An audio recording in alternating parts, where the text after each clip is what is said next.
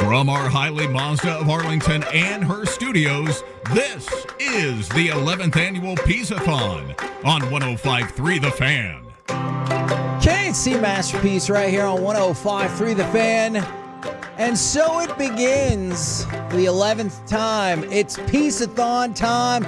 877-881-1053 if you want to check in on the Frankel & Frankel Injury Attorney hotline or text line as we get hour number one underway. Also, we're on the We're on the Twitch. We are on the YouTube. We are rocking all day long to raise money for My Possibilities. 1053thefan.com /Piece-A-Thon. 1053thefan.com/Piece-A-Thon. You got me, Kevin Hagelin, Corey Majors, the famous Mike Bassick, the soon-to-be famous Alec Medford. Carter Freeman is here with us, and Derek Holland is late. Yep, Derek Holland. He will be here, but he's late. I got kicked out of Kroger 15 minutes ago. How do you get kicked out of Kroger? Did you steal something? Yeah. No. Did you really? I walked in. It was kind of the doors were halfway open, but you know how they automatically open didn't open, and I'm like, I don't know if I should be in here, but people are moseying around. They're walking around. The employees? Yeah, stocking stuff and everything, but I'm like, the food's here to buy. And then I was down the bread aisle, and a guy looked down the bread aisle. He goes, "Hey, we're not open." I was like, oh. Did you say the doors were open? So, yeah, I walked there. I go, I'm sorry. I mean, the doors were open, and the Krispy Kreme guy was delivering the donuts. I honestly didn't know those were fresh at like a Kroger or whatever. Yeah.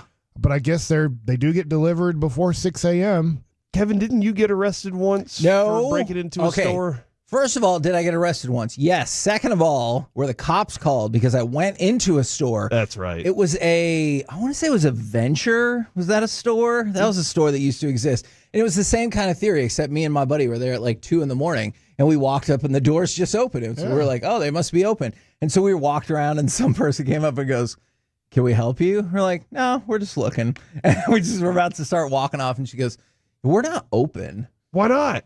I was like, I don't know. And so we went back to our car. If I'm up, you should be open. What's your deal? And if your door's open, you should be open.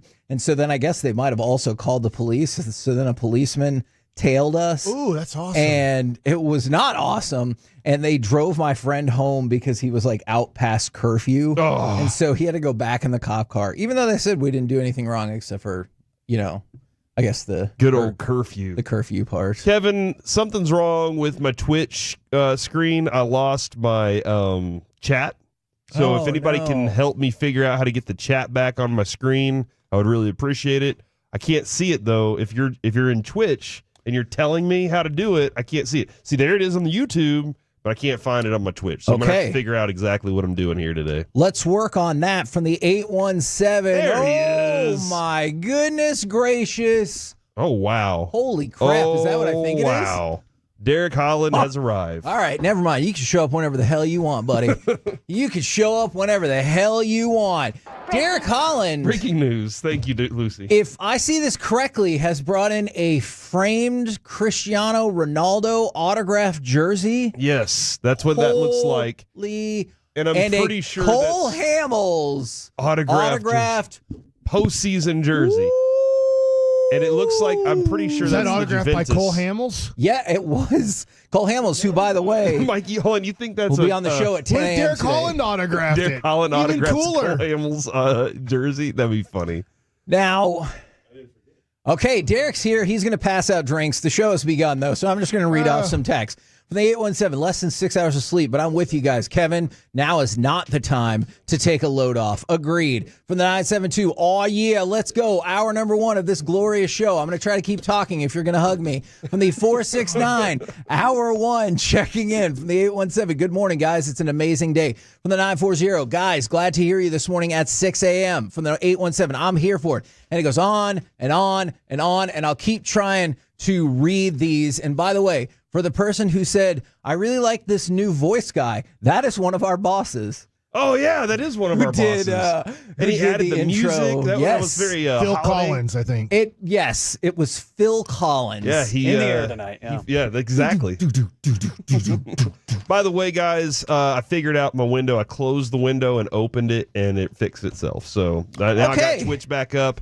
For all the Twitchers out there, Swaggy Booties said, "Oh no, Corey broke Twitch. I have fixed Twitch. Congratulations to Twitch." Isn't that what usually breaks the internet? From the 940, now the holiday has begun. Love Piece-A-Thon. By the way, for people who ask, is it Pizza-Thon? So it's the KNC Master piece.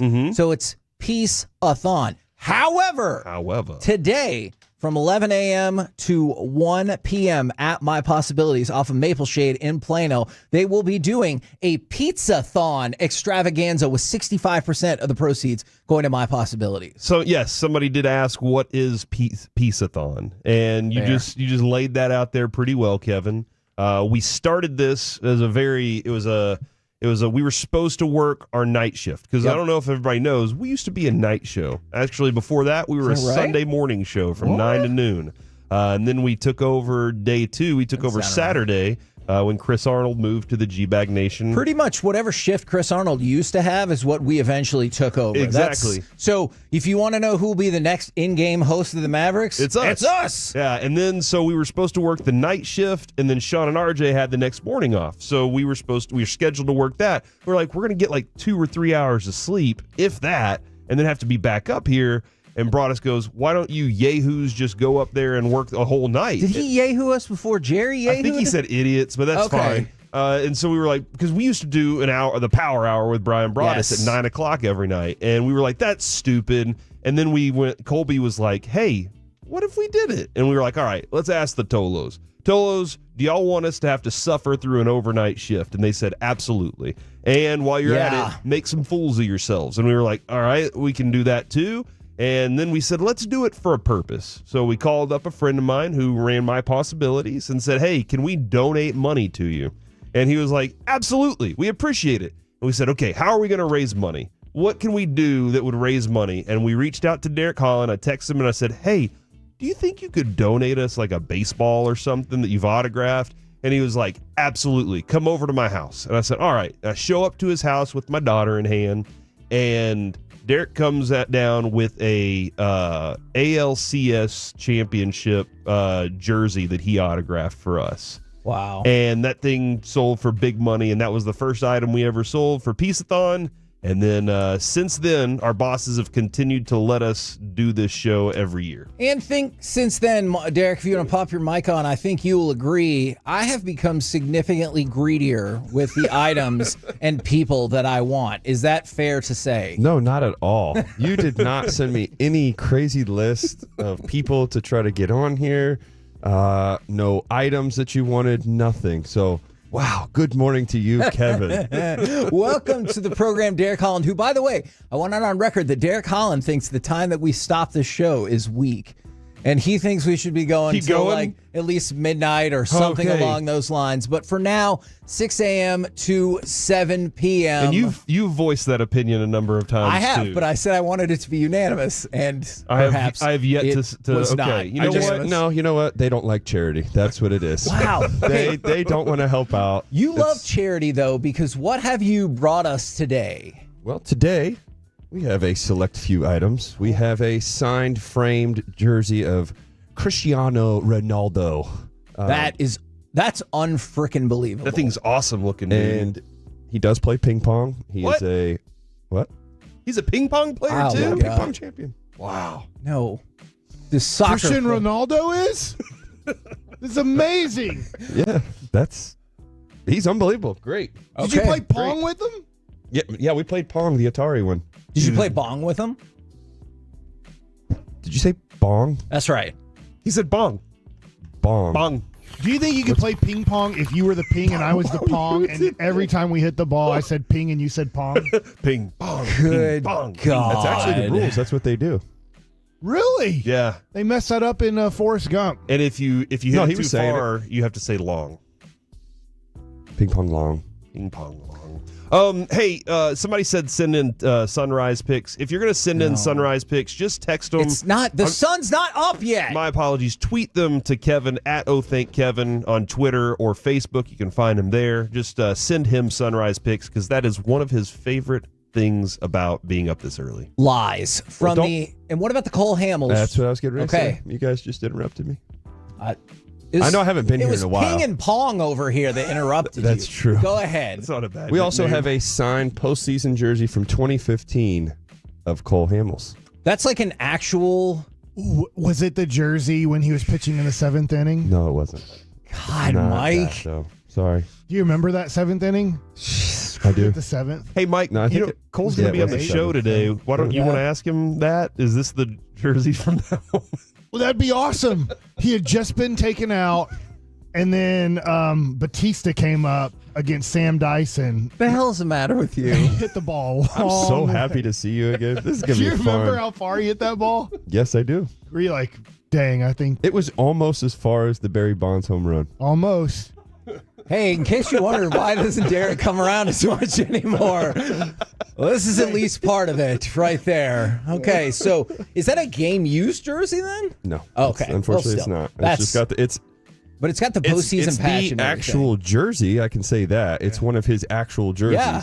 But it's just not game He used. pitched in 2 games that series. He pitched really well in game 1 or 2. 1 probably. Yeah. Maybe Pitched 2. good in the other one. Because didn't he have to pitch you to the playoffs because you guys were struggling at the end of the year, and then he had to throw like a complete game against the Angels to get you in the man. playoffs? It's badass that he did that. Yeah, it was. Yeah, I mean, it was cool. We were in the playoffs. Hey- Mike, were you in the playoffs? One time in 2001, but we were in Toronto at the end of the year, and they said, "Hey, even though, guess what? It was in Toronto back then. What? Thanksgiving. They do Thanksgiving in early October. What? Yeah, Why? That's That doesn't wild. make it's a any different sense. Thanksgiving. Yeah. I don't know. Well, obviously they had a breakfast, lunch, or dinner with the Pilgrims at a different time. Yeah. I don't know. Did the Mayflower, did it Yeah. make its way I up know. there? I'm going to have to research that. I guarantee you. Look and see when Canada Thanksgiving Okay. is. No, I believe you. And then they called me in the office. They said, "Hey, even though we're going to the playoffs, we would like you to go home." And I was like, "All right, I think that's a great idea too." I was like, "You guys are not going to beat the Mariners if I pitch." Okay. How many? I pitched against the Mariners that year. I got us down 14-2. We did come back and win that game though, got Derek. us down. I got See, I like that you See what were happened? damage, yes. I pitched against the Mariners one time and we won that game, From the 15-14. from the 972. Wow. Where's Sean and RJ? Kevin, your voice is funny. That's fair, but hurtful. Now, I like to mess with people like this from the 682. Where's Sean and RJ? Did I miss something? Did they get fired? Yep. I don't know. I thought we had a great crosstalk yesterday. Yeah. Why don't you read those texts of how you exchanged that? No, we're doing Sean told me Piece-A-Thon to today. F off. Yes, he did. Last I texted Sean Sharif, he told me to F off, and I thought it was funny. Because you kept talking about how his dad was going to die. You were that like, was- he's no, going to die. I already heard it. I heard everything this Because he's about to try to convince you. That's No, the it's not Mike's gonna going to happen. convince you look. I know that How old's look. your dad, Derek? Please don't he is. do this. Don't do this. It's I'm too gonna do early. this. He's in Not his too 60s, 68. All right, his dad's not going to die anytime soon that we know of. Oh my like, gosh! If you just think about how long a person lives in this world, This is a charity. your dad. So Radio here's the show deal: today. if my dad's 88 and he says, "I want to invest in this thing," it's been around for a little bit, but let's see how my money works. I'd be like, "Dad, here's the deal: you have somewhere between 2 and 10 years to live. We need to make sure that you have enough money to have shelter, food." Medical care if you need it, like if we need a live-in nurse or whatever we need to help you out to make sure that the last years of your life are taken care of. That's what we're going to do here. We don't need to take your money and invest it into cryptocurrency right now. Now, your sons maybe so, but not us. We don't need your money, Dad. We have jobs. We're good to go. What we need to make sure that you have is for the next 2 to 10 years of your life that you're going to live, you just need that care. Not cryptocurrency, Dad, at 88 years old. You can't take it to the grave with you, Dad. maybe even he's- though there's he can zeros leave it and to you. ones. Leave it for the kids. Yeah. Gosh, you're such a jerk. It's transferable. We'll be fine, Dad. We're healthy. We can make a living. I'm on the radio talking about the Cowboys. I get to talk to Jerry Jones on Tuesday mornings. How long is that going to last? The Jerry Jones thing? Nope. Don't answer that. That's too far. All right. So from the 832, no, don't do it. From Ask the Derek. 832, very bold of Kevin to assume people only are listening only in Texas. Maybe people are looking at the sun coming up right now. That's a fair point. If you are in Texas, the sun is not up, but we have a very wide reach on this show. So if It's up in Italy. the sun is up where you are, feel free to not send your sunset or sunrise pictures to me. From the 214, we've checked on this. Can y'all get Derek Holland to interview that one teammate, which was the most awkward, best interview I think of it's all going to time? happen. I think it's going to happen. That was Sean Tollison. And if you want to be uncomfortable, that was the most amazing interview. I was in it and I was uncomfortable. I was like, this is the absolute worst. We have reached out to Tolly to see I if talked to him. he would like to jump on the show. I talked to him about it, and he was like, "Yeah, was that weird to y'all?" And I was like, "A little bit." He was like, "It was normal to me," and I was like, "Okay, all right, there it is." From Who the are you texting at 6 a.m., man? I'm just checking messages. yeah, All right. You weren't telling even her talking to me. how to lock the door and stuff. You know what I'm saying? From the That's not Christian. What you said earlier was not. That's a good That point. people die? But counting down to someone's death is probably not what Jesus would want you to do. Oh, I think he wants us to live in reality. From You're the 88. Not 8. Stop. somebody texted in, are you guys going to be selling cards this year? If you go to 1053thefan.com/Piece-A-Thon, we have a plethora of boxes, singles, graded cards, Pokemon stuff, all kinds of stuff. And if you go to PlatinumChevyTexas.com, you can also check out all the cars they have there. That's true. And you can have cards in your car. Exactly. Now, that is from the 214. I like this. People asking about Sean and RJ aren't real Tolos. Sean and RJ, well, RJ will be here today. Sean, He quit on us? no, he can't make it. Tell me if you think this is a fair exchange. I just want to point out, I worked really hard on the run sheet, and the one segment in, we didn't already use that idea. So I'm like, probably could have eased up just a little bit. So Sean's family is in town, Oh, boy. and We know. he said, hey, send me a Venmo or payment link. And I said, yeah, you can buy yourself out of this with a donation. And I followed up and I said, oh, you don't have to donate any money, but we would love it. And he was like, oh, I feel bad. I'm missing it, blah, blah, blah. And I said, all good. Just remember that guilt when donating. To which I got a dislike on that text. But so RJ will be here at 10. Sean Sharif is with his family today. Hey, feel free to send him some messages. Be like, hey, how much did you donate? Like, could you donate more? Is that the best you can do? Currently, the donations page is up to $18. And our goal... 18 effing dollars? Our goal today is we have a few things on slate. When we get to $2,000, one of the hosts on this show will do cranberry. All right, that means we'll pour cranberry sauce in our pants and sing Linger. All right, so we get to $2,000, and that will happen at some point in the show. Now, by one of the hosts, do you mean you? We have to decide know how that this goes. song. Yeah, well, What? you get to look at the lyrics up and then sing along. The Do you have to let it linger? Yes! You nailed it, Mike. Look at this. All you got to do is have cranberry sauce in your pants. We get up to $5,000, and one of us will do the mousetrap maze. Okay. If we get up to $10,000 Just in donation. in donation money alone, Kevin Hageland will take a ham slap to the face. That's what he said yesterday Son on the radio. of a gun, that's true. So we just got to work our way to that. But yes, that Tolo did send in the $18 yesterday. He also donated a sweet entry into the pinball league. So I appreciate that. I just want to point out, you're great with me, but unfortunately no one else has donated any money yet, and that is concerning. 1053thefan.com/Piece-A-Thon if you want to go check everything out. All right, coming up next, Mavs and Stars super segment. Who you got tonight, and do you still have championship hopes for both? Next on The Fan.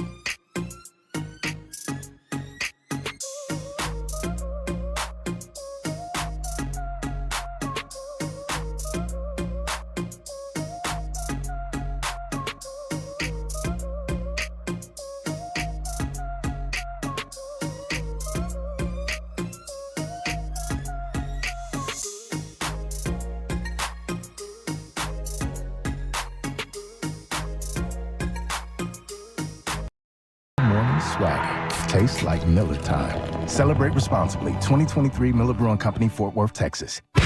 This segment of the KNC Masterpiece is brought to you by the personal injury lawyers, Frankel & Frankel. If you've been injured in a car or truck wreck, call Frankel first, 214 or 817-333-3333.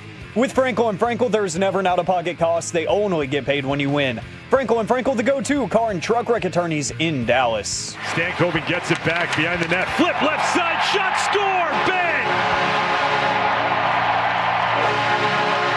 Set up by Stankoven. The captain doubles the lead, and it's 3-1 Stars. KNC Masterpiece back here on 105.3 The Fan. Got a Mavs Stars super segment for you right now. 1053thefan.com/Piece-A-Thon if y'all want to bid or donate and get involved. And we've got a couple of new auction items going up today. All right. Both the Mavs and the Stars play tonight. Fun fact, RJ Choppy is not going to the Stars game tonight because I do believe they are in Chicago. However, the Mavs are at home tonight. Do you guys feel good about the Mavs and the Stars winning tonight? And then bigger picture, do you think the Knicks and the Blackhawks, respectively, is who they've got? And then do you still see championship aspirations for both these teams? I get it's super early. I do see championship aspirations for both teams. Okay. Tonight for the Mavs, it could be tough because Derek Lively and Quentin Grimes are both questionable with illness. Yep. Klay Thompson is questionable. Luka Doncic is out. But they have played so well as a team lately. Kyrie's playing pretty darn good down the stretch. I get like maybe against Miami wasn't his best, but I like the way the team is playing. But if you start eliminating Lively, Grimes, Klay Thompson, and Luka's out, that's a lot. That's 4 big-time rotational players, and we saw how they played earlier in the year with Derek Lively out. Yes. So if Derek Lively is out with illness, then no, they're not going to win tonight. If Derek Lively is playing because he's healthy enough to play, it gives them a chance. Yesterday, somebody was like, hey, can we get rid of Dwight Powell? And I feel like that's been a question that's been asked many times. But here's towel wave. Like he's perfect. He's just a towel waver, a cheer for the team. That's where he should have been. He does go in whenever either Gafford or Lively are out, and I feel like it's a luxury to have Lively and Gafford. Like I feel like to have 2 big men that do what they do specifically is kind of a luxury. Am I asking too much then, or is this person asking too much to ask for a third different center? Yes. Okay. The other thing too is at halftime when Derek Lively didn't play in the second half, they didn't play Dwight Powell. They went with, now that Maxi Kleba is healthy on the team, they went with Maxi Kleba as the other center. I saw him get a rebound the other night. I was like, holy cow, made a corner amazing. 3. He had a block too. Yeah. He plays hard and he has more skill than Dwight Powell. So, I mean, Dwight Powell might play tonight, but when you look at what they have, Karl Anthony Towns, I don't know if Dwight Powell really wants to play outside on the perimeter. Yeah. Where Karl Anthony Towns is going to be a catch-and-shoot guy. Yes, he can post, but he likes playing more of a finesse game outside. So that'll be up to Jason Kidd if Derek Lively's out. Now, on the Stars front, I know they lost the last one, brutal third period. They've got Chicago tonight. How we feel about tonight's game, because Chicago is still not particularly good, and then the championship prospects of the Stars going forward.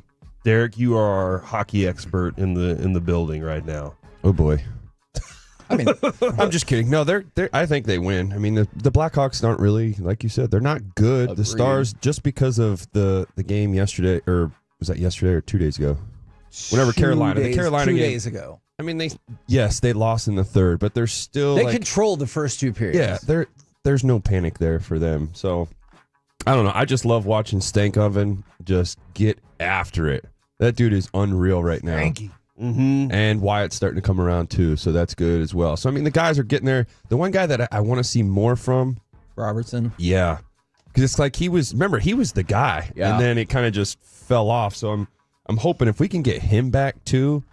And then you got obviously Jamie doing his part, and Sagan's been having a pretty good year too. I mean, that's huge. And then you have to me, the best goalie in the league. Otter's been pretty dang good. The Kevin, here's something that I didn't take into consideration. Wyatt starts off a little slow this year, all right? But 2 years ago, or last year, phenomenal, right? What number is he? 53. Oh. What number is Adolis Garcia, who 2 years ago was phenomenal and then had a little bit of a struggle last year? 53. They're both number 53. One of the weirdest numbers to ever be used in sports. So are you saying we're going to win the Stanley Cup? I think we're going to win the Stanley Cup. Is what's going to happen. My goodness. Yeah, he gets back into it because they didn't get it last time when he was really good. So this time, that means that it's his turn. So that's what I think is going to happen, Kevin. Do you think this is a fair thing if I responded to somebody and said, don't worry, you can get blocked for free? Kevin, listen, man. Sean and RJ have a show that is on in the morning. And today we have taken over their show. And they Is were. this dude upset? Yeah. What's his number? I'm not kidding. 903. No, Okay. Don't give out his number. I'm wondering if it's that Michael Tenney guy who hates me. It's a different person. It's a different person. And it happens sometimes. We've learned this from the first time we ever filled in for Rage back in the day. People Rage like Against the what they Machine? like. Yeah, just like that. Wow. People like what they like, and sometimes if it changes, they don't know how to handle themselves. So they start lashing out at other people because they don't know exactly what's going on. I feel like that's how my dad is. He has like his own routine, and if it veers off somewhere else, it can ruin his whole entire day. And then whatever, if anybody's around, you get that wrath. And that's okay. I don't mind that at all. It's just if you use slurs or personal offensive stuff, then don't be surprised if that is the response that you get. Tell them to text in their address. I'll head over to their house today and see how. No. He's going to deliver them a bologna cheesecake or whatever that thing give them a is. bologna cake. the bologna cake. I don't want It's to talk layers about of bologna the and stupid cheese. bologna cake from the 310. It's too early for Mike to be on the fan. I agree too. That is probably something that he would agree about. Kroger already kicked me out. Because you went in before they were open. Kroger? Yeah.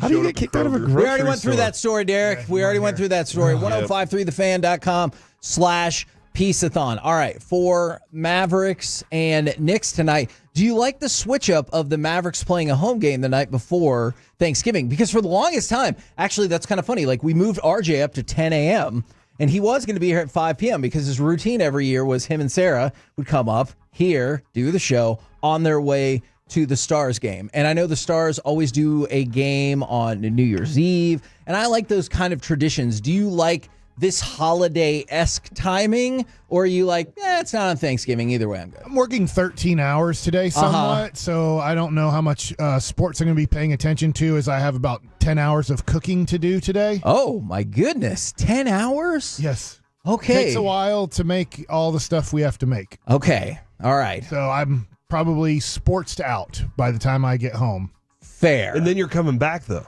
For what? Well, I'm leaving from 11 to 2 today. Yeah, and then you come back I and got you're to start. I re-energized. got to start the pecan pie, pumpkin pie, pistachio ice cream pie. Wait, you're leaving at 11 and you're not coming back till 2? Yeah. Pressure's going to be on you, Do you Derek. not like charity? Oh, my goodness. I don't love it. You're here to help raise money, not go home and cook for your family. Yeah, well, you guys got it. You're supposed to be helping us. Ask Mickey questions at 11. Now, Corey, people were asking, what's the charity for? So it is My Possibilities. Can you explain to them what My Possibilities is? Okay, My Possibilities, it's I'm going to give you where it is, too, so you know. Because a lot of people that donate and want to be part of it, we've always thought that it's important to go see where your money is going to. And Derek, I think Derek was the first person. He donated a lot of money. I'm about to do it again. And I said, hey, just show up to the facility just so you can kind of see what it's about. George Teague, I've sent him over there. They all look at it and they go, man, this place is amazing.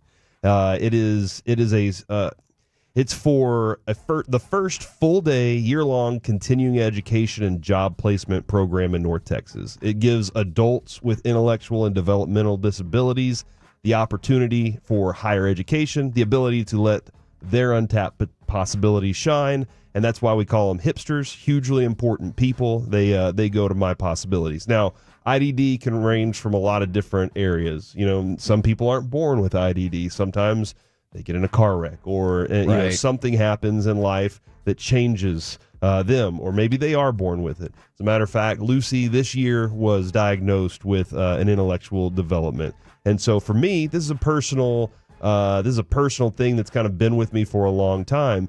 I see what they do. They work very hard, giving the hipsters opportunities to work in the workforce, to be part of society, to give them the skills to go out there, and they want to be part of it, and they're loyal. That's the great thing about them too. They're loyal to your company. So hire a hipster is what I always say. But for me personally, Lucy right now, she's in 6th grade, and I don't know if she's ever going to go to college. But for when she gets done with high school, to know that my possibilities is there and will give her opportunities is huge. And actually yesterday, Kevin, I got a chance to talk to a hipster whose young son has autism. And he said, I think this might be an opportunity for him later on in life. And so that's something that gives me some promise there, man, is that they're going to be there for people that have these intellectual and developmental disabilities. And we are raising money for them to continue to provide those opportunities. I got to say, though, from experience of being there, too, not only did I get to do the donut that one year, was that the first year? When I dressed up and you had no idea who it was? I think so, because Derek was in a donut costume while we were doing the fun run and the walk, and he goes, "Hey, come here." And I didn't know it was him in there, and I thought, I'm going to get stabbed by this donut person. Donut just coming at me and telling me to come here. But as much fun as that was, the coolest part was when I went to go collect my items that I won, and then they showed me around, and I was watching everything happen, what they were doing live, and it's incredible to see. If you can take the time to do it, you got to go see it. Those kids have so much energy, so much life. They're so happy when people come in there and see them and watch them do what they're doing. It's like they get to show off their skills. Look what I can do kind of thing. I can see that. You can, and it brings so much joy to them. It's just I'm not trying to take this away from that, but when I go see kids at the hospital, to give them that moment and change everything, you take them away from what they're doing. It's the same thing with these kids when you go there. You're just showing them wow, this dude really likes what I'm doing, and he's seeing me cook or draw, or they were working on appliances. They teach them everything, and I don't think people understand how much they get to learn and do. And it is so awesome to not only see it, but for you guys to let me be a part of it every single year. With the KNC Masterpiece right here on 105.3 The Fan. Coming up next, I feel like this is the normal, or one of the normal time slots for the payload. But instead, we're going to give you something completely better. AM on the FM. We got the question of the day, plus I'm going to pay off on Mike's weed burritos. We'll talk about that next here on The Fan.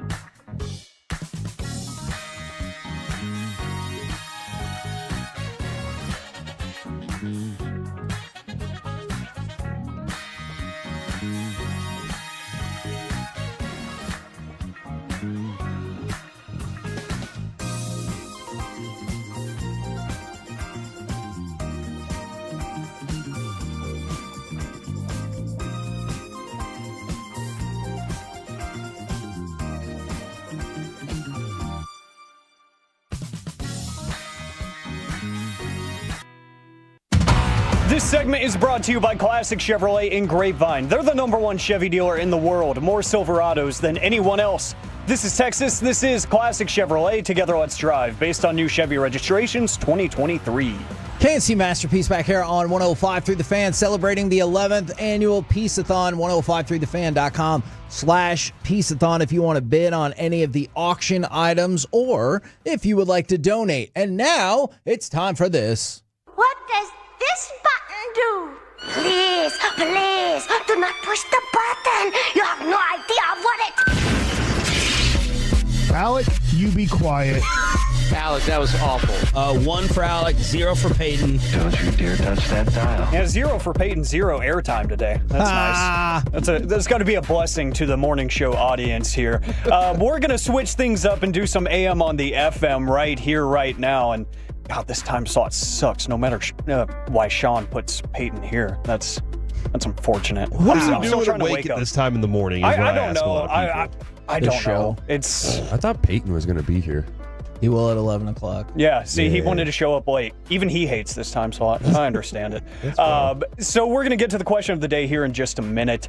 I've got something to open here, too, since we like doing pack openings and stuff. I've got a mystery box that I received in the mail yesterday from Fanatics.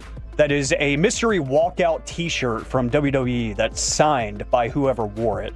And it could be super rare. We're going to open that here in just a minute. But we got a question of the day today, and we'll talk about Mike's weed burritos that we didn't get to yesterday.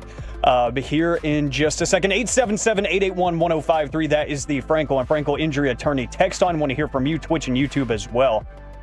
We got Thanksgiving coming up tomorrow, so we've already talked enough about, people's dads and how soon they might be dying. So let's try to get a little more wholesome. No. I just want you to give me, it can be something totally random, it can be something in the moment, or it can be something overarching. What's something you are thankful for right in this moment? 877-881-1053. I honestly, require some thought. I really am thankful that Derek, whether it's you, whether it's Corey, Mike, Alec, Carter, everyone's stepping up and being like, yeah, no problem. I'll do 13 hours of radio to raise money. Or if you look at all the items, we spent $0 of charitable money. Like any money spent, unlike some charity events that spend lots of money to make money. And I don't know how productive I really think that is.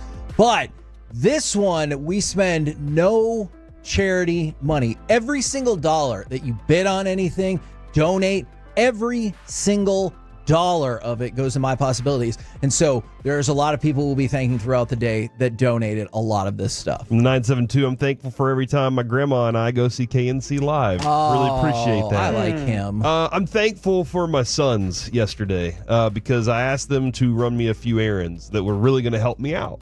And they went out and got the cranberry sauce and the mouse traps for the day. And Kevin, we still need to reach out to RJ Dukes and ask. What about the t-shirt? Yeah, gun? She's got a t-shirt cannon that's supposed to come and shoot you in the face. I think that's the one that you can take on. That and the ham slap. So we'll see if we can get that t-shirt cannon in here today. But thank you. I'm very thankful to my sons for going out and doing stuff yesterday together.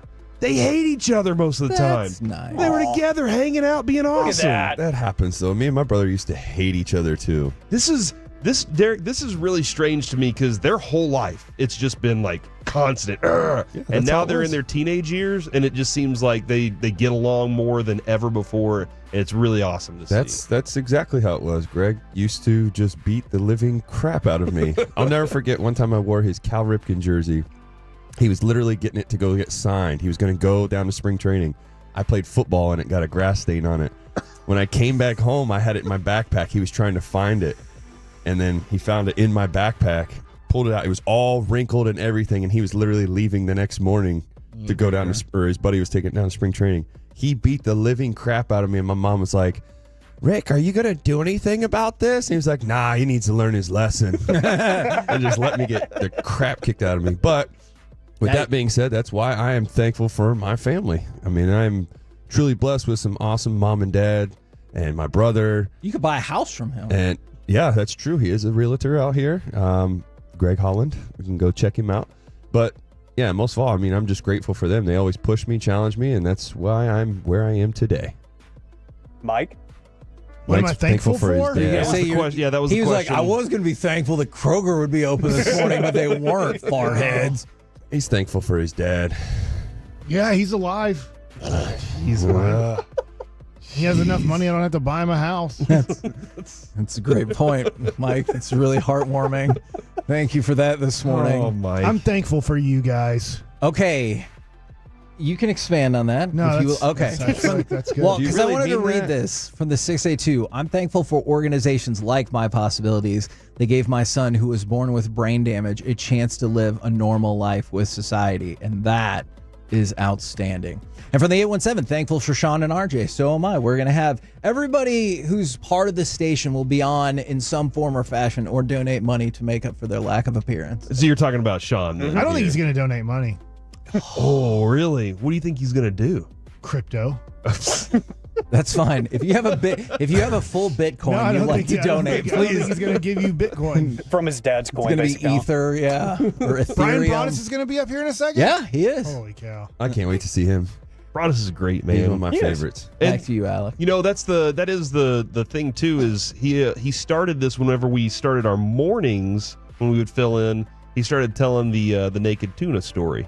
And Yes, that is we will now get that today as a well. Thanksgiving tradition is the naked tuna story. It's Gotta like love- the turducken Exactly. from John Madden. I don't like where I was going to go with that. I caught you. That's why I stopped you. You're Thank welcome. you, Derek. I love you. You should be thankful for that. I am thankful for that, and I'm thankful for you guys. I'm thankful that I get to be a part of the whole thing this year. Really cool opportunity. Thankful to be a part of the show full time now, and thankful for everybody this time of the year. You know, it's always a mess, you know, trying to get everything figured out in a short amount of time, getting everything ready, figuring out how to schedule things out, high school football playoffs and stuff, like all kinds of hats I'm wearing, and everybody keeping me sane. So appreciative to everybody outside of the family because they know who they are, you know, but the people that are not blood relatives that make me feel like family, and everybody that's texting in right now as well, 877-881-1053. From the 915, being unemployed, I'm thankful for having the basic needs. That's always something to lay your head on, and glad that you are able to get those things. From the 469, able to wake up and go to work every day. Thankful that we got to do that, and thankful that the alarm woke me up this morning. Jagon and Terrell says from the 214, my health, so thankful for that. Lots of people saying thankful for Piece-A-Thon today, which That is delightful. I appreciate it. So but as soon as this segment ends, I'm going to start looking at the auction website, see what things I'm going to try to run the price up on, and hopefully win. Ooh. Especially those select WWE cards. Just bid on everything that Mike bids on. He's famous. He's got more money than Doesn't me. matter. I'll I'm trying help to get you out. on the KNC Masterpiece. I'll help for you. a He day. has been bidding on a He show actually has to been. be on a show that he's on. He's bidding on a show, which I love. Who Mike's knows- like, you know who what? That's knows how what much the I care future about being holds. on this show.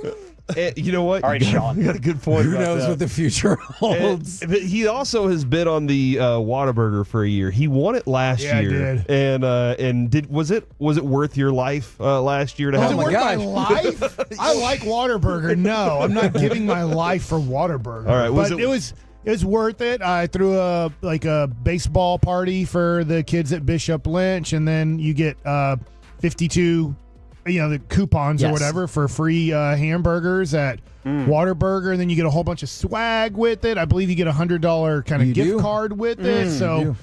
do. Yeah, it's awesome, especially like when you have a daughter in college and you can give her 10 free Whataburgers. So you're like, hey, when you're out at night, going to bed at hopefully 9 p.m. I'm sure that here's some Nope, she's free out food. Raging. She's Unfortunately, partying I like think she no is. other. All right, Mike. Probably is. He's getting hammered. Mike, you yesterday you were upset that we didn't get to something else that can mess you up if you're not aware. An Uber Eats driver in New Jersey, in Lindenwold, noticed a strong smell whenever they picked up a Chipotle order in downtown New Jersey. And as they were driving, they're like, all right, this doesn't smell like Chipotle. This smells like something different. So they opened up the bag, which that's an Uber Eats no-no. And they said, I got to figure out what this is. They opened up what looked to be a burrito. Oh, dear. And inside the foil was an ounce of marijuana. Oh. So that's probably a better deal if you like marijuana. Yeah, and the interesting thing is this came directly from a Chipotle. So this was a worker that was doing some undercover side hustling, which, you know, hey, respect, economy's tough. But they got caught because they didn't wrap it up enough, and you could smell it instead of, you know, the different rice and protein options and whatnot. So, whoops. Check your burritos before you eat them. I promise that's not cilantro that you're smelling or seeing. Do most people look at their food or check their food before they eat it? Yeah, I do. I do too. Yeah. Somewhat. I do a review. I want to make sure it's the right thing. Mm-hmm. Yes. It doesn't have mold on it or something. I mean, yes. Or mustard. That is. If you don't like mustard, like you would be like, oh, this You don't is like terrible. mustard? I love mustard, but some people have you taste don't like buds mustard? like a I don't child. like anything. I know. Okay. It happens. You know though. what? We don't need to pick on me today, although for a certain price we probably can. Coming up next, let's scout the Giants, and we will be joined by Brian Broaddus as we go into hour number 2 of the 11th Annual Piece-A-Thon right here on 105 through the Fan.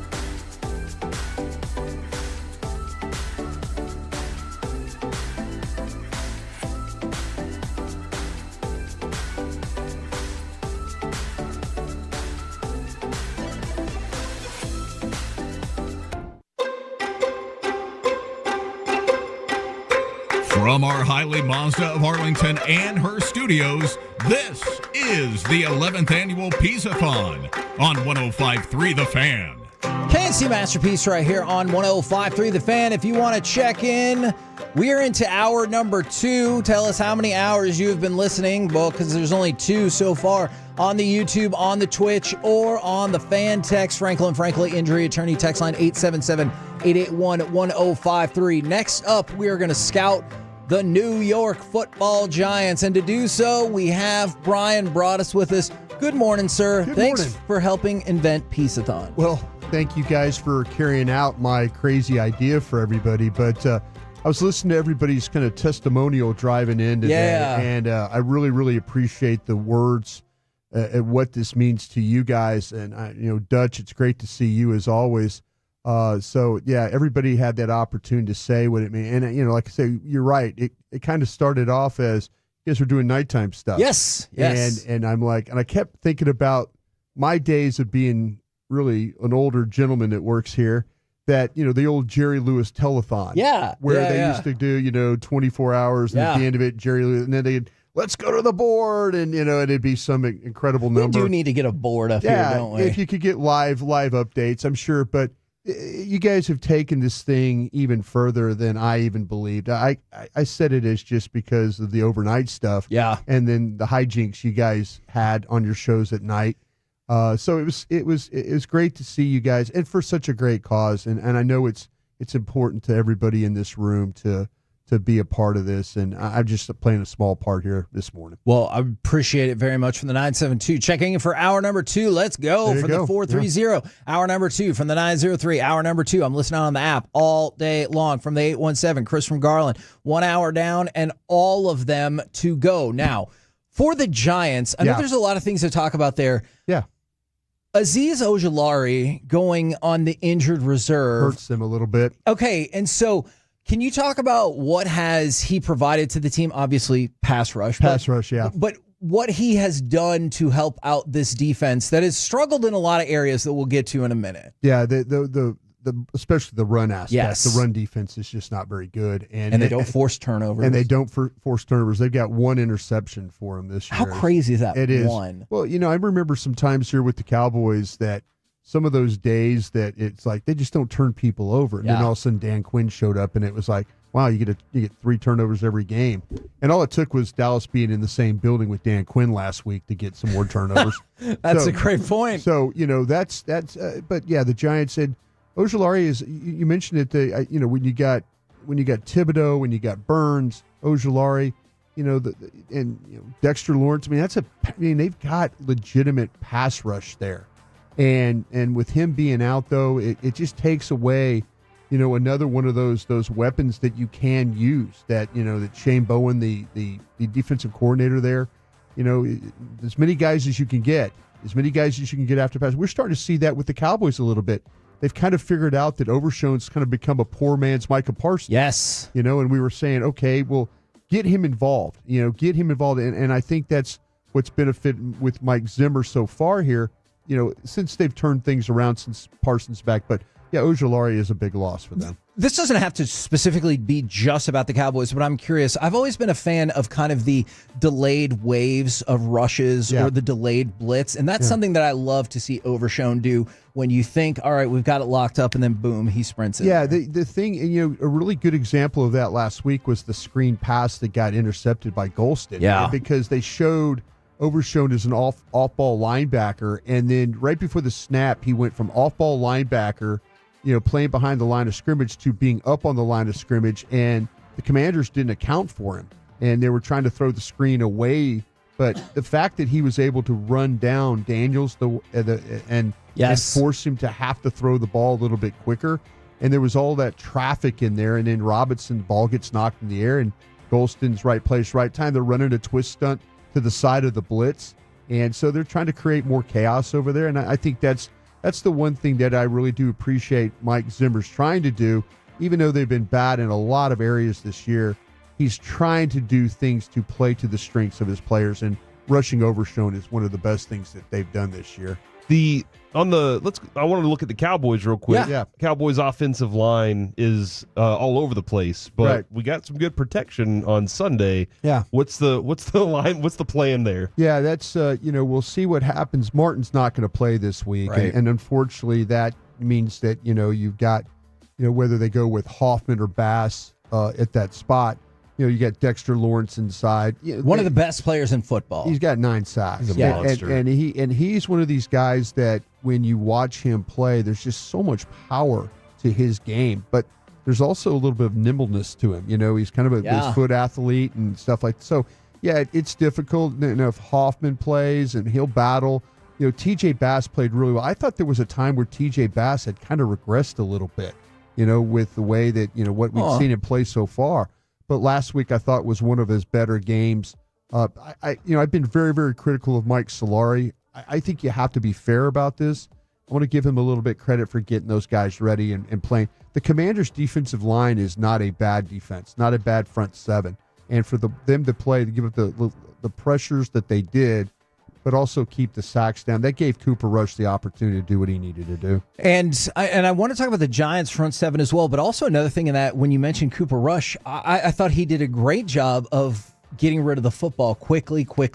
Yeah, it's that 2.5 threshold that everybody talks about, and his was, it was 2.3, and they did a much better job. They took advantage of this Commanders secondary with the routes that they were able to run.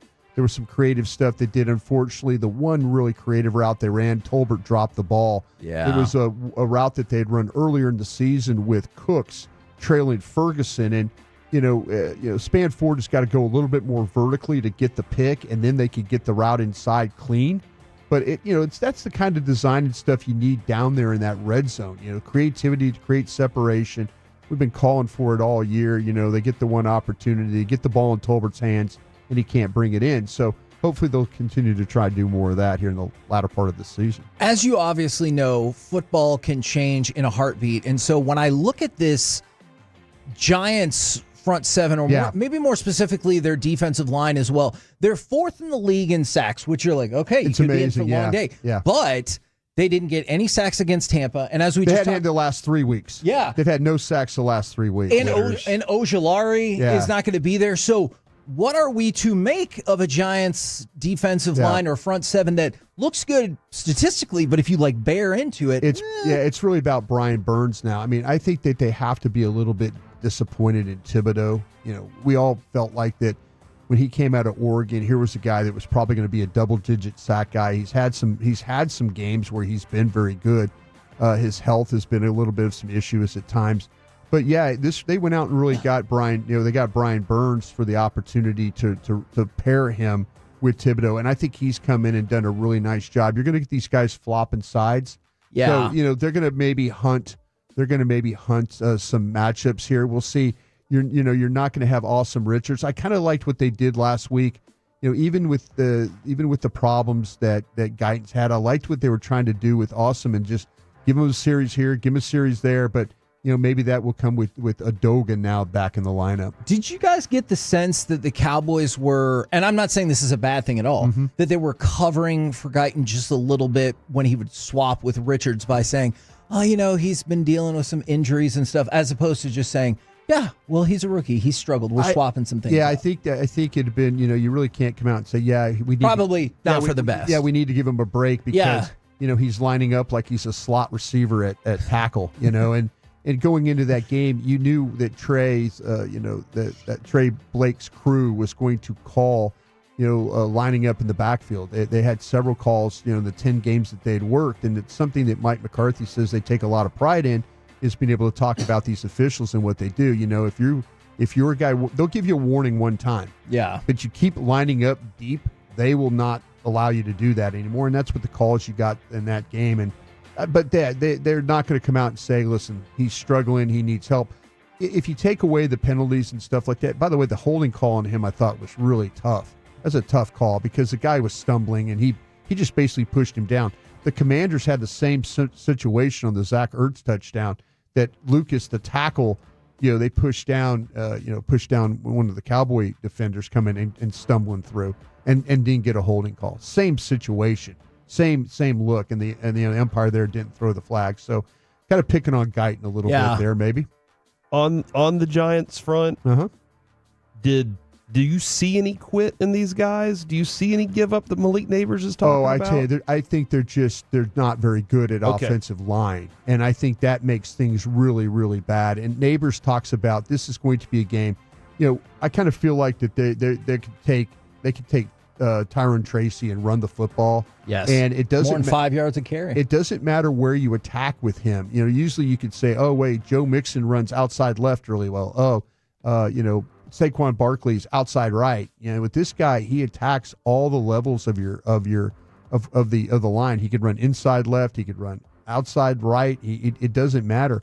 He could run against stack box. He's had 4 runs of 10 more yards against stack box this year. You think about putting 8 guys down there and ripping off some 10-yard or more runs. That's pretty impressive by what he was a really good college player. He was a good college receiver. Iowa, Purdue, got a lot of toughness, has taken over really from Singletary. I wouldn't be surprised if there's 2 things this offense could do is run the ball. And then we saw what Malik Neighbors, was it 15 targets the first time? 11 catches. I wouldn't be surprised he got 25 targets. And especially my guys at the Giants were telling me, hey, you got to get ready for both these quarterbacks. They really don't know how the health of DeVito and that Drew Lock could be a possibility in this one. And I know Tommy DeVito said, hey, I'm going to play, but you can't always take the player's word for it because they always think they're going to play. Yeah, right? It's kind of like when we get to interview, Eric Kendricks every week, and we ask him, and he's like, oh, I'm good. And then and that's when you need to be actually a little bit concerned about this week for the Cowboys. If this was a Sunday game, he would probably be available. We'll see how tomorrow plays out for him. There's some legitimate concern with Eric Kendricks. When I was watching guys before the season, Marvin Harrison Jr. was like, oh yeah, polished, great receiver. But I was like, Malik Neighbors just jumps out. Has he lived up to everything you thought he was at LSU? Yeah, he was a great player at LSU. He was a big part of the reason why Jane Daniels won the Heisman Trophy. I mean, his ability to separate. Matter of fact, I think there's been 319 routes that he's run this year, and they haven't had an interception his direction. Dang. So that kind of tells you where he is as a route runner. His ability to separate, his ability to go get the football, his ability not to knock the ball in the air. How many times have we seen receivers that kind of juggle a ball and it gets intercepted or picked or tipped or anything like that? But yeah, this kid, he really, really is special. He was special at LSU. They come in from a long line they've done a great job of evaluating receivers that have turned out to be really, really good pro players, and Neighbors fits right in. But I guarantee you it's going to be either hand the ball to Tracy or throw the ball to Neighbors in this game. That's where this Giant offense is going to go. I wanted to get your thoughts on actually specifically one of our auction items. I feel like you would be uniquely suited to enjoy. We have a 31 by 20 and a half framed piece of art featuring Green Bay Packers with photos of Bart Starr, Brett Favre, Aaron Rodgers, facsimile signatures of all 3, and then replica Super Bowl rings of all 4, all framed. How about that? And what is that going for right now? Starting bid's only $80. Wow, that's a pretty impressive thing. I tell you what, when you live that life, it is. There's some memorabilia things. I was very fortunate to grab. I collect media guides, and so I went back. Matter of fact, they had extra ones in the archives that I was able to obtain. I got the original one of the Dallas Cowboys 1960, their very first media guide. Oh, I got that. Yeah, so there's various media guides. Tampa Bay Buccaneers 1976, Seattle Seahawks 1960. So I just added things to my collection, but they're kind of like. I remember one day I actually have a Vince Lombardi signature of a contract that I got. One day, one day we heard the shredding machine. They had this massive shredding machine, and we heard it just going nuts. And Ron Wolf, my boss at the time, goes, "What are they doing?" And I go, "I think they're shredding documents, sir." And so I walked around the corner, and he goes, "Is that what they're doing?" I go, "Yeah, the controller of the team is just shredding these documents." And so Mr. Wolf went in there and looked at the documents, and it was like notes and stuff from the Lombardi era, from the archive. Oh my! And Ron goes, what the hell? He goes, Duke, stop. And he's like, Brian, get a cart. and we got a cart, and we took every box that he had, and we went and went into the draft room and just laid it all out. Oh, and that's how I gosh. got a Vincent T. Lombardi signature on a contract. I had no idea his middle initial was T. I really didn't. Yeah, so that was something that Wow. here they are just shredding history, and you're kind of like and you're just kind of like, and so we were able to like pull some stuff out of that. It was pretty wild. That's wild. We've got Brian Broaddus with us for hour number 2 of Piece-A-Thon. Coming up next, we move into the first expressway of the day. We will have a Post Malone ticket giveaway. Ooh. Allow you to ask Broaddus. Perhaps we'll get the naked tuna story. And we will bring in the championship director of the KPMG Women's PGA Championship, Jason Mengel. All of that coming up next right here on The Fan.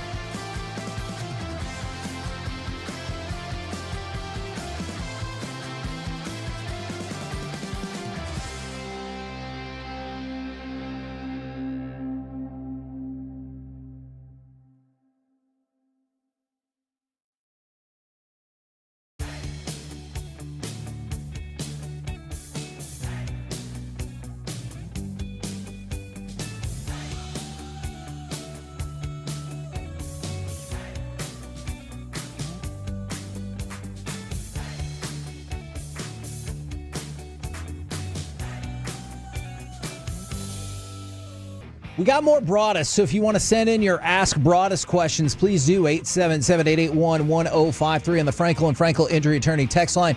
We also got a Post Malone ticket giveaway in this segment right now. Joining us, Championship Director of the KPMG Women's PGA Championship and person who will definitely be disappointed by college football this weekend, it is Jason Mengel. Welcome to the program. Well, good morning. Thanks so much for having me. Let's move his mic over just a little. There we go. Good morning. Thanks so much for having me on. Is that because I took a shot at Michigan? Are you sad about that? Yeah, Derek? that was bullcrap. Okay, so you guys think you're going to win this weekend? Absolutely not. But you know what? There's still a chance. Somebody posted the Dumb and Dumber meme with Lloyd Christmas, and you're telling me there's a chance. So Yep.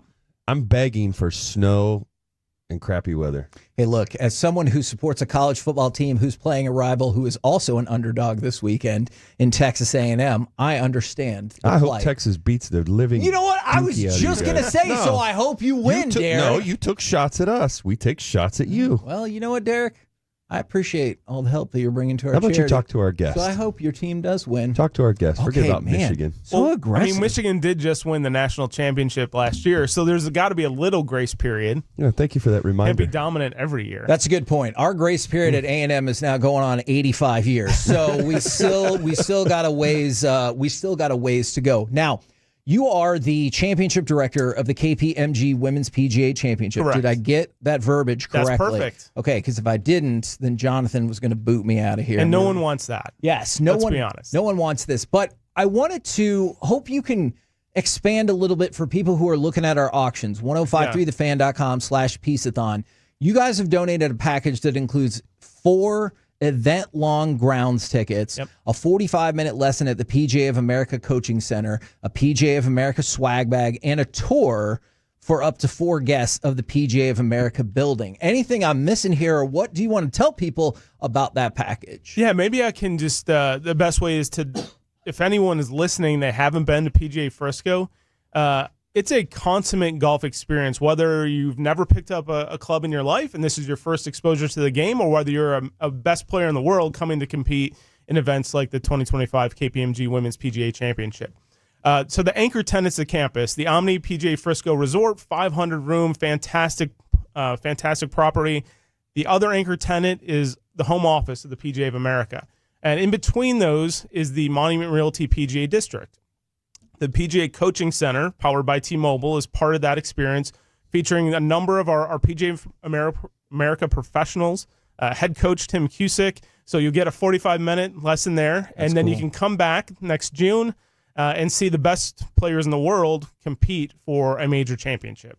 That is very cool. Well, I just wanted to say, first of all, I appreciate you being up in studio with us. By the way, for people who are like, oh, is he on the phone? No, he's come up here in studio this morning, and then also for y'all for facilitating this really awesome auction package for us. Well, happy to support this. You know, I was listening on the way in and learned a little bit about where the proceeds will go, and it sounds like a fantastic organization. Yeah, and we have a little bit of fun throughout the day. Sure. It also sounded like you were having fun this morning, which is great. Yeah, that is the goal. Yes, we were. I do know for a fact, too, Kevin, we are pushing to raise at least, once we get to $2,000, we will do cranberry sauce in the pants while also singing cranberry songs. In strictly donations. That doesn't include any of the auction items. We're at $5.15 in strictly donations right now. I'm about to put my donation in. Oh, my gosh. So, Jason, if you would like to put cranberry sauce in your pants, you're more than welcome. Man. You don't look dressed nice enough, so you're okay. Yeah. I think you're gonna be okay. I don't think I came prepared for that. Gotcha. Maybe next time. I'll come back next year, and if the same offers on the table. All right, there you go.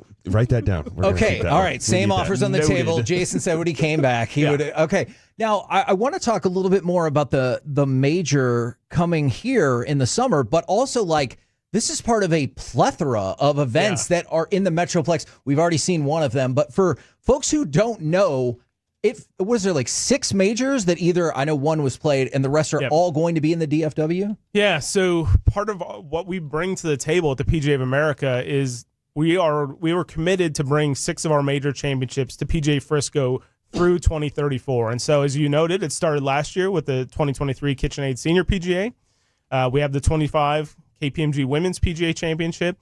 And then in 27, we have the PGA Championship, and that'll be the first time that a men's major championship has been here in DFW in over 60 years, and also marks the 100-year anniversary of the 1927 PGA Championship down at Cedar Crest. So it's kind of a milestone event, and looking forward to bringing that back, bringing major championship golf back to the area. If this goes well and we don't make you put cranberry sauce down your pants, can we convince you to come back the next 2 years and then eventually have the same package with us for the PGA Championship? 100%, yes. Look at that. I can't wait to compete in that. What? What? Colin, is that possible? No. Okay. Well, I guess you could get a sponsor exemption or something along those Sure, we can lines. figure something out. Mike loves to mow his yard and edge his yard.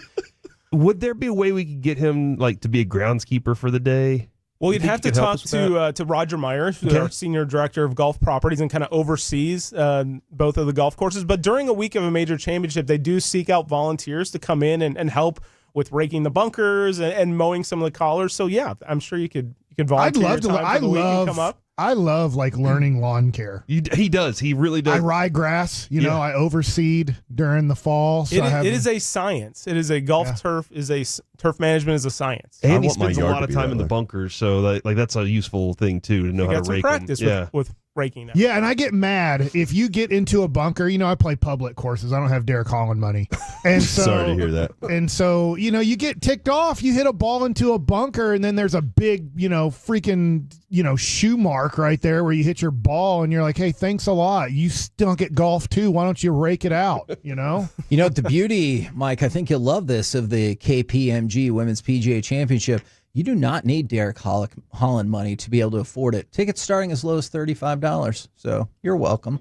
All right, we have a morning show host that we're filling in for today in Bobby Bell as we take over the day. He's never played golf. Not a single time. I'm convinced he just loves to troll people and is doing the bit of all bits. That's a fact. He said he could pick up a golf club, go a full 18 holes, and I can't remember, either score under a 90 or under an 80. Under an 80, which I think is the most absurd thing I've ever heard in my life. If you had to project, grown man, never played golf, picking up the clubs for the first time, what's the over-under? Are we talking 140? Oh, no. It depends where you're playing. So if you went out and played we have two great golf courses. We have Fields Ranch East and Fields Ranch West at PGA Frisco.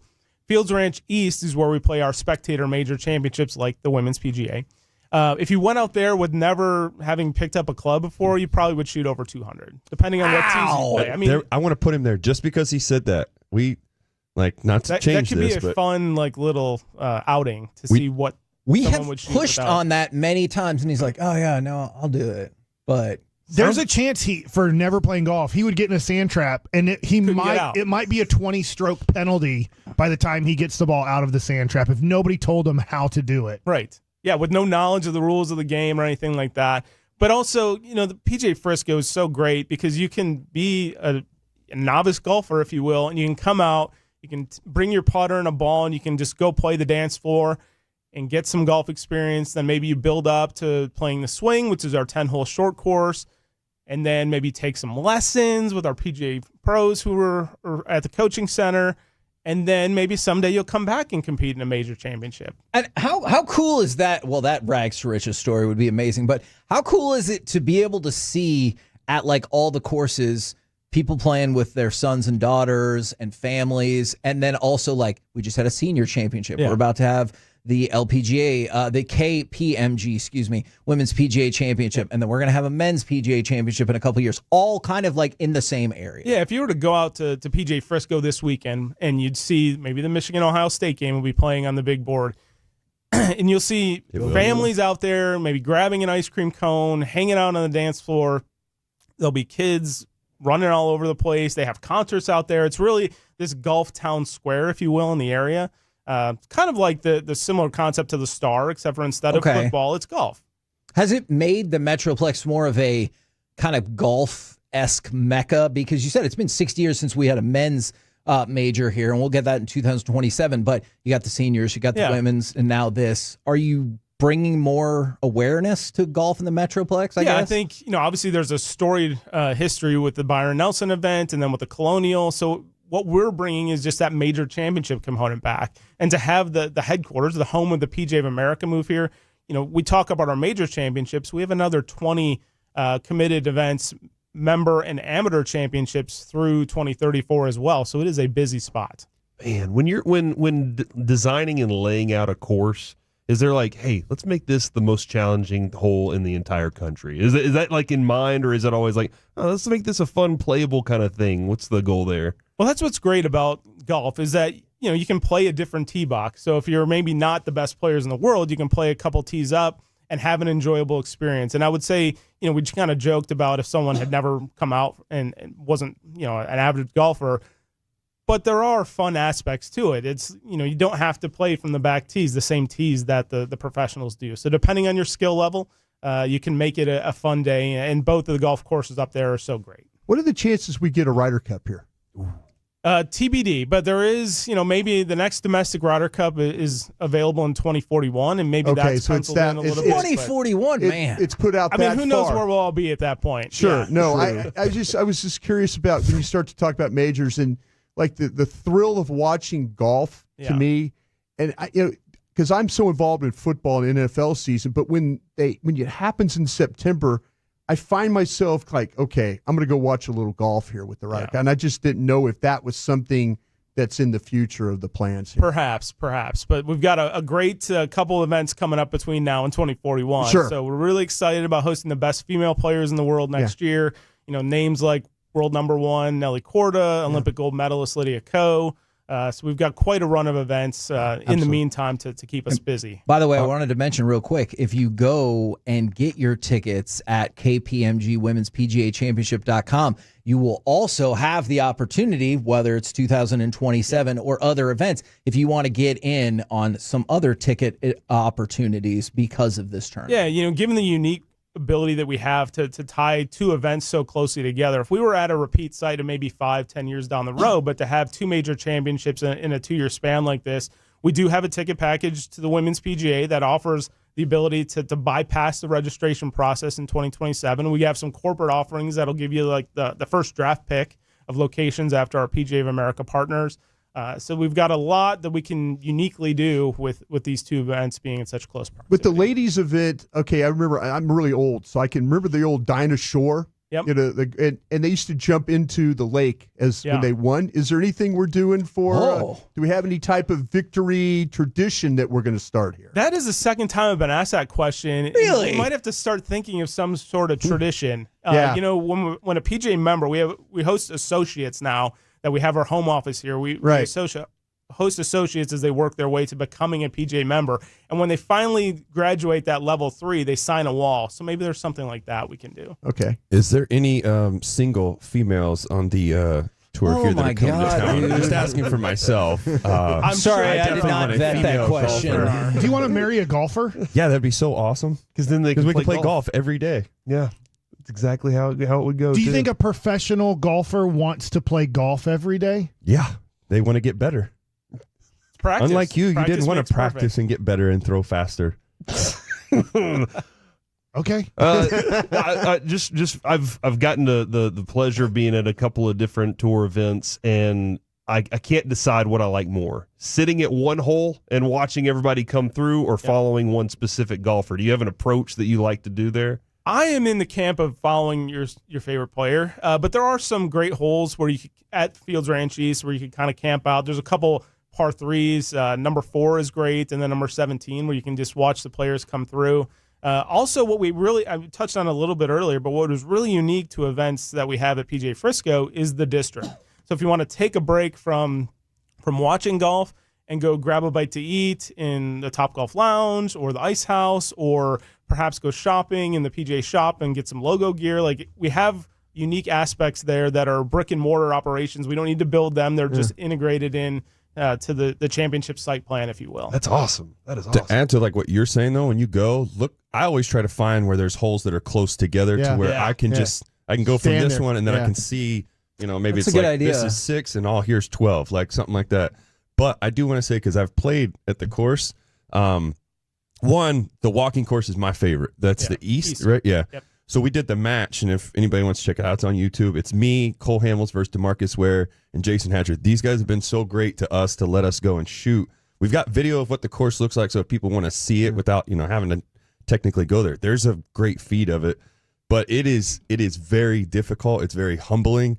The thing that's crazy too, there's not houses yet, but they're being built. Right. And it's going to make it that much harder. Like right now, there's so much wind that you're either going to hit one really far or it's going to get crushed by the wind and bring it back. Yeah, but depending which way you're going. Yeah. It is a very, it's going to be awesome when everything starts taking place there, is seeing all that. What's okay? Okay, I've been fortunate to be at the Masters. What's our pimento cheese sandwich? Do we have anything that? Well, it is Texas, so barbecue is. You're gonna barbecue this thing up? Yeah. Okay, if you could keep the prices where they are at the Masters, that would be another thing I'd We'll really work on that, yeah. appreciate that. There you I was go. surprised of buying a bunch of beer and pimento cheese sandwiches and not having to have a seventh job to pay for all that. So when we get to 2027, the ticket prices includes all you can eat. There you go. This is what I like to hear. Yeah. Really? Yeah. Will you guys do the same thing as what the Masters does with cell phones? No, we're we pride ourselves on being a forward-thinking technology major. So you can bring it in. Shot to those folks In your who wear face, green Augusta. jackets. Well, I mean, you know what their history is. Every major has their unique aspects. So we partnered with T-Mobile, for instance, and we really rely on our app to create and add to the guest experience. Sure. But there's nothing wrong with no phones. I've been to the Masters a number of times, and it's nice to not have constantly be checking your pocket for calls and texts and notes. Well, Jason, I didn't know if you knew you were going to come in here and be asked questions about food pricing and the availability of women that are going to be at the KPMG Women's PGA Championship. But thank you for that. I appreciate you being prepared to answer the questions nonetheless. So one more time, and if there's anything else you want to direct people to, I know KPMG Women's PGA Championship.com is where they can get, obviously, the tickets for the June 19th through the 22nd event, but also that kind of feels like your portal or your gateway if you want to jump in on the 2027 PGA Championship and on and on. And on. Yeah, and obviously we're airing during the holiday season, so tickets make a great gift. You can get them again at kpmgwomenspga.com and start at $35. And I definitely want people to do that. I also want them to go to 1053thefan.com/Piece-A-Thon and buy the amazing package that you guys have got, and then put everybody else in their golfing circle to shame. Fair? Yes. You can get a lesson, and you'll be better than everyone you know, hopefully within no time. Not Bobby. You Except won't for be better than Bobby Bell. Well, yeah. Everybody's better than Bobby. There are so many people who's like, no, he's going to hit more Hoodies than are the 200. okay now to wear on courses. I've seen these pros wearing hoodies, so Bobby would be in good shape. He'll be good. He'll be good. That's his whole clothes. Yeah. All right, Jason, anything else you want to throw out there? Anything else you feel like we need to know about, whether it's this event or anything else you guys got coming up? Yeah, I mean, if you are an avid golfer or maybe you have a business or something like that, we do have a limited number of individual hospitality opportunities as well as our Pro-Am experience. So got a limited number of spots in our afternoon Pro-Am, and those are available. You can find more information on that kpmgwomenspga.com. And then another cool thing I know that you guys have been doing is complimentary tickets for military personnel and youth 15 Correct. and under. So that's very, very friendly. Right our there. mission at the PGA of America is kind of simple and twofold. Of course, it's to serve our 31,000 and growing members around the country, but it's also to grow the game. And that junior policy, the military policy, is one small thing we can do to keep paying it forward, if you will. Thank you very much. I appreciate, again, not only the donation, the time, but you popping up in studio for us. And I'm already looking forward to next June. Yeah, well, can't wait. It'll be here before we know it, but really appreciate everything you guys are doing today. And thanks so much for having me down. Absolutely, ladies and gentlemen, Jason Mengel. And we warned him ahead of time that it would be an awkward transition because we don't actually have a break here as we move into another bit of content. But yeah, thank you very much, Jason Mengel, the championship director of the KPMG Women's PGA Championship. If you want to get in on that package, 1053thefan.com/Piece-A-Thon if you want to start bidding on that. Now, we've got Broadus in with us, and I was kind of hoping that we could do a little bit of an Ask Broadus as we go along. Now, I'm going to open this up to the people on the Twitch, on the YouTube, on the Franklin Frankel Injury Attorney text line, but selfishly, I would like to take the first question if that is acceptable. That is rude. Okay, Derek, Go ahead. Okay. I'll wait. All right. There's been a lot of chatter about this before the Cowboys beat the Commanders. Obviously, the Giants have stepped out and been really upfront about effort issues and everything like that. How much chatter is there amongst a team or a locker room about tanking or not caring if the playoffs are out of reach? Not specifically these teams, but just in general. Yeah, it really is to me. I was on on DallasCowboys.com on the break and working and sitting in that chair where you're involved in the front office. And I've been through some, fortunate to be on a Super Bowl winning team, NFC Championship teams. But to go through 5-11, you would do anything in your power not to have to do that. I mean, every win gives you life. Okay. And it's a miserable existence to have to hear how bad you are at your job every day. Yeah. And that win buys you a breath of air. And I know people are talking about drafting positions and stuff like that and maybe getting there. Hell, we busted 2, we busted 3, we busted 4. Picks bust. Yeah. So it's wherever you pick is where you pick. And yeah, sure, do you want higher picks to give you a better chance? Absolutely. You could also select the wrong player as well. But winning is so important to people in that building. To you and I right now, we look at it as season's lost. But Sure. to them, I could see that. Yeah. to them, having a win, like the last 5 weeks have been absolutely miserable for them over there. And, Jerry even said it yesterday, being on with Sean and RJ and them talking about that, hey, I've been waiting to be here. I've been sleepless because, we got to win. So, yeah, nobody really talks about that. We talk about it in the media quite a bit. Fans talk about it quite a bit. They really, really don't. The only thing I think, and you guys will all attest to this too, is nobody wants to just lose to get a pick. There's not a single guy in that locker room or any locker room in general that's like, oh yeah, let's lose today so we can get that first pick. Nobody cares about that. It's the last thing that crosses the minds. Yeah. And that's why it's so funny. It's like people are like, well, why are we winning this game? We should be tanking. Nobody wants to lose. Like, they're not trying to lose. It's just like telling a pitcher, like, when they're out there and they're like, why does he keep walking him? He's not out there going, man, I really want to walk this guy. Like, it's the same thing. That's why it drives me insane when people talk about, oh, we need to tank. But my question for you was, what happens now if this week the Giants actually take care of business and they beat the Cowboys? Then what do we do? You know what? To me, this team is actually not good enough if they don't have to tank, because they're going to be there's still issues on this football team. Are they getting healthier at certain spots? Yeah. Do they have their quarterback? Absolutely not. And even with the quarterback being here, they didn't play particularly well. There's still issues here.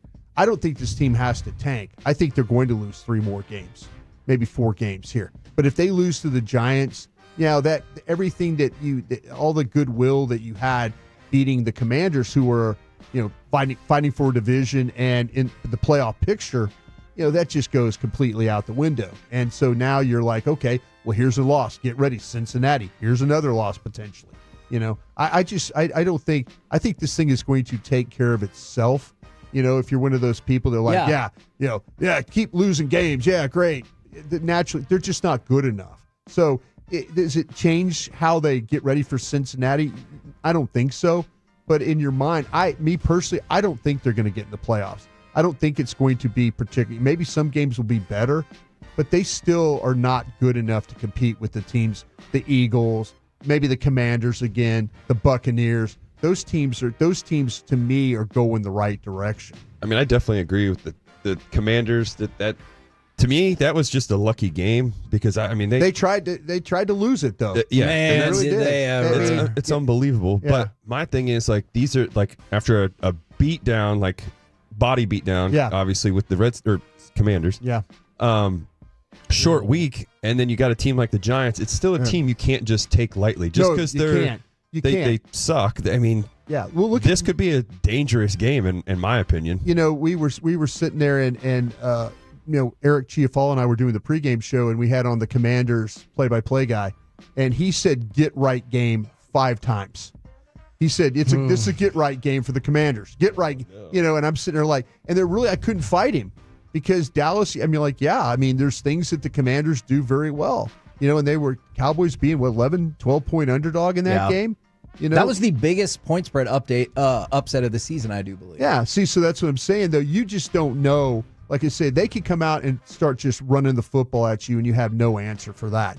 They've proven that really all year. They've gotten a little bit better at it. But let me tell you, if Drew Lock plays over DeVito, the Giants have a chance. Just better quarterback play might get it done.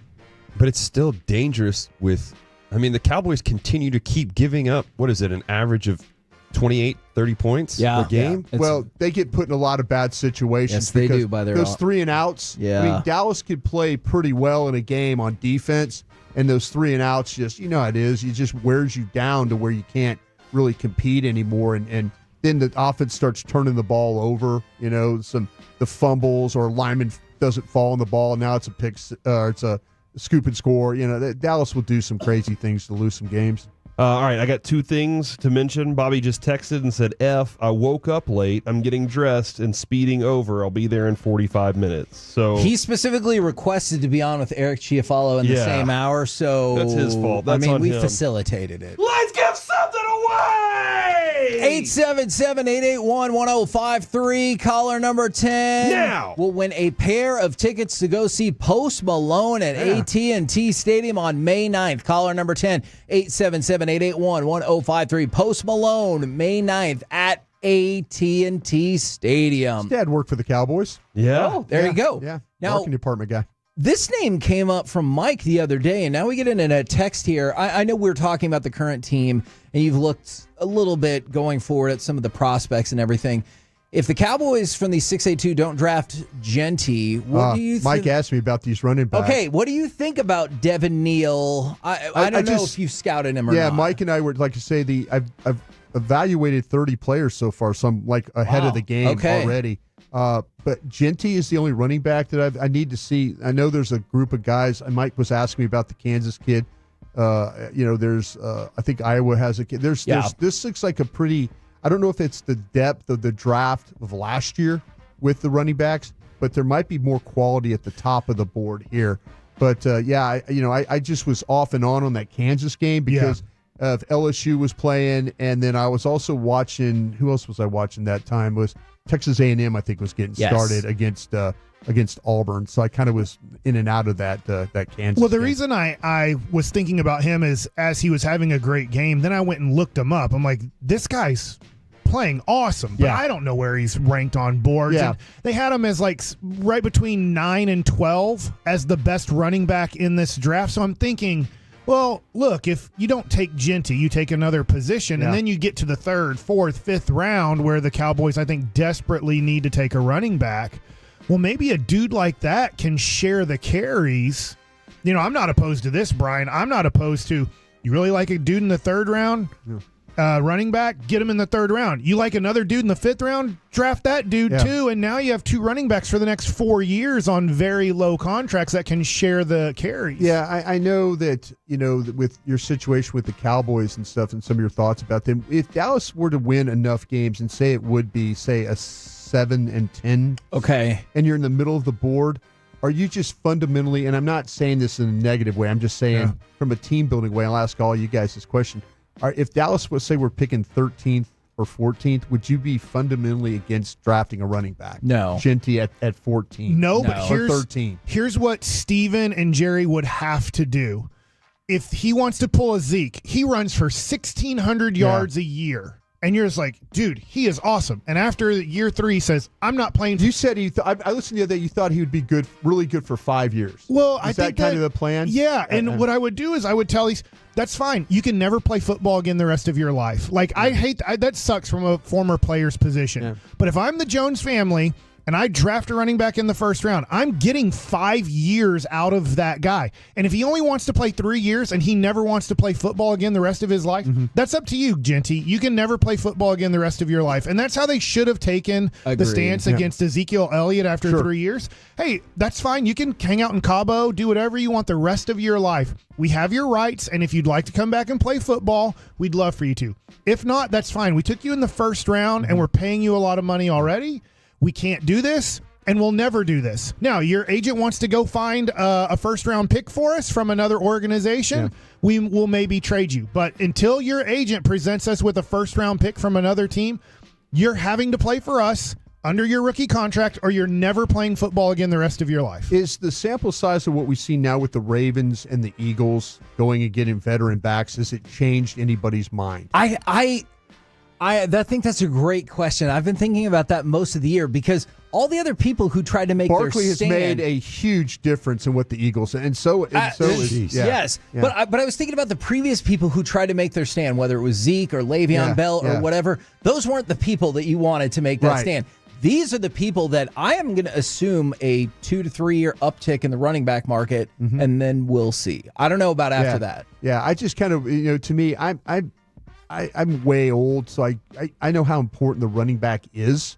So, yeah, I kind of I'm always about drafting a running back. And I understand people with team buildings and stuff like that talking about second, third, fourth round guys. I get it. But, man, I'm also about in the first round taking the best player, regardless of position, because I'm trying to mitigate any type of missed picks that I'm going to make in the first round. I'm with you. I'm not zeroing in on a running back at all. Just I wouldn't be averse to the value of Genty at 13 or 14. Now, by the way, I think he's better, by the way, than Bijan Robinson, who I absolutely love. That's Kevin's favorite running back ever. Bijan Robinson is awesome. I love Bijan Robinson. I absolutely do. Do you have a feel for or thoughts about Texas A&M on Saturday? You know what? I have a son that my family. Everybody in my family is from Texas A&M. Yep. My son goes to Texas. Yeah, and he'll be in the stands. Is he super pumped? He's really excited about it.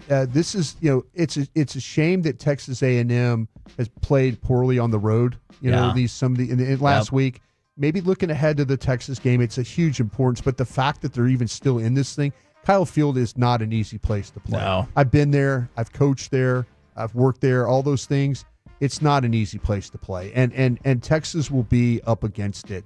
If A&M. I mean, it's all really about the quarterbacks for both teams. Yeah, and how they will play. And I know he said he's okay, but that he was a little wobbly after the last game. Yeah, absolutely. So I think it'll be very difficult. I think it'll be a difficult game for Texas to win. And I just want to say, obviously I hope A&M wins, but I'm just glad it's back. I've watched years and years of Texas whipping the crap out of A&M the day after Thanksgiving, but I'm just glad it's back. Can I ask you a controversial question? Sure. As an Aggie, sure.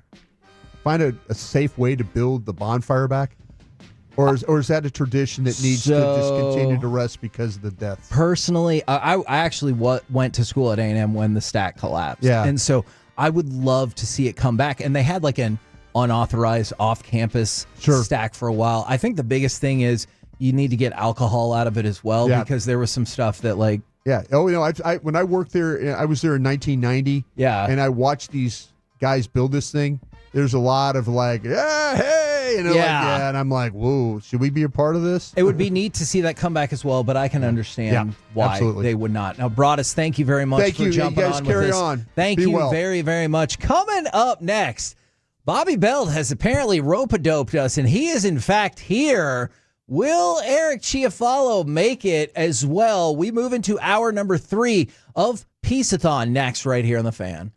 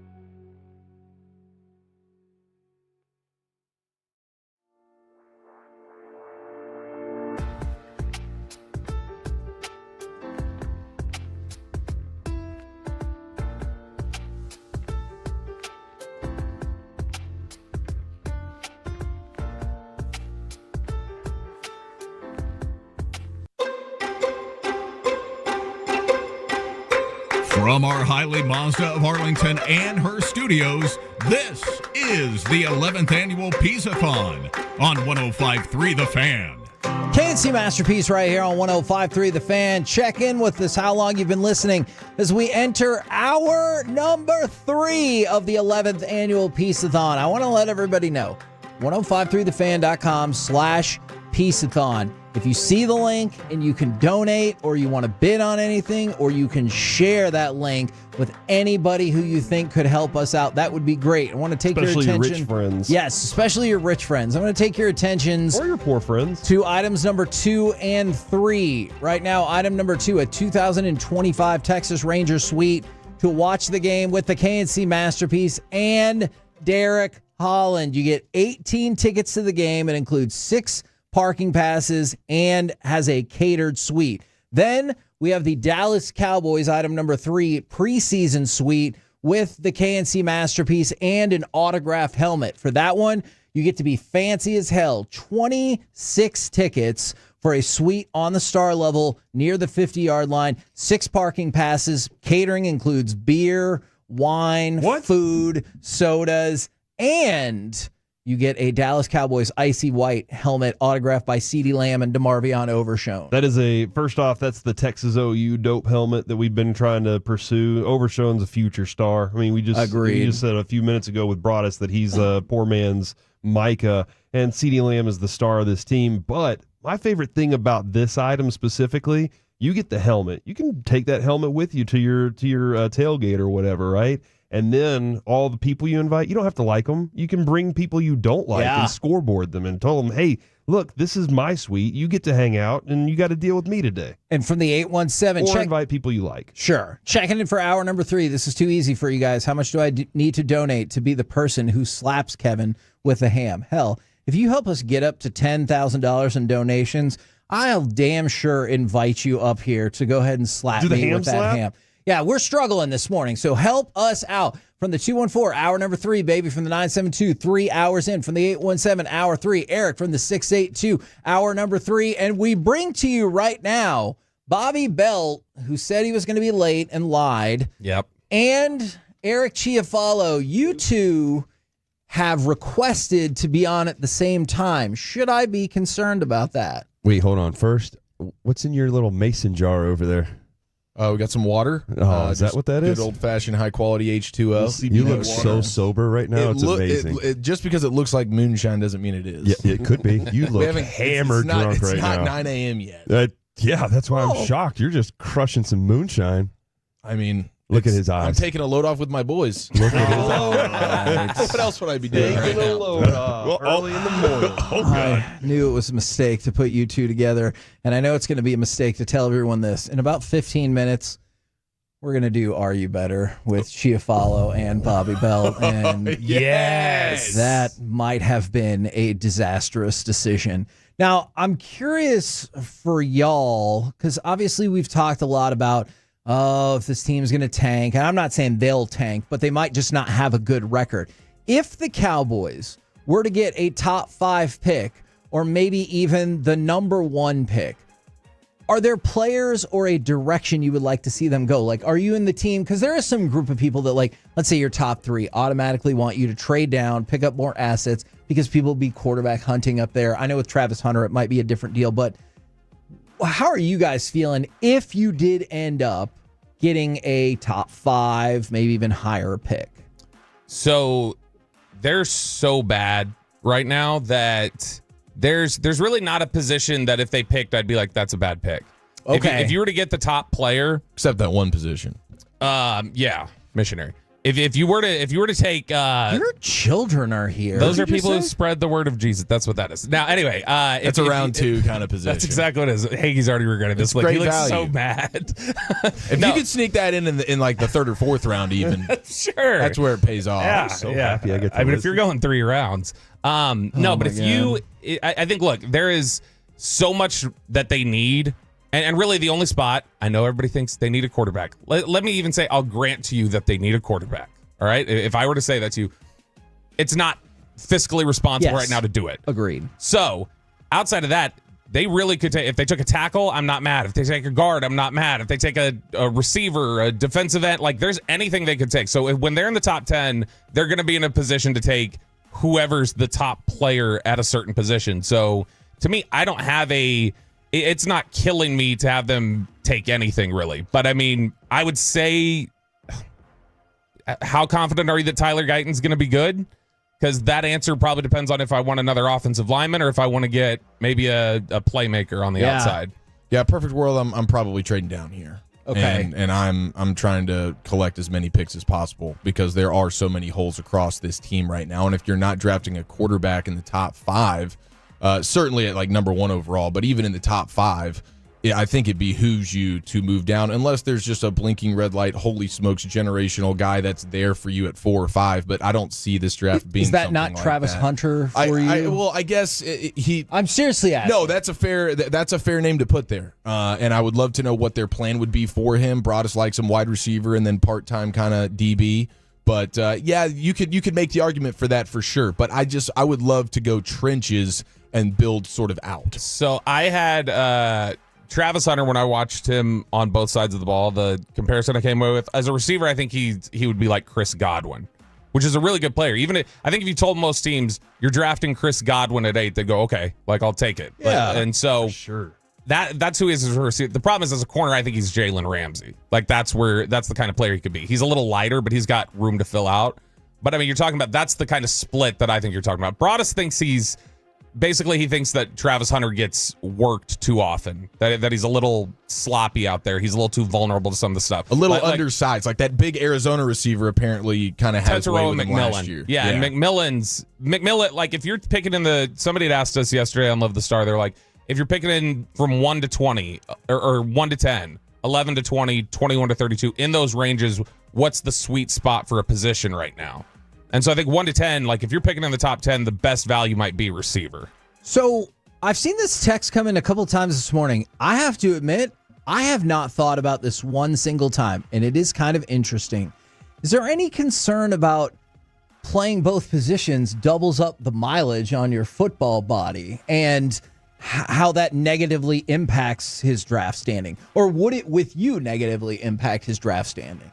It's a factor. It absolutely is a factor. I mean, that's why I don't think he can. I mean, he definitely can't get away with in the NFL what he's doing right now, where he's a full-time player on both sides. But how much has that aged him disproportionately? And at what point does that chicken come home to roost, so to speak? Like, is that in the rookie deal where all of a sudden the mileage, because he's playing an ungodly amount of snaps. Yes. And like how long? Maybe 100 a game. It's no, I mean it's a lot of times at Colorado he's played 150 snaps in a game. That's unbelievable. And it's it really something is. where, and especially because he's playing at the level that he is. And this isn't, D3. This isn't directional, Missouri Baptist school. Like this is something where he's playing at a high level. The thing is just, it does put a ton of mileage on his body. And he's somebody who, I think there are concerns about how his frame holds up, like if he's injury prone, and then, okay, do we want him potentially to be playing both sides of the ball full time? I think the biggest thing is just going to be not the mileage he's already put on. It's the fight some teams are anticipating with him over, you can't play every snap. You just can't do it. Okay. Because I imagine that will be a big part of the pre-draft visits. He's insistent he wants to play both full time. Okay, and you think teams are going to be insistent that, no. I think it's you just can't do that, man. It's what is it? It's easier to ask for forgiveness than permission. I think teams will just say sure, and then they'll draft him like, sorry, plans changed. I don't know what to tell you. We have decided that you are not allowed to do that. And he's like, all right, well, then we're going to set the record for 12 men on the field penalties. But I will be on defense. But you know what? The thing is that this is also a factor with the NIL thing. Like a lot of these teams feel like, in the past it was a rookie coming in and who were you to tell us?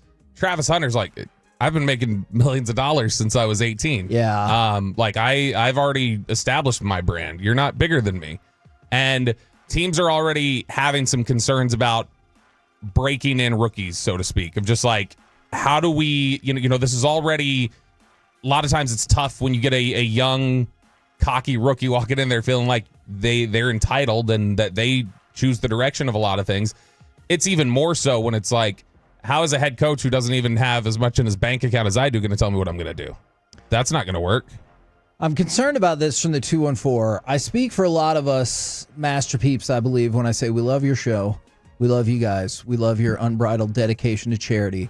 But I'm really here for the chaos, usually at Kevin's expense. Yes. Is that why you two are here at the same time for the chaos, perhaps at my expense? I mean, yeah, partially. Like, I wanted to get, some of Derek's thoughts on critical race theory. I wanted to know what Mike thought about Common Core math standards. And what about me? Hey, was Sean really mad at the end of the show? Yeah, he was. Oh, no. He really texted you F off? Oh, I saw that text. I can confirm. Yeah. I can absolutely confirm Yeah, that. I think he enjoyed playing along with the bit up until, because I went and clipped it and sent it to Lucius. I was like, you should play this.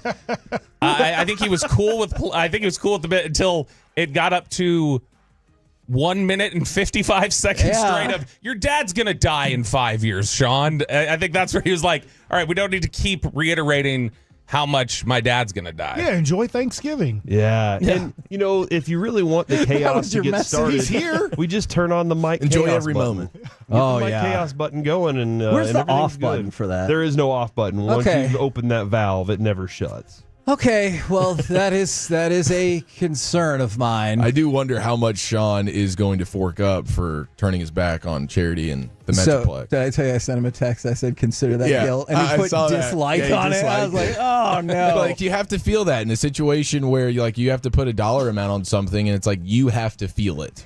So for Sean, I mean, this could be, you might hit the 10K donation. In terms of you freaking out and getting you worked up, I will say, the risk, because I was just explaining to Eric, we were walking to the parking garage last night.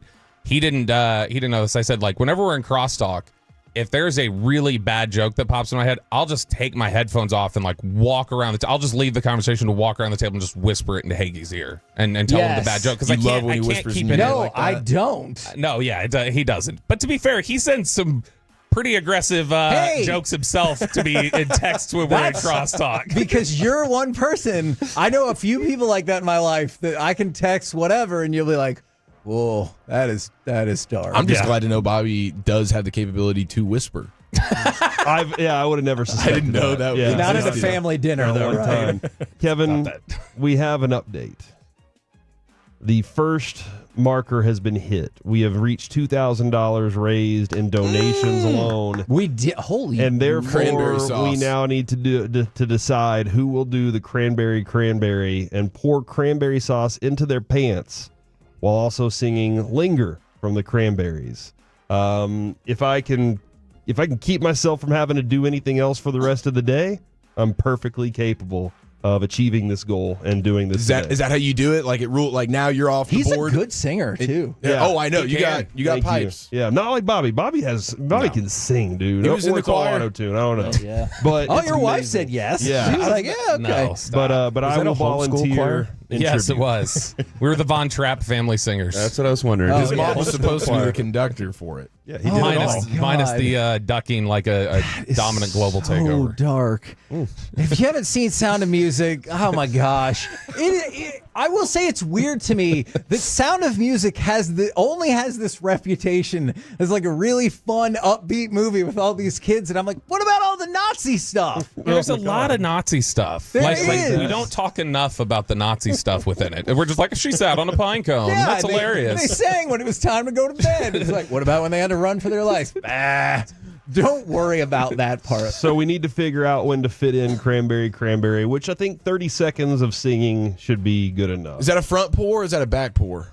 That Or is, is that a you know what? user There's 4 decision? cans. So There's 4 cans? and I'm not wearing underwear. So Oh, I well, know. never mind. I was going to say maybe We'll have to Bobby's work I just on wish you would have worn can decide, pants. but now that feels like a violation of many laws. So I feel like we should probably So I'll not decide. do I'll that. decide. I'll take that on. We'll get this ready, Kevin. Just let me know when the time is, because once we hit 5,000, we will do the mousetrap maze. Okay. And then I remember watching you it do is that. not fun. And my kid did purchase the ones that are like larger than my phone that could probably break toes. But also once we hit $10,000. Kevin will take a ham slap to the face. We just got to find a ham. So we got to accomplish Is that that. like the burrito, or not the burrito, the Yeah. You're doing great. You're doing great, Darren. And you're sitting here talking about Eric being drunk. Jeez. Hey, just Well, he reminding took everybody, a good pour of my shine.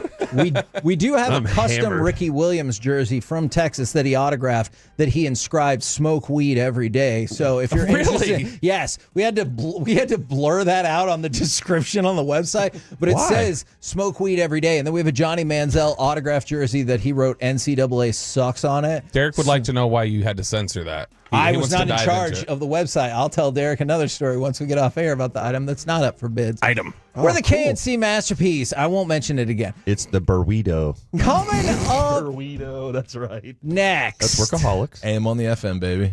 No, that we too. took over Peyton's time slot to I do know, AM on the that was- FM just to really flex on him. It is the return of Are You Better? Oh yeah, man. We'll my find out. I got 4 dead people on the list. Are you better than My them? mom? We'll do it next in the fan.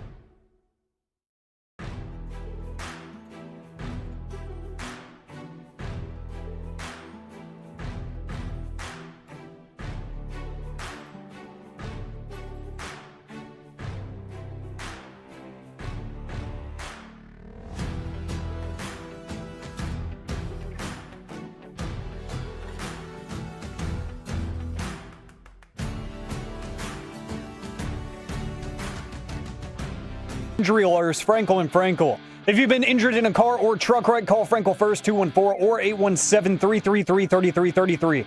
With Frankel and Frankel, there's never an out-of-pocket cost. They only get paid when you win. Frankel and Frankel, the go-to car and truck wreck attorneys in Dallas. KNC Masterpiece right here on 105.3 The Fan. It is a madhouse here right now. Wow.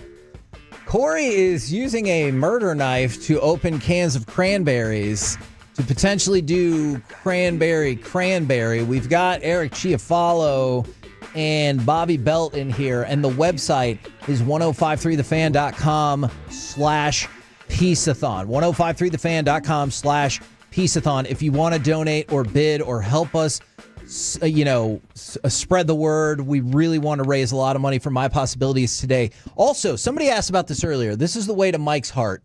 Yes, today is the day that if you come up here and bring us food, especially depending on how good the food is, we will bring you up into the studio. All right? So 4131 North Central Expressway. So there you go. Not all right. you, 337. Cronuts. Oh, yeah, that's right. Cronuts. Okay. Cronuts. Are you saying crow nuts? Yes. They're croissants that then they make them into donuts. And right now, Corey's in. We're going to create one of these in Italy because Italy loves croissants and they don't have cronuts. And that's how we live in Italy. Untapped market. Now, this is a great question from the 682.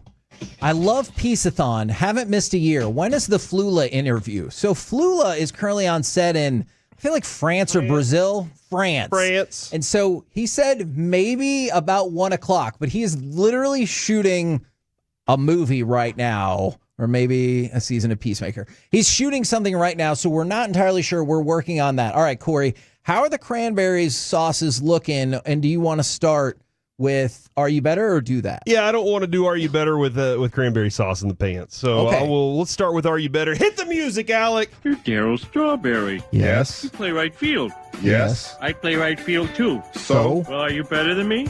Well, I never met you, but yes. Hi, this is Daryl Strawberry. And yes, Kevin, I'm better than you. Didn't have a can opener, so I used a Ginsu knife. I told you a murder knife. I used a Ginsu knife to get that open. Kevin, this is the segment where we ask if you're better than everybody that was born on this day. So if it's your birthday out there and you want to be better than Kevin, just text in 877-881-1053. Hey, Bobby, just real quick. Is it fair to say people in the radio world generally don't care for you? Yes. Okay. Now, I was going to ask, one year, Colby ate some of the cranberries that came out of the pants. Is there any donation amount that would make you engage in such an activity? He did it for $500. That feels low. So, yeah, but you said you're not wearing underwear today? Facts. Makes it more enticing now, doesn't it? He rarely wears underwear. Yeah, we've all seen his butt a lot. That? What do you mean? You just don't put underwear on and you get dressed. Yeah, it feels like it actually takes extra steps You to get underwear exercise on. your American freedom. Yeah, exactly. Yeah. Kevin, we start today. Right. Bill Nye turns 68 today. He's the science guy. Bill. Atheist. Is he? Evolutionist. Yep. Yeah. Is he really? He's got some questionable scientific stances, but yeah, you know what? I'm feeling We good. were made of fairy dust. I'm raising money for charity Is today. that right? What's he doing? Sorry, there's Bill a bang, Nye. Mike. That's where Bill Nye And then came the from. dust came down and created humans. Yeah. Is he still crushing it?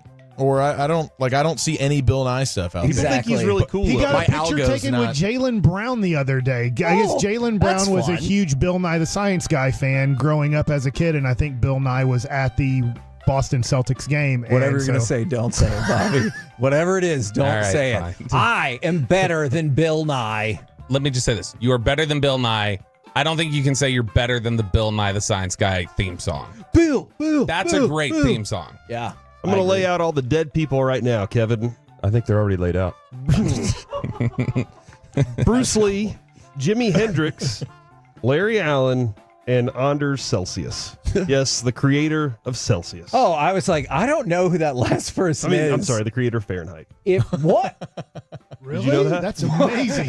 Wait I've a already second. created Celsius. What if I make something that makes no sense on the numbers from 0 to 32, and then we just start mixing up numbers and it gets crazy? I thought y'all were talking about the drink for a sec. I was like, what? Why are we talking about that? Here's my stock question for this. Bruce Lee, Jimi Hendrix, James Avery, Larry Allen, and Celsius. Hold on. No. That's what I need to know. The Uncle jewelry Phil. guy or the guy Uncle who? Phil. No, not Uncle Phil. He was Shredder on the Teenage Mutant Ninja Ooh, yes, Turtles he commercial. was. Valid. He was also Uncle Phil, but for me, he'll always be Shredder. Those first four, He'll be both. they can all. That's fair. Can all be better than me. But the last guy who created the temperature that nobody really seems to care for, if he's so great, why is he so dead? Good question. Better. Because we all Crushed die. it. Mike's pointed this out many times. Yeah, Larry Allen's dead. You just named him. Are you going to say you're better than No, Larry Allen? I said he's better than me. Turning 47 today, Jaleel White. J-Dub.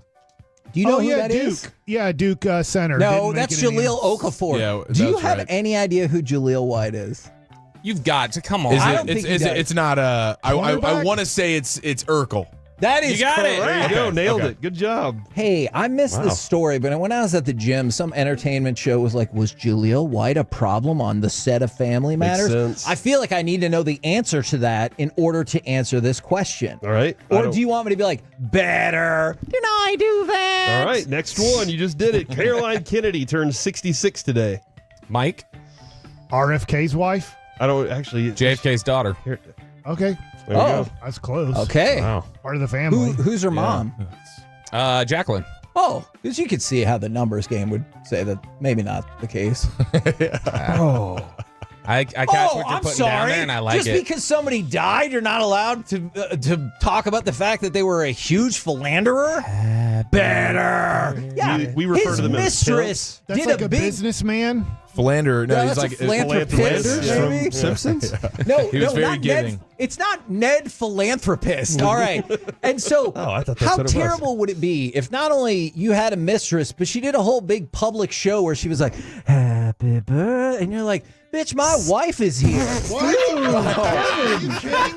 What's wrong with I'm you? sorry, that was a Chappelle. That is a Chappelle thing. Those What's two wrong? pages of Oh, history are wow. stuck together. Did you dump that? Hey, no, don't dump that because Dump it. No, don't, because unlike certain people at the station, I know you can say that word on air.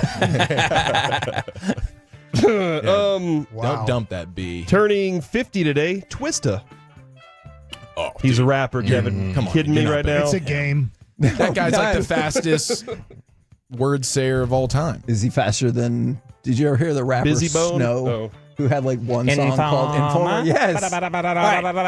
Twista can be better than me. What song does Twista Don't do? you just go listen to Overnight this. celebrity, Yeah, dog. Yeah. Horrible. Go listen to all of them. I never heard it. Robin Dude, Givens is hey, 59 put on a little today. overnight celebrity. Robin Givens turns 59.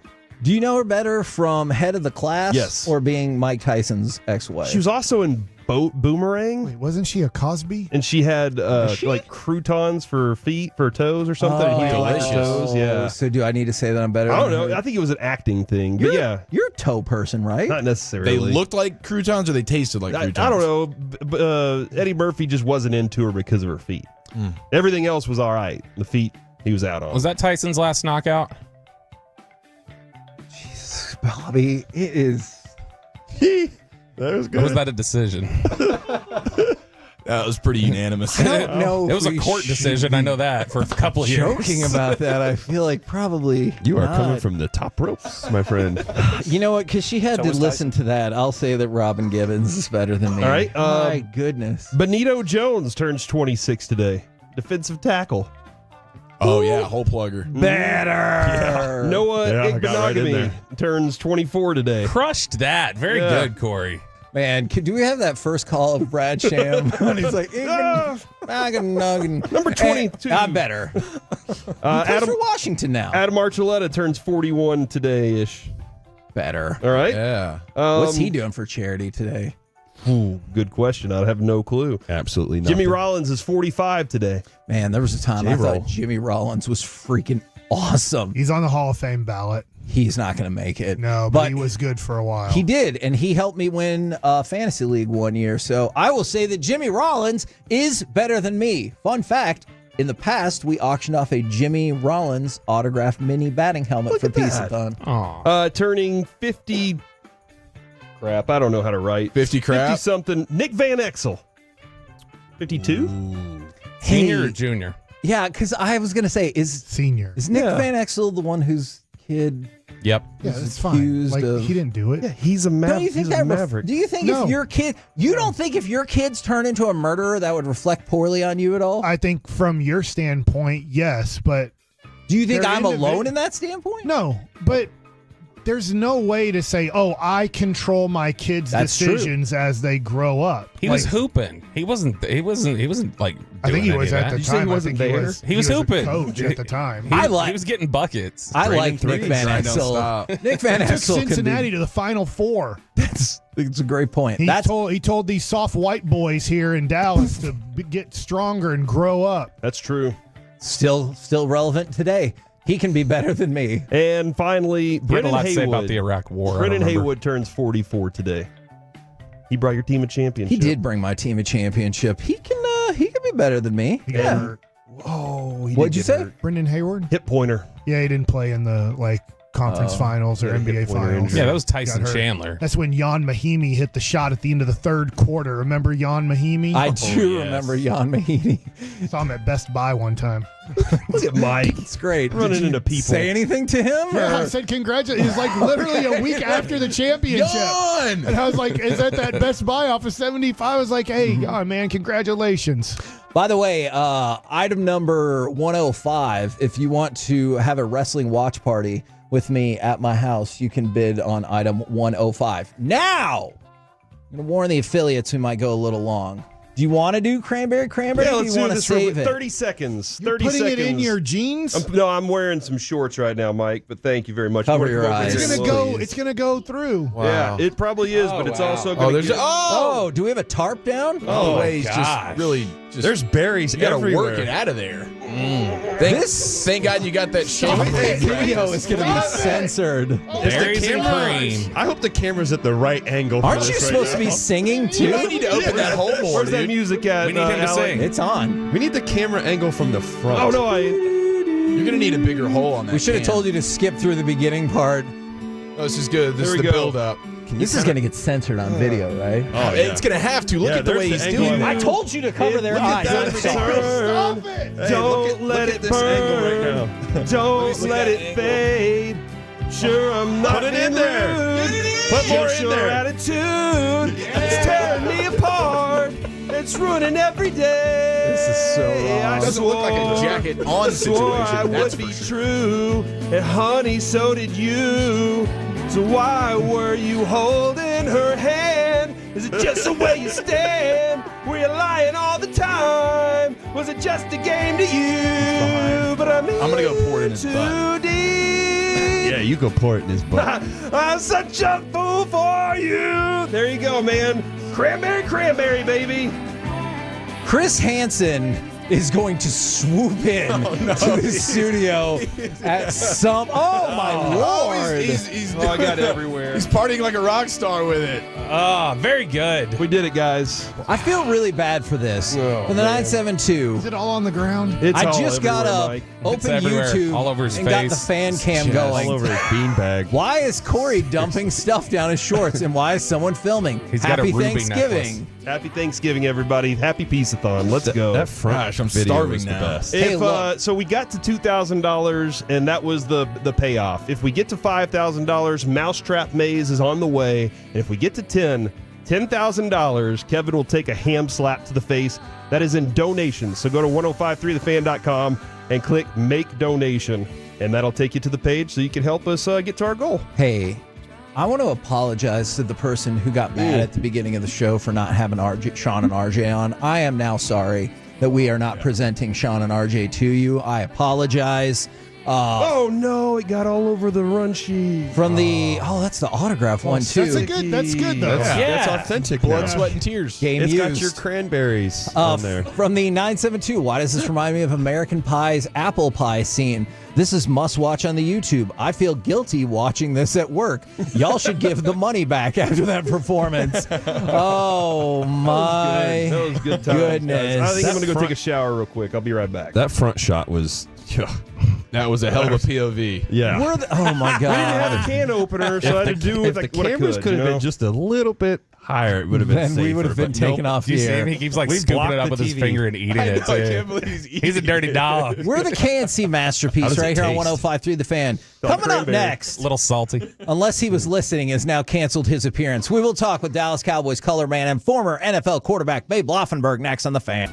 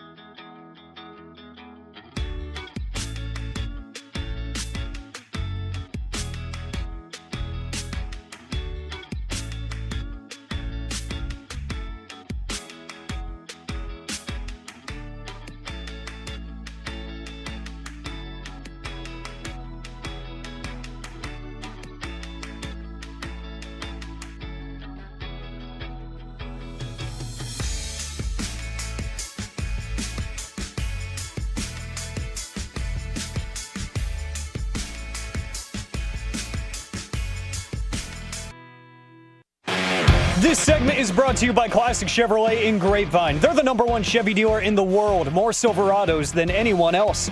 This is Texas. This is Classic Chevrolet. Together, let's drive. Based on new Chevy registrations 2023. KNC Masterpiece back here on 105.3 The Fan right now. Let's bring on Dallas Cowboys color man, former NFL quarterback. It is Babe Laufenberg. Babe, good morning and welcome to our charity show. Yeah, good morning. Happy you guys are doing this. Happy you had me on because I remember when you guys were doing the nights. Yes. I used to come on quite a bit. You used to ask me on, but now that you guys are big time, we got full time. Actually, we do ask, but Sean says over my dead body, and he like exclusives you to their show. So it's been quite of a push back and forth. I'm curious your thoughts about Tommy DeVito in terms of a player and then in terms of how much we're actually going to see him tomorrow, because I know he said he's going to play, but he's been banged up. Yeah, I guess he's got a forearm injury on his throwing arm, which is never good. It's always good if you have it on your non-throwing arm, but I can't imagine he wouldn't play.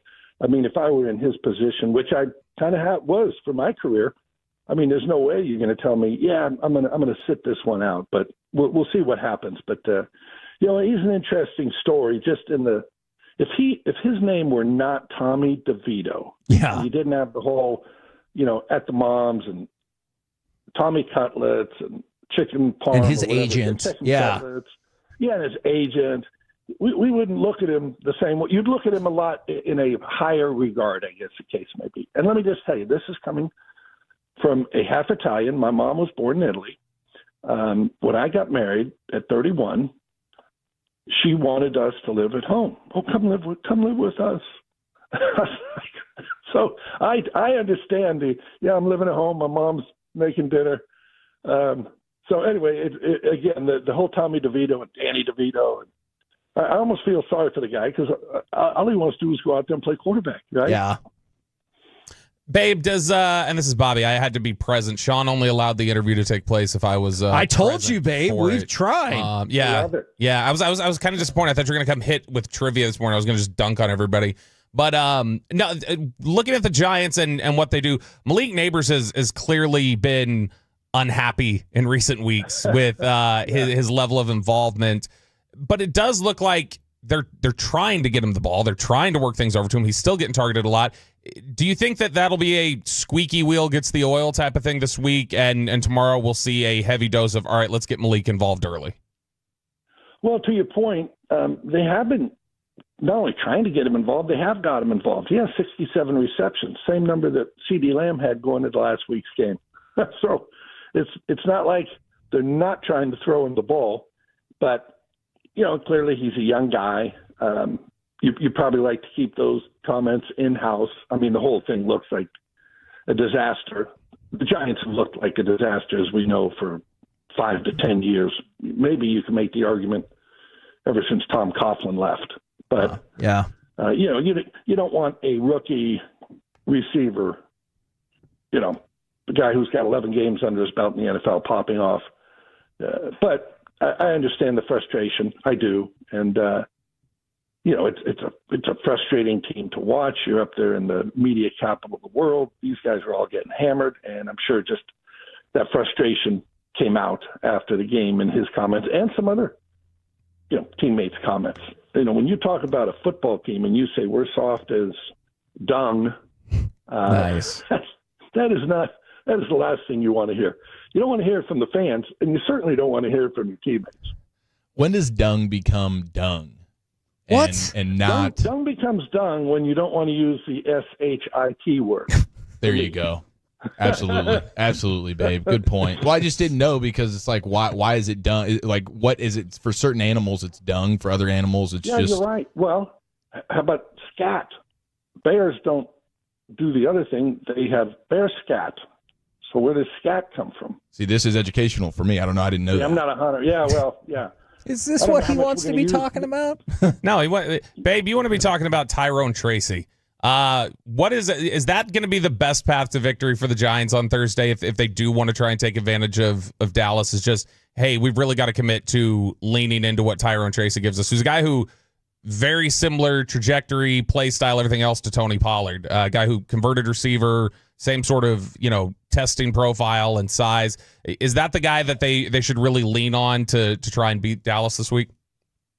Well, I think both teams are going to try to win the same way. Control the ball. Neither one of them, as we know, are big play offenses. Neither one of them are probably going to score 30 points. You're going to win this thing 20-17 or in that range. But yeah, and he's been averaging 5.1 a carry. That's pretty darn good. What's amazing too, speaking of Tyrone Tracy, and again, he's averaging 5 yards a carry, and that's awesome. And they should have never let Saquon Barkley go, right? Yeah. I mean, we're seeing, Saquon averaged 3.9 last year, 3.9 a carry. So it's not just, I laugh when people say, oh, Saquon's having his best year. Well, geez, he finally got some talent around him, He's got receivers that are taking the load off him. He's got a quarterback, and that wasn't happening in New York. So the notion that Saquon Barkley would be averaging 6.2 a carry like he is in Philadelphia, if he was still in New York, that's just wrong. But, so getting back to it, obviously you don't want to put this game on Danny DeVito or Drew Lock if that ends up being the guy. So they are going to try to run it. Funny thing is, I went back and looked at the first game between these two teams, and when you're doing these games, and probably for fans as well, they kind of all run together. So I went back and I'm looking. The Cowboys allowed 1.1 yard per carry. Yeah. The Giants ran it 24 times, and they had 26 yards. So while we sit here and say, yeah, they got to run Tyrone Tracy, yeah, but, they're looking at the last game saying, we averaged just above 1 yard a carry on 24 carries the last time we played them. So it's interesting. The game doesn't have a whole lot of excitement. I think we could all agree to that. But yes. Yeah, that's why we wanted to talk about Dung with you. Well, actually, I wanted to. Yeah, no kidding. But it's going to be exciting when you tune it in. The game's going to start. We're going to have a football game, and it's going to be fun. Babe, what if a New York Giant takes the calling out by a player the way that Kevin McHale took it in 1986, I think it was, and Larry Bird called his team a bunch of wusses in the NBA Finals, and then Kevin McHale clotheslined Kurt Rambis the next game? Let me just say, I grew up in Los Angeles. I was a Lakers fan. That was a Memorial Day massacre. Did the Lakers win by like 40, or did Boston? I think so. I think the Lakers did, and Larry Bird called out his team, and then the next game, Kevin McHale had the opportunity to take out Rambis, and he did.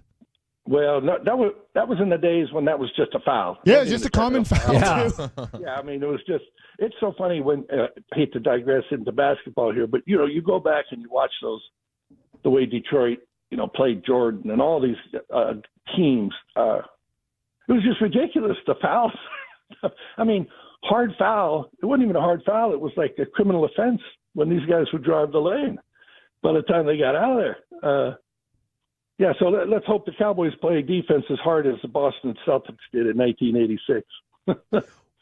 In terms of, I was curious about one other game. How are we feeling about the return of Texas and Texas A&M on Saturday? Can the Aggies pull this off and get to the SEC championship game? Honestly, I'm just happy they're playing. That's true. I am too. You got to get back to me, these traditional rivalries. And it's so funny when you sit there and you say, you're watching and they say, coming up next, a great Big Ten matchup. It'll be USC and Ohio State. And I'm like, that's not Big Ten. That's the Rose Bowl back in the day. So I just love that they're playing again. And I don't have a dog in the fight. Not really a Texas guy, not an A&M guy, but I just think it's great that they're back playing. And if I'm not mistaken, College Game Day is going to be down there, That is right? correct. That is correct. So that'll lend to it. It'll be fun. Well, we appreciate you jumping on with us. And if you want to spread the word, 1053thefan.com/Piece-A-Thon. We got tons of auction items up there, including a Cowboys suite, or you can donate. Thank you very much for jumping on with us, man. Okay, very quickly, I know you got to go to break, but how can I get in on the Kevin Ham slap? Because I want a piece of that. Oh, man, I thought you and I were cool. Yeah, if we can get up to $10,000 donated and you want to be the special slapper, we could probably figure that out. Get Jay-Z to donate, and then you'll be able to. I should have asked him when we were having our conversation. Can I like get raffle tickets though, like 3 for $25? Oh, we are doing that for the. You know what? Actually, we probably should do that for the ham slap. That's a good idea. We have a full size from the Mavericks Luka autograph basketball that we are doing raffle tickets for. But maybe I'll look into adding raffle tickets to slap me with a frozen ham steak. Count me in. Okay, thank you very much. There you go. Babe Loffenberg, the master of spelling curse words, right here on 105.3 The Fan. That was excellent stuff. All right. Chiafalo, did you have as much fun as you hoped you would when you and Bobby were put together? Yes, I've been having a great time, so much so that I'd like to stick around for at least one more segment. Oh, if that's okay. Look at that. That'd be all right. Brian Billick. Coming up next, you're going to be excited. We're going to talk with Super Bowl winning head coach Brian Billick and probably have some more nonsense next on The Fan.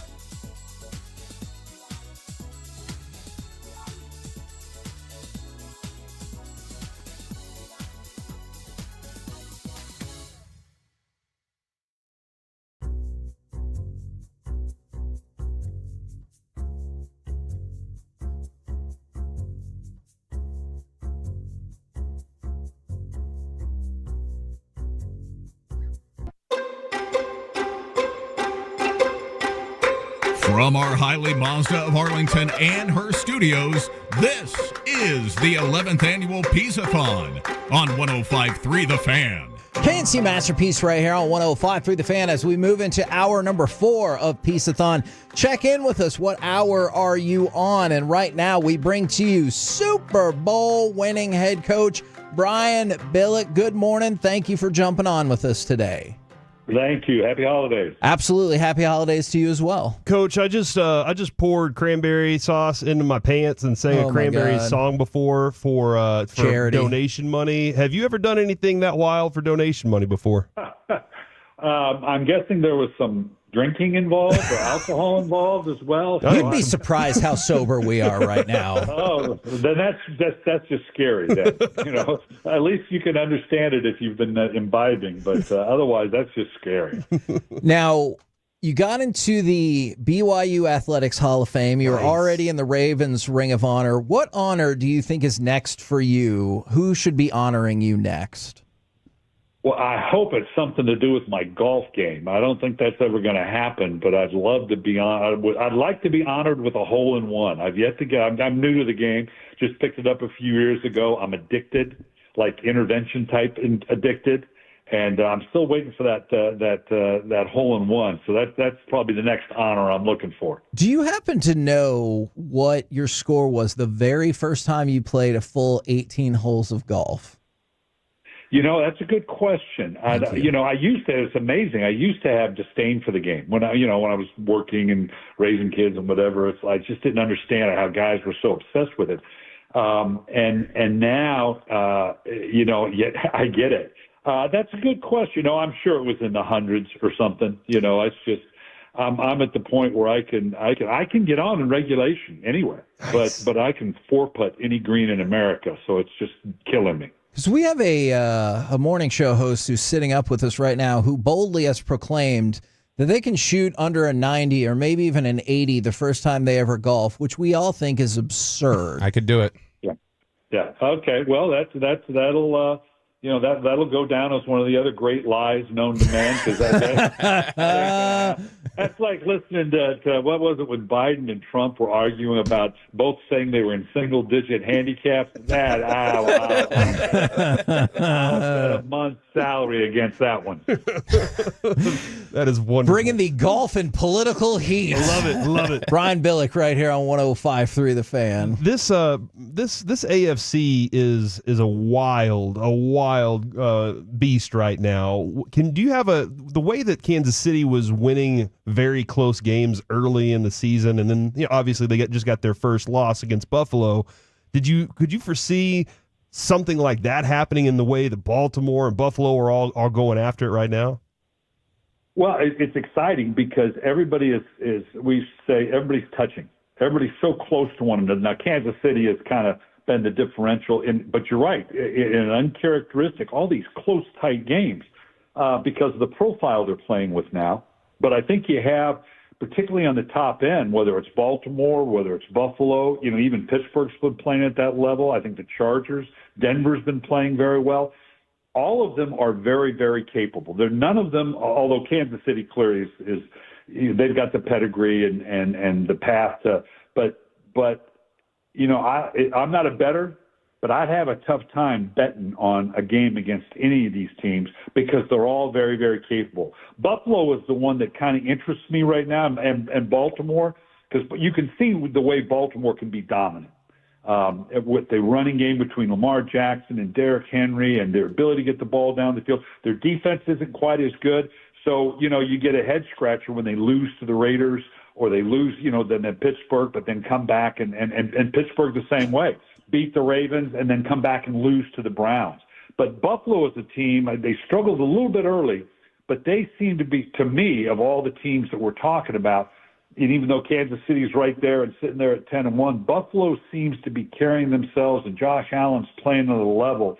They're the ones of the teams. That's the ones that I'm most interested in to see if they can truly separate themselves and be the team to beat Kansas City or Baltimore and go to the Super Bowl. I have to admit, I am very interested in rooting for Baltimore. I love Lamar Jackson. I think he's gotten unfairly criticized at times, but it feels like last year was maybe their year to make it to the Super Bowl. Should we believe in the Ravens come playoff time? Because you were just talking about like how nip and tuck it is with all of these teams. Yeah, Baltimore, because they've got the pedigree, because they have such that unique talent of Lamar Jackson, and now that the ability to run the ball the way they do, have the big play down the field. The biggest question that I would have, and that's the thing about all these teams. So I can give you 3 or 4 reasons why every single one of them is going to go to the Super Bowl, but I can give you a couple of reasons why they're not. And with Baltimore, the biggest question I have is the defense at times looks more vulnerable than we're used to seeing in Baltimore.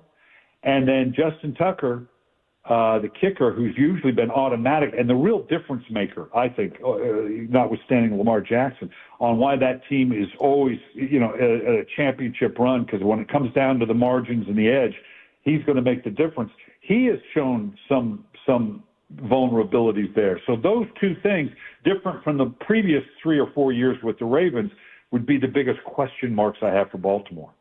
Coach, what's going on with San Francisco? I mean, it's a team that was returning a good portion of their core back this season and has been, one of the more dominant teams in the league over the last couple of years.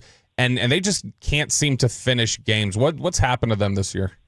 Well, the injuries, the lack of developing a momentum. I mean, their formula has been classic for as long as Shanahan's been there. They're going to play dominating defense. They're going to run the ball, keep the margins tight, not give up big plays, not turn the ball over, and get enough plays out of our quarterbacks to win. But that's when you got to do those 5 things, you got to do all 5 things. And if any one of them or 2 of them fall off in a given game, then you're just not going to win. And that's where they are right now. They just don't seem to have the complete balance and the rhythm to finish these things off, and for a lot of different reasons, not the least of which has been the injuries, of course.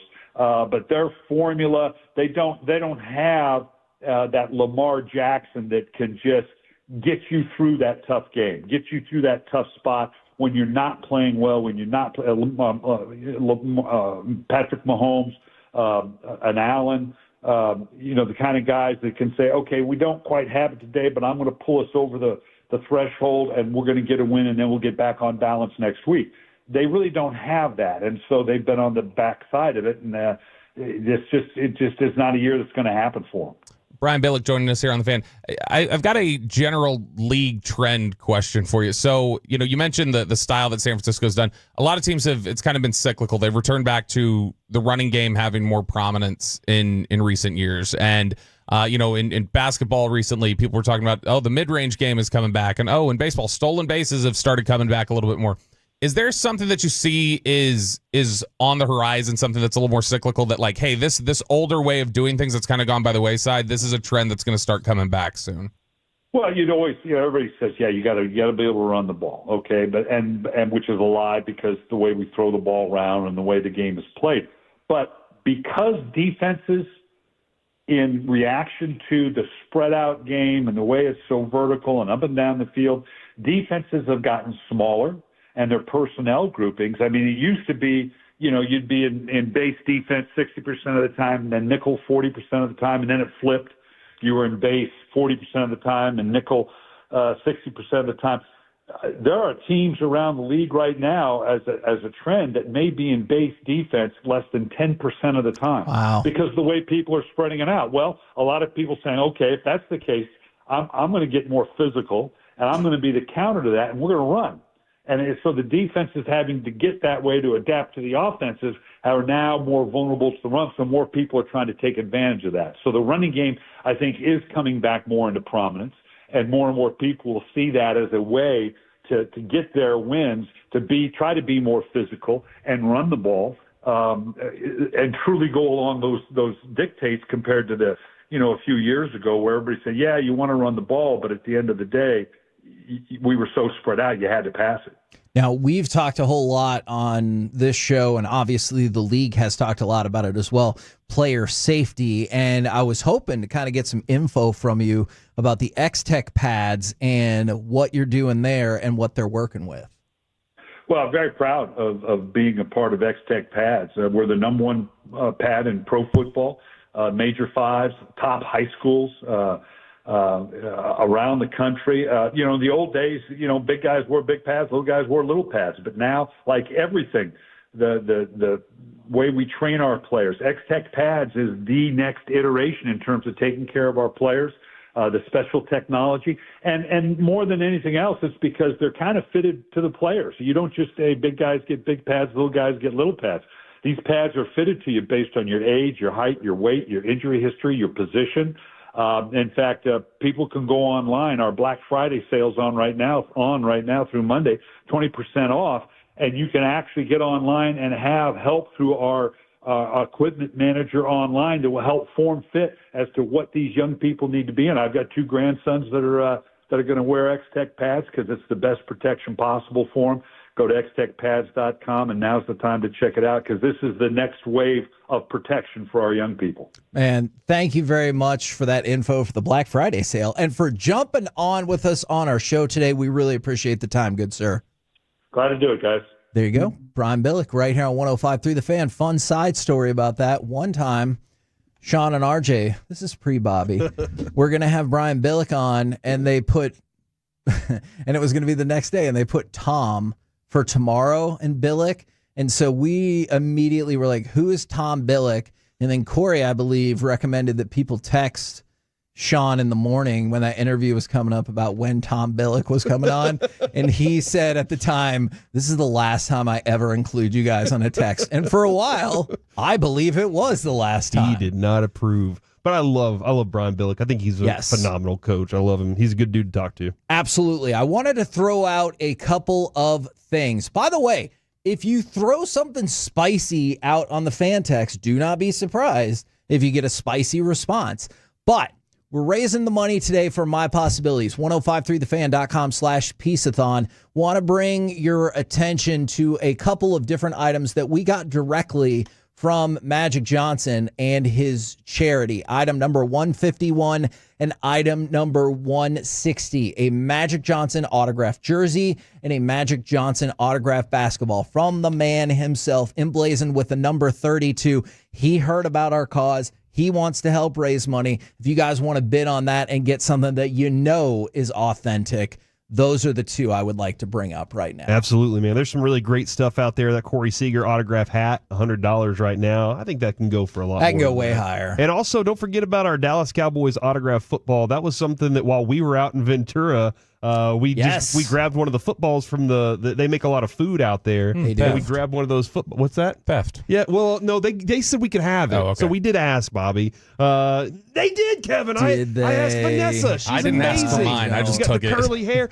So we asked her. I recall that. Every player that hopped on with us and G-Bag signed the ball. Most of the people that got on with Sean and RJ and Bobby and Peyton's show did not because they forgot. But it's okay. We got most of them. So everything's good there. I like that you say, we asked Vanessa with the curly hair, like, curly hair is enough of a detail to be like, oh, valid. Okay, you clearly asked. Exactly. He said there was a girl with curly hair.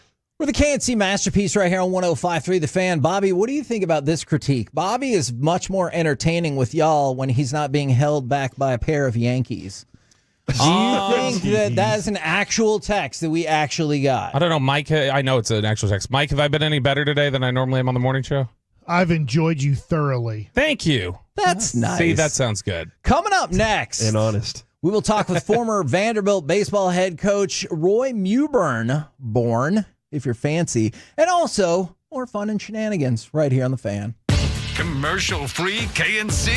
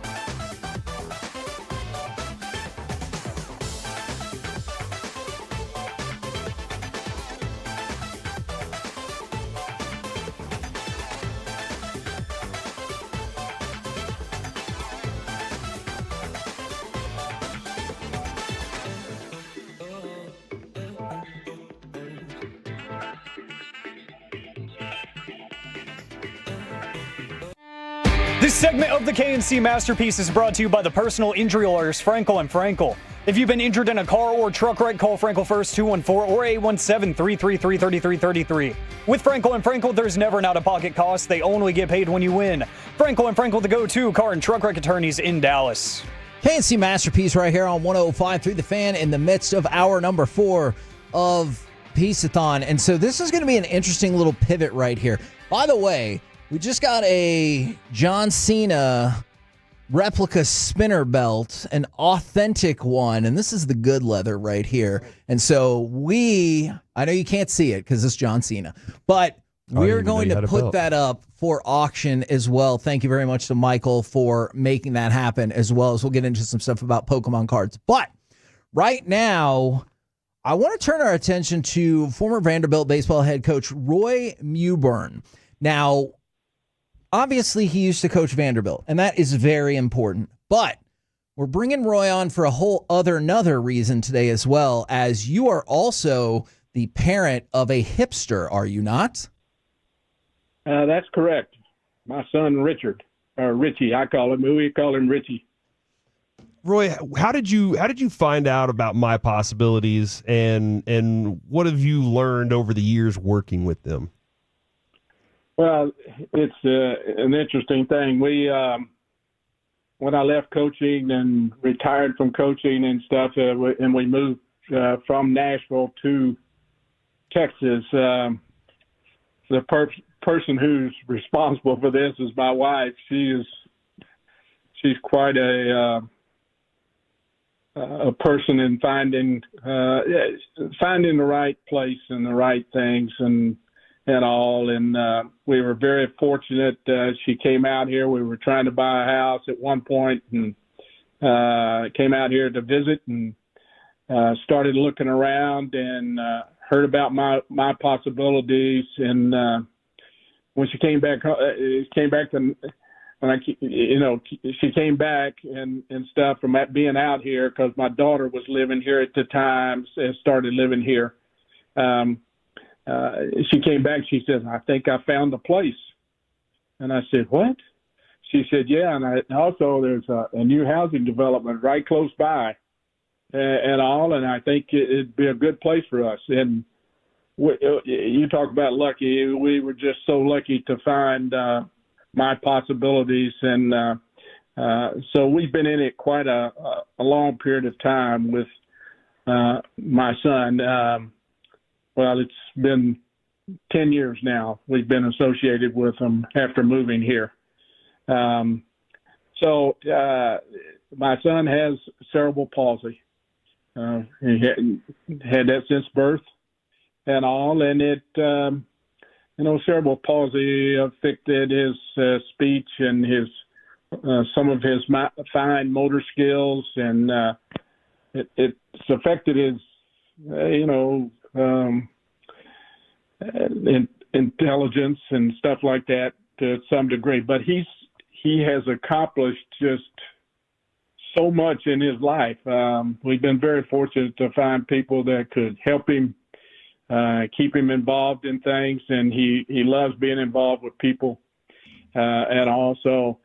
But that's how I came to find out about My Possibilities, and then getting to know them a little more. Here I am, a retired guy coming to a new area, and I was trying to find something for me to kind of get involved with, because I just became retired.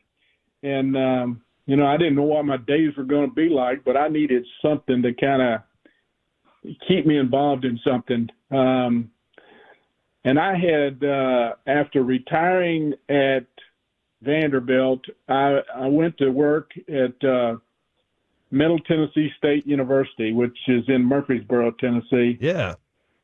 And it's about and Middle was played in the same league with North Texas and stuff like that, teams like that. And I got an opportunity to be a fundraiser for them. And I had done a lot of fundraising at Vanderbilt. I got started in fundraising there. And I got hired to fundraise in their athletic department, and had done that for 6 or 7 years, I guess. So when I got out here and just trying to figure out what I was going to do, I went into I started talking to them about, I knew they were raising money for different things, and I said, well, I think I can help in this a little bit. Let me see what I can do. And they talked to me and that kind of thing, and I kind of kept giving them some of my background and that kind of thing, what all I'd been involved in, and raising money and talking to people and doing things to raise money. And but I slowly but surely I decided, okay, I'm gonna help them out here and all, or try to help them. And what I did, I went out and started calling my friends, a few relatives, and a lot of my former players. And my son, he sat on the bench many a day with me and the team and stuff. And he traveled on a lot of buses, road trips. He was really close to the players. I really thought it was when I looked back at it, I thought, man, this was a great thing for my team and stuff, because they're out there playing with no problems at all and playing the game, and it's just easy for them. And the game wasn't so easy for my son and all, but he got so close to those guys, and those guys, they treated him like a player, They kid with him, and they did all kinds of stuff and joked with him and all kinds of stuff. And, it was, so I thought, well, I'll try to raise a little money by contacting those guys. They know who he is and stuff. And sure enough, I started calling out, and to this day, when I hear from a former player, I won't be talking on the phone more than a minute, and they're all they want to know about is how Rich is doing. What's he doing? When is he? It's an amazing thing. But I had that connection, and that kind of got me started with MP and this type of thing, and then following along with what has transpired in the 10 years that we have lived here, what all they have gone through, the new campus and all that they have now, and the new buildings that they have done. You don't find many nonprofit organizations that, or at least I don't think you do, they think about things that is needed there, and if they have to raise money for it, they're gonna, and they start doing it, they're going to succeed at it. They're not going to fail at it. They're an amazing group of people and dedicated to people that have disabilities.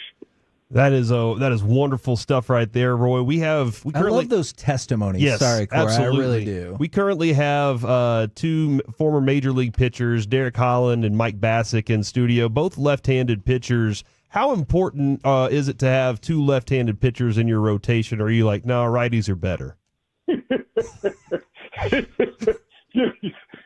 I'm gonna give you a little story at all here, because I'm left-handed. Okay. But I do a lot of things right-handed. I mean, yeah, I'm a left-handed thrower, right-handed hitter, right-handed golfer, right-handed bowler, left-footed kicker. You name it, I'm all messed up. At all. And I blame this on my dad, but I know it's not that. I was growing up, and my dad take me in the backyard and play ball, and stuff, and he'd be pitching to me and stuff, and we had about 3 balls is what we had. And he'd get me up there left-handed, and I'd hit those 3 balls. Well, then Dad would walk down and get the balls and come back, and he'd come back, and I'd be standing there right-handed. He said, "What are you standing over there for? Yeah. Get back on the left-hand side of the plate." So I'd hit him again, and he'd go down there, and the next thing he'd come back finally, and I'm standing on the right-hand side of the plate, and he says, "Well, do you just feel comfortable over there?" And I said, "I guess so." So he finally just said, "Well, just stay over there then." And so I became a right-handed hitter, at all. But getting back to the left-handed pitchers, I ended up having to hire a pitching coach one year at Vanderbilt, and I went out and I'd heard about this guy, and I made a lot of calls. You start searching for a guy. I made a lot of calls to college coaches that I knew and scouts that I knew and people of that nature to see if they knew of somebody that might be a really good quality pitching guy. And I'd called up in the north and over in the east side of the country and stuff, and down further south and all. This guy's name kept coming up everywhere. So finally, and he was at Stetson, and I finally said, "Okay, let me call this guy," and asked to speak to him and all. And the coach told me, he said, "I don't think you're going to be able to get him." And I said, "Well, okay." But when I did, I got him to come visit, and we got him and stuff. And you'll probably, those pictures you got there with you, they'll probably know this guy, Derek Johnson. Oh, Derek Johnson. Yeah. Absolutely. Yeah. Well, I get that guy. I bring that guy to campus, and during my interview with him and stuff, I said, we're talking and stuff, and he finally said, "Coach," he said, "my ideal dream of a pitching staff," he said, is a staff of about 10 when there's 9 of them left-handed and 1 of them right-handed, and that's the closer. That's the way to go right there. And that guy, well, and then another little thing about him, and all that, Middle Tennessee was recruiting at that time, against Vanderbilt and all, and stuff. And a little later, after Derek got there, man, we started getting some left-handers, and on our staff. And finally, one of the assistant coaches at Middle asked me. He saw me one day, and he said, "How in the world is Vanderbilt getting all these quality left-handed pitchers nowadays?" I said, "You hadn't figured it out yet?" He said, "No, I hadn't." I said, "Well, the reason they're getting them is he's a former left-handed pitcher." And the guy just almost fell on the floor. There it is. At all, and you had a left-hander teaching a left-hander, That is the way it is. Yeah, so it was quite something to have, and that guy was really good. That is wonderful. Man. Roy, thank you so much for your time today. We really appreciate you hopping on with us, and appreciate what you for what you do with My Possibilities. And tell Richie we're sending some love to him today. All right. Well, we appreciate y'all, and thank you very much for all y'all do for us. And I know the people at MP do too. So thank you very much. Yes, sir. There he goes, Roy Mewborn, right there, former Vanderbilt coach and father of a hipster at My Possibilities. Best part about that interview, he kept Mike and Derek from asking any baseball questions. I'm sorry about that. Good job, Roy. We're the KNC Masterpiece right here on 105 through the Fan. Coming up next, we'll continue with Bobby Belt. Pop him back on the mic. Are these NFL contenders or pretenders? And no, I did not include the Cowboys. We'll do it next right here on the Fan.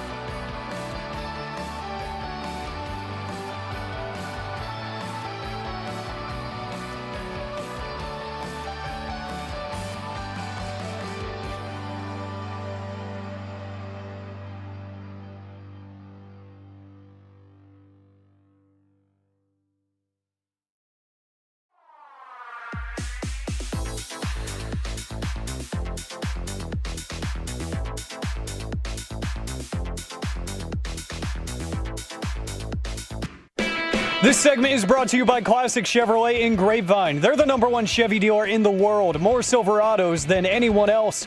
This is Texas. This is Classic Chevrolet. Together, let's drive. Based on new Chevy registrations 2023.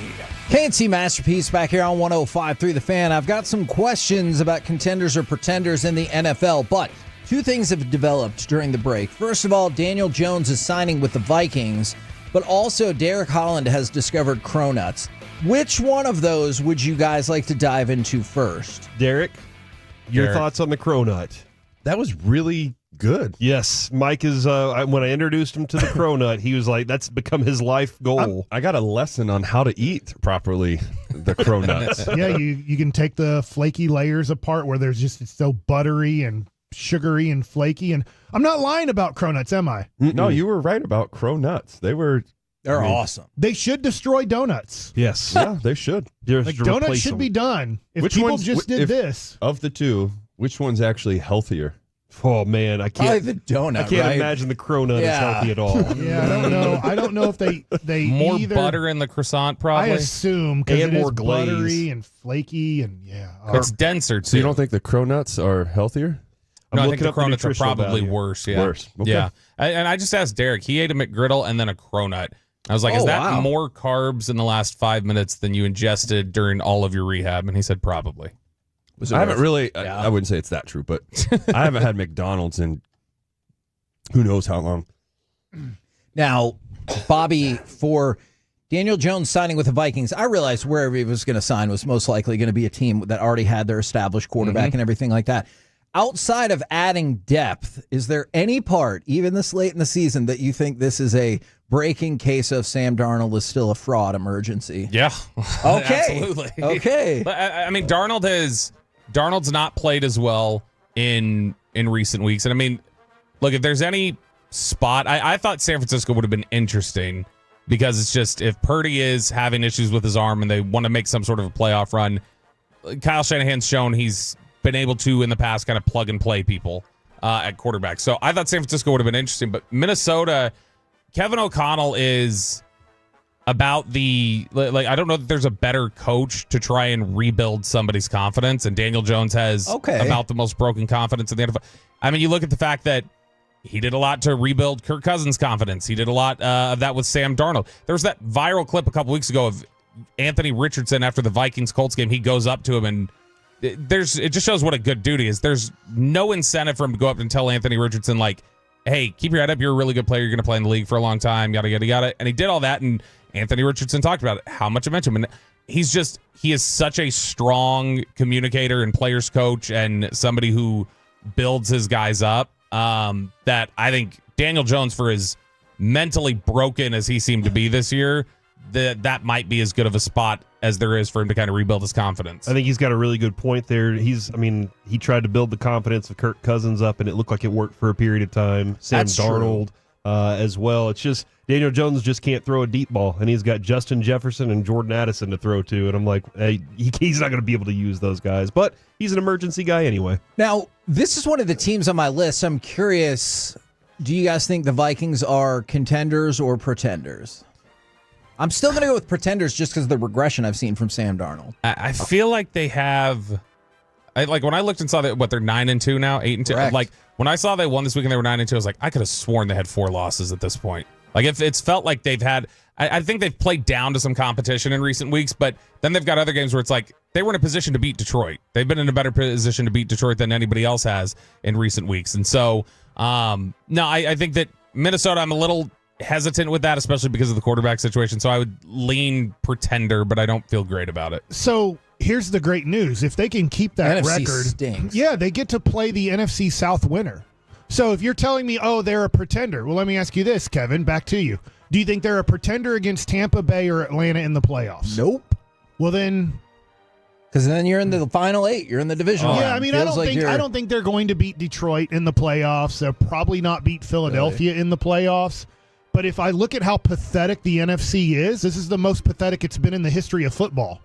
Then you just look at Minnesota and go, Well, yeah, I don't think they're good. I think they're an average team, but they're going to get to play another average team most likely in the first round. Atlanta versus Minnesota is that's a crapshoot because you don't know which Atlanta team showed up. Atlanta can show up and beat the brakes off people. And then there are other weeks they show up and they look awful. I guess the other thing, too, is the division winner of the NFC West is going to be 10-7. Probably, yeah. So, but I mean, you could get Cousins versus the Vikings in the playoffs. That'd be great. We'd get all the storylines. Oh, those storylines are the ones that I want to. All right. I thought you were going to crap being on him because, sarcastic. this is Kirk Cousins. What about the Cardinals then? Because I'm going to stick with the NFC theme for now. The Cardinals and the 49ers. So let's just go and knock out both of the teams in the division. I'm going to say they're real, not taco, Kevin, because they are they are 6-5. So I'm not saying they're contenders or pretenders. I think they are what they are, and that is a 6-5 football team that's they're getting better with Kyler Murray, but they're just so inconsistent. I have no clue what to think of them. Are you saying they are who they thought they were? Exactly. Yes. We thought they were. Yeah, Arizona's interesting because week 1 they very easily could have beaten Buffalo. They were in control of that game for a while, and they've proven to be a difficult challenge for a lot of people. When Kyler Murray's clicking, he's really difficult to stop. So, but I think Corey's right. Like Arizona is basically just kind of what their record says there, and they just happen to be in the NFC West, which allows them to be a contender for their division. I don't know that they're going to beat anybody regularly. I don't know what the hell's wrong with San Francisco. San Francisco is when you just look at the margins in their box scores, the way that they're playing against some of these teams that they've lost to, they're outgaining teams by 140 yards. They're having, double the third down conversions. They're turning the ball over less. It's like, and you lose, you just collapse at the end of these games. And so something just feels broken with them that I've been waiting for them to just click and turn it around. This past week was just like, I think that's nail in the coffin for them. They're pretenders. I got two things, Bobby, that I think on that. Two things. One is they played more football than a lot of teams over the last 4 or 5 years now. Yep. Because they've gone so deep into, except for Kansas City, who somehow figures it out. And those injuries are taking a toll on them this year, specifically on offense. But there's also, a great man once told me, the only statistic that matters is points, not yards. And that is Mike Bassick that said that. Points are more important, and when it gets to the red zone, they fall apart. I've been watching them over and over, and I don't know if it's play calling and McCaffrey not been there, and Jordan Mason, they weren't using him as a receiver out of the backfield. They were just like, you runny, that's it. And so I don't know if Purdy just didn't know what his options were elsewhere because they didn't use him that way or what, but they did collapse a lot of times in the red zone. It's going to start. You're starting to hear more and more just rumbling like the heat could start getting turned up on Kyle Shanahan soon. Yep, that is something I've heard more and more, and maybe even on John Lynch a little bit too. Maybe not now though. Maybe they were looking at Mike McCarthy, and now that they know that he possibly is going back to the Cowboys, right? Like I mean, it kind of puts it in jeopardy a little bit. That look, he's won 12 games 3 years in a row, guys. Yeah. I automatically dismiss the Commanders because they lost to the Cowboys, but what about the Commanders? Yeah, I mean, have you guys seen the chart of Kyle Shanahan's offenses? Yes. When he's coached. So if you look, they're basically all their efficiency numbers for offense. It rises at the start of the season, peaks in October, and then nosedives in November and December. Every single year that he's been a coach in the NFL. Cliff Kingsbury. Yeah, who did I say? Kyle Shanahan. Yeah, I was Kyle like, Shanahan. you're doing a Bassick No, here. You're going...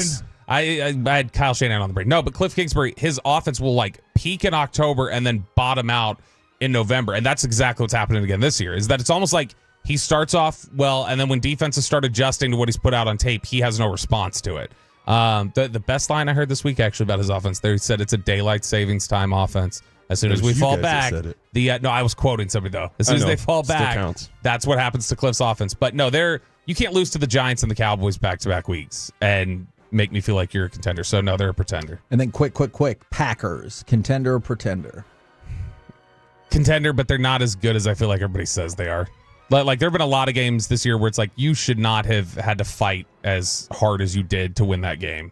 Contender because Jordan Love can get hotter than anybody throwing a football, but he can also throw you to a loss. Yeah, when he's healthy, he's really good, and when kind he's of not, the Romo of Romo was in his prime. He's now the Romo of this league. Thank you very much. And the Chiefs, pretenders. Oh, man, you have been fiery about that for a while. All right, thank you very much, Bobby Belt, for hanging out with us for a couple of hours as part of Piece-A-Thon. Coming up next, we will kick off hour number 5. We will welcome in RJ Choppy as well as former Texas Rangers pitcher, 4-time All-Star, and World Series champion Cole Hamels next on The Fan.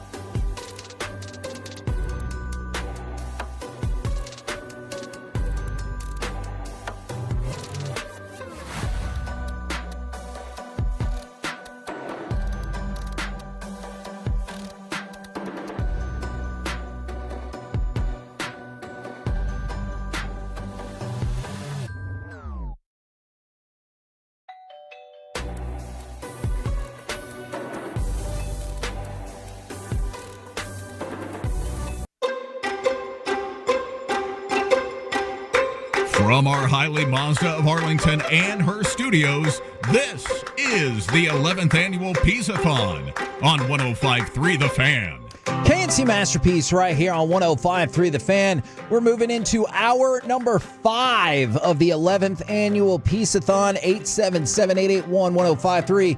If you want to get involved in the conversation on the Frankel and Frankel Injury Attorney text line or the Twitch or the YouTube, the website for the charity is 1053thefan.com/Piece-A-Thon if you want to bid, donate, or anything along those lines. Right now, we bring in RJ Choppy, but perhaps more importantly, former Texas Ranger, 4-time All-Star World Series champion. It is Cole Hamels. Good morning, sir. Good morning. How are you guys doing? We're doing great. Thanks for jumping on for our charity show, and hopefully your gravitas will help us raise even more money.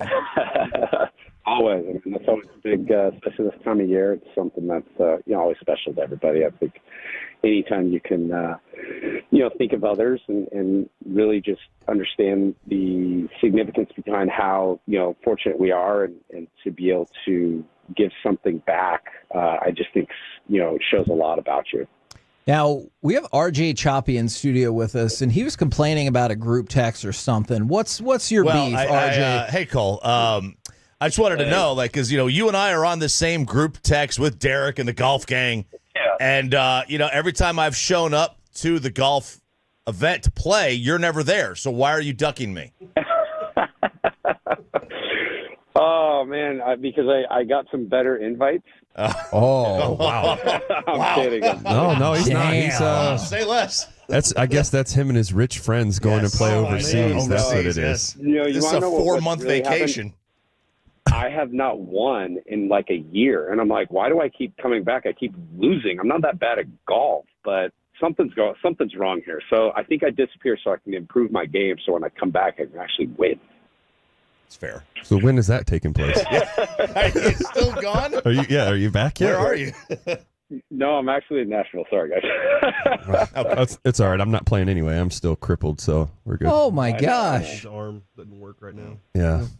Cole, I wanted to ask you a baseball question here. Obviously, you were one of the best pitchers in the game for a while, and there's 3 guys that are for sure Hall of Famers that have been the best in the game for a while, and Kershaw, Verlander, and Scherzer. Can you give me kind of thoughts? Obviously, me winning a whole 10 games in my career, I didn't enter this, equation. When you've been the best or one of the best for a while, and now you're kind of, you're dealing with injury, you're trying to still pitch in the major leagues. At times you're having success, but you're not as dominant as you were, like Verlander, Scherzer, and Kershaw have been maybe the last year or so. What's the thought process as you're not a Cy Young candidate anymore, but you still believe and feel like, hey, I can still pitch in the major leagues and help? I think, that really then you have to start looking at just trying to eat innings. Because I think there's an importance behind that. And even though you're not the type of guy that's going to go 7, 8, 9 innings and strike out 10 to 15 guys and, give up a 1 or 2 runs a game, if you can maintain a level of, hey, you know what, I can still pitch. I can get through the lineup 3, possibly 4 times. I don't have to strike out everybody. I need to keep the team kind of in. And if I eat innings, then I'm a pretty big asset on a team. And I think that's what it really comes down to. And especially guys at that stage of their career, guys just want to win. And I think if you can get on teams that want to win, they need a 4th or 5th starter, you just want to go to the playoffs. I think that's because, you don't need to be recognized anymore for being the Cy Young candidate, like you said. But when you're on a winning team, there's the joy right there, and you can be a part of something. And I think it's a matter of trying to get as many rings as you possibly can, because it's hard enough to get one, but the more opportunities, the more likelihood. We saw Nathan Eovaldi. He really did a wonderful job carrying the Rangers to the World Series, winning the World Series. When you come to Texas and you're considered an ace, is it more pressure because Texas has never had great pitching? I think there's always going to be a matter of. He was looking sorry, Derek. Sorry, Derek. He was looking dead red at my face. You pitched saying an amazing game of the World Series, so I didn't Derek. know what was going on. Could have been better. I just think you want to be on a team that can bring a championship to a city that's never won it, because that's something incredibly special, and you're going to be remembered forever. So that right there is, if you look at players and you look at teams that have never won, if you get into a situation, there's a strong possibility if you can make choices to go to teams that have never won or haven't won in a long, long time, that right there is special in itself. And I think then that's just the joy of playing the game. Are there any other questions that include a Derek Holland insult that you think that we should ask you? Oh, no. I think, with Derek, I mean, it's pure joy. I think more times than not, he's the one that was insulting me in the weight room because I couldn't lift as much as he could. So, Derek kind of motivated me more than anything. If I could get him on the field, I knew that he was going to humble me real fast in the weight room. Now, I'm not saying this is going to happen. I'm not saying it's not going to happen. But if we were to bring on another former Ranger at some point today that just doesn't seem to get along with Derek Holland, why do you think that would? If there was a reason that somebody didn't get along with Derek, why do you think that would be? They couldn't take the jokes. Yeah, but that's not. I was going to say, we don't really joke. He's referring to Tollison. Yeah, Sean Tollison thinks Derek Holland's a weirdo. Yeah, well, it's awkward. Tollison's quiet. No, Tollison's just a really quiet, proper guy. I think that's what happens. Proper. Locker rooms, and we're with each other for so long, and it is the brotherhood that everybody kind of talks about. But there's just times where you joke and you just try to push each other's buttons, and you want to see where you can kind of gauge everybody. And some people just don't have that level, and they just don't want to go there, and it's okay. I think that's what that's why it takes a lot of guys to be able to play the game of baseball, and there's a lot of different personalities. Well, Cole, since we're getting ready for Thanksgiving, and I went over some weird Thanksgiving meals yesterday, or fixins, as they like to say on Eastbound and Down. What's your favorite fixin when it comes to Thanksgiving? I've always been big mashed potatoes and gravy and stuffing, and I think I put gravy on everything. Yeah, that's a good I definitely like the dark part of the turkey and just kind of how that tastes, but I think I put gravy on everything. So you like the dark meat is what you're saying?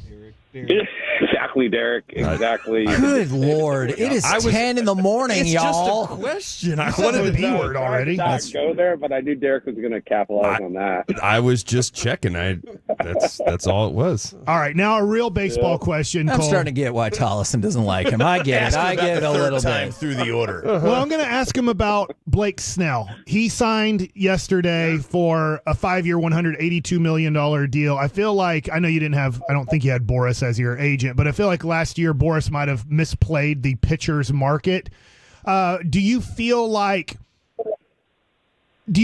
teams are going to offer more than 5 years to starting pitchers the way that starting pitchers get hurt nowadays, or is 5 years maybe the max that a team would go?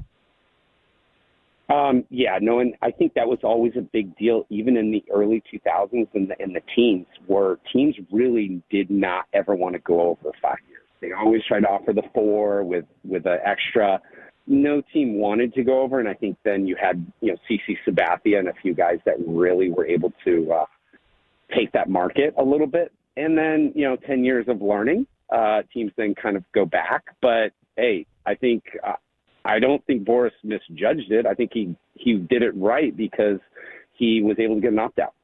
So he hedged the bet. And I think if that's what it takes, then you wait for the best offer. But, there has to be accountability. And I think when you have that, if there's accountability on teams and then there's accountability on players and performance, you have to take your chances. And if you do it right, you're going to make what you feel like you deserve. And teams are going to then protect themselves because they're not going to overextend.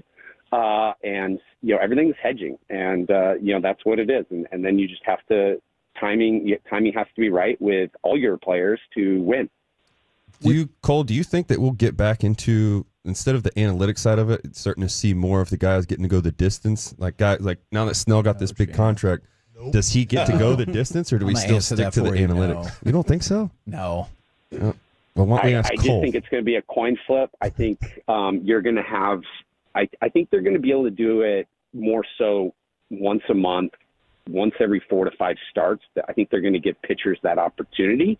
And then if they do get the opportunity where the pitch count gets high, they do, get a complete game, they're then going to want to back it down a game or two after, for their next couple starts. But I think it's just going to be, like anything. It's you ride it all the way up, and then we're like, hey, we got to pull you back a little bit so that we can continually do something, because everything is risk injury management now. And especially if you're giving a player that much money, you don't want him to break, because that's a big dent in your payroll and on your team if a guy like that gets injured for an extended period of time. So I know Derek has another question, but I want to include both of y'all on this.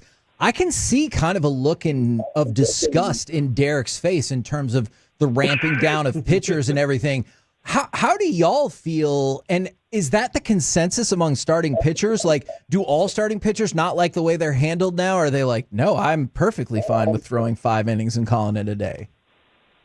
Man, I just think, and Derek can answer too, I think it's almost like they've been groomed in college to the minor leagues to not risk going deep into ball games and not risk going over 100 and something pitches. And I think that's just tough, because Derek and I, we were kind of grown up and taught that whatever you start, you finish. And that's the intention is you're going to max out and pitch 33 to 34 starts in a season. And then you're going to try to get your 4 to 5 starts in the playoffs.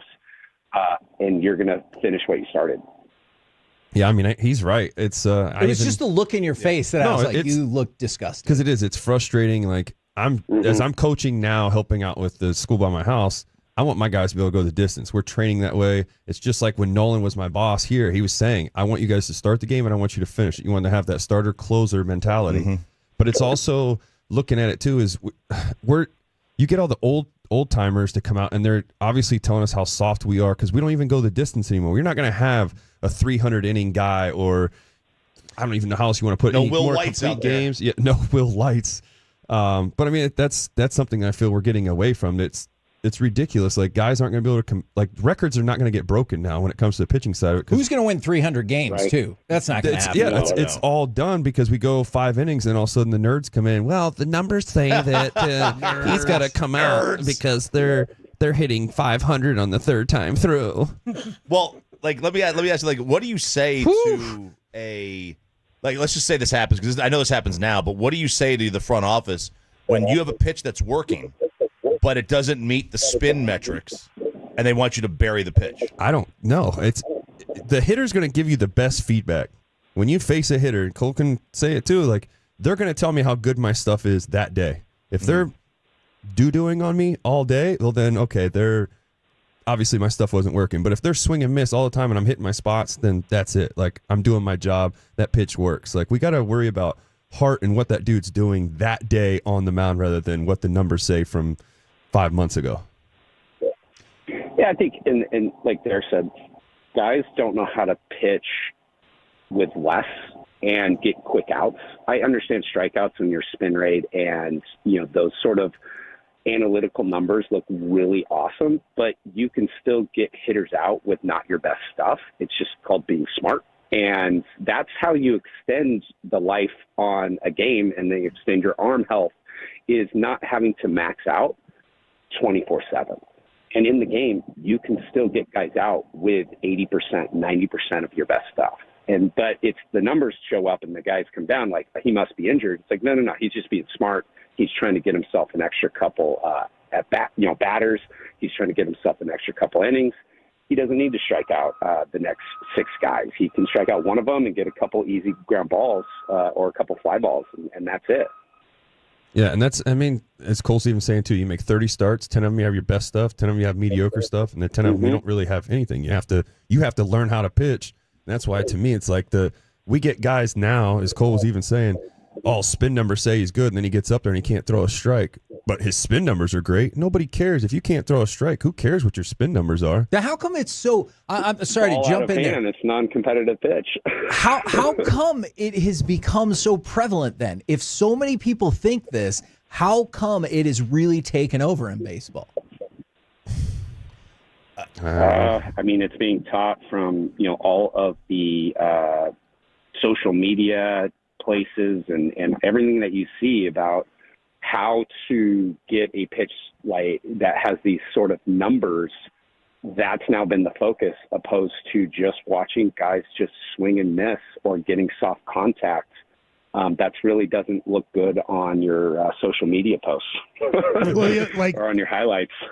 Cole, my best man in my wedding, his son's a senior down in Houston, Texas. He is throwing 91. Can't get a Division I scholarship. Good pitcher, touching 91. Really? And I was talking to him, and he's like, he can't get D1? Nope. He's like, you got the coaches have told him you got to touch 94 from the right side if we're gonna offer a senior in high school a Division I scholarship. No matter how good you are at pitching, you have to touch 94 as a right-handed guy. That's so dumb. I think the analytics guys they're smart people, and they've convinced the owners with like a good PowerPoint presentation. This is how you should run your organization. Nerds. I mean, but they're smart people. Like they know what they're doing, and it's easy to convince the owners. Once you get to the owners, you got everything. Hey, Cole, you had in your career, you had 2 home runs. What if you had your choice? A walk-off home run in the 9th or a punch out in the 9th? Which one are you picking?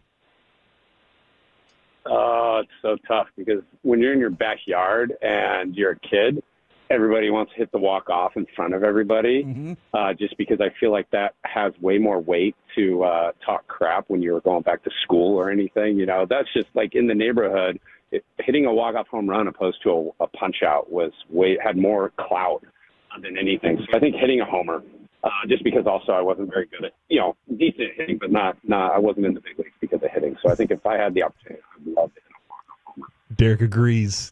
So, 100%. Cole, I've told this story, and in 07, when you're on Philadelphia and you make kind of the miracle run and the Mets collapse and you guys make the playoffs, I had to pitch the last game of the year. Jamie Moyer dominated us, and I come in relief, and I give up a home run to Ryan Howard in the 5th inning. And I tell people that place was louder than when I gave up Barry Bonds' record-breaking home run in San Francisco. Can you kind of, since you were there for a while and you pitched in the World Series there, and can you talk about that Philadelphia crowd is when things are going well? Is there a place that you ever played in that it was louder than? None. It's insanity. Philly just absolutely loves sports, and they know how to be loud. It's just that's in their DNA from the day they're born is all about sports and intimidating the other team and celebrating your team when they win. They obviously know how to give it to you when you're not performing, even if you're, on the home team. But that's what's so special is they live and breathe sports, and they live and breathe that intensity, and they bring it to the ballpark.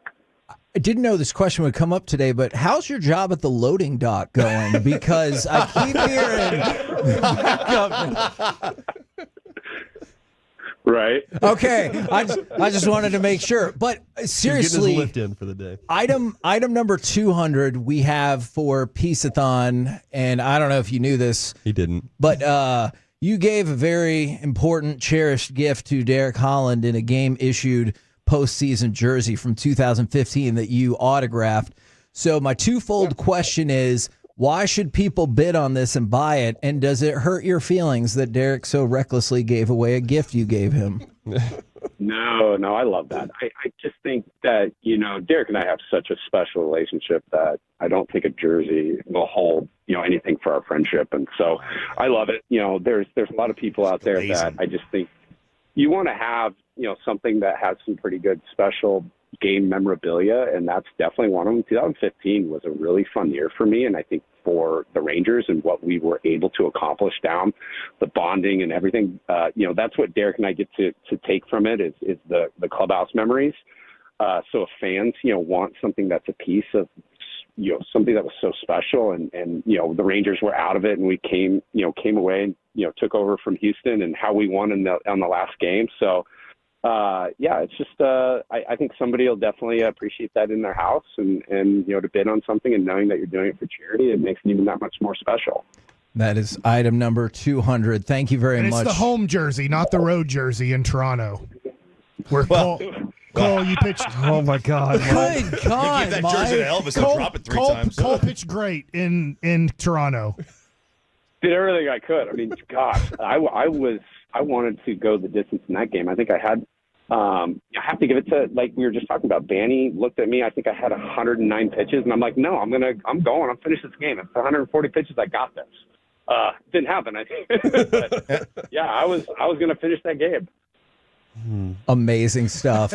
Thank you Cole, for we love you, dude. Yeah, We thank love you for man. putting up with our nonsense and shenanigans as well. You're the best. You're the best ever. Yeah, Chop's waiting for you. Guys.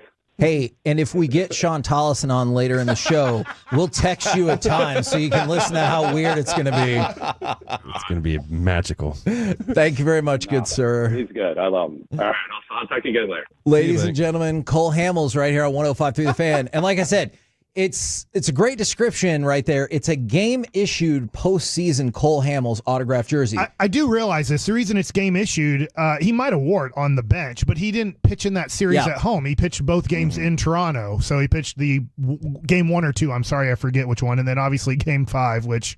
But this was an actual Rangers postseason jersey made for Cole Hamels that he autographed. Yeah, it's awesome. Item number 200. We're the KNC Masterpiece right here on 105.3 The Fan. Coming up next, we will continue Piece-A-Thon with RJ Choppy. Which Giants players, if any, scare you? And where do the Cowboys hold an advantage? Unless RJ wants to talk about something totally different. Next, right here on The Fan.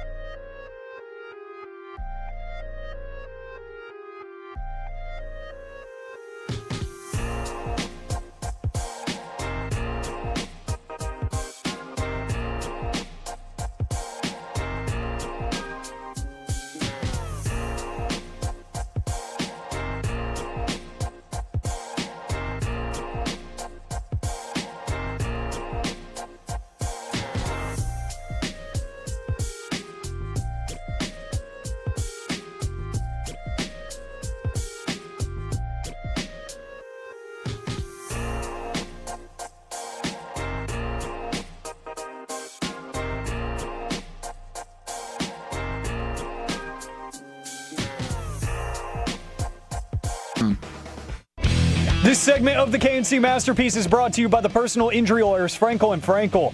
If you've been injured in a car or truck wreck, call Frankel first, 214 or 817-333-3333.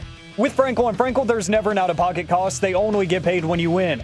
Frankel and Frankel, the go-to car and truck wreck attorneys in Dallas. Neighbors split out wide to the left, top of your screen. Jones on third down, looking end zone, throws. It's Neighbors. Touchdown. KNC Masterpiece back here on 105.3 The Fan as we enter hour number, I guess we've been in hour number 5 of Piece-A-Thon. Thank you once again to Michael. We've had some folks up at the studio today hanging out who've donated some stuff or donated a bunch of money or brought food. So there are options. If you have a donation receipt that's pretty darn impressive, well, we can certainly invite you up here. All right, we're going to get to in just a minute if there are any Giants players that scare you and where the Cowboys hold an advantage with Sir R.J. Choppy, who did not know that the Stars were actually playing in Chicago this evening. But neither did the Stars, for that matter. Actually, yeah, that's a good point. What's funny is he's like, I'm going to the Stars game. So, yeah. But he didn't have a ticket. He's just like, I'm going to get a ticket. Yeah, I have a guy with the Stars that works at ticketing. He's a buddy of mine, and I said, hey, I shot him a note like 2 weeks ago. I said, hey, I want to go to the Stars game the day before Thanksgiving, because every year they play at home. Yes, on the day before Thanksgiving. You know the Mavs are playing there tonight. That's why they're not. Oh, losers. And I was like, all right, bet. Yeah, let's go. And because we go every year. And like 2 days ago, so I was like, all right, I'm gonna do 5 o'clock with the Piece-A-Thon, and then we'll go to the game. We'll go to dinner and then go to the game. He sends me a text. He goes, hey, I'm just realizing this. We don't play at home on Wednesday. He didn't even know. Yeah. He had no idea. Even the Stars people, Kevin. Even the Stars people had no idea. And the schedule's been out for quite a while, I'm told. So this was a bummer. Before we dive any further into the Giants, Kevin, I completely missed this one for Are You Better? Oh, no. Turning 53 today, Mike's best friend, Yvonne Pudge Rodriguez. Whoa! Are you better than Pudge Rodriguez? Hell no, I'm not better than Pudge Rodriguez. He is the greatest Ranger in the history of the franchise, and I think there should be little to no debate about that. Yeah, okay, that's an interesting one. So are you saying this from like his what they did with the team? Yeah, what he did on the field, because I realized from like a talent notoriety standpoint, Nolan Ryan's going to be up there from a talent standpoint. You could argue Josh Hamilton, but I would put Pudge in 1, 2. Now that's probably also reflective of like when I got super into sports and super into the Rangers. It in Michael Young's face, huh? I think I'm not kidding. I love Michael Young. I think at best he's third on the list. Okay. And even I'm not sure about that. Pudge is way better than me, but also we do have a multi-autographed Pudge and Johnny Bench art piece available in this Piece-A-Thon auction. 1053thefan.com/Piece-A-Thon. Nice. Now, that's tough because this is probably the worst team in football, if not one of the 3 worst teams in football. That is the New York Giants. Is there an Azeez Ojulari just went on the IR? Is there anybody on this team that concerns you? Is it Tyrone Tracy and Malik Neighbors, and that's about it? Yeah, Malik Neighbors is definitely the first person I think of because that's their offense. Tyrone Tracy can run the ball too. It's been interesting to watch how the Cowboys have been more effective over the last few weeks now at stopping the run. Mike Zimmer finally got that rolling a little bit. Mozzie may have had his best game last week against Washington. No, you're absolutely right about that. As they've gotten healthier, you're starting to see that more. And when they moved Micah into the 3 technique, he's actually good at that. When they put him out on the edge and say stop the run, people can run right over him because he's standing up. Yeah. He gets down in that 3-point, 4-point stance. He's actually good at stopping the run there. So I think they've gotten better at that. But Malik Neighbors, because he is the number 1 target, Broad has said it this morning, I wouldn't be surprised if they go 25 targets at that guy. That's the first one to think of. I just think quarterback situation is what scares me. We don't know what we're getting necessarily yet with good old Danny DeVito, even though it's not him, but it's Tommy. How much more would that game generate buzz if for some reason Danny DeVito was actually going to be the starting quarterback? That would be amazing. AKA Bryce Young. Wow. We should have known. Maybe Danny should do the coin toss. That would be cool. With all the juice. What did you just say? With all the juice? Holy crap. I thought we were about to I was going down. hit the jump button. Jersey Mike's. What? Jersey Mike's. Gotcha. Yeah, the sizzle is what he was talking about, Mike. I get what you're doing. See, Mike's way. It makes sense. Yeah. Mike's way. Yeah. Danny DeVito. Is No, he the no, Jersey I got Mike's? it Is he now. a Jersey Yeah, Mike's? He does Jersey he does all the Mike's commercials. commercials. Sounded like you said something else. that Yeah, made me I nervous. wasn't sure where you. I knew Well, let's just exactly get what back you said, to the Mike. football talk Yeah. then. Yeah. I'll just Okay. save you there. Tracy scares me. Yes, I think that's probably where I am as well. More than 5 yards a carry. They're not afraid to give him the ball. So it does seem like a steady diet of handoffs to Tracy, throws to Malik Yeah, Neighbors. and the Cowboys can't stop the run at home for whatever reason. Maybe their defense just doesn't work on turf. I don't know what it is. Wait, what about the time? What time's the game at? It a is. 3 o'clock game. I'm really Yeah, glad it's 3 o'clock. that you Yeah, asked sun, that. big sun.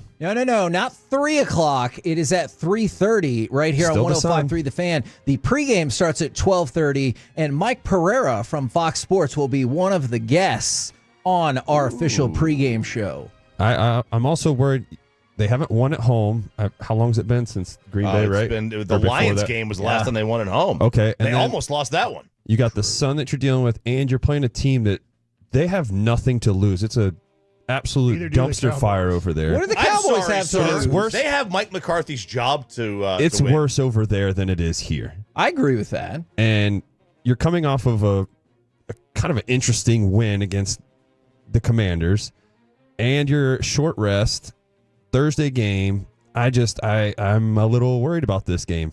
I'm a little nervous, I would say, as a fan of the Cowboys. Oh, why did you say that sarcastically? Well, he's a Browns fan first. I just cheer for him here and there, and just Gotcha. love watching.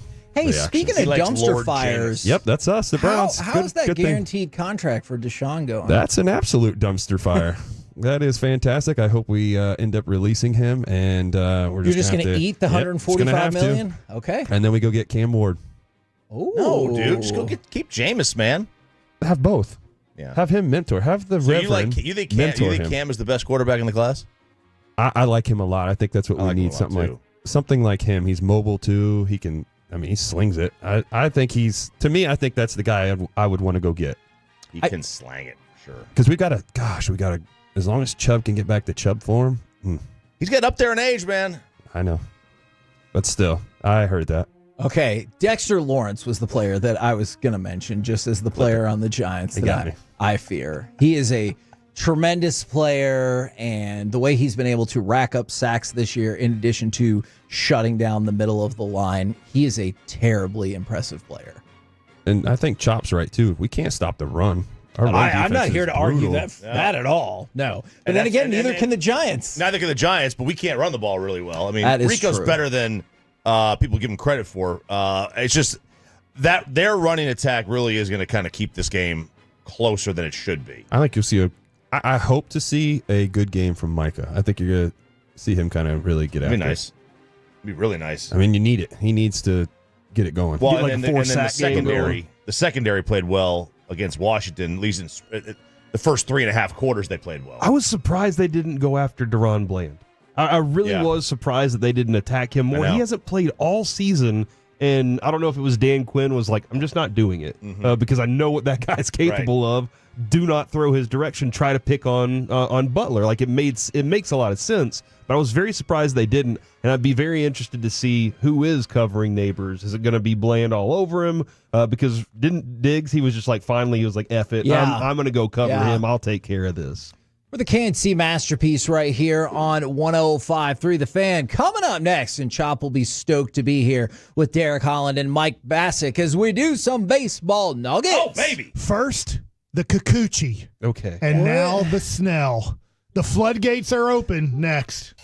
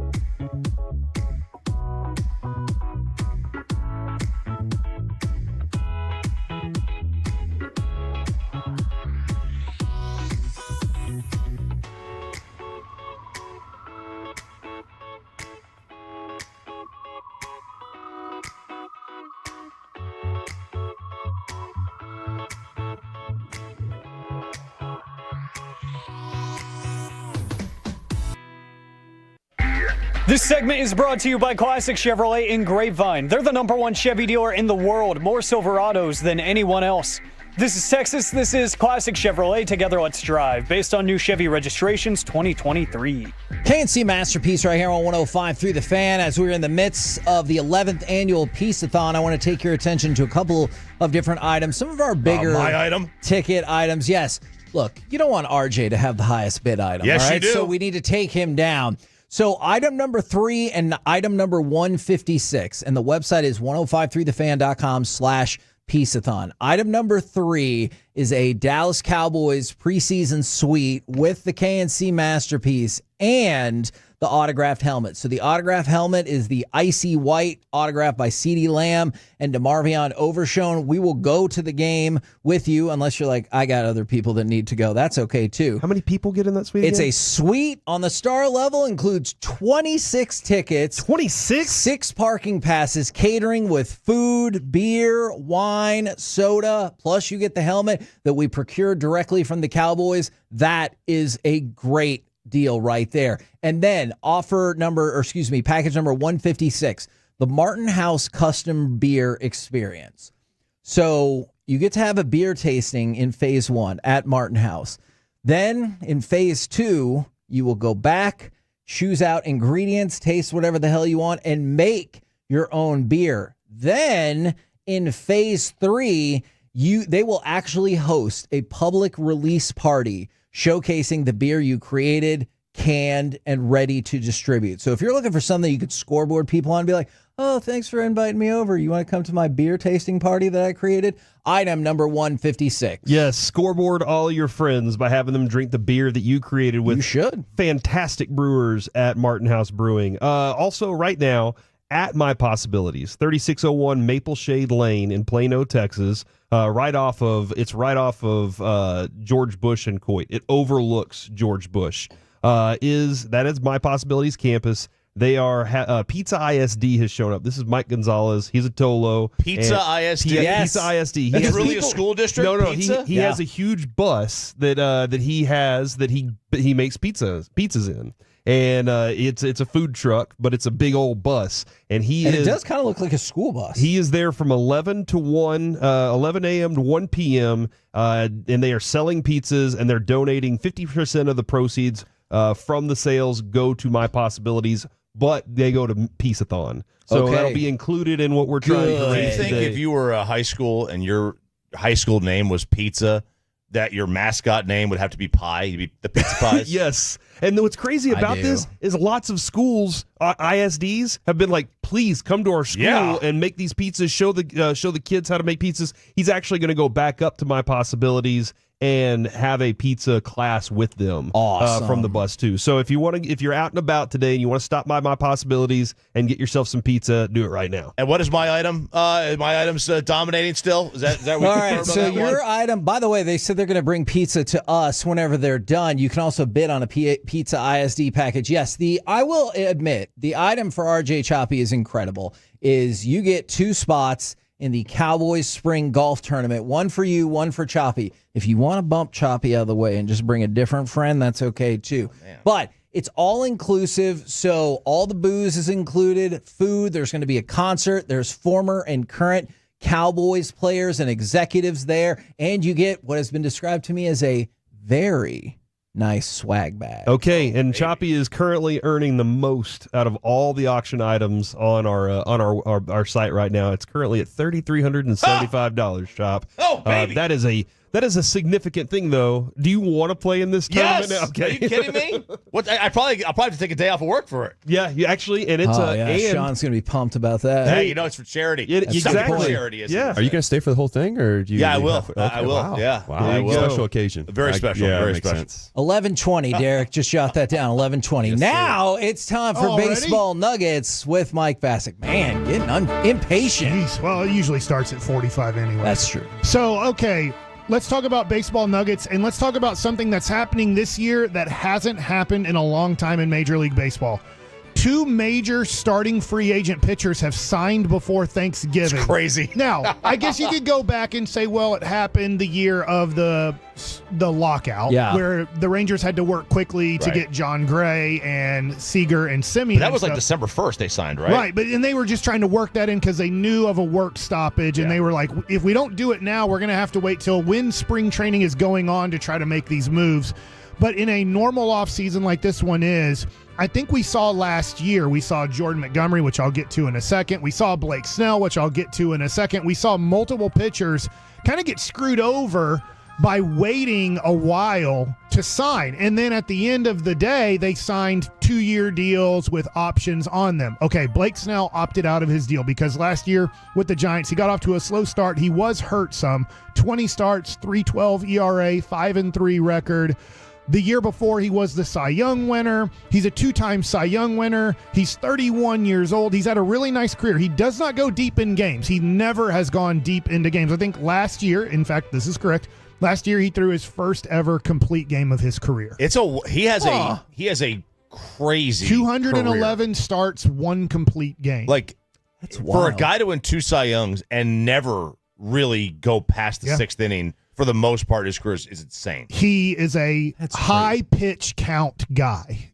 He walks quite a few guys, but he strikes out a lot of guys too. In fact, I just saw him on MLB.com. I think MLB Network. They were just showing that he has the most strikeouts per 9 innings in a stretch. I don't know if it's from 2018 to 24 or whatever it is, but he is the leader in strikeouts per 9 if you just get it down to where he is at the last maybe 3 to 5 years. He pitches like he's almost like, I don't want to say like he's scared of contact, but like if you're that wild, like you obviously don't want to throw anything remotely close to the zone, but he gets results. Yeah. Now, the one thing that you have to worry about here is the 5-year, $182 million contract won the Dodgers is how much money do they have left? Like, are they going to...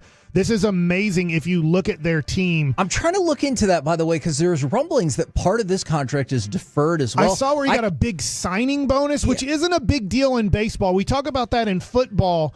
And I'm just wondering, have the Dodgers figured out a way how to manipulate the luxury tax that other teams haven't figured out yet? They might have. I'm trying to find a breakdown of that contract, and yet here we are. So the luxury tax should take into account the average annual value, not the deferred payment. Right, because so, for Shohei made $2 million last year, and they did charge him more than that on their let's say cap number, but still it was a very low number. It should be the full number where it wasn't $70 million, and it looks like they're trying to do something in this Blake Snell deal where $182 million, but $52 million is just a signing bonus, and I'm like, how they're doing something to manipulate the luxury tax, and maybe they figured out a loophole with how much money they have. It's going to be closed. Yeah, I'm sure. Wow. So this is. Sorry, real quick.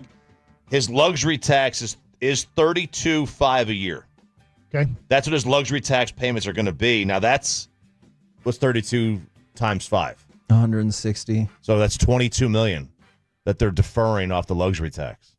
Yeah. I mean, that's a good deal if you can get it. They're doing things very smart to defend their title, and they are going to be very tough to beat. We'll see what else they do. They're not saying they're done. They're saying that they're still going to be competitive with certain guys. Now, here's the other news I wanted to get to.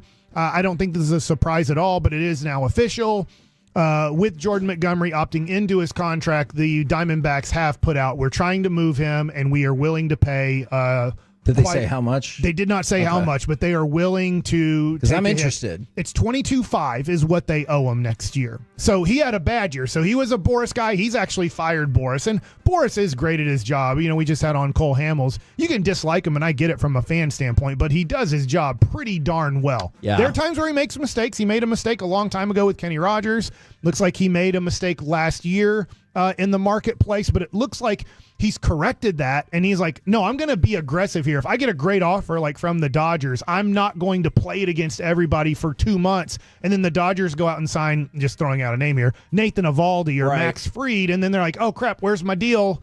And I don't know if he has those guys as clients, but if he didn't, then he'd be like, oh, crap, and he did lose Montgomery. Right, he still gets that money because he signed that contract. So Boris still gets the, let's say, 5% from that contract. Like this year, he still gets the 5% of the $22.5 million because he was his agent when signing that deal. But the Diamondbacks are now officially like, we're not keeping him. We want to move him, and it's $22.5 million. And like I said, I think the Rangers should really look into this and say, look, we will take $7.5 million. We will pay $7.5 million for him. You guys have to eat 15. You guys said it was the biggest mistake you've made in your lives. We'll take that mistake off your hands, and you guys now only have to pay $15 million this year instead of $22.5 million. I think that would be a great signing from the Rangers, because if you look at him, you could say, hey, maybe he turns into our number 3. Our number 2. If we get Eovaldi back and you get Montgomery, I would be pretty happy about that. And you could use Montgomery in the pen at times. He has done that. You're hoping that he pitches so well you wouldn't want to do that. How do I put this in a very non-offensive manner? Has his belly button gotten smaller? He's a big dude. I saw him in Arizona this year. He's a big dude. Obviously, that was an issue in free agency with teams, that they were worried about his body structure or his body type at about 30 years old. And just wondering, if we sign him to like a 5 or 6 year deal, which Boris wanted, what is he going to look like? If we're already worried about him now, what is he going to look like in year 3, 4, 5 of this deal? I'm hoping this, Derek, when you struggle that much, I don't think you ever struggled that much in the major leagues with what Jordan went through last year. I think he had an ERA over 6. Well, let's look it up. I've definitely done that. Okay. Look it up here.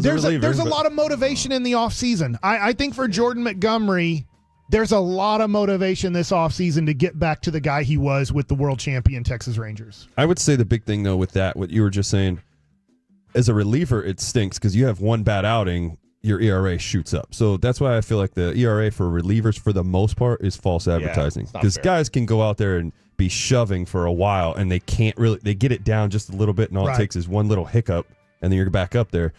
To me, I think, I'm with you. I would love to see him back here again. I think get back with Maddox. Maddox will get him right where he needs to be again, be the Montgomery that we had. I also, and I'm just throwing this in there because I like this guy, Sean Manaea would be a good pickup as well that's out there. I do think in your case here, I do think, and I'm out of time. I think the Mets go back to. I do think Manaea, Montgomery, Heaney. The Rangers need to get one of them, but I think they can only afford one of them. I'd like to see him get Bieber too, who's coming back from. Bieber is a right-hander. I know. I'm just throwing that another name out. Yeah, but if you have Cody Bradford, your guy, right? Yep.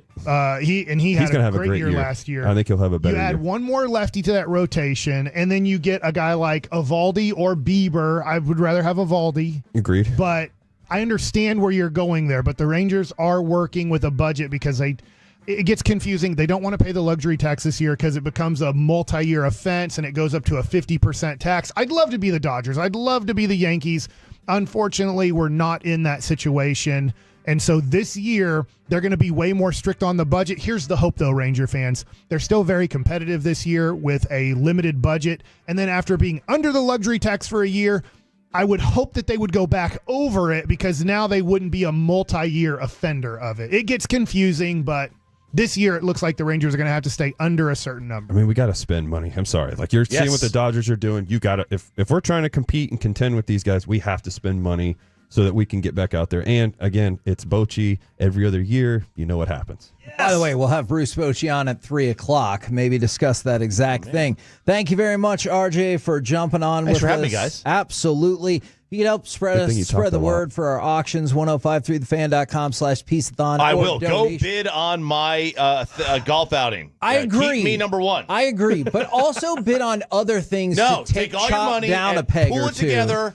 I'm going to try to get a free beverage card out there just for our group. Okay. Of course, Just anything for our free group. for you. Huh? Anything free for you. No, I'll take care of No, that. I bet you won't. I'll bring some beer. You can't To the course? Yeah. Okay. I always bring my own alcohol. Oh, well, they do have That's lots of frowned upon, alcohol but that's included It is there frowned already. upon. It is frowned upon. I won't do it for this event. Coming up next, check in. We're moving into hour number 6. We will bring on Peyton Russell and talk with our Dallas Cowboys insider, Mickey Spagnola, right here on 105.3 The Fan.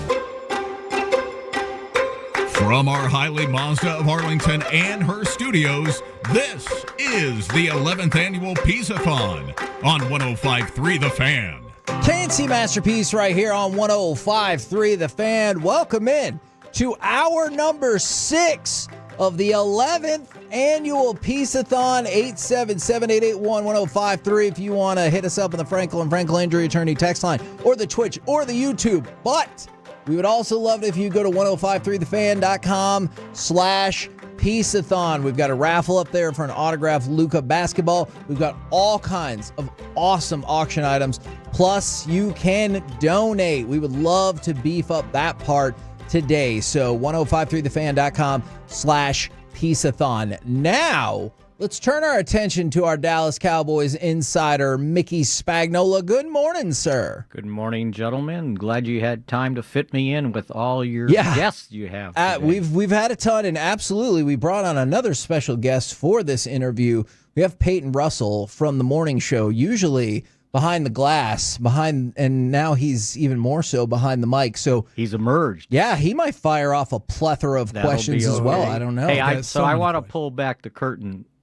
When you threw out the question about left-handed pitchers, yes, did you know what the answer was coming? I did not. That was amazing. That is an excellent way to describe it. Amazing. I would agree with that. That whole deal was amazing, as a matter of fact. Absolutely, I would agree with that. That was fun, yeah. Now, I know I'm going back about a week or so ago, but I was thinking about the Cowboys' last game, and I know one of the things that Belichick said on the Manning cast was, hey, go tackle him. You wear pads for a reason. Go tackle him. I realize with the injuries and everything, it's been tough, but have you seen any progression in the Cowboys' tackling in maybe these last couple of games? Well, I noticed in this last game, when they've had an opportunity to be more physical, they have been. I saw some of those sideline collisions where there was a bunch of guys there trying to make a tackle and somebody comes swooping in and knocks the daylights out of someone. Now, I'm not promoting what happened on that final kickoff. Yeah. But that was another indication of how physical they've been trying to. Now, it would have been nice if somebody could have got within arm's length of, was it McLaurin on the last touchdown? I think so, McLaurin. McLaurin, yeah. He's just running in space. No one even really had a chance to. He's so fast, and they didn't have a chance to get a hand on him. But other than that, I did notice it being more physical, like this is intentional now. And that's a good thing, because that's certainly what had been missing. Speaking of the physical nature of the sport itself, I still remember, Mickey, whenever I was working at the website with you as an intern, and I remember walking by Dat Win and seeing his knee swollen up the size of a basketball, and you were like, so are you going to play? And he was like, yeah, I'll be out there. And he did get out there. How surprised would people be about how beat up maybe CeeDee Lamb actually is right now? And I think he is. And I think that's why I thought his performance on Sunday was remarkable, that, he was working through some things, but if you saw him just, being physical, trying to get first downs and doing everything he could to break tackles. And, I know it was, not for a lot of yards, but those 10 catches I thought was pretty remarkable. Is that I'm sorry, Mickey, just real quick, because I think this speaks to your point. I think it's all the more impressive that so many of those 10 catches were shorter or in traffic, because it felt like he had to do so much more work to get to those statistical numbers. You took the words right out of my mouth, because someone asked Mike, maybe it was yesterday, it was like if he was worried that CD's average per catch is down from last year. So last year he averaged 13 yards a catch. This year it's at 10.9. Yeah. And I'm going, hey, he leads the league with 77 receptions. Correct. Do you know that? And for a team that's got the 20th ranked offense and has had trouble scoring touchdowns, and he still leads the league in receptions where he finished last year. Now, I realize he's off his pace of 135, but still 77. I think I figured out that would get him to about 1,100 catches if he stays on that pace the rest of the season. Do you want to say that again? You said 1,100 to 1,200 catches. I mean, I'm sorry, 100. Yeah. That would be amazing. That would be great. I got a career record there, right? Cooper Rush is here to stay. His connection with CeeDee Lamb's unlike anything we've ever seen. Now, on the Giants front, and this is always the tricky thing about, we've talked about numbers can bend in a whole lot of different ways. On the one hand, it looks like the Giants have a fearsome front because they're fourth in the league in sacks. However, as of late, they have really struggled to get pressures and sacks on the quarterback. What do you make of their defensive front? Yeah, I don't know that I've seen enough of their games to, be an expert on what they're doing up front. But you thought, going into the season, that was going to be their strength, right? Their defensive front, and they've got to go up against, we'll see. I would imagine Zach Martin's not going to make it back for this game. So you're going to have at least one backup. Your other guard, Tyler Smith, probably try and go back to what you brought up, trying to play through something to be able to be out there. And then they don't have Awesome Richards as a swing tackle. I would imagine Chuma is going to be able to do that. So, it's still a young offensive line when you consider, 3 of the 5 spots. So, the Cowboys have to. You saw what it meant to Cooper Rush, giving him that protection in this last game. I think he got sacked once, and the one was at the end when they were trying to run out the clock. Yeah. So look how, he put up a career high 117.6 quarterback rating. And I believe it was his second most passing yards other than the one game he played in 2021 when I think he threw for more than, I guess he threw for 300 that loss the previous game, right? When he had to throw the ball 55 times. So he had probably his most efficient game, but he had some protection. He wasn't under duress the whole time. And it makes a difference on how a backup quarterback plays, which brings up the point, if the Giants are going to play their backup quarterbacks, you can't let them get comfortable in the pocket. You got to go after them. You got to get them, especially if it's DeVito with his lack of experience. And you remember last year, what did they beat them, 49-17? Yeah, pretty bad. And sacked them 5 times. And that's what you need to do. Now, it might be a different story if they put the better quarterback in, Drew Lock, right? It could be. I know DeVito's like, I'm going to play no matter what. We'll see about that. Yeah, we'll see. Well, you don't want Locke in there. You don't want to have to face a Missouri quarterback, okay?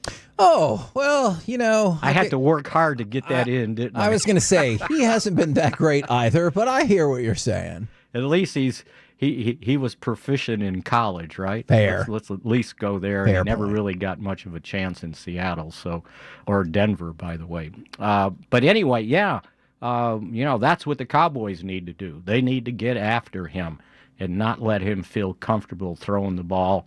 Now, he's going to try and run a bunch, but again, that didn't work out so well last week, or I guess Sunday. Mickey, would it actually be a disadvantage for the Cowboys if Drew Lock did start this game? Is he the better quarterback than Tommy DeVito? I think so. He's the backup, right? And they decided to go with the third guy. Go figure. Now, maybe they think that, if we can't protect the quarterback, let's put in a guy that can at least run around, right? Maybe escape some of the pressure, because Locke's not exactly the most mobile guy. But I think that's an advantage if they start a sore, beat-up DeVito. How excited are you to see Lainey Wilson perform the halftime show, Mickey? Oh, you know what? I actually am. And I'm not a big country music fan, but I've seen enough of her. And she's all over the place now, right? Yes. Whatever TV show or talk show you turn on, she's on it. But I think she's pretty fun to watch and entertain. And at least this time, there's sometimes I'm not really sure who they got out there at halftime. But this time I think they've hit a home run, and I'll probably sit there and watch it myself. See, Kevin? And you said he wouldn't be. You're like, I doubt it. I want to know more You about just the think people. I'm one-dimensional, don't you? I actually just wanted to know more about the people you're like, who the crap in hell is this person? It's Like, happened before. Well, I've done that before. I can't, and I can't. I wish I could tell you who it was. I'd have to have a list. But this one, I'm pretty excited to see. Yeah. All right, absolutely. now the Cowboys are 0-5 at home for the first time since 1989. If they lose to, I saw all those, by the way. yeah, and so you get it, but if They you- only won one game on the road too. That is true. If you lose to the worst team in football or one of the worst 3 teams in football, should I give up hope on a home turnaround for a home victory this year? Home victory. Yeah, even a home victory. You still got some teams with losing records coming in here. Okay, that's right? the spirit. As long as they keep playing, right? And they have, and they should get credit for that. It's. I was trying to remember who said it. I think. Oh, I know it. It was Tyler Smith. He said when they were asking him about continuing to play despite the record, and he goes, "I'm playing for the players. I'm playing for the guy next to me, and that means a lot to me." And so, if that kind of permeates the locker room, then they've got a chance. As long as winning is important, and I think it is to players. Maybe not so much to the fans watching if some have already given up, but it means a lot to them, and I'll guarantee you it means a lot to the coaches too, because you never know when you're looking for a job. I keep saying this.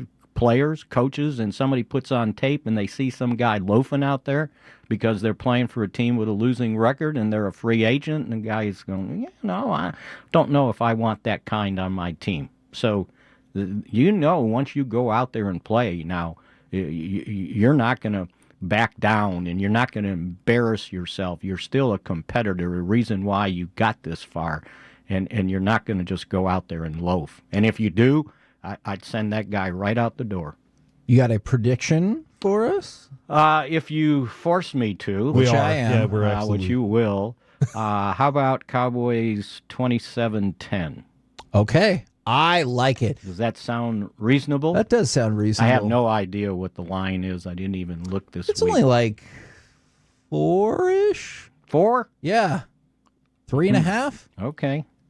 Ooh, Mickey thinks it should be a lot Yeah. more than Well, that. I'm thinking they didn't watch.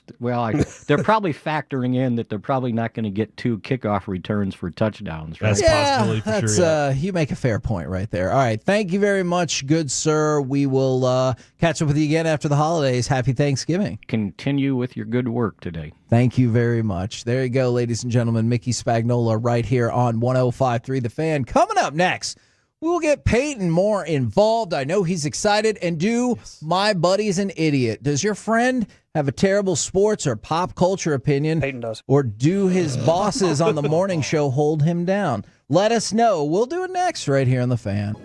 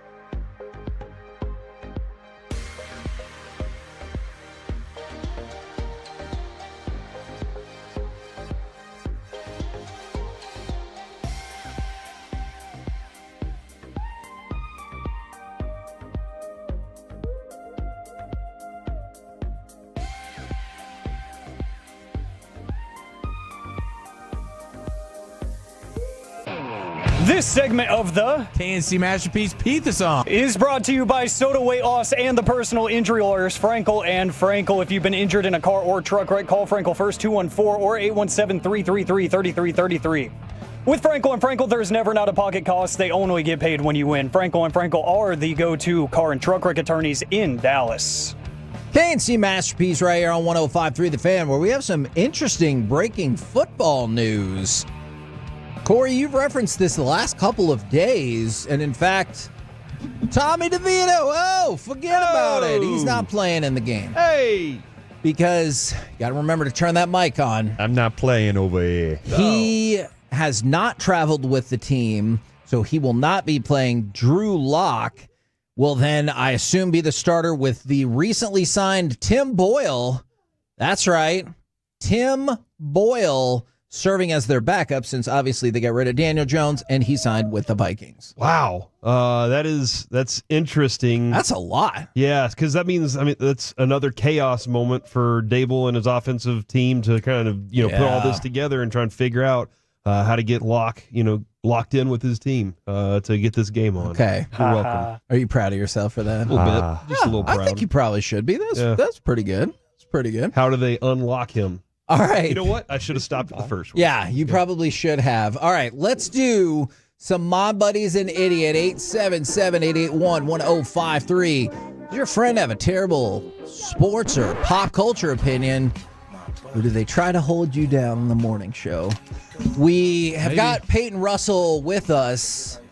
Peyton, is there anybody that you need to say is an idiot before we really dive into this? Well, I would like to go after Alec Medford, but then I have to turn my attention to you, Kevin Hagelin, because you make the run sheet, and I was very disappointed when I saw at 6:40 this morning, you decided to run a AM on the FM. Is that when the payload normally is? Usually it's Thursdays, but Thanksgiving. That's a coincidence, Yeah, I'm sure. so I don't know if that was on purpose or you just had to, you had 20 minutes to just fill in there. Something needed to put Alec on the spot, but it was definitely on purpose. I don't want to lie to you about that. Yeah, that hurt my feelings. It was definitely on purpose. I'm Peyton, I just want to say, because, we do take a lot of credit for where you are at this point. You do. All the advice I gave to you when I was very, very drunk at Mudbug Bash one year. Neat. But who knew? I was very drunk. That being said, your rivalry with Alec is one of my favorite things at this station. So it's been a lot of fun to watch y'all go back and forth, even on Twitter too. I really did think that I was going to come in here and the first thing I was going to hear was like the top of the hour intro and then just AM on the FM intro the entire time. I was thinking it was going to be an hour long. I was preparing myself for that. Alex said no. Oh man, That was close. Look, we're almost half an hour into this. I'm only here till noon. We're going to survive, but man, I was having nightmares last night of just hearing that intro over and over and over again. Just so you know, greatness strikes at noon. Does it? Because Zach Wolchuk's coming up. Oh. And somebody else. Oh. Sean Tolleson. Oh, wait a minute. He starts before that. Oh, my gosh. All right, let's get it together here, people. What is going on? I don't know. From the 806, am I an idiot? I'm honestly more worried now. Locke isn't good, but we've seen him have good moments. Look, he's better than Tommy DeVito. I'll admit it. What's the deal? What's happening? I think we were supposed to have Tollison right now.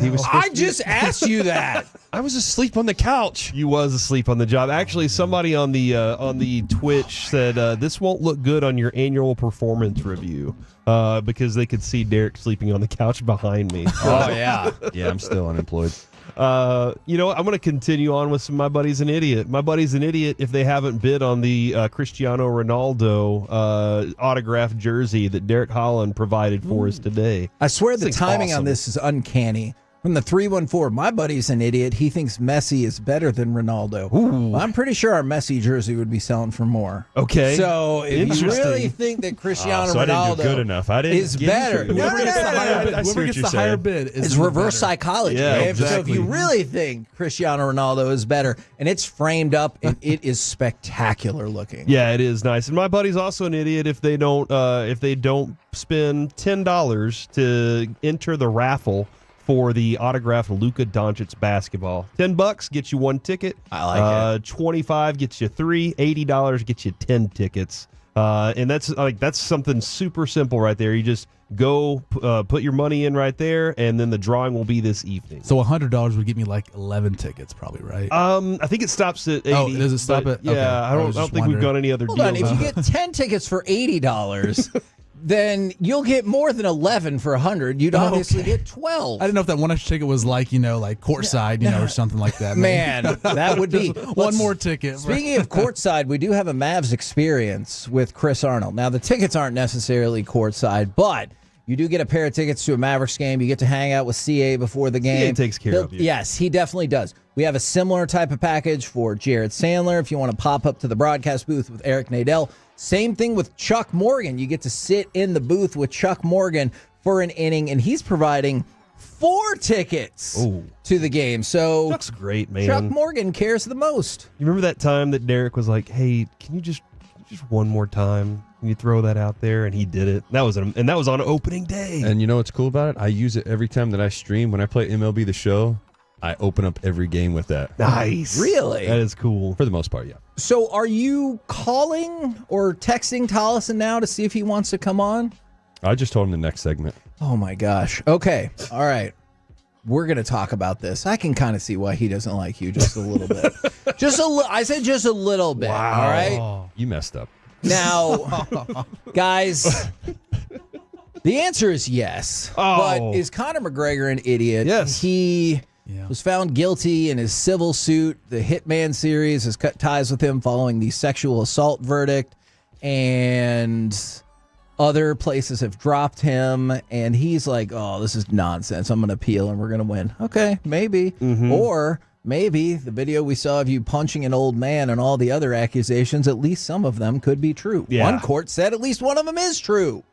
And I saw you punch that old man in the face at the bar. Shouldn't be punching old men, dude. You probably shouldn't be punching anybody, break their right? hip. Yeah, you're a professional puncher. You can break their hip. Yeah. Oh, don't break. You're saying do break their hip, or Yeah. okay? No, we don't want to break old men's You'd hips. rather break a hip than a face, right? That's- Well, but we don't want to. Ooh. Yeah. What an intriguing question. You want your hip gone or your face gone?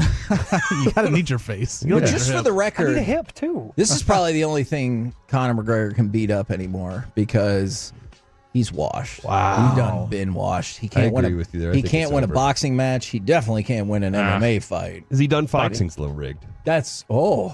What's that? No, he's going to be fighting Michael Chandler again next year. I've heard about this fight for like 3 years. I don't know if it's ever going to happen. He's like, oh, I stubbed my toe. I can't fight in the last one. So I'll believe it when I actually see it. Guys, is the Tennessee Titans offensive line idiots because Will Levis got sacked 7 times in the first half on Sunday. He was just the 5th quarterback to ever go through that. However, he still threw for 278 yards, 2 touchdowns, and Tennessee won. That is impressive.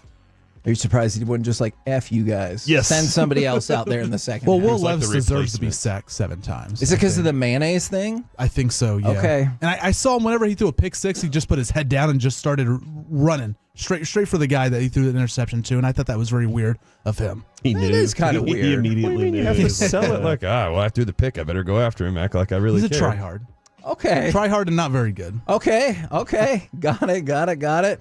Now, Derek, is there anybody you need to call to task, or is there anyone else, Corey, you want to call to task for potentially being an idiot? Yeah, I think if you have not bid on the Cowboys suite, which has 26 tickets for the Cowboys preseason game with the KNC Masterpiece, if you want us to show up, it's at near the 50-yard line at the star level. 6 parking passes, catering, food, beer, wine, drinks, so much more.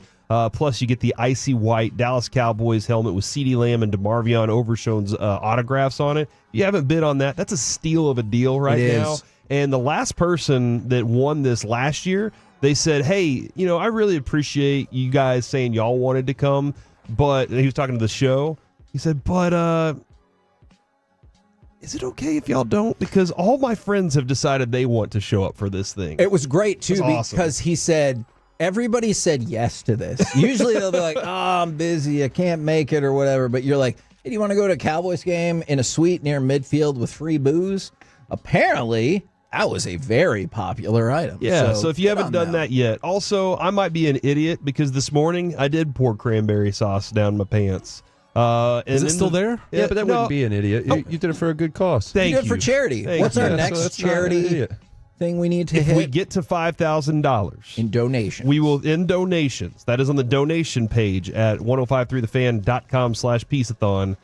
We will do the mousetrap maze, ladies and gentlemen. We will have the Those are mousetraps big mouse laid traps. out. Actually, these are the littler ones, but the big What? ones. The big ones can be on their way. The mousetrap maze will be laid out in the hallway here, and we will have to run through it blindfolded.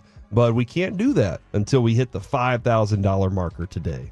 Okay. So that's what we got to do, Kevin. I just donated $5,000, so there you go, Corey. There's no way you make morning show money is $5,000. I need the Christmas bonus to hit or something. Okay, all Rich right. Payton right there. Yeah. You must be part of the Sean salary. Living in Rockwall. Not even 1/20th of Sean's salary. I don't. Ooh, that's a good That's question. not accurate. That's not accurate. I just made that number up. I kind of want to think about the math on that. Do not quote that at all. Oh, Well- it's there. It's already out. It is. Existence. You're We're done. going to have to show Sean. This one is for the font lovers out there. The what? Font. What'd you call me? The other day, the Clippers beat the 76ers 125-99. And you know how you put final on there? Depending on the font that you pick, the F and the I might really push close together and kind of look like an A. So instead of final, it looked like it said Flannel? what? I'm trying to figure this out. Okay, Corey, how do you spell final? Let's do Final. Okay, what if the F and the I look like an A? Can I say that on air? You probably shouldn't. Sometimes you Kevin not. gets anal about things. No. That's the correct usage of that. And that's what it I was said. not thinking that. That's what they said on their social media tweet. They were like, Clippers 125, Philadelphia 99, anal. Like, that's what it said instead of final. So we can say it. I guess so. Well, in context of the story, I think that should be fine. We probably shouldn't say it anymore, just in case. But that's what they put Just out one more. on their tweet because of the font that they chose. How much interesting. attention have they gotten from that, by the way? A lot. Yeah. A lot. I could see an maybe we- endorsement or two there. Yeah. Well, I think they put out the tweet because they didn't want to feel like they were behind, you know, or I don't know. They didn't want to make an ass out of themselves. Yeah, they didn't. Yeah, want to- no, they kind of did. They wanted to be out front, not in the rear. Yes, that is Finished on true. the bottom, correct. so. Thank you. Now, I don't know if you think this counts as an idiot move or not. Did you see the Raiders fan who was pumped up watching the game for some reason because they lost to the Broncos 29-12? He starts banging on the glass like in the third level, and he breaks it. But it's kind of like the anti-shatter glass where you can see it's shattered, but it doesn't like go It just everywhere. spidered. And so instead of like running off, he has another friend come down and he poses for a selfie in front of it. He got kicked out of the game. Oh, man. That's cheap glass, though. There's no way that broke the glass. Yeah. Just in Vegas, though, in that stadium, like if it was an Yeah. older stadium, like if it was, Northwest Stadium, the Commander Stadium, then I can see it, but that's just cheap glass right there. Yeah. I Okay. agree. So the fault lies then with the Raiders for their I think so. low class interior Yeah, glass. like now I agree. He shouldn't have been, acting like a little kid, jumping up and down, banging on the glass, especially when you're in the 300 section. You don't need to be doing that. You sit in your seat in the 300 section. True. Interesting, man. I didn't know you were had such a class system. I've said the 300's enough in my life. No more 300s. Wow. And then is Jason Kidd an idiot for saying this about the NBA Cup? The tournament is exciting. The Cup, the players are talking about it. The fans are talking about it. Every point means something. Everyone is trying to get Vegas. Now, I think it's a joke. the players are talking That's about it just me. so much that Trae Young just skipped an NBA Cup game and got fined $100,000. He just skipped it? Yeah. Lord. He was just like not even going to be. Well, he wasn't really injured, so they were doing load management for that, and they're like, "Hey, that goes against the idea of what we're trying to do here." And so he got fined $100,000. That's a steep or the fine. Hawks did. is The a Hawks got fined $100,000. $100,000. Even still, that's a lot for the club. But they're trying to push this. Like they want that to be a meaningful thing. They are. That's dumb. Yeah. If they had the courts look dumb. If they incorporated a baseball cup in the middle of the season. Yeah, it's called the World Baseball Classic. And they do it before the season starts. They do that right. But in soccer, they do things like this throughout the season. That's the World Cup. Well, but they also have the it's not gonna. You're not gonna win this. Another match. Maybe we're gonna start trying to do this in the NFL. Then how's that sound? Oh Would you wanna man, do that? I can't wait. Yeah, it'd be dumb. wouldn't. When are the next time you think the Cowboys are going to get a Super Bowl trophy? All right, so at least we get some trophy. Would we celebrate that banner if the Cowboys won the would. cup? I think I would. Yeah, We're really. have a parade. Do we do a parade if the Mavs win it, or if they? I think we should, We but it throw should just be everybody around our office building. Yeah, throw all the players in the back of some Ford pickup trucks and have them drive around the stadium. I think they're already doing it out there. Look, They're getting lined up. they're getting ready. By the way, if you make your way out to My Possibilities off of Maple Shade in Plano, we've got the Pizza ISD van out there right now. 50% of the proceeds, I believe, does go directly to My Possibilities, and you get some delicious pizza along the way. We're the KNC Masterpiece right here on 105.3 The Fan. One of two things is going to happen next. It could be Gridiron Gravy, or it could be the revisit of our super awkward meeting between Derek Holland and Sean Tollison. Is he coming up? He is. He's Sean ready. is going to be with us live next right here on The Fan.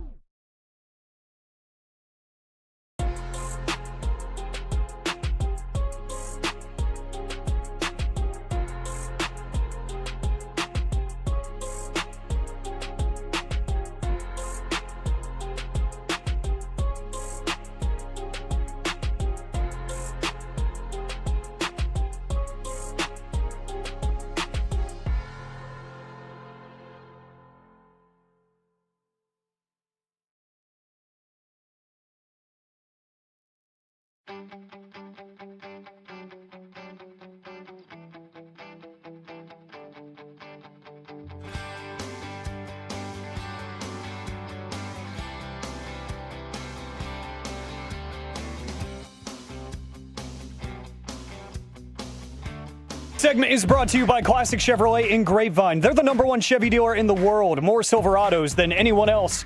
This is Texas. This is Classic Chevrolet. Together, let's drive. Based on new Chevy registrations 2023. KNC Masterpiece right here on 105.3 The Fan. We're doing Piece-A-Thon today. It's 1053thefan.com/Piece-A-Thon. If you could help us spread the word, if you want to donate, if you have any of the auctions that you want to bid on or know anybody that does, and help us spread the word. But right now, we're going to revisit something that turned out to be way more awkward than any of us could have possibly imagined. We're going to bring in former Texas Rangers pitcher Sean Tollison from Mighty Allen. Sean, how the heck are you today?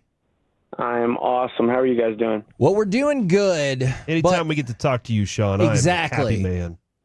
Beautiful. But what I want to know is, do you think the addition of Derek Holland to our show today is going to bring this interview to a grinding halt? Yes. Man, I'm so happy to talk to you. I do want to say one thing real quick before we get into the extreme awkwardness like we always do. I heard you opened up a baseball facility. Is that correct? I did.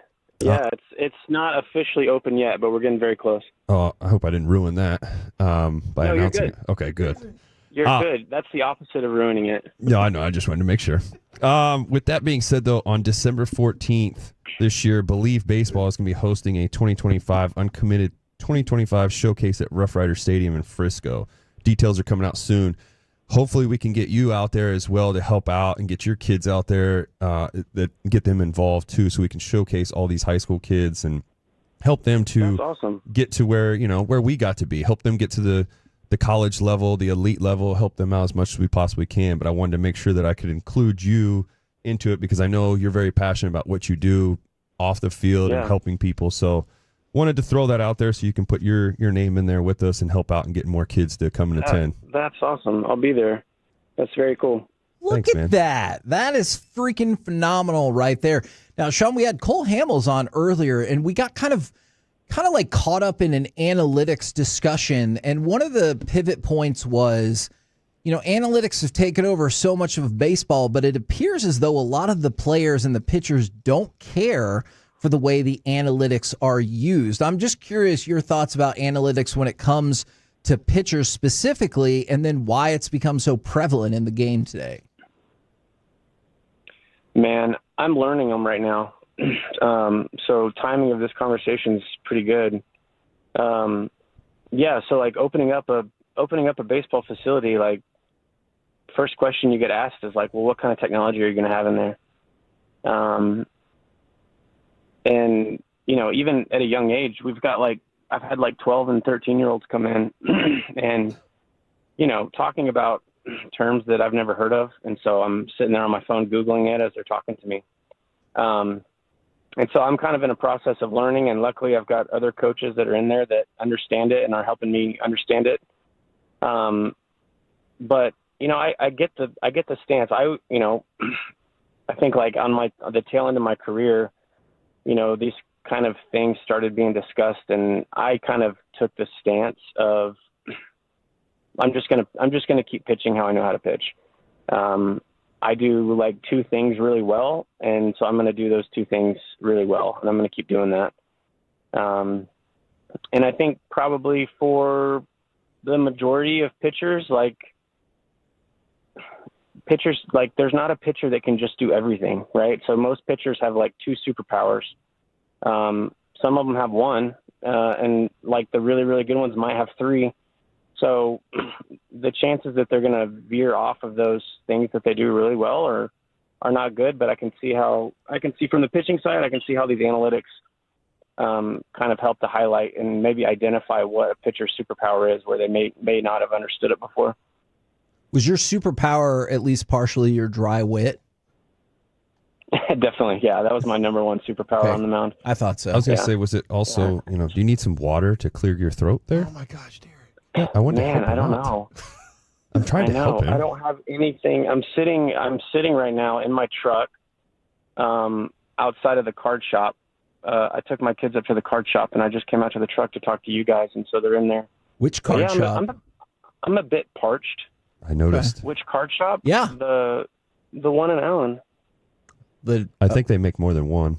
I mean, but is it the one that says It says buying trading cards? It says buying sports cards Yes. on the outside of the building. It's Dallas Card Show. Okay, so the Dallas Card Show people donated a whole lot of jerseys to us, including Ricky Williams' autographed Texas jersey that says "Smoke weed every day." Okay, So yeah. they have been very generous to us, and those are great people right there. So you're at the right spot.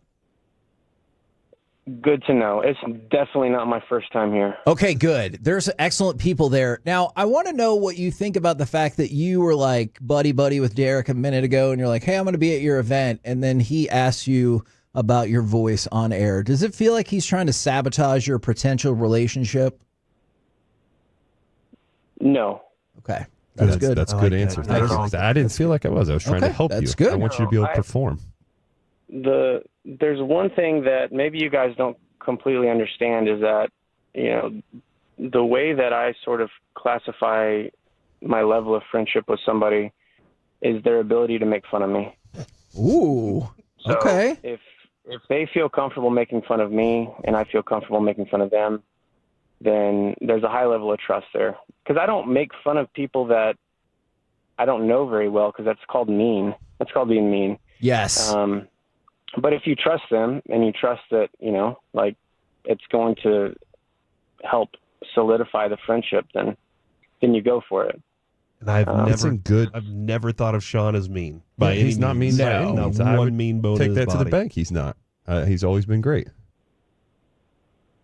Yep. There you go. I thought you were going to say thank you or something. Sean, I don't know. We kind of missed it there. I've always wondered this, because right now there are a lot of kids out of high school today, and they're listening to the show. When you were in high school, were you dominant as a pitcher? Because you made it to the bigs, you had that opportunity. Did you know you were better in high school, and when did that kind of come along for you? Don't answer yet, because I'm also curious. Didn't you play other positions as well? Like I look at, when I played in high school too, I was an outfielder. So I'm curious what positions you played. Great questions. I did play other positions. I played mostly third base and pitcher. Actually, I think I pretty much in high school I only played third base or pitcher, and some outfield every once in a while. I didn't know you were fast. I used to be faster. I'm working on that. I would say from a pretty early age, I knew that I was pretty good at it. I think probably at my freshman year, I thought for the first time, hey, I might do this after high school. That was probably the moment where I kind of felt like that. I went into my freshman year in Allen, like the freshman school is not in the high school. So we have our own school that's, I don't know, maybe like a half a mile or quarter mile away. Yeah, the freshman center. I've definitely been there before. Center. But we have our own team and our own field at a different school. So anyway, I pitched I remember I pitched in our very first freshman game, and I pitched 3 innings and struck out 9. And that was the last game I pitched on the freshman team. So then I came up and pitched on varsity the rest of the time. But I think my sophomore and junior years were particularly standout-ish. They were very dominant. I didn't pitch my senior year of high school. I had Tommy John. I blew out our first game that season. Dang. Sorry. I mean, he turned out there were okay, some really Corey. good things that he happened. made Yeah, it to thanks. Major League Baseball. Yeah, that's pretty cool. It's just I'm always kind of curious because were you guys feeling bad for me? No, not at all. Corey was. He looked really sad for you. Yeah, because Mike appreciate that. Mike was Texas' greatest baseball player ever is what Mike likes to say a lot of times, and I just always am kind of curious at that level when you guys know, like Derek, did you know I'm gonna be pitching in the major leagues? No, I didn't think I was going to be. I believed in myself, but Yeah. I was an outfielder. Gotcha. I looked at it that way. I was a center fielder, switch hitter. Like I was, I felt like I was on top of the world there. Everybody pitched, I was here and there. And then once I got to college and couldn't hit, we focused on the mound, and then that became it. There you go. That's why it's funny to see, like, for instance, Tullison's story. Like, I mean, he played third and he played pitcher, like he said, and it's like once he started pitching, that's when the wheels took off, or stayed on. Sorry, but he took off. You know what I meant? Yeah, that's awesome. What do the Rangers do to get back in the World Series this year? Oh, wow. That's what we're trying to do this year, Sean. What do they do to get back in the World Series? Heck yeah. Is this a question you want me to answer? Yes. No, we just felt like asking you that. Just how do they get back to the World Series? I know winning enough games is important. Yeah, that's a good start. Man, dude, I am 100%. I'm just a fan.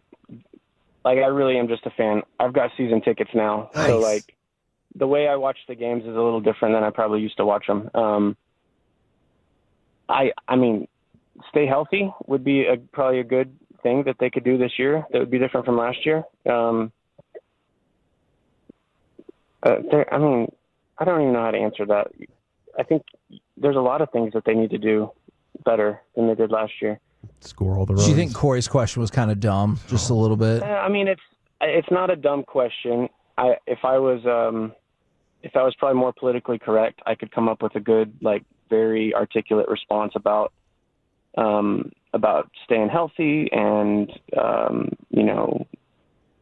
scoring more runs. There you go. And pitching, and it would probably make it sound a little bit better than it actually is. But so could we say spend some damn money, bring back Jordan Montgomery because the Diamondbacks are trying to get rid of him at any cost, and at least we'll be moving in the right direction?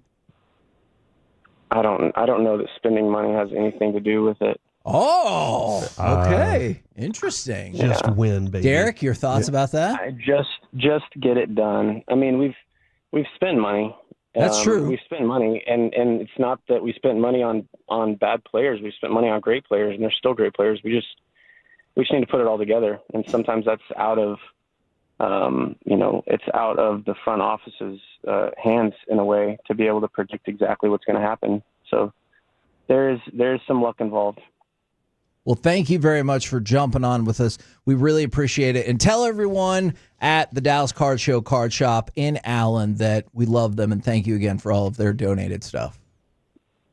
I'll tell them. It would be great is if they were actually listening to this inside. Oh, man, that would be cool. In your system right now. Fingers crossed. Okay. You should test them. I'm about to walk in. Okay. And they're all like, Sean! That would be really cool. Thank you very much, good sir. They don't know me here. There's not many cards of me. Okay. There you go, Sean Tollison, right here on 105.3 The Fan from Allen High School. Made it to the Texas Rangers.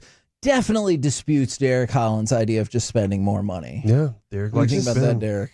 I mean, I like what he said. He is right, but at the same time, we still got to get pitching. There's never enough pitching. Peyton, thank you very much for jumping on. Is there anything else you want to throw out? Sorry, I know we crammed in some interviews in there too. No, it was fantastic, guys. Thank you so much for allowing me on. Look, I mean, I know I like to joke about Alec and with y'all and everything, but what you guys have been doing is incredible. I'm so thankful for y'all. Now, yes, I do have to say I get the day off because of y'all, so thank you for doing this long thing. But that's true. Go out and donate. Go out, bid on these items. An amazing thing that you guys are doing. I love you guys all. Thank you so much for everything you do. Great questions to Sean there, buddy. That was great. Yeah, I had Great fantastic. Mickey question too. Oh, thanks. It's more than I get to ask. Okay. Oh, wow. That's a great point. All right. Thank you very much, Peyton. Coming up next, we will bring in Zach Wolchuk as we begin hour number 7 of Piece-A-Thon. Cowboys win because Cowboys lose because. We'll do it next right here on The Fan.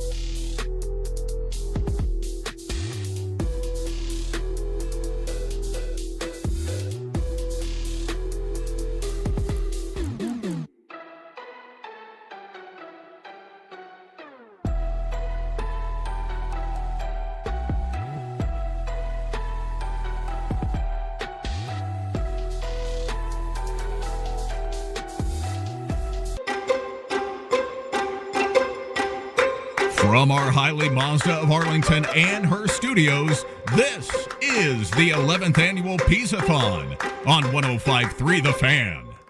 KNC Masterpiece right here on 105.3 The Fan. I'm hugging my little son Noah as we enter hour number 7 of Piece-A-Thon. 877-881-1053. I was going to do Cowboys win because Cowboys lose because, but I might actually just change it. We are welcoming to the program Zach Wolchuk. Good afternoon, sir. Good afternoon, guys. How are you? I'm fantastic.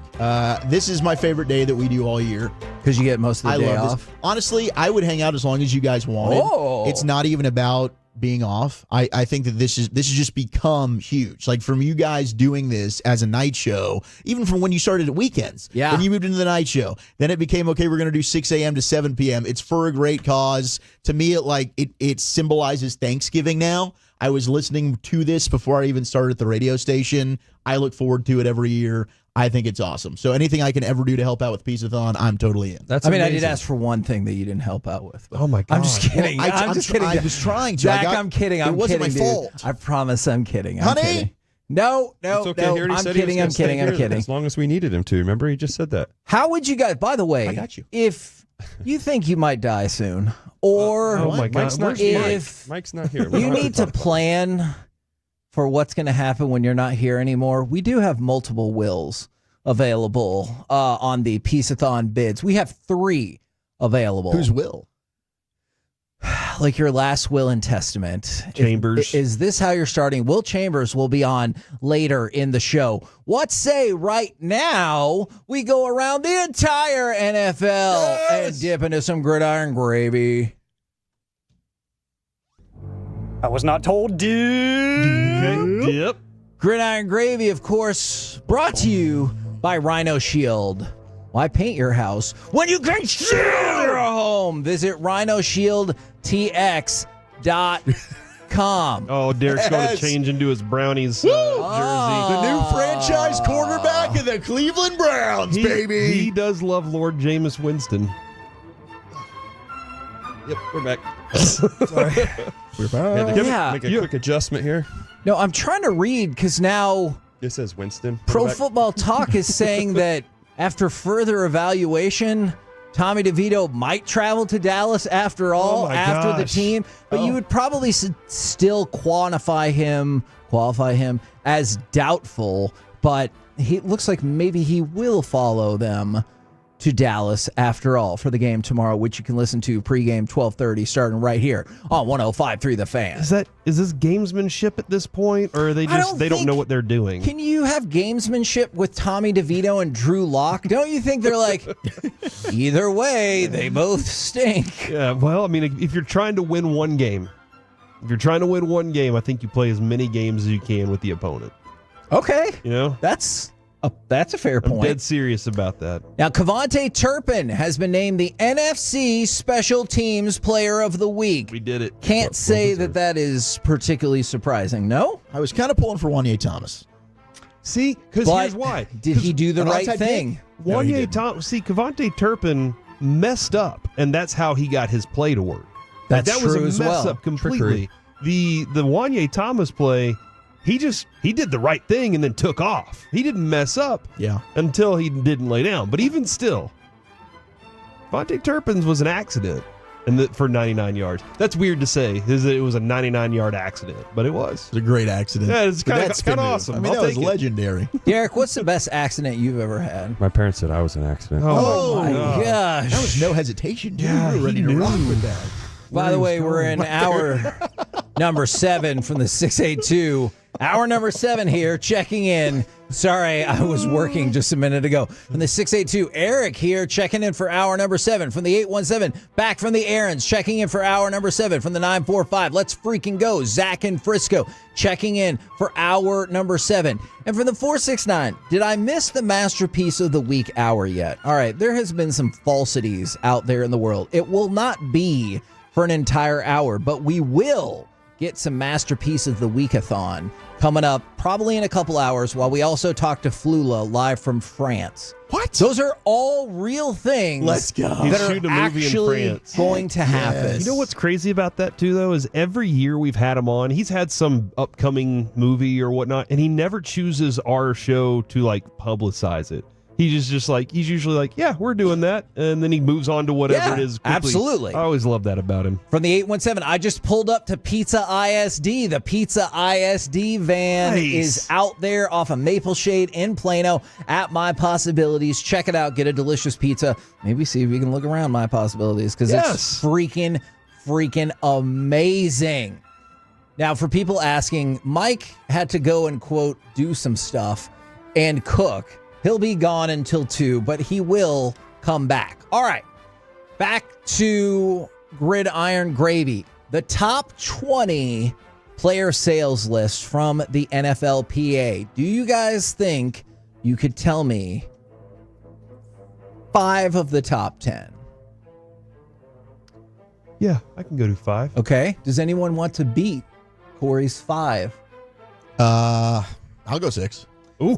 Derek, can you get more than 6 of the top 10? No. Okay. Do you know what the guess is? What we're guessing here? Yeah. For the top 10? Yeah. Okay. Because I have no idea. I zoned I'll out. be honest too. Kevin, I didn't Well, hear you're exactly just going to what you fit said. right in with this freaking show. Yeah, I'm aren't so you? sorry. I finally got the login to work here on my computer, and I was not paying attention. You and said that happens 5, all the time. and I just agreed that I could Okay. do 5. I still have no clue what we're bidding on. The NFLPA top 10 merchandise list for March through the end of August. I feel good about All this right. still. I'll Okay. go 6. DeMaurice Smith. What? He's the NFLPA. That's a good guess. president. I don't think he's the president anymore. Oh, really? All right. AQ Shipley. You have to, no, for the players, you have to name He played. 6 Gene out of the Upshaw. top 10. You lost. You said you couldn't do more than that. You're right. Do you want to beat 6? Nope. Okay. Zach, you have to name 6 of the top 10. Caleb Williams. I don't think That is correct. Wow. Number 4 on the list. You got to go with the rookies here. You got to knock those out. Mahomes. Patrick Mahomes, number 1 on the list. Number one. Okay. All right. Okay. CeeDee Lamb. CeeDee Lamb. Not Dang in it, the come top on. You still got 10. time. How There's many no guesses did cowboy. he get? There's no No, cowboy you in get there. one wrong answer and then you're out. All right. Oh, no. All right, Derek and Corey, it's up to you. Whoever gets it right will go back and forth until someone gets it wrong, All right. and then you will lose. I buzz back in. No, you cannot. I just feel like he has to be up there. Lamar Jackson. Lamar Jackson. Here's the deal, Corey. It's all up to you because he is also not in the top 10. How is that possible? I didn't make the list. Those I'm just buddies are reporting idiots. it. By the This way, list is I fake. don't even see Lamar Jackson in the top 20. Wow. Bull sacked. All right. No. I don't think so. I bet this it's dude's, from the NFLPA.com, so maybe. You can never know these days. I bet this dude's pretty high up there because of his girlfriend, Travis Kelce. You'd guess. Travis Kelce, thankfully, is number 10 on the list. I thought he'd be higher. So the top 10. What about C.J. Stroud? Jaden Daniels? No, and I think. See, how's that not? Okay, right? but I think part of the reason is if you remember, I said March through the end of August. So he was drafted high, but he didn't really take off. So the rest of the top 10 goes like this: Mahomes, C.J. Stroud, Jalen Hurts, Caleb Williams 4, Joe Burrow 5. The first non-quarterback on the list, number 6, Aiden Hutchinson for the Detroit Lions. Is he in a State Farm commercial, or is it? Yes. Is that what he's doing now? That So helps. Maybe that helps. Followed by another Lion. So wild. Amon-Ra St. Brown, then Christian McCaffrey, Micah Parsons is 9, Travis Kelce is 10. There is a cowboy. The only two Cowboys in the top 20 are Micah at 9 and CeeDee Lamb at number 15. So it's interesting to see how that's kind of shifted with the Cowboys faltering as of I would. late. I think you were like I was with you. I would have went CeeDee Lamb before. Yeah, just Mike. got I thought CeeDee Lamb was a good guess. I mean, I didn't because I had the answer in front of me. Right. But But if had you I didn't- not had the answer in front of me, I'd have been like, good answer. Good answer. Thank you. Let's talk about the remarkable rise of the Detroit Lions. Now, you brought this up the other day. I was amazed in researching the Lions, who have been around since 1930 when they came up via Portsmouth and then I believe they moved to Detroit in 1934. They are 10-1. So this year, they've gotten to 10 wins. How many times in the rest of their franchise history do you think they've done that? Gotten to 10 wins? Gotten to 10 wins in 94 years. 7 other times of that. So 8 total. I'm going to go 2 others. Believe it or not, do you want to take a guess? Yeah, you're going to give me a chance? Yeah. Jeez. Give a chance. 5. Well, you're all wrong. The answer was 10. Because you have to remember that Detroit used to be good before the Super Bowl existed. Oh, yeah. So they tagged up several there. But before this, the last time they got 10 wins was 2014, then 2011, and then you have to go back 16 years to 1995. That was a Herman Moore year. Was the last time they got to 10 wins. And so it's been all this time, and they had never had back-to-back 10-win seasons until now. So obviously I meant last year as well. This is the first time in the 94-year history of the Detroit Lions that they've had back-to-back 10-win seasons. I just want to point out that was the Herman Moore year, by the way. 123 catches for 1,686 yards and 14 touchdowns. That was the best year of his entire career. Was Barry Sanders there too? Yeah, Barry was there at that time, I believe. So yeah, man. When was his last year actually? 2000. Yeah, around there. Yeah. I think you're right. That's interesting because who's their big receiver right now? Amon-Ra St. Brown. That's true. Big time numbers. So whenever they have a receiver that does big numbers, they get 10 wins. Okay, I mean, Calvin Johnson. Wait, I was going to say, did it with him they were too? good with Calvin. and the generational running back doesn't hurt either. They were really good. I mean, let's give the running back some love. Yes. Now, speaking of the Lions, they are Corey loves the Lions because he's predicted their success. Yes, I have. And he's bailed on the Cowboys. Now, I'm just kidding. But also, you know who hates the Lions is the sports books. So sports books have a huge liability on the table if the Lions lose. In fact, somebody from BetMGM said they really don't have any other big liability team-wise. Because even if the Chiefs win, the Chiefs' odds were really, really low to begin with. But a lot of people jumped in on the Lions, and Vegas stands to get crushed if the Lions win the Super Bowl. Do you believe it could happen? No, the script won't let it. Oh, interesting. If it was scripted, why the hell is the highest rated team in the freaking NFL not better? I don't know. I'm just saying. Don't hate me. I'm just the messenger. What's the script say this year? Do you have an idea? We got to look at the Super Bowl colors. Oh, yeah. Isn't there some purple in there? Yep. Ravens. Okay, look at the Ravens. Ravens are a good team. Getting Purple and work red? done right there. I think the Lions, like so that would be they're in the Niners again or I the don't think Cardinals. the Niners are going to make it. That's not looking super great. But yeah, man, I think the Lions. Oh, unless it's the Chiefs and the Vikings. Oh, that would be very weird. Sam Darnold in Flip the it Super Bowl. Yeah, Don't you think that's more likely than Ravens and 49ers? I'm not saying either one of them is super likely, but Get healthy. that right is time. okay. And I mean, you is look at their record. They're 2 teams, 6-5. The other 2 teams, 5-6. Yeah. That is a very fair point. With a KNC masterpiece right here on 105.3 The guys. Fan. Coming up smart, Derek. next, it's time for the Lunch Rush as part of the Expressway. We're going to go into the combo platter, Black Friday edition. Give us a sports opinion, and then what is your craziest Black Friday story or the best deal you ever got? Plus, perhaps we'll do some C-Block next on The Fan.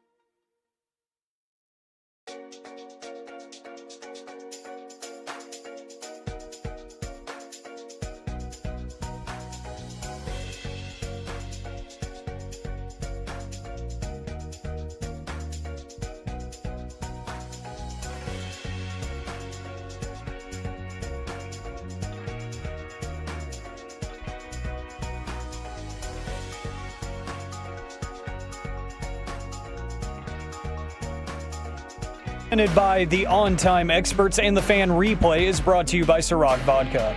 From the 45, first down, shotgun, good blitz pickup, and Prescott down the left side. Lamb broke the tackle.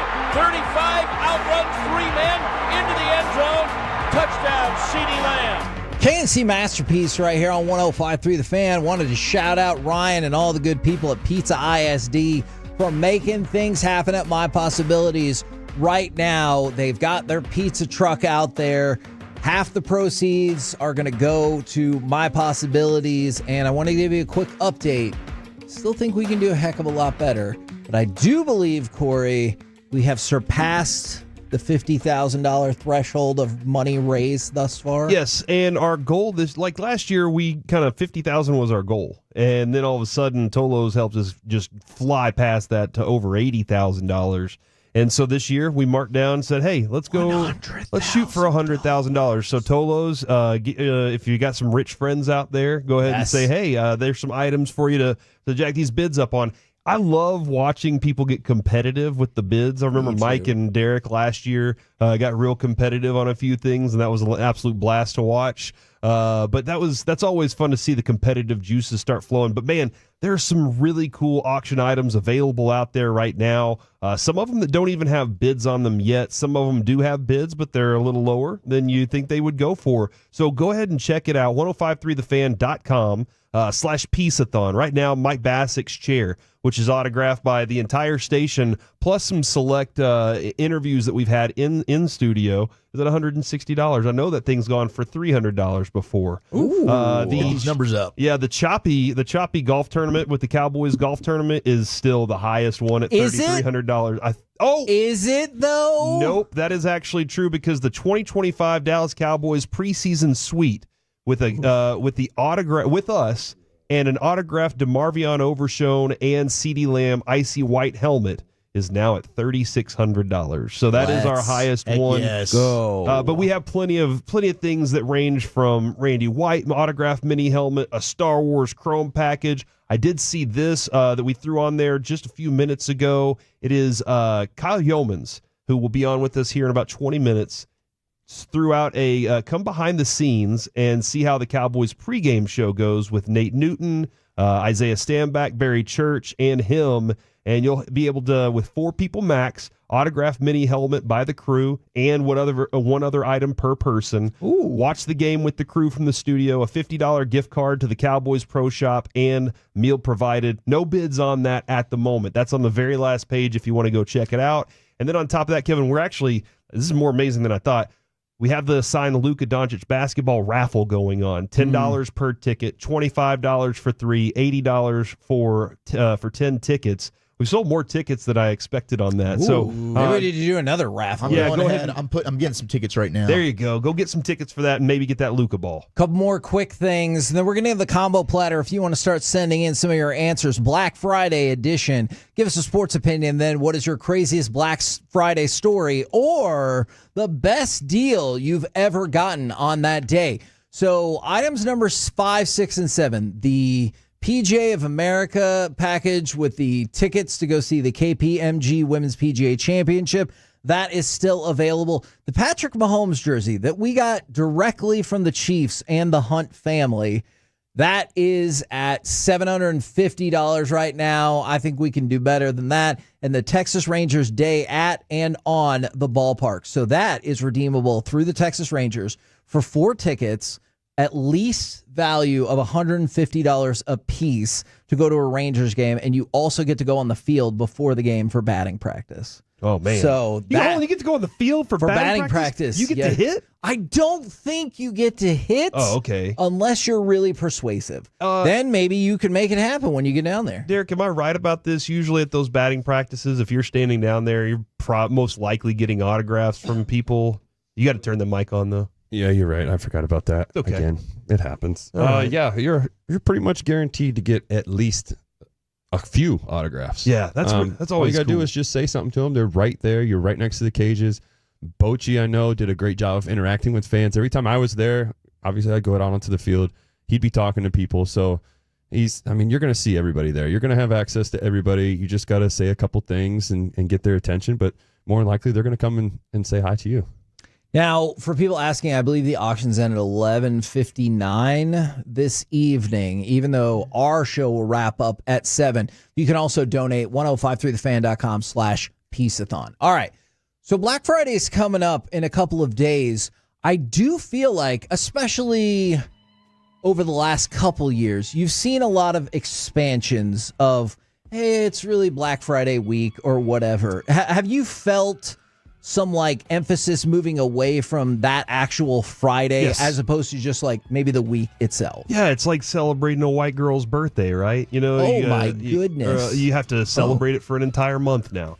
That's what my wife said. I have to celebrate her birthday for a whole month. Did she say it's because she's a white girl? No, I'd heard that from somebody else. Oh, okay. But we got a weekend in actually for her. I was like, hey, how about a weekend instead? Because that's what we can do. But yeah, yesterday, I literally yesterday was looking in Amazon. It said Black Friday week. And I was like, when did this happen? Yeah. When did that become the thing? But I guess because you can shop online and have so many things delivered to your house, they want to take advantage of that full thing instead of that one day where people are going out and like stabbing each other for TVs and stuff. So to your point, this is a story we got in. From the 214, the Cowboys will have the number 7 pick in this year's NFL draft. Then they added, my wife and I went out for her first Black Friday experience in 2011 when she was pregnant with our daughter, Lucy. She was behind me at Walmart, and it was so full, somebody kept bumping into her backside with the cart. After the 4th time, I turned around, grabbed the cart from the front, flipped it over straight onto them.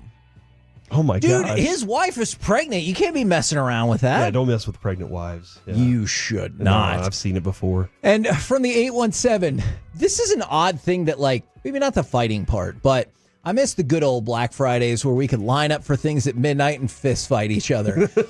I will tell you this one Pokemon thing. cards. I know it's much better for the people who work at these establishments, but one thing I always heard about, especially if business is open on Thanksgiving and then obviously in the middle of the night, for a lot of people it was good for them because maybe you don't have friends or family to spend the holiday with, and like Black Friday would be what you would get involved in. You'd be like, hey, I can go line up here, or I can go out to wherever.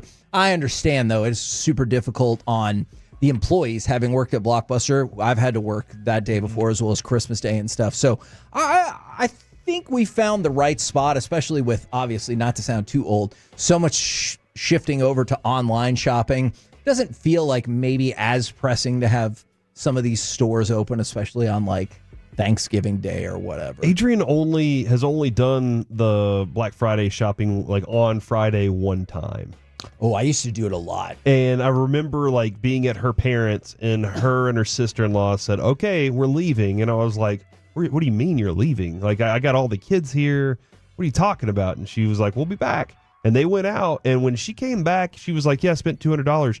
And it was like tons of stuff. I was like, how did you do this? And she was like, there were real deals out there. Cleaned up. Yeah. So Amazing. I'm pretty impressed by her. She's always been pretty good at bargain shopping, though. Okay. That's how she got me.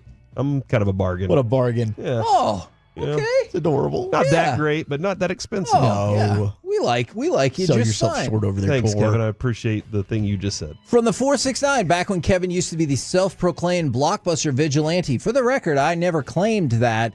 That is why I ended up getting fired, is because the news of one of those incidents transpired to our regional manager, and that was the end of it for me. You kicked ass, dude. I did get in several fights at the Blockbuster. Anna does. By the way, J-Met on the Twitch said that's just women in general, Corey. Latinas are actually probably the worst about it. So it's not just the white girl thing. Sorry, I just wanted to make sure we got that in there. So at what point did the culture shift just in general from you have a birthday to it's my birthday week I or have it's no my clue. birthday month? I have Or like, no when clue. did that happen? I don't know. I don't know why that. It felt like, Kevin, when you and I were at the paper was the first time Adrian ever brought that up. And I was like, a month of me? I don't know about that, man. I can't celebrate me for that long. That's a lot. Like, we kind of do that for my wife, but I get it more because her birthday is Christmas Eve. Oof. And so every December 1st, I'm like, here's how many birthday presents you have.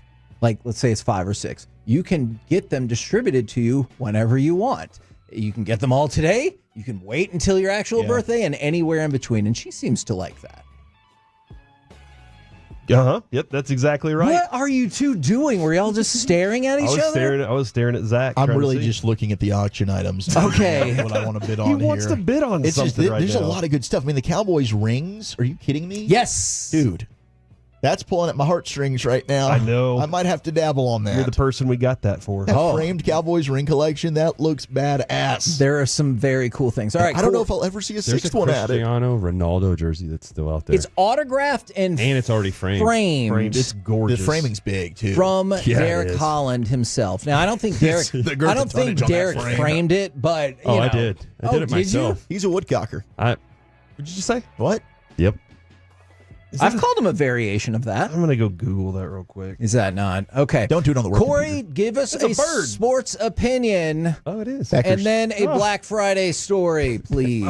Sports opinion is Wild peckers. that my sport.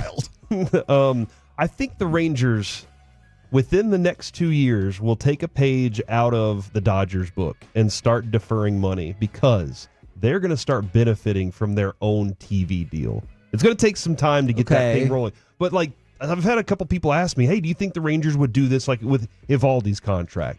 And it doesn't make sense because the Dodgers have their TV deal. Their money's long. Like their money can go forever because their TV deal is their thing, right? But the Rangers don't have that yet. But now that they're going to start putting that under their own belt, I think they can get that rolling just a little bit. So I think that they're going to be able to start doing that within the next 2 years. And that's going to be a huge benefit. And Kevin, because there's no more regional deals, this might become a bigger, more prevalent thing across the league. Okay. That teams are saying, hey, our TV deals actually benefit us the most because it's in-house. So that is that. The Black Friday stories. Deal.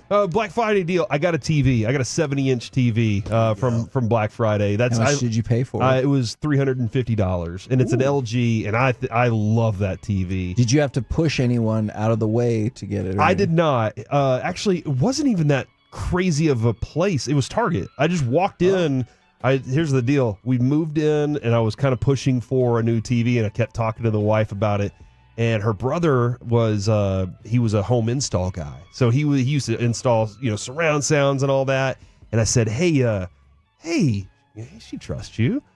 What size TV you think could go on that wall? And he goes, about a 70. And I was like, see? And she goes, all right, go get one right now. And I was like, yes. Do you ever feel like if there's not people pushing and shoving for the deal, maybe the deal's not that great? Oh, like it's I'm just asking. Makes me pause for a second. Yeah. Like, is there a better deal somewhere else that I It's didn't a know solid about? deal. Yeah. All right, Wolchuk, do you have a sports opinion and then perhaps a good Black Friday story or deal?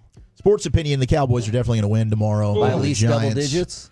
Yeah, I think by double digits. They just own the Giants. And, well, I don't know if it'll be double digits if Drew Lock plays. Okay. Drew Lock will make this more competitive. It looks like So that's we snapped the way. the streak Of what, double digits? of losing at home. Yeah, they do. They snap the streak of it might be their only home win of the entire season, but this will be the win that they get. Unfortunately, I don't have like an awesome Black Friday story.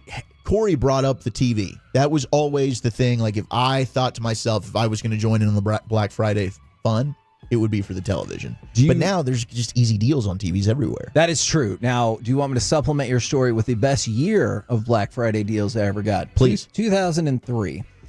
I made about $2,200 in profit off of DVDs and video games by just going to all these Black Friday sales and just reselling them on eBay. And they were easy to mail because they were super light. And so your mail overhead wasn't that much. Now, it took a lot of time, but I was also going to school and didn't want to get a real job at that exact moment. So it was a great way to supplement my income for the holiday season. Smart move.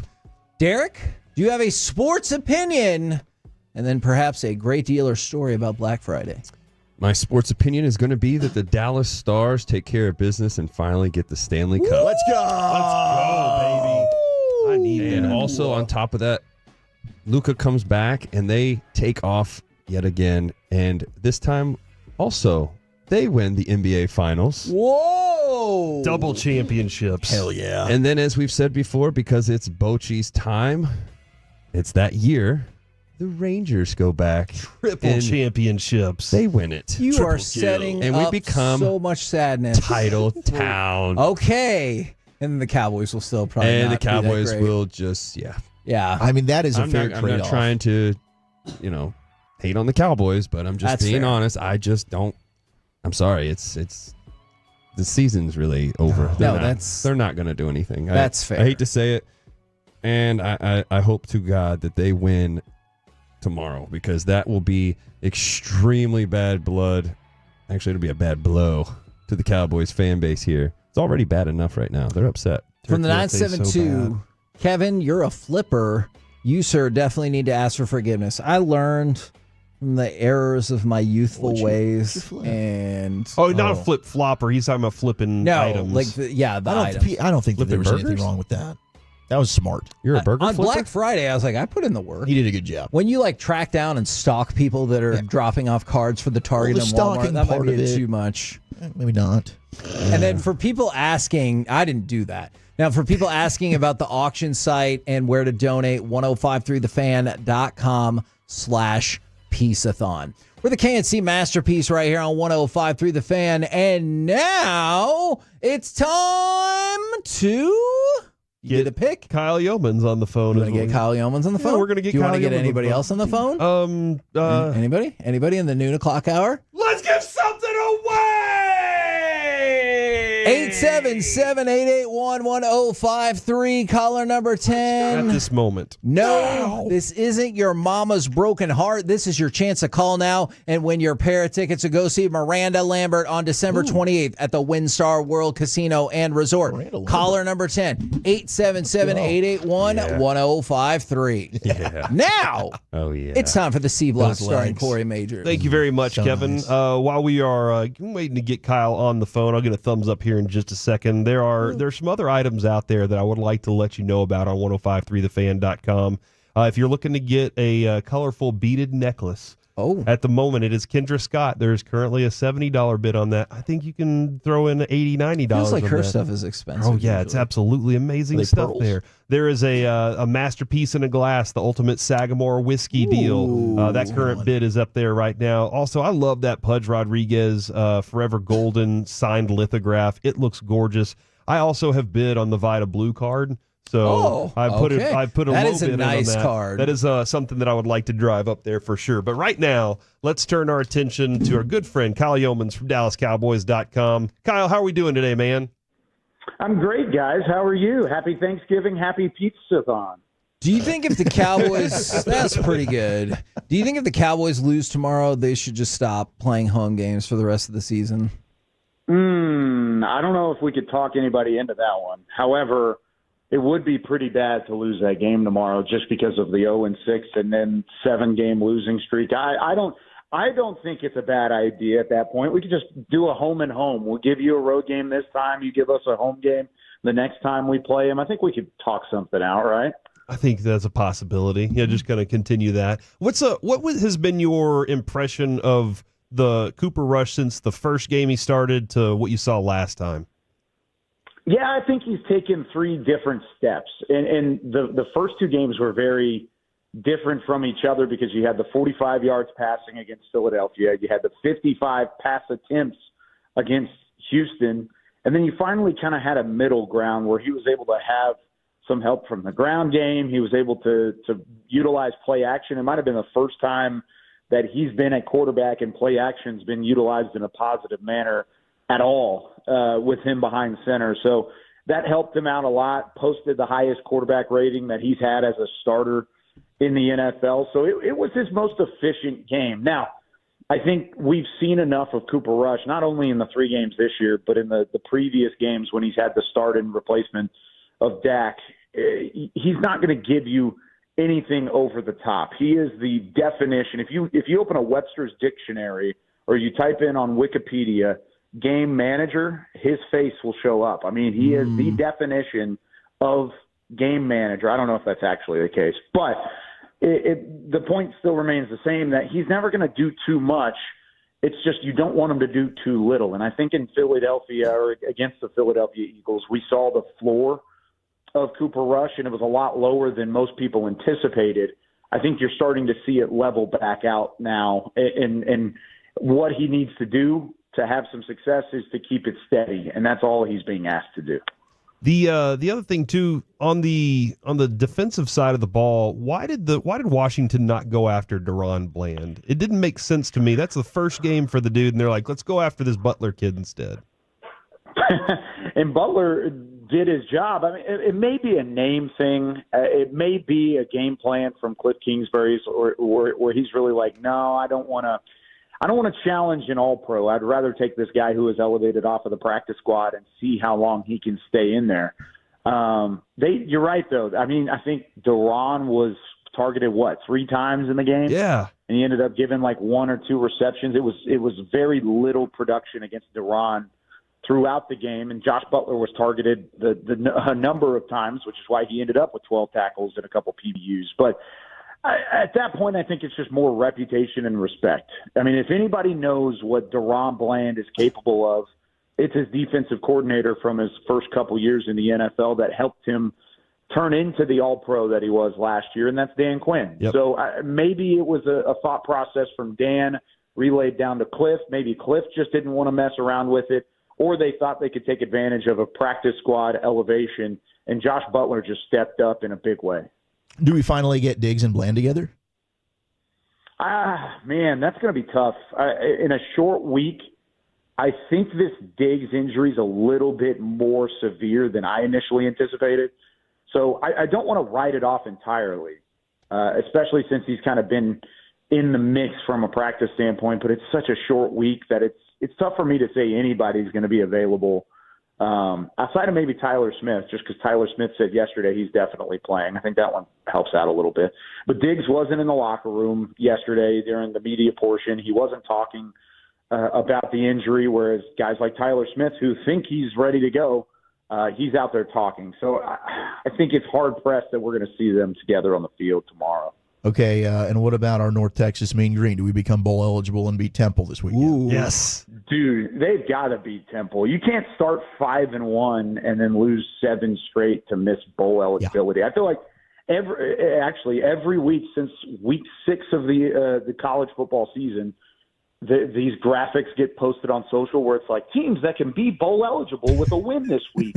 And the North Texas Eagle is just smack dab in the middle of it, and it has been for half of the season, and they're still going to be on that graphic this week. I think they're going to do it. I think they're going to take down the Owls. Temple's not a very consistent football team. They've got a quarterback that I kind of like to challenge North Texas, but their offense is too good. The Mean Green are going to roll Temple, and it's going to be a North Texas win in the home of the Philadelphia Eagles. So who's really the better Eagles? Let's go. I love that. I love that perspective right there.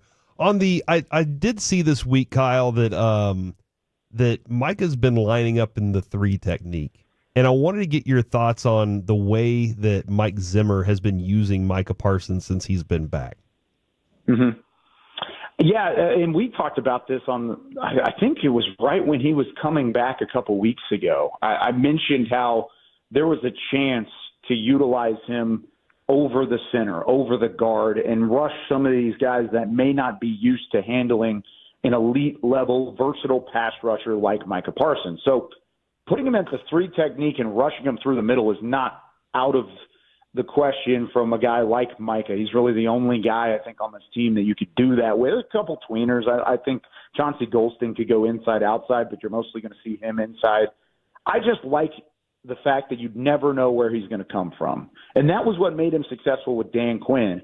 We did not see that with Mike Zimmer early. He kind of pigeonholed him into that wide 9, into that outside edge rusher sort of situation. They've even put him back, especially in goal line situations. They've put him back at the second level now, which I think adds another element. He could do that in short yardage situations, red zone, goal line, things like that, to be a free runner.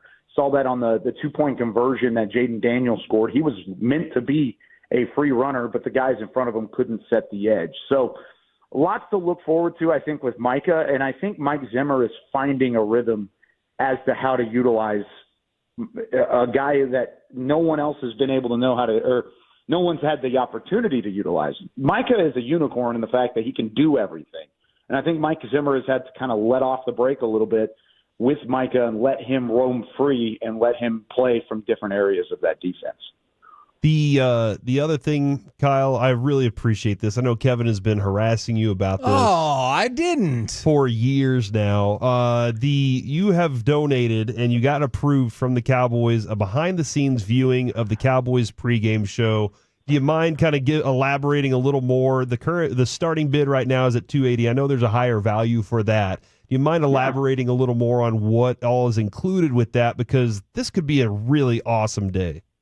No, this was kind of a late add into the mix, and I'm glad it was able to happen. Of course, we want to help out with my possibilities, but we do our pregame show every week here from the Star in Frisco. So hometown pregame show. We don't travel on the road with the team. Sometimes we do it out at the Plaza or out at AT&T Stadium, but it's me, Barry Church, Isaiah Stanback, and Nate Newton. So a trio of former Cowboys. You've got the 3-time Super Bowl champ with Nate. You've got a Super Bowl champion and now really a budding media personality with Isaiah Stanback, who's gotten to work with NFL Network this year on Good Morning Football throughout the weeks. It's been fun to see him grow in that regard. And then, of course, everybody loves Barry Church as well. So I thought it'd be cool to get everybody involved to try and help out my possibilities by giving an in-person viewing of the pregame show.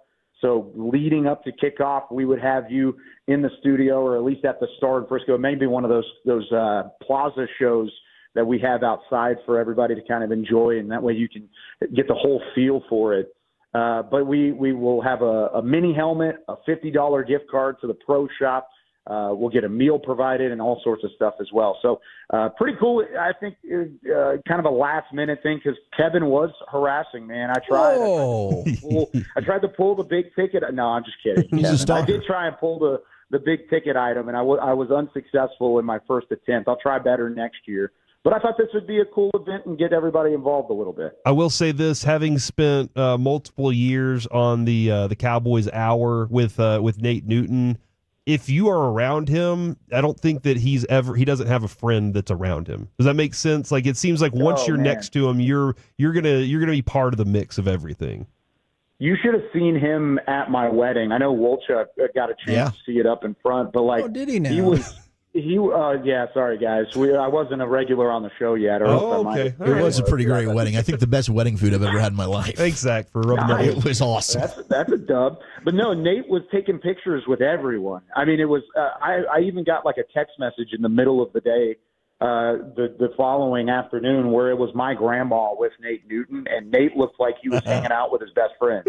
So he really is. He's the all-encompassing friendly giant from Dallas Cowboys lore, and he is the best person to watch a game with, best person to hang out with, and he's certainly a huge asset to our team. And I know he's excited. He already said he's pumped for the opportunity to get to meet whoever does end up helping out my possibilities with the bid. Really appreciate your time today, Kyle. Thank you very much for the donation, and we look forward to turning that over to you here soon. Yeah, appreciate you guys as always. Thanks for having me. Happy Thanksgiving, Kyle. Man. Thanks, Kyle. From the 575, this is a good question. Guys, do you think I'm crazy for taking the Cowboys tomorrow for my Survivor pick? Nope. I've survived since week 1. There was 11,000 people. Now there's only 380 left. Do I finally take them or should I stay away? This feels like this is the one. Yeah. This is the time. This is the opportunity to use that pick. If that one you stayed away from all this time, this is the game to do it on. This one or the Carolina game. One of those two. But I feel like this is the one. I'm with you. I used the Cowboys early in the season on G-Bag when they went to New York. They just own the Giants. So I think you're safe here. By the way, during the pregame broadcast tomorrow right here on 105.3 The Fan, Chris Arnold's player profile, CeeDee Lamb. Nice. That is very nice indeed.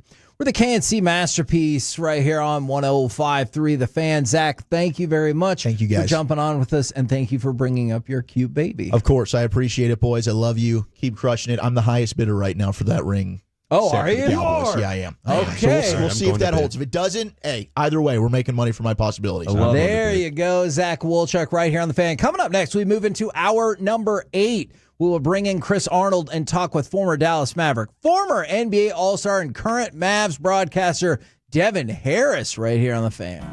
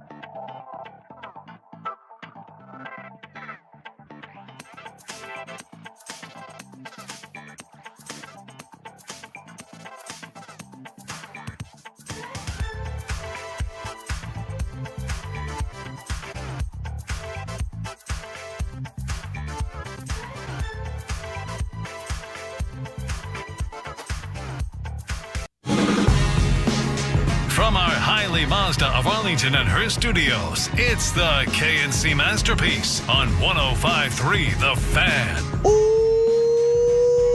Ooh-wee! KNC Masterpiece right here on 105.3 The Fan. That is the distinctive voice of the, is it now three-time Hall of Famer? Three-time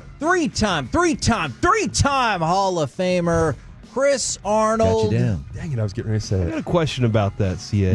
When you started in this business, in this industry, When I was a small child. when you were a small child, did you ever expect to be in a Hall of Fame? Never. It Yeah. never crossed my mind. I just liked what I was doing. And then next thing you know, Texas Black Sports Hall of Fame, the Texas Radio Hall of Fame, and then the Texas Boxing Hall of Fame. That was the last one was the biggest surprise. Yeah. Special contributions category. That is Blackie Sherrod and that's so cool. And the Hall of Fame of Corey's Heart. So there you go. So that's 4. Yep. You'll get your plaque in the mail. Auction item number 134, Mavs game with CA. We'll elaborate on that in just a few minutes. But right now, we bring to you on the D&M Leasing Hotline, former Dallas Maverick, all-star, and current Mavs broadcaster. It is, in fact, Devin Harris. Good afternoon, sir. Devin! Good afternoon, fellas. How we doing? We're doing good. We have now entered hour number 8 of our marathon charity show today. So thank you for jumping on with us and talking so we can talk less. One of the things that I think we've all been really excited about has just been the grit and determination displayed by this team in the last several games since Luka has been out. Not to say that we're not all excited for Luka to come back, but how impressed have you been by these last few games with Luka out of the lineup? Super impressed, and more so, I think J. Kidd talked about this in one of his press conferences. The difference between this team and previous teams is they're built deeper and they're built better to be able to withstand guys being hurt. You know, Kai's going to miss a game or two here. Luka's going to miss a game or two here. And in recent, you kind of schedule those as kind of losses in a sense.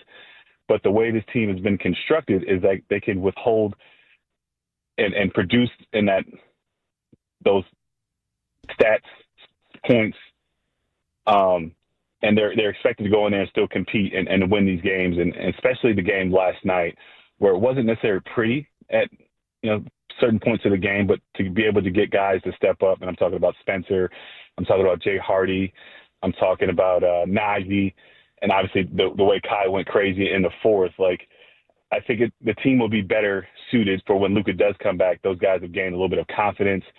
They kind of know where they can pick their spots a little bit better. So I think going forward is going to be more positive, and I think the team will be better off with this time that Luka's been missing. While Luka's been out, the ball has been it's been moving around at a rapid pace, and that's just something that is always fun. Now, you play the game, the ball has energy. Do you expect that could be a little more of an element of the game when Luka returns, or is it a different style no matter what when he's on the court?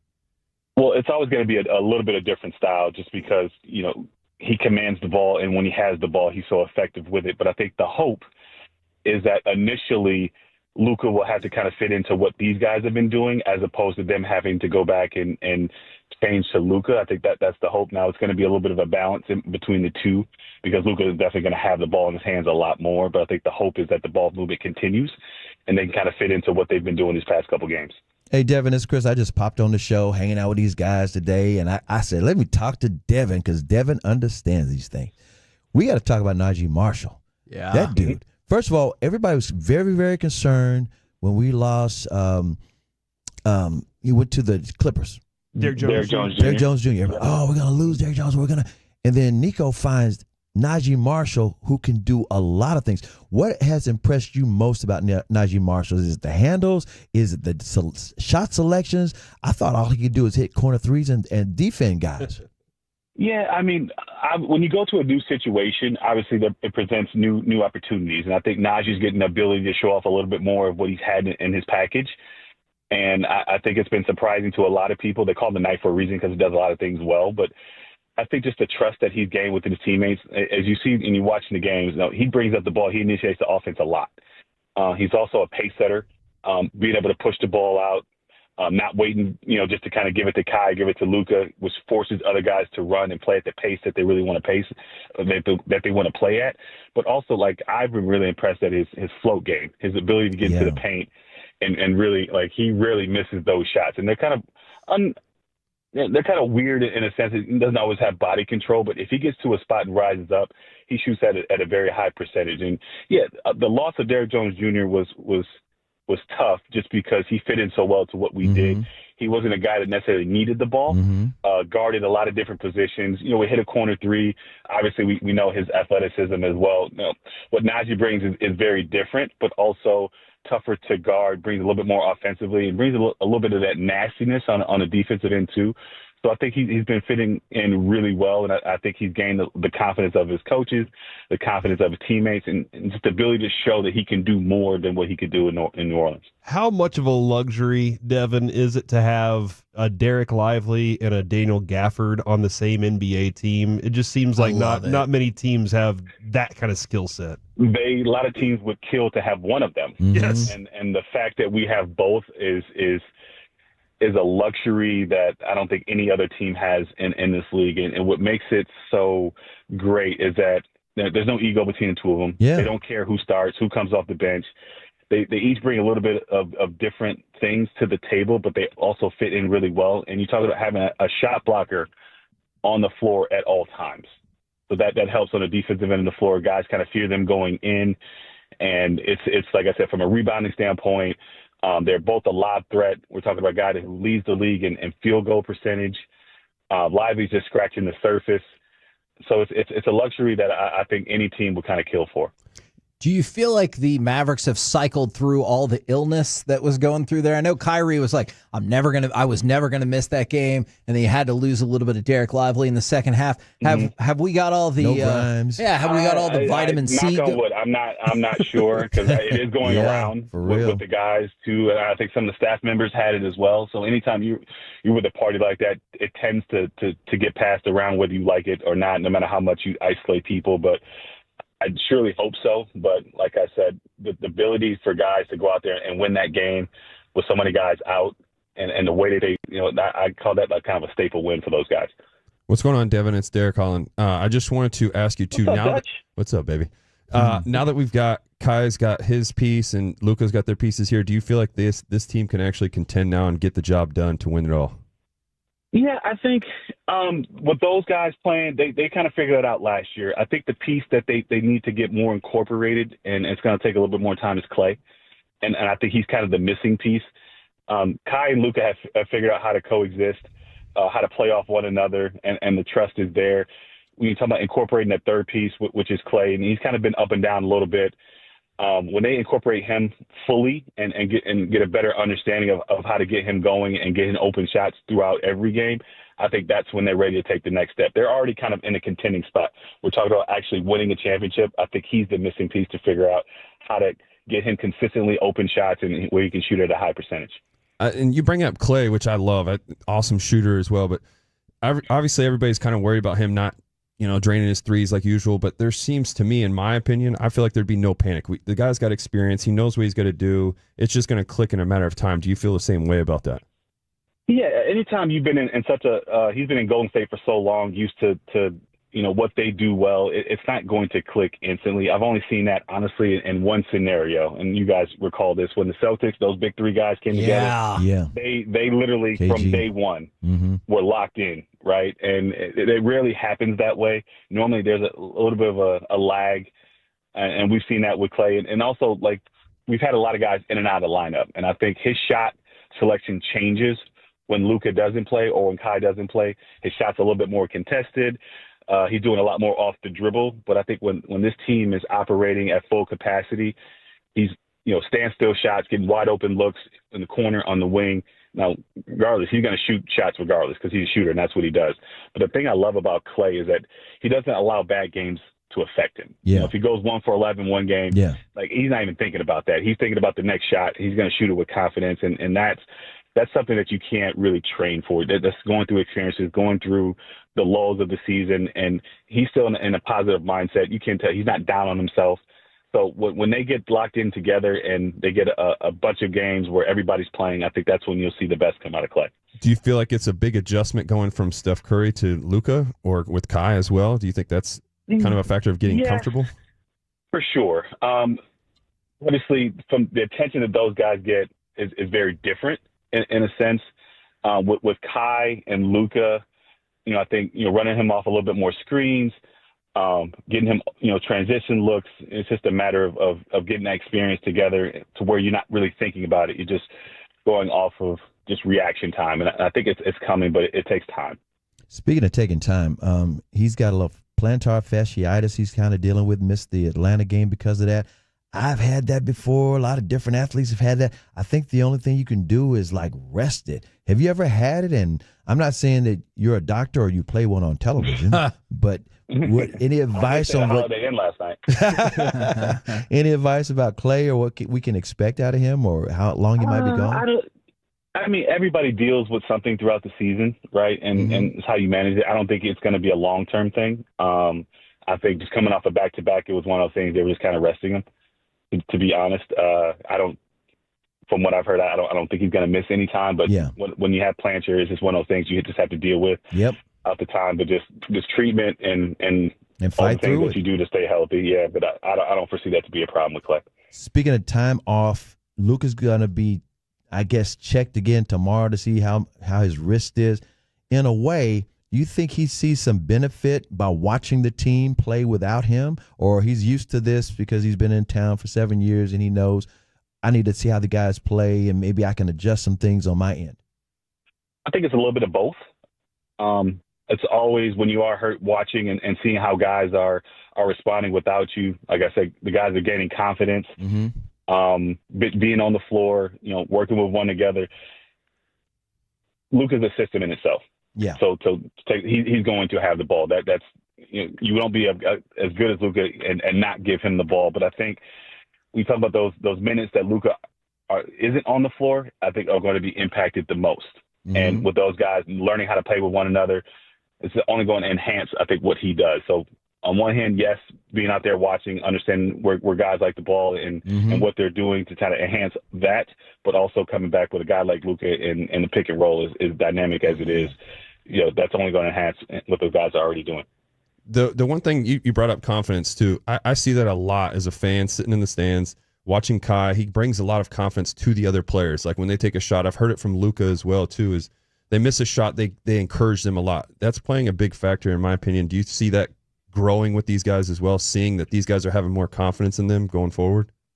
Yeah, I had a conversation with Kai recently after shoot around. I think it was the Denver game. And obviously he just came off of, I think he had 43 the last time that he played. I'm like, just trying to pick his mindset, like going to it, like no Luka, are you going to come out just gunning or like just try to be aggressive or like what's your mindset? He's like, honestly, like with the guys that we have, I'm going to come out chilling, right? I want to see those guys kind of get off first. I can always get mine. And we're a better team when you have multiple guys that you have to worry about. And I think that's the mindset of gaining confidence with these young guys, allowing them to take shots. When you watch a team like Boston, right, you got Tatum, you got Brown, but it's the other guys that are going to hurt you. And the confidence that those guys play with, I mean, they have free reign to shoot any shot at any point in time. And when you guard a team like that, it's so much harder to guard the main guys because you're worried about spacing, giving up corner threes to other guys that shoot a higher percentage. So when you got five guys that space the floor that you got to worry about, it's going to enhance what Kai and Luka do in those one-on-one situations. Teams are going to be less likely to double team because they're worried about giving up open threes on the other side or giving up lobs to Lively and Gafford. So when you got five guys that space the floor, you got rim threats. It's just going to make what Kai do even better. That's why I swear to God, that's why I call Kyrie Irving Yoda. There are people saying, oh, it's Superman and Batman, Luka and Kyrie. I said, no. It's Yoda and Luke Skywalker because Yoda can whip out that lightsaber at any time. Meanwhile, Luke Skywalker saying, tell me more. Give me more wisdom. How do you get that ring? What can I do? And I think all these guys on this team, they look at Kyrie like he's Yoda because he's just the way he carries himself. And also, I think it matches perfectly with J. Kidd's message and what he's trying to do to see who he can use in the playoffs and drive some fans crazy during the regular season. How come he's not pulling this guy out? How come he's not calling timeout? J. Kidd is trying to see how people can handle situations. Am I wrong about this? No, you're absolutely right. Like, use the regular season as a trial and error. So knowing in those tight situations, which lineups work, what you're going to get out of certain guys, because those are the times that you can't necessarily make mistakes. A 5-6 minute stretch can cost you a game. in that sense. So if you know how to respond in those situations, you know who you're going to sub in, you know what those guys are going to do. That's all that's happening, the trial that's happening throughout the season. All that info and data is being put together. So when it comes playoff time, you know exactly what to go to. You can make the proper adjustments. And those players know it too. In other words, they've seen that they failed at that, or they've seen that they succeeded, and they'll know why coach isn't playing them.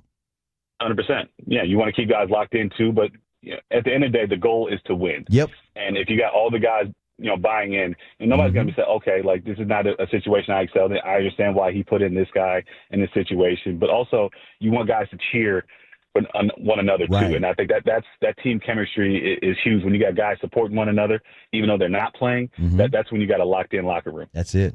Devin, thank you so much for taking the time to join us today. We really appreciate it, good sir. Yeah, see you tonight. Yeah, appreciate it, guys. Go practice Absolutely, that golf for sure. game too. I need to. I'm headed to the range right now. There you go. Devin Harris right here stuff. on 105.3 The Fan. Coming up next, let's get some updates on our donations, maybe spotlight a few more auctions, and somebody who I know cares a lot about this cause. Emmy Award winner and DraftKings Network NFL analyst Trey Wingo is next as we ride with Chris Arnold right here on The Fan.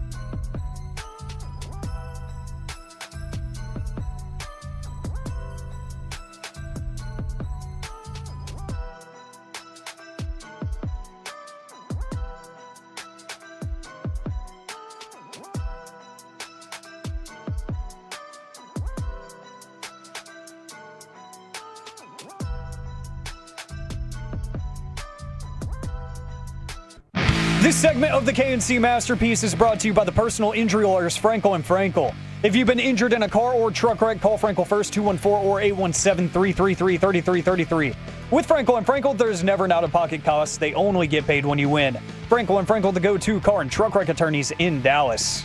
KNC Masterpiece back here on 105.3 The Fan, hour number 8 of Piece-A-Thon. And right now, we bring on Emmy Award winner, DraftKings Network NFL analyst. You can check him out tonight. It is Trey Wingo. Good afternoon, sir. Oh, good afternoon. Shout out to my people real quickly in the DFW area. Joey, Scott, Haji, Sesh, Bryce, DBs, The Bird, H-Cat. Just want to get everybody on the record, say hi, and hope everybody's having a great Thanksgiving.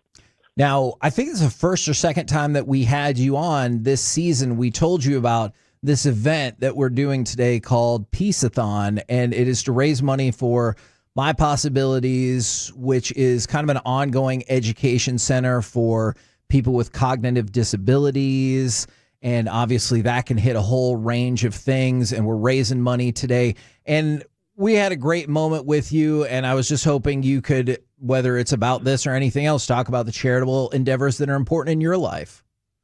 No, and I absolutely remember that conversation. You know, our daughter was born with some difficulties and some learning disabilities, and through the special education folks and teachers that she had around her, they really just helped her progress. And she went from needing special services in 10th grade all the way up through 10th grade to graduating National Honor Society and getting into the college of her choice, due to, in a large part, because of the process and the things that those teachers put in. So it is a huge, huge thing that can have massive benefits. And it's just a wonderful thing to be a part of. And I'm glad that you guys are doing it. Thank you very much, Trey. Really appreciate you bringing that to the world too, and having that conversation about it. My daughter was born with some disability, and we just got a IDD diagnosis. So we got some more work we got to do along the way. She's an amazing little girl. She's in the 6th grade,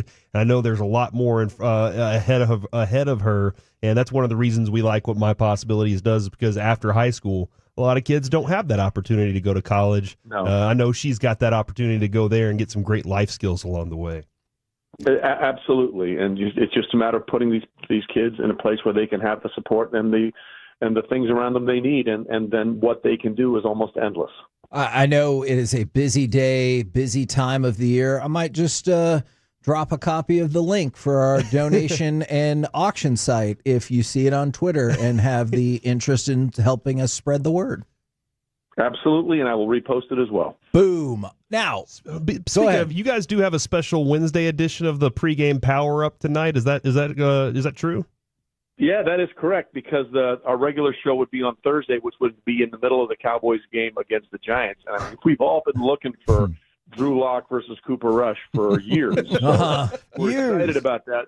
So we're doing it 6 o'clock Eastern, 5 o'clock Fort Worth, Dallas time today. And we're previewing all 3 games. Of course, the 3 games led the Lions and the Bears, and then, of course, the nightcap with Green Bay and Miami. So that actually is going to be the marquee game out of all 3 of them, if you think about it.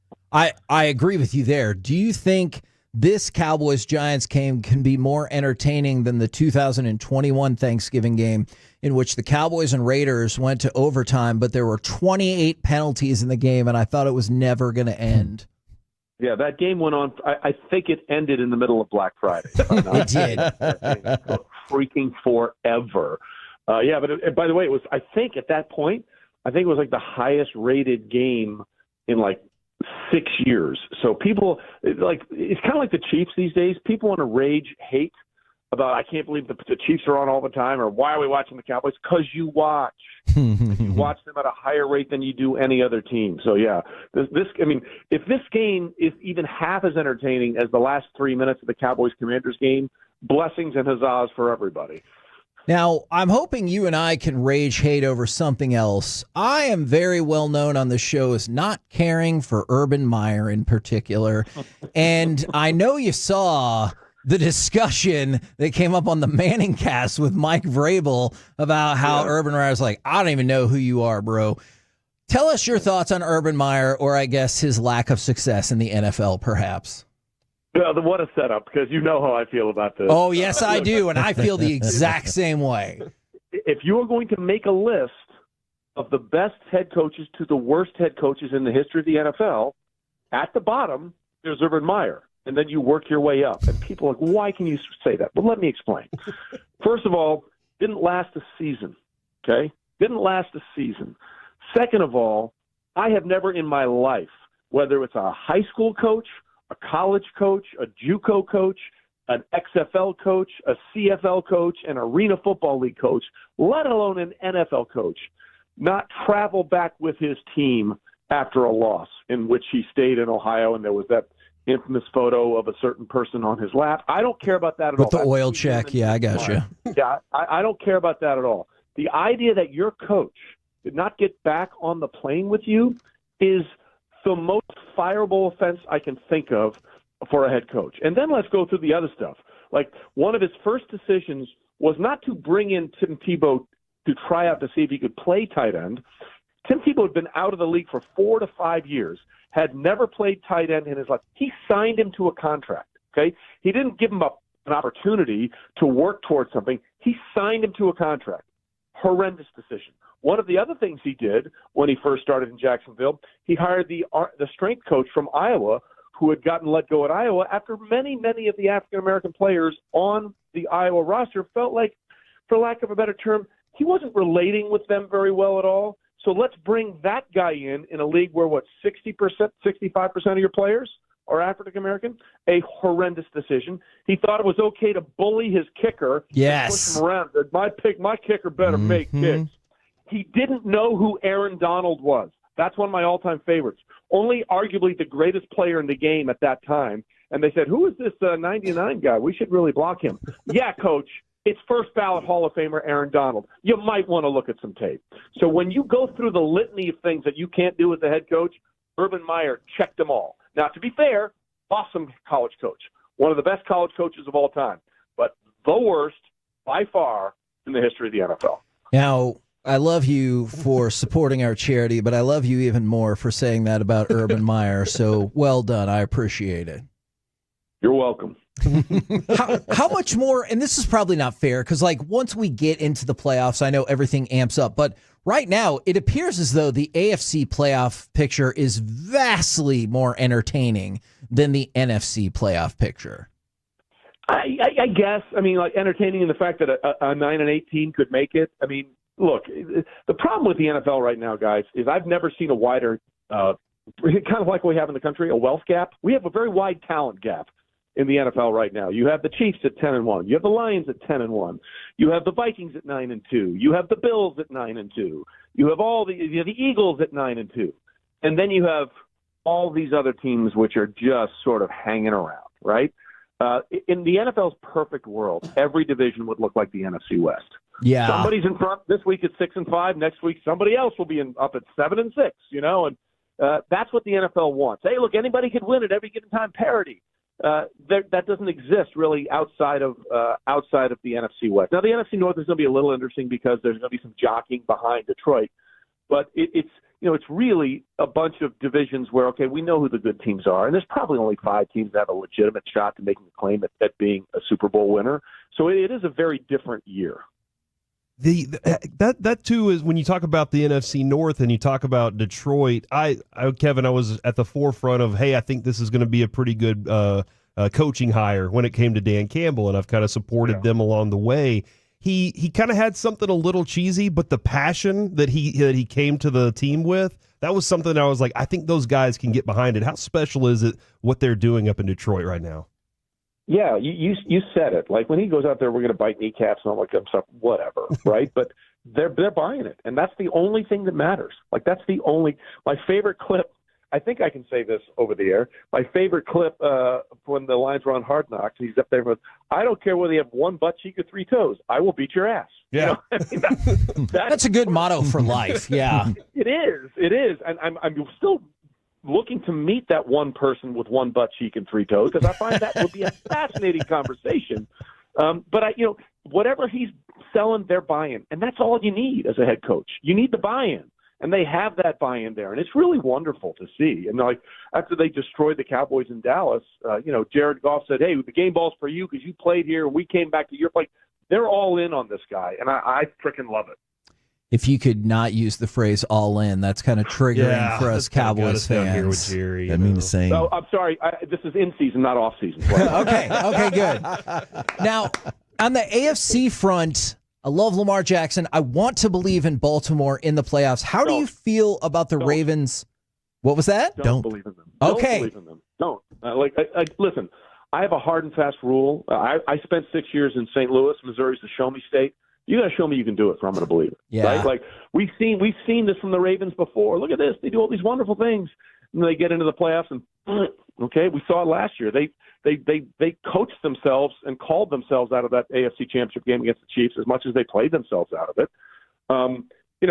We see all these highlight plays from Lamar and Derrick Henry and all this kind of stuff. In the Lamar Jackson era, when he's the starting quarterback, the Ravens playoff record is 2-4. To put that in another way, in the Patrick Mahomes era, the Kansas City Chiefs have won 3 Super Bowls and been to 4. Okay? The Chiefs' record with Mahomes in the postseason is 15-3. And the only active quarterback who can say he's led his team to a win over the Chiefs is Joe Burrow. So Tom Brady's the other one. He's just, the most expensive broadcaster in the history of the NFL, right? Yeah. Look, if they do it, I will tip my hat to the Ravens and say, congratulations. You did it, but you're going to have to show it to me first before I believe it. Well, on the flip side of that, the one guy that had a chance to do it, but the NFL's rules at the time didn't allow us to continue getting that shootout as it went down was Josh Allen and the Bills. You buy into them at all? Yeah. I do, but again, I believe that the Chiefs would live rent-free in their head. Like for all the success they've had in the regular season, they're 4-1 against the Bills against the Chiefs in the regular season. The Chiefs won up there like week 11 or 10 in the COVID year of 2020. I think it was 26-19, something like that. They're 0-3 against them in the playoffs, and they're 0-3 against them in the playoffs in the weirdest way.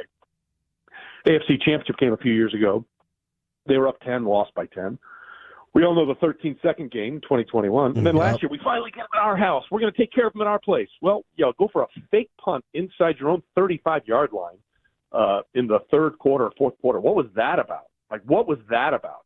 And if Mecole Hardman doesn't fumble that ball away, they probably win that game by 10 points. So, again, I believe that Buffalo is very good, but they are going to have to prove to me they can stop 15 in the playoffs before I'm all in on them. The one other team, though, that and we just got a text about this, that I think everybody's kind of surprised about, and I guess I'm not as much because Sean Payton's a pretty decent head coach. What he's done with Bo Nix is pretty impressive. Yep. Yeah. It is. No, listen, I will promise you this. The last thing Kansas City wants is to need to go to Denver week 18 to win that game to wrap up home field advantage. Oh. That's going to be especially if Denver's playing for something. Okay, that defense over the last few years has done a really good job with Mahomes. And Bo has played really, really well. In fact, I would argue at this point, I would put Bo ahead of Jaden Daniels for the Offensive Rookie of the Year. I know that discussion. Last 6 or 7 weeks. So, I know Sean. He's a friend of mine. He loves Bo. And that kid they have, that defensive lineman they have on the inside is just unbelievable. And that secondary has always played well. Denver's not going to get to where they want this year. But they're going to be a really tough out for somebody in the postseason. Well, we appreciate your time very, very much and all of the stuff that you've done to help people with IDD. Thank you very much. You got it, guys. And we're at this time of year where we're getting ready for friends and family and holidays. And it's important to when you find important people in your life, let them know how important they are to you and let them know how much you care about them, because we don't do that enough in this day and age, in this culture. So take the time during this season. If there's somebody important in your life that means something to you, you let them know how important they are. Awesome. Thank you very much, good sir. All right, man. Take care, guys. There you go. Trey Wingo right here on 105.3 The Fan, and I just sent him the tweet. From the 806, Wingo never disappoints. Yeah, he great. Doesn't. He's great. Awesome. Yeah, every time he's hopped on with us, he's absolutely crushed it. Has he ever crushed you, Derek, that you know of? No. Okay, no, I good. can't. I mean, the only thing he could do is probably crush the dreams of my brownies. That's about it. But they do that for us already. So we're Have good. you ever asked him about his ties? No. I bet we could. Yeah. Yeah, you guys are tight now. What's up with the ties, man? They're so tight around your neck. Now, Chris, I've been trying to get some content specifically tailored for some of the guest hosts that we have. And I know that movie watching is a sport. Got so you down. coming up next, a special edition of Masterpiece Theater. Movies that make guys cry. Oh, boy. Be honest. Uh-oh, here we go. 877-881-1053. Frankel injury. Cry or sports cry? Oh, no. Cry. Oh, ugly cry, maybe even. Ugly cry. We will do that next right here on The Fan.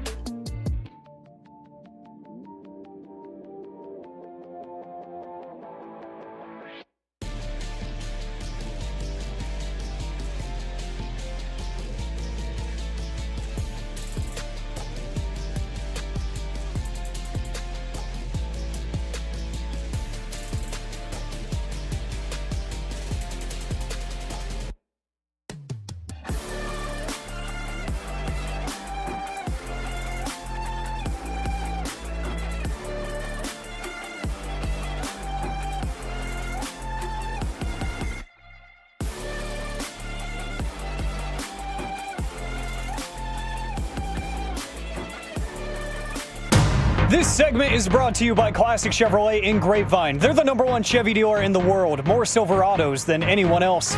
This is Texas. This is Classic Chevrolet. Together, let's drive. Based on new Chevy registrations 2023. KNC Masterpiece back here on 105.3 The Fan. We're going to get to Masterpiece Theater in just 1 second. But as we are covering all things sports in the world, Bleacher Report reporting that the Orioles and Braves are among the teams, per John Morosi, interested in Nate Eovaldi. So if you are going to get him, it won't be a single bidder situation. Speaking of bidders, turn your attention to 1053thefan.com/Piece-A-Thon for item number 134. The Mavs game with Chris Arnold. You get to go to a Mavs game, pair lower bowl tickets. Yes, sir. And Chris Arnold, the three-time Hall of Famer, will meet up with you pregame. And what's going to happen? Pregame, I always do an in-arena show. Okay. Usually interviewing somebody like Devin Harris or you get Mark up on the Followell. unicycle with the bowls? No, that's China. That would be cool. And she's cool to death, by the way. She's still doing this. That's halftime. Pregame, we do a little something. This is right after Luka takes his half-court shot, and everybody goes wild. And so you get to be down there for that, and then you never know where I might take you around and about. You just never know. There's so many nooks and crannies Things in the happen. AAC. You know, there's so many things to do. That sounds vaguely threatening, like your dog story that I heard. 877-881-1053. It's time for Masterpiece Theater. Hello. Governor. Good night. Welcome to another edition of Masterpiece Theater, where we discuss theater with you. And now, two guys who know absolutely nothing about theater, Corey and Kevin. So, the question that comes to mind today is movies that make guys cry. I've already seen a ton of feedback on this. You can also get involved on the Twitch and on the YouTube if you want. I want to take you to cut number 22 if you fellas don't mind. It was a certain scene towards the end of Toy Story 3. Woody, he's been my pal for as long as I can remember. He's brave, like a cowboy should be, and kind and smart. But the thing that makes Woody special is he'll never give up on you. Ever. When Andy gives all his toys away, or most of his toys away, oh my gosh, it hit me in the feels so freaking hard. Because you still have all your toys, right? I call them action figures. Okay, all right. And I think that's supposed to make it okay. Those adult toys there. Yeah, well, look. Wait. I don't think what you just said is totally accurate. Okay. Last night, Adrian got Is that how you're saying? Where is this going? Yeah, no, seriously. Last night, Adrian opened up her. She got a new shark mop, so it's a steamer mop. And Lucy was like, "What is that?" And I was like, "It's Mommy's new toy." And she was like, "That doesn't look like a toy. That looks like something you clean with." And I was like, "Yeah, it's an adult toy." And then I was like, "Well, maybe I shouldn't say things." Adult toys. So Wild. You're good at stuffing things. I'm a pretty decent dad. Okay, no, that I agree with. That's what you call it. Maybe phrasing. Yeah. Phrasing is what I'll go with here. From the 2 and 4, by the way, they said My Girl makes me cry. Take a damn robot not to cry at that movie. And to reiterate what Wingo said, make sure you take the time to reach out to those you love. This person lost their brother last night and was lucky enough to get the chance to tell him I love him and tell him bye. But you never know if you're going to get that chance or not. So that's a great piece of advice. It's a great piece of advice. Timely for me. My uncle just passed away today. Oh, I'm sorry, man. Yeah, Damn. but we saw it coming. But I did get a chance to visit with him a few weeks ago, and I was talking to my dad before I came on air with you guys, and he is fine because he knew it wasn't going to be very long for him to be around. But I did spend a lot of time with Uncle Bob. Well, in that emotional state, is there a particular movie that you're like, I can't handle it? Turn it off. Well, you know, I mentioned on your tees, there's a sports cry because guys will sports cry. If you're a father, and I got 3 kids, there are certain kids movies that might make you cry, like Up That might make you cry. Oh my God. The first 10 minutes of that movie are so freaking devastating. It's like Saving Private Ryan. That's another one. But different for a lot of reasons. And too. again, outside of the sports genre, you say Saving Private Ryan. Let me say the one that got me was Shawshank. Okay. And I've seen some people say that. I was going to bring up two others I was thinking were Terminator 2 and Boys in the Hood. Terminator 2. Okay. Yep. Whenever Arnold gives him the the thumbs up, thumbs he's going into the molten lava, Yep. I was like, oh my gosh. Because I'd never lost anybody like that before, and he was losing his best friend. That one got me. Okay. Ice Cube. Yep. All right. Derek? I was just going to stick to, The Lion King is one that really stands out. I don't know the words, that part but we didn't all make know me cry, but yeah. Sure will. Yeah. When And they then I would say a sports movie, though, maybe like Remember the It Titans. doesn't have to be a sports movie. I It could like be the what- sports cry, Yeah. though. I like that. Like, you're into it. I have to Remember admit, the Titans is pretty good. Yeah. I've definitely seen that movie numerous times. I have not seen this movie. Like, I know what happens at the end now because people talked about it, but from the 512, 972, another 972, Marley and Me. I haven't seen it either. I haven't seen that one either. Is Jennifer Aniston in that? Is that She is. I need to go watch it She's then. so hot. Yeah. Okay. It's true. I mean, That's- she's you don't number think she's one on hot? the list. She's up there. She's up there. From the She's been on my list for a long time. I'm going to put Halle Berry up there. Oh, Ooh, that's a good one. Absolutely. Make me feel Smoke good. show. From the 682. Oh, don't pretend like anyone's too Everybody's good seen for that that. scene. Yeah. From the 682, the ending of Con Air, when he meets his daughter for the first time, gets me every single time. Was he hand her a bear, right, or something like that? And it's like, and tell me now. Man, that is an emotional Dude, moment. you know what recently, like, I watched the movie If. That movie is built to make you cry. It like, is. they're like, your It imaginary is friend built and for me your to turn dad. it off after 45 minutes of boringness. But the one that recently really got me, and it was all the way at the end, was the Iron Claw. Yeah. When his sons come and sit in his lap, and we know the sons personally. Yep. Yeah. They come and Von sit in Erich's- his lap, and I lost it right there at Yep. the end of the movie. I Yep, was yep. like, it was such a fun movie, so much in it felt like I was living in that time again. You know, like they did a good job of bringing me back to that time. But whenever he's sitting there and they said, "We can be your brothers, Dad," and I was Oh like, my God, it was so sad. yeah, exactly. It was. My wife was like, "What is wrong?" And I was like, I'm not crying. It's so sad he didn't have any brothers anymore. But okay, just by the way, shameless plug alert, that is one of our auction packages. The Iron Claw movie? Kind of. Maybe even cooler. Yeah, actually, maybe even cooler. So they're doing this thing, the Von Erichs down at their ranch in Bernie. It's called Claw La La La La. Okay. Which obviously I think is amazing. And so we have procured from one of the kiddos themselves the pair of VIP tickets to this event, a meet and Nice. greet. We've also got some classic WCCW photos at their ranch. Awesome. If you want to go do that, we have That's a lot of priceless, auction man. items. I'm trying to find which one it is. I will get back to you on It that. is But number 158, I do believe. thank Kevin. you Number very 158. much. 158 for the Von Erichs deluxe package, and then if you want to get involved with the Chris Arnold Mavs game, that is 134. Alec, what say you about perhaps a movie that makes you cry? I'm trying to gather myself. I'm putting together a masterpiece of a thon. It's even hard to say because I just listened to the dumbest clip of Mike, as one does. For me, most recently, probably Guardians of the Galaxy 3. I got to see that one. That one got to me.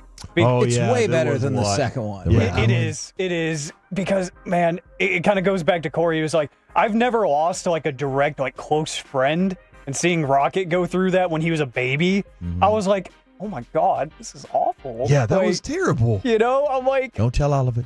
I've lost people as adults and stuff, but like, I never lost a friend when I was little, so I was like, that sucks for that little raccoon, man. Yeah, the Kevin, I've told you this very frequently.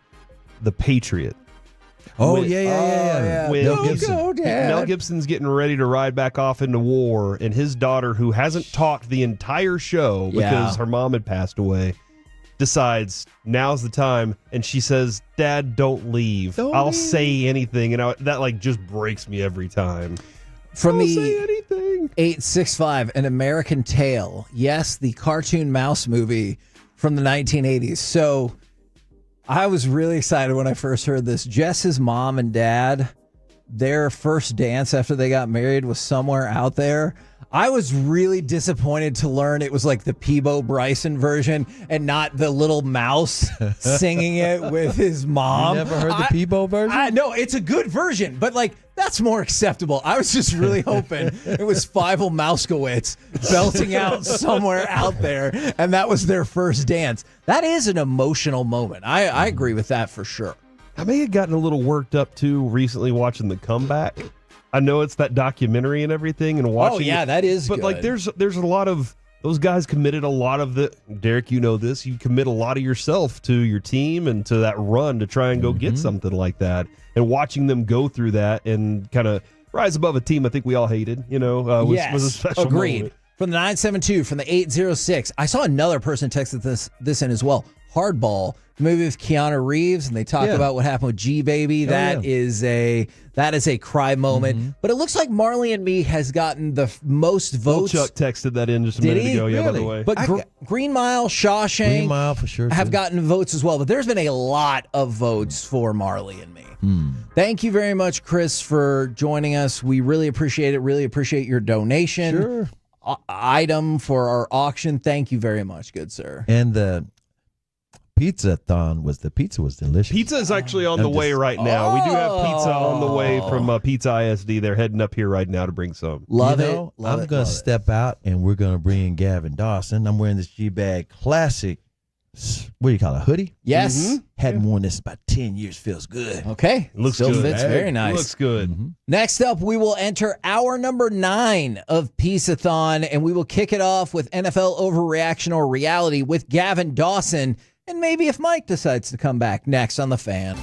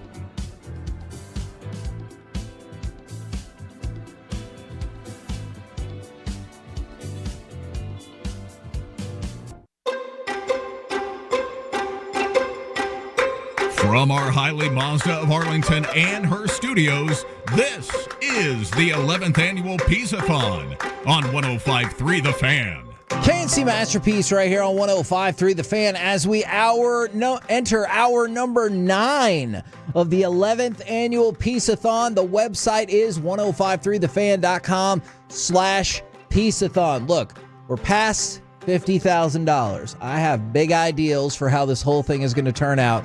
So I would love it if you could spread the word, donate a lot of money, bid on a lot of things, and help us get past $100,000. I still believe that we can do it today. Check in. Let us know what hour number you are on straight away from the 817, hour number 9. I've been listening since 6 a.m. That is from Miguel. From the 469, Zach and Frisco checking in for hour number 9 in the home stretch now, fellas. And I always kind of break it up. I don't know if you do it like this, Corey.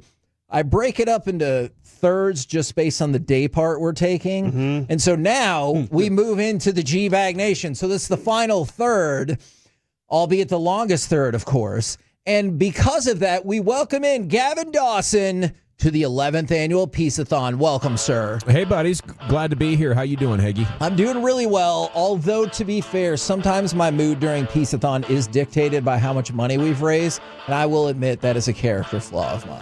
Well, we just need to double it, you know. Exactly. We're entering prime time here, so it should be no problem. Big money listeners here in the afternoon. What's up, Majors? What's up, Dutch? Facts. Nice to see you, boys. Facts. By the way, thank you very much. Brother-in-law, I believe, donated 2 couples massages at Elements Massage. That is 2 60-minute couples massages. So take care of yourself by getting a massage at Elements. The only real massage I ever got was a couples massage with Jess. Nice. It's a special experience there at Elements. Top massagers in North Texas, and you get calming lavender massage oil. You get steamed therapeutic eye mask, energizing citrus aromatherapy, which sounds amazing, plus chocolate truffles. Oh, yeah. Fancy as Adrian hell. did take advantage of that experience last year, by the way. She loved it. She loved it. Smart. I mean, it sounds like pure gold as always. Absolutely. That's right. That's I didn't get to have it. I got to throw it out there. He always wants to say that true. when you're I'm around. sorry. I love it. I love it. I do. I love that. Did you hear the call yesterday, by the way? What you drinking? Who you thinking? No, I didn't get to. I was probably coaching at that time. Okay. The guy who brought his kid to the Mavs game over the last week or so, and you bought his kid a jersey, he was damn near crying, bro. Yeah, that was actually a cool moment. I usually do things like that pretty secretly, but the kid is what made me want to put it out there, like say something about it, because I got him his jersey. He told me it was his first game with his kid at the Mavs game, and kids getting into it, like just cheering for everybody. So I had the one of the girls that works there check his tag, see what size shirt. Because I mean, it kind of looks creepy if I reach around like, "Hey, what size shirt do you wear?" So she checked for me, especially the way you just said that. Yeah, and so she got the jersey or the shirt size for me. So I ran up. I told him, I was like, "Oh, I'll be right back. I got to use the bathroom. You know, you guys want anything?" Just typical thing to say. And then came back down with the jersey, gave the kid the jersey, and he lit up. He loved it. He was going nuts. Put his Luka jersey on. Every time the cameras would go out, he would stand up and showing it off. And halftime goes, and every halftime and before the game, I always take a shot for the game. It's just a superstitious thing. And I came back, and the kid had like 3 dolls with him, and he was like playing with them like normal kid would. And all of a sudden, he was like, "Hey, I got you something." And I was like, "What do you mean you got me something?" And then he pulled out the Mavs mascot. I'm trying to think of what not captain. That's Rangers. Champ. Yeah, gave me that. He's like, "I got you this. You got me a jersey. I want to get you something."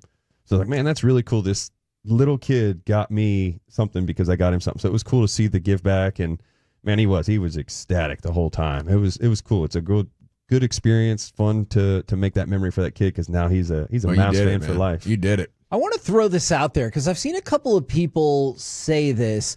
All the auctions are not closed. Now, there are some that are sold, but there are a lot of open auctions. I'm trying to send the link. Some people might need to clear out their cookies. Yeah, clear cache. And they might have the thing from last year. That's probably last year's site. If you go to My Possibilities, it will show you the website. If you go to 105.3 The Fan, it'll lead you to the website, 1053thefan.com/Piece-A-Thon. Are you ready for some overreaction or reality in the NFL? Let's do this, man. All right, NFL overreaction or reality. The Dallas Cowboys are starting a winning streak. Ooh. I'm gonna say that's real. I'm picking them to win tomorrow in our G-Bag Survivor. Yeah, and I think the Giants are a bigger dumpster fire than them. Hell yeah! You have massive chemistry and morale issues there, so I think they get the win there. And then the Bengals have just figured out ways to lose again and again. It'll probably stop at 2, but if it gets to 3, it's going to get to 4. You're going to beat Carolina too. And now I just wonder at how many until we start to get a little bit of excitement going. It would be 4, right? And you're back to 500. I'm like, yeah, and then you could still lose a game and finish 9-8. So and the end, is not that daunting of a schedule either. So, I think this is fairly doable as far as getting excitement going. And I'm not even thinking making the playoffs is the goal. It's just trying to play good enough football that you could see this team being a playoff team next year. And, Jerry and Steven have mentioned multiple times, McCarthy has too, like they're continuing to get more healthy people back off of injury. Now, maybe not this week, maybe not Martin and Diggs, but as you continue to add those add those players back to this team, it looks more like what you expected before the season. Now, Trey Wingo brought this up, and we've had this conversation. NFL overreaction or reality? Bo Nix will win the NFL Offensive Rookie of the Year over Jaden Daniels. I'll take the risk on that one. I'll take a G-bag payoff if I need to do that. But I said before the season that I thought he looked really good in the offense with Sean Payton, but then it kind of regressed as the season started. But then since then, he's just been on this upward arrow up the entire time. I'm very impressed with what he's doing. Like I said, Sean Payton's a very good coach. He knows how to get an offense going, and he's got this guy, and him and Cortland Sutton are working very well together.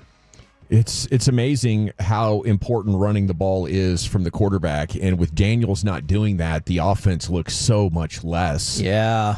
I don't know where the NFL offenses go from here. I think what they need to do is look at the competition committee because right now the only answer to what the defenses are doing is for your quarterback to run the ball. So and we know that teams don't want their quarterbacks running the ball because of the injury factor, and it's undeniable, especially with Daniels. I'm still going to say Daniels gets Rookie of the Year though because of how brilliant he is. I think his efficiency numbers are a bit higher.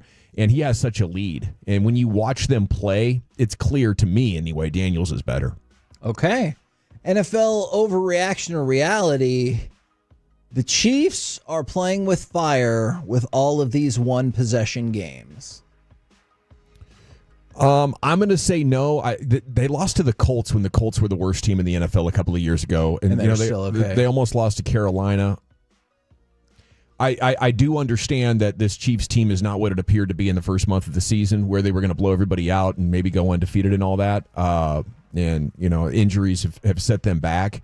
But I just trust that they know how to win games in January, right? So I think they'll maybe lose 1 or even 2 more games in the regular season. But once you get to the postseason, I'm not considering them vulnerable based on what's happening here. I'll say that's overreaction as well. And this has come back to bite me a few times, but I've always loved this saying that my dad used to have, and it was, they played as hard as they could, and we played as hard as we had to. We got the win, and they wore themselves out trying to catch up to us. Derek, where do you fall on this? I agree. I think the Chiefs they're going to be fine. I'm not worried about that. The 1 point or wins and all that. They're good. We're good. NFL overreaction or reality, the New York Giants have totally given up. Now, I know Malik Neighbors talked about this. A few of their linemen talked about this. We said today Tommy DeVito was originally not going to make the trip to Dallas and Drew Lock was going to start, but now it looks like DeVito is going to be here, but he's probably doubtful for the game. NFL overreaction or reality, the Giants have given up. Yeah, I think Kalashaw wrote about this today, dueling dumpster fires. And the difference with the Cowboys is they haven't given up on their coach. They haven't given up on the organization. I think it's really damaging to team morale when it's clear you're tanking. Yeah. And, a lot of the veteran guys who are paid and don't need to make the big bag anymore are more frustrated and just have a hard time giving any more than 70% or so. The young guys are going to want it. They're battling for jobs. They're battling for their careers and everything, but it's not enough against, an organized team that's still fighting in the Cowboys. I think they have given up, and I think it's kind of a a first season effort by Malik Neighbors to try and get everybody back into it. And I think this offseason you'll find out just how much pull he has in that organization of saying, hey, these guys got to go because they're not the ones that are actually trying. They're just here for checks. Yeah, he's probably in culture shock, man. Yeah. You know, it's got to be just so horrible to constantly be a star and have massive, winning times your entire career and then get dropped into one of these NFL teams. Okay, yeah, I can see that. Yeah, it's kind of like anybody that gets drafted by the Browns, Oh, Derek, do you want to respond to either one of those things? I'm going to just stick to the Cowboys situation. That just seems like the better move for me. This is a trap game, in my opinion. The Giants have really nothing to lose. They can be a spoiler here and really ruin things. I mean, I feel like the call out from Neighbors is going to definitely get some guys going. It's going to ruffle some feathers for the Giants. And I think if you take this team light and expect to just walk all over them, you're going to get surprised and they will sneak one. Yeah, and the Cowboys can't afford to do that at all, right? Their back's getting 5 an attempt. We were talking to Broadus about this. He breaks down the opponent's offense, and he did that for us well yesterday and said, man, this offensive line cannot pass pro to save their lives, to take a phrase from Mike. But in the run game, they're very effective. This offensive line is going to light you up if Mozzie has a bad game. Now, a trend on Mozzie that Brian told us about as well, he keeps playing well against division opponents. His 3 best games. It's interesting. So maybe, the familiarity, it just takes him a while to get confident and figure these dudes out. NFL overreaction or reality, CJ Stroud's regression is very concerning.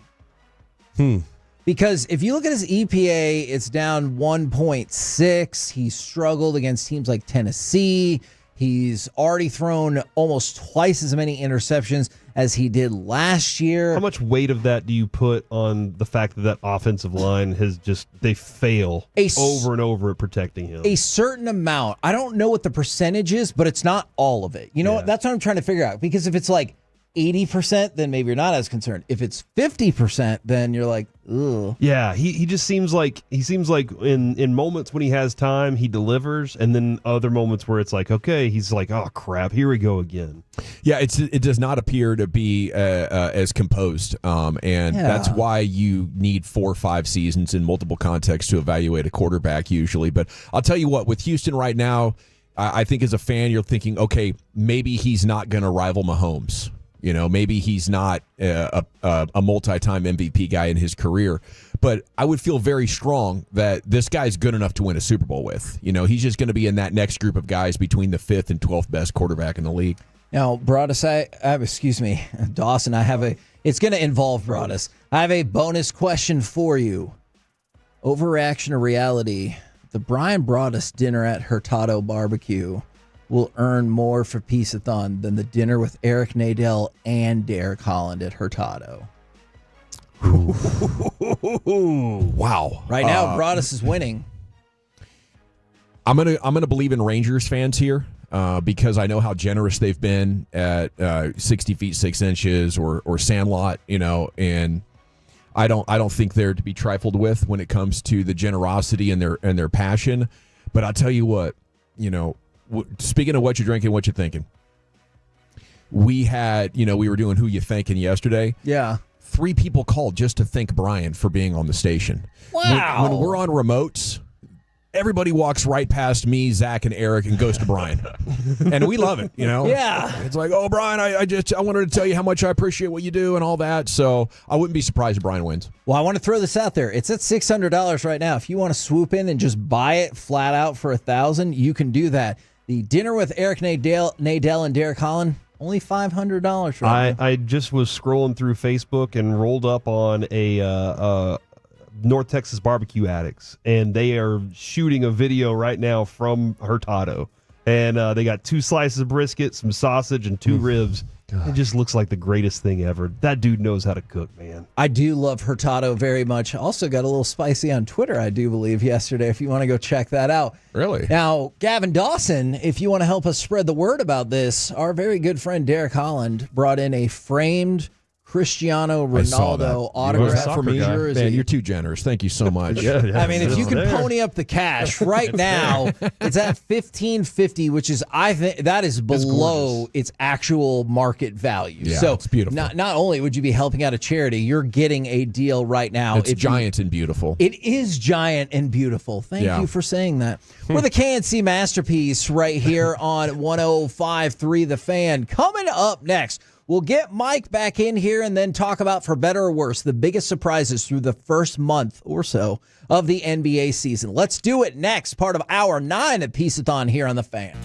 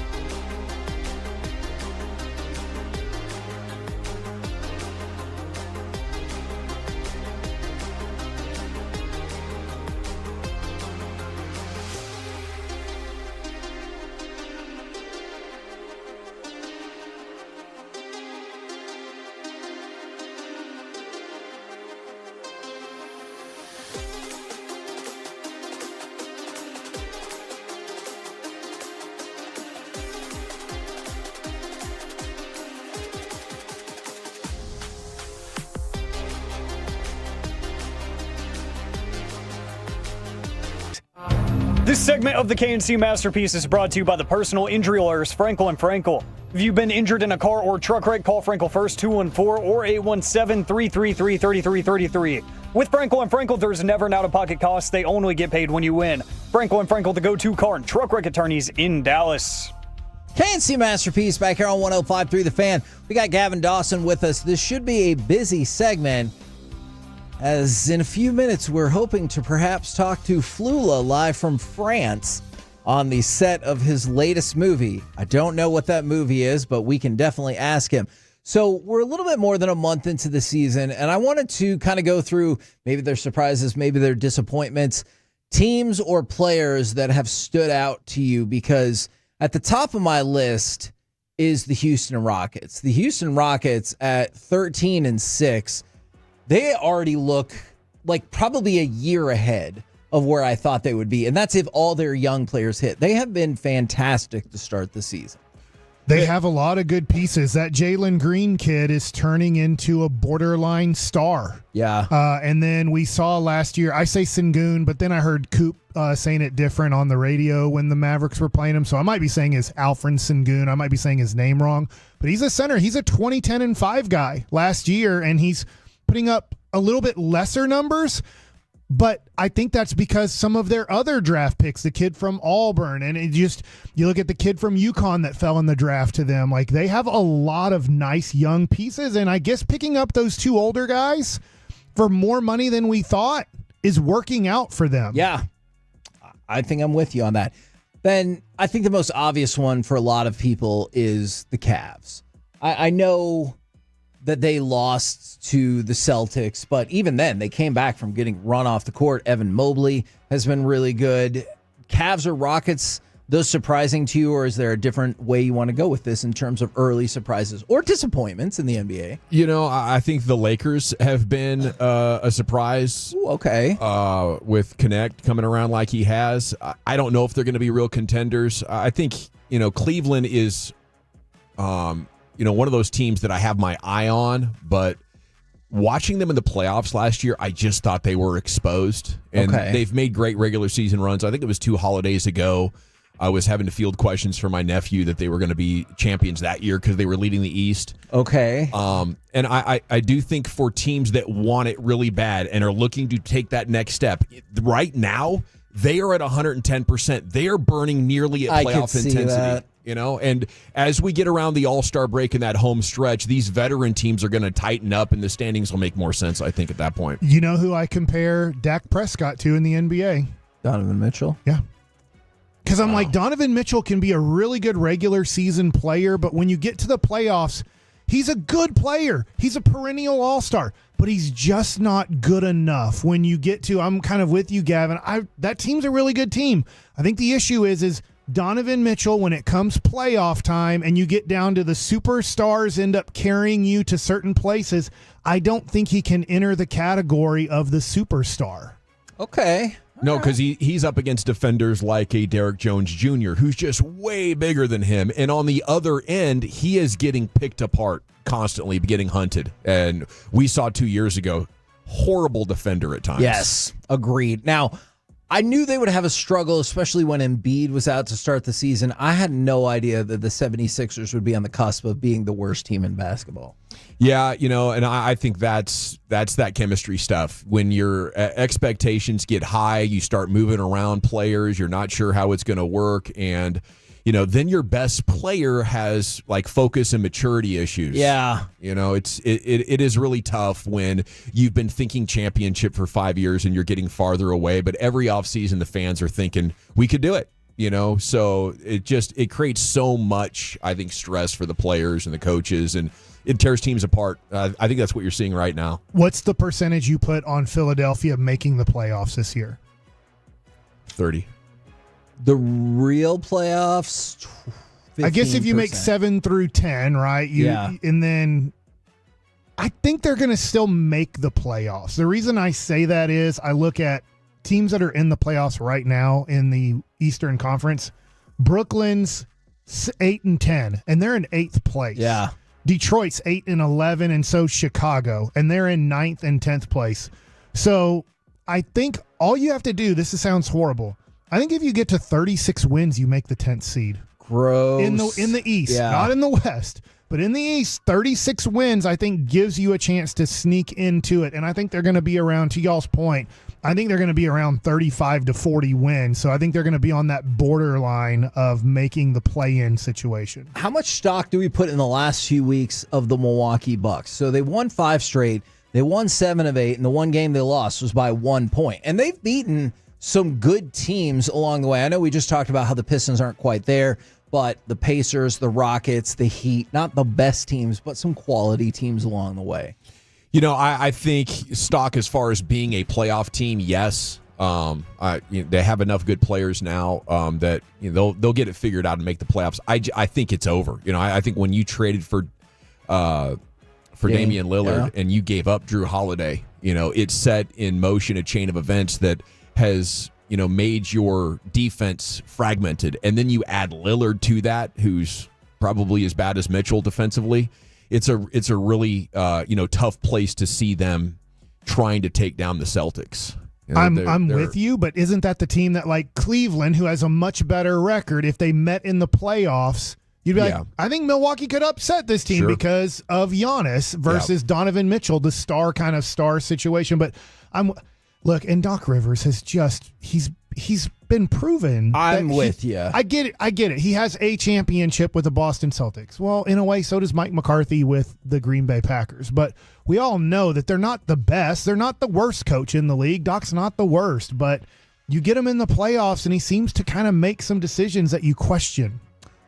I'm surprised about the Warriors, more specifically the Warriors without Steph Curry and Draymond Green. Now, the Warriors were 3-0 without Steph Curry and playing strong defense, less than a point per possession allowed when Draymond Green was off the floor. Wow. What do we we'll have to get back to that because right now on the D&M leasing hotline, I believe all the way from France, it is our friend, actor, comedian, DJ, lover of all things Dallas Mavericks. It is Flula Borg. Good afternoon, sir. Bonjour, as they say. Hello to you guys. Hello. How long have you been in France? I have lost track of the times, and with the jet lags, either 18 years or 9 days. I'm not certain. And can you tell us what you're filming out there? Is that allowed?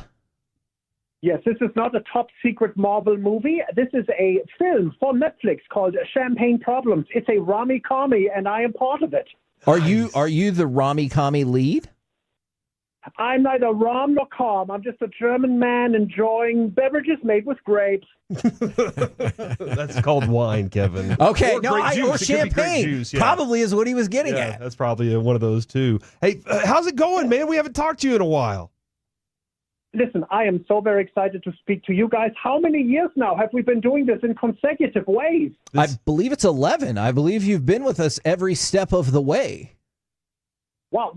Am I the Cal Ripken of the Piece-A-Thon? Yes, you are. So keep Kevin Costner the heck away from your house. Hey, Flula, we have 2 former baseball players here, and Derek Holland and Mike Bassick. They are here with us. Would you mind doing me a favor and kind of explaining baseball through your eyes? Oh, obviously, yes. It's very simple. So there are some men, and they're holding sticks, and then sometimes someone throws another ball that's been sewn together from, I think, a swine. And then if you touch the stick and the ball, you run to a pillow. And then if people are sleeping, you may steal these pillows. And then you do this 9 times, and at some point, someone feeds everyone popcorn, and then you sing a song, and that's it. That's how it goes, man. Does that feel about accurate to you guys? Y'all played baseball for a long time. Super accurate. That's exactly why I fell in love with the game. The sticks, the balls, and the pillows. Yes, and the rubber. What? The rubber, the mound. The big hill. Oh. Oh, yeah. Oh, the hill. Yes, of course. Yeah, everything starts on the hill and rolls down, of course. I mean, otherwise, Flu, I could ask you if you're a fan of the rubber. Yes, I love all materials. They're all very fun. I enjoy all the wood and the spitting of the flower stems into the duggy outs. It's very, very exciting.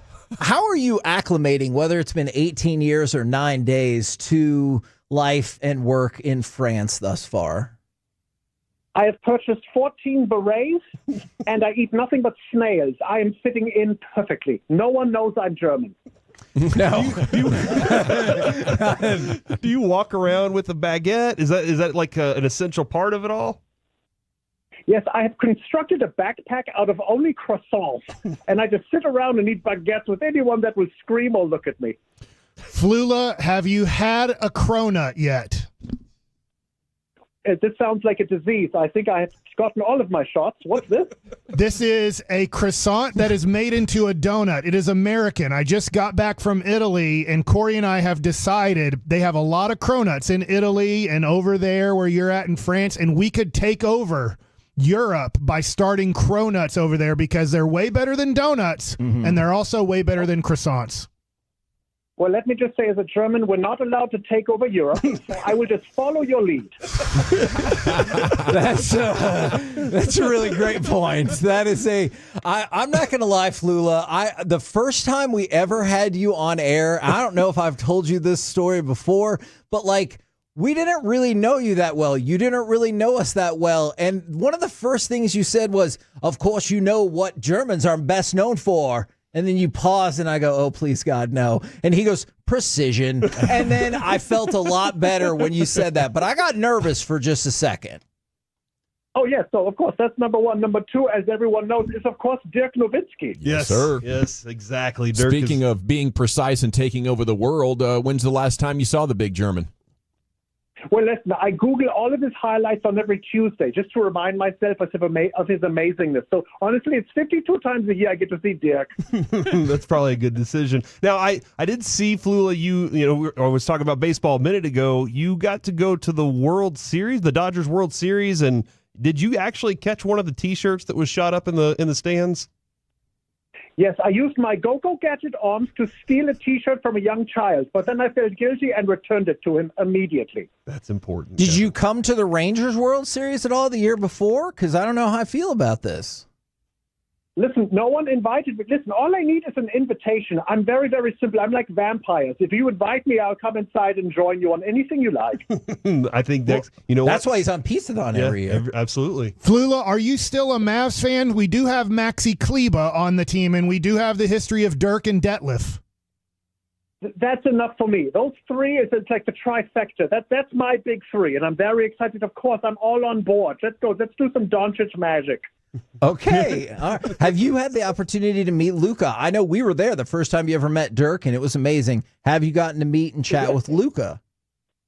I have never chatted with Luka. I'm very excited. I need to make a nice little road trip so I can see you guys in the face and also enjoy Luka live and in full effect. I bet we can make that happen. Could you, if you meet Luka, or maybe the second time you hang out, ask him to stop complaining to the referees so much? Listen, he has a very good argument. He likes debates. That's all it is. He's like on the speech and debate club in his high school, and he's just practicing, guys. That's all this is. That is probably true. I mean, Kevin, you're the same way. You've always been a debater. That is true. You made somebody cry once whenever you were debating. Let me ask you this, Flula. Then, if you're debating somebody and you make the other person cry, don't you think that means you won the debate? It depends on what caused the cry. Did you release a stinky thing from a place? No. Did you cook something disgusting? What happened? It was just the words that made her break down and cry and run out of the classroom. Yes, you won. That means you are victorious. See? That's what I'm talking about. If nothing else, that's what I'm talking about. All right, how much longer do you have to work on this film? Well, if I get fired, today was my last day, and if not, I have 3 more weeks. Okay, excellent. Besides this, any other projects we need to be on the lookout for that you have that are about to come out or that we should just know about? Yes, I'm in a film called Bonhoeffer. It's a very exciting World War II biopic. You cannot believe I'm in it, but it's really true and real and great. That's happening. And listen, I'm just doing cozy, weird things like going to the grocery store and eating sandwiches. Sandwiches are so good. I love sandwiches. And I believe you're finishing up your 2025 Flula calendar as well, right? Stay in tune for that in your mailboxes, of course. I will send it to you as soon as I return from this wonderful trip. Yes, the calendar is something my family looks forward to. And make sure to order some cronuts when you get back to L.A. Oh yes, I will. I will talk to my doctor and see if cronuts are right for me. And I'm gonna copy you on Twitter, on X, with a link to all of our auctions and donation stuff if you feel like spreading the word while you got a minute off from all the berets. Excellent. Yes, send me everything, including a big box of cronuts, so I can take a look and see what I can do with those. Absolutely fantastic. Wait, before he goes, do they know what Thanksgiving is in France? Oh my goodness. You know what? I will ask them, and if they do, I will immediately demand a large bucket of sweet potato casserole. Is that your favorite Thanksgiving food? By all of it, yes. Number one, number 2, number 3. It's all of those. Yes, that's my big 3 of Thanksgiving. Just 3 plates of that. What's the worst then? Is there something you've had at Thanksgiving and you're like, what are we even doing here?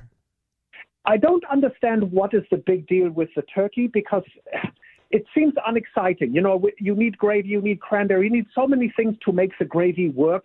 The turkey work. I'm just like, why? I don't know. I'm a sides guy, as they say. Mm-hmm. The fixins. Yeah, the fixins. It's Excellent. all about the fixins. Excellent. Flula, thank you so much. Best of luck getting back with your new movie, and we really, really appreciate it, man. Thank you very much, guys. Everyone donate. A very fun time, and have a nice evening and day, guys.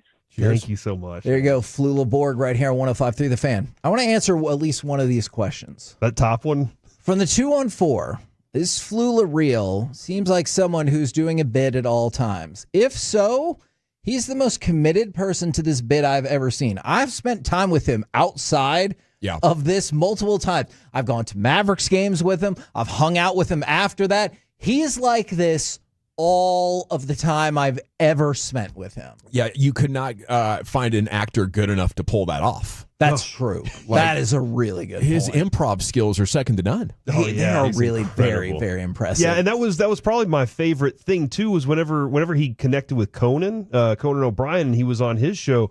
Conan has tremendous improv skills. Yeah. He's always doing bits in his mind, and I was like, these two are fantastic bit together. And so then what Conan does, he does Conan Must Go. Without Mortars. Yeah, he goes, or that too. Conan Must Go, but it was based off of what he did with Flula when they went over to Germany together, and I just thought it was a power couple. It was great, and it really is nice. And he just texted back and said, "Love you guys. Thank you for having me." So salute. Awesome. He is a fantastic dude. I know, but people are always like, this dude can't be for real. I'm like, if you ever get a chance to meet him, have a conversation. That's pretty much how it will go. Do you think you got to be undercover as a German in France? Oh, yeah, I think so. Yeah, he was like, nobody knows. I did love him talking about his other movie that just came out. And he goes, I know you can't believe it. I played German in World War II. And I'm like, I kind of can believe that. I'm looking forward to that biopic now. Yes, absolutely. I remember he was on a show and he gave out a shots fired for us when he was on the show. That was awesome. Yes, he did. We're the KNC Masterpiece right here on 105.3 The Fan. Coming up next, how about Masterpiece of the Week-a-thon? What better way to follow up Flula than with that next on The Fan?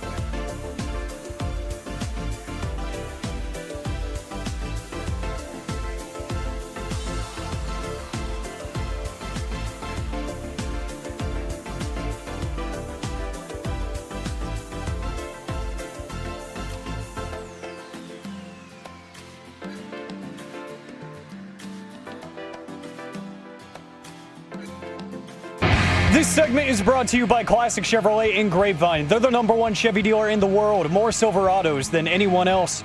This is Texas. This is Classic Chevrolet. Together, let's drive. Based on new Chevy registrations 2023.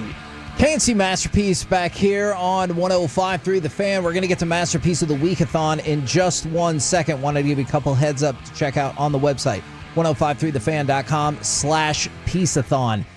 Item 156, the Martin House Custom Beer Experience. Item 160, the Magic Johnson autographed basketball from Magic Johnson himself. And then item 199, the Russell Wilson signed Louisville Slugger Rangers bat. Only 5 of those were custom made available for this, and we have one of them. None of those have bids yet if you want to jump in.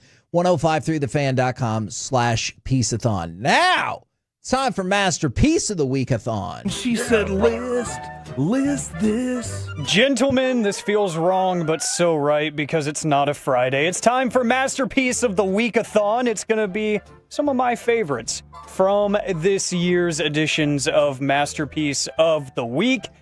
We have a tradition, picking on people who are not here. Corey Majors is not in the studio right now. All right, Corey, let's do this. I think we should pick on him first, and we're going to start off strong. Out of nowhere, this thing would just be like, just waiting until I yawn, and then out of the corner, bam, right in my mouth. What the hell? He's talking about a bug, I bet. Oh, okay. Yeah, Because that's some bug. Sounds like a sneak. I was eating a burger once as a kid, and a bee landed on it. Shut up. Right as I was going in. And so I bite. I'm like, wait a minute. There's something in there that's not a burger. A little extra honey. Did you get stung? No. That's not how it works. That's I don't impressive. think. Bees are not made of honey. That's all they're doing is nectaring things. They got some on their hands at least. Yeah. Do It's a bees sticky have situation. I don't know. I like this. Dawson was ahead of the hot honey craze before everybody else. Look at that. Yep. Let's see, we're going to pick on Corey again because this is kind of topical. Is it always just a goalie boner, or is there a defenseman boner too? Boner meaning mistake. Just go back. On Growing Pains, Mike Seaver's best friend was named Boner. Like, it didn't mean because he was like, oh, I'm really into this. Like, that's not why he was named that. No, it was. You don't go back and watch at all times. You're like, what's going on? Why would I go back and watch it look like, oh, yeah. No wonder why they call He's him got Boner. that nighttime stuff going, you know what I'm saying? It's short for a boneheaded decision, right? Yes. So are they saying that that part of the body makes boneheaded decisions? Yes. Oh, Is that what that I is? agree with that. Well, so does this man, according to Kevin. I just banged Josh Getty. Oh, yeah. How did that go? I guess I was impersonating a 16-year-old. That was, look it up. So that was when we were talking about that girl on her social media or whatever. You're a straight shooter. Josh Getty isn't. Talking about that. Man, he is not a good shooter, is he? I don't know how you can be so horrible at shooting for like you practice, right? Like how can you be that bad? Jason Kidd was horrible at shooting. Michael Jordan was pretty horrible at shooting too when he entered the NBA. They How all is got good. Trae Young so bad at shooting, but people still think he's some sort of sharpshooter? He's not a good shooter. He is a volume shooter all day. His volume for sure. Under 40 from the floor. See, that's terrible. But his defense is probably worse. No, not probably. It's I'm gonna definitely be honest. worse. Trae Young might be the worst defender in NBA history. Wow. In the whole history of the NBA, even dudes that sat the bench and cheered for their teams, I think he's worse than everybody in the history of basketball at playing defense. Let's see, a statement from Mike Bassick. Everybody has cows. What? Is that right? Do you have cows? I have a cow, C-A-L. It's close. That's a good point. But I don't know where I got that from, but that statement was true when I said it, I think. No, it wasn't. I didn't have a cow when you said that. You're having a cow right now. That's a good point. From the 401 entomologist here, bees are made of honey. Mike is correct. See? All right. I knew it. Makes sense. Mike, is this one true? I'm not a good horse.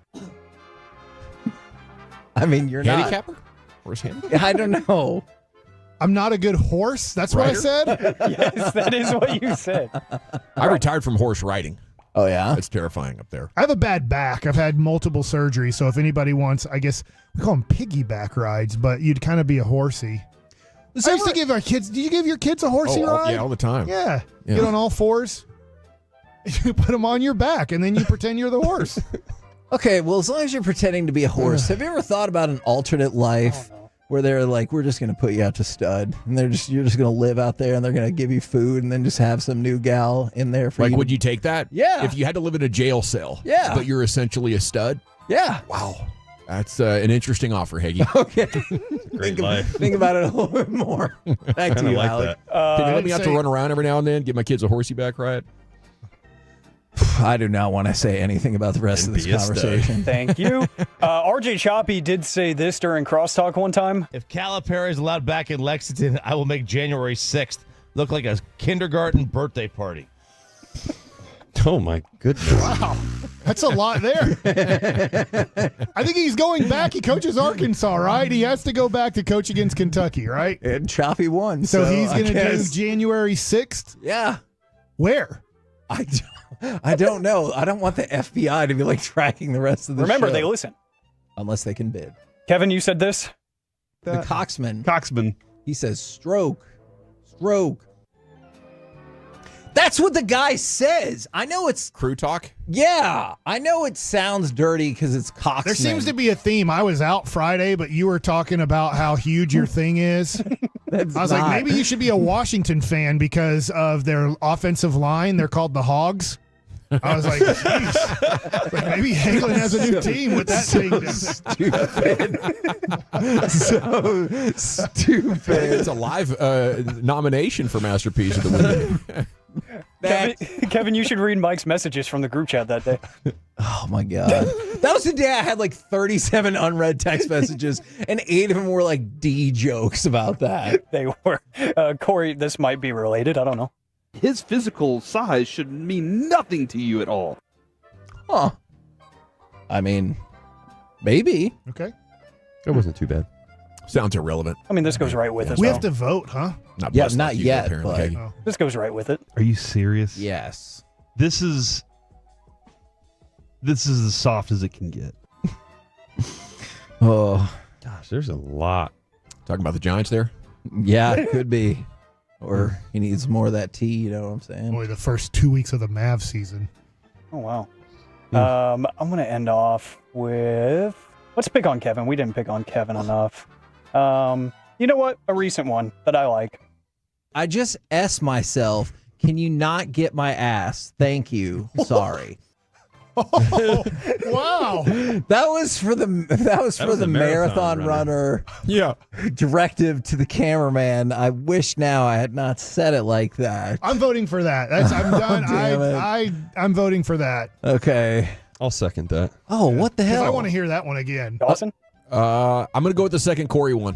Ooh, Oh. I like that vote. Just to break it up, you know what? I'm voting for Kevin S-ing himself. Oh, I wanted to vote for the very first one with Corey talking about how it just went right in his mouth. Well, it's not happening. I'm sorry. I just S myself. Can you not get my ass? Thank you. Sorry. Now our next guest, Kevin. Man, I hope he wasn't listening to that. Coming up next, thank you very much, Gavin Dawson, for jumping on with us. Happy holidays. We move into hour number 10 with Texas Rangers manager Bruce Bochy. That's right. Everyone, they're like, they can't do what we can. We just went from Masterpiece of the Week to Bruce Bochy. Check it out. Next on The Fan. If you're laughing, we're happy. Thank you. Thank you. Get Masterpieced anytime you want on our Odyssey app, presented by Comerica. This is Jim Rome with an...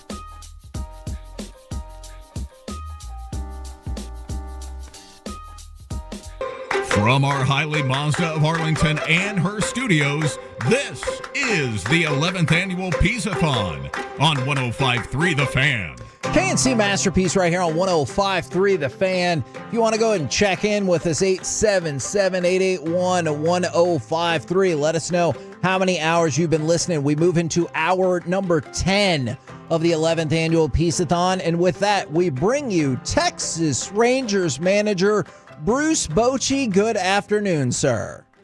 Good afternoon. How's things, guys? Good to hear from you. Yeah, absolutely. We're doing really well. And on your front, I mean, I know a lot of this has been in the works for a while, but how much of a relief is it when you finally get to lock in that major league coaching staff and everyone's got their place and it's all fixed up? No, it's good. It's good. And, first of all, I'm happy for Will Venable. Will, what a great job he did for me and all of us. So it's always tough to, say your buys, but at the same time, it's bittersweet. Now he's managing the major leagues. I'm really happy for him. I told him how much I'm going to miss him, but, now, we got our staff situated. So that's always good to have and have done. It won't be long before we'll all get together during the winter meetings. And I know you said obviously happy for Venable. I think we all understand that. Were you surprised at all? I'll admit, just on the outside looking in, I was surprised when he took the job. Well, I'm not surprised. He was, talking about it last year. We all were, and he just didn't feel like it was, time for him. And this year, I think, he had a couple clubs that had a lot of interest, and so it's hard to turn down a chance to manage in the major leagues. You never know what's in the future, and so he went through the process and ended up getting that job with the White Sox. And so no, I'm not surprised. I know he felt really ready. With him, wearing a lot of different hats in the big leagues, from coaching the bases and being a bench coach, and the 2 years he had with us, and I think he felt it was time for him to go ahead and make this move. So I can't say I'm surprised. Boch, last I saw you in L.A., we were talking a little football as the season was getting started. I can't remember. Are you more of a Saturday football guy or a Sunday NFL guy? You know what? I enjoyed both. I'm probably more of a Sunday guy, NFL, just because the college has, changed quite a bit, as we all know. But I watch both, believe me, and I enjoy both. Going to Florida State, I had a rough year there. So, but I think they won a game. They won two. Yeah. Okay. Yeah, for them to go into that season thinking, all right, they may be battling for a championship, and to go, that south. It was hard to watch, but as far as the NFL, I grew up a Dolphins fan. Growing up in Florida, then I went to San Diego as a Chargers fan, then a Niners fan, and of course now watching the Cowboys, and it's probably what I watch more now than ever. I did have one quick college question for you, even though I know you talked about your love of the NFL as well. Saturday night, the rivalry is back on between Texas and Texas A&M. I went to A&M. I'm cautiously hopeful. How are you feeling about that game? Well, you should be more than cautiously, I think, but no. Texas is so good. It's so fun to watch these teams that are rivals, and I'll be watching it, believe me, and they just find a way to have a great game. That's one game when teams talk about spreads and stuff, they just find a way to have a great game, a very competitive game, close game. So no, I'll be watching. That's going to be a good one. Boch, we've talked a little bit about the 2004 Boston Red Sox lately because of the Netflix documentary, The Comeback. I don't know. Have you seen that or not? I have not. I haven't seen it yet, but I will. It is fantastic. Yeah, I'm sure it is, and I look forward to watching it, but I've heard that. It was interesting because my wife, who obviously followed me around baseball, and me and Dave Roberts were teammates. That's the only player she knew, but she enjoyed watching it, and she was watching it, and they were showing David Ortiz, Big Papi, and she goes, "Oh, so he was like their Adolis Garcia in 2004." And I just thought that was funny that as she's watching Big Papi have all of these big hits, she's like, "Oh, so our Adolis Garcia and Big Papi, they're like the same player for our 23 team." Yeah, I think you can say that, with, what Dolly did for us. I mean, Ortiz was incredible. And, quick story on him. He went to Japan after, they won the World Series with me. And you're talking about carrying the load. He was just incredible. He just had a knack for getting a big, not just hit, but home run. We end up winning every game, but I think 3 or 4 of them, we don't win without him. It's something he did, to win the game for us. And then you look at Garcia. I mean, he just turned his game up when we got to the postseason. That was really incredible what he did, and Seager, and that's what it takes, for that to happen. But gosh, I don't know if there's a more clutch hitter, in the postseason games. Dolly's had, a little experience of it, and he showed what a big money player he is. But Ortiz did it, for so long, and he's just so dangerous up there. And I got to see it firsthand when he was playing with me in Japan.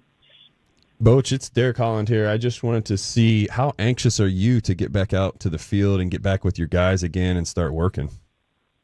It's that time, Derek. It's good to hear your voice.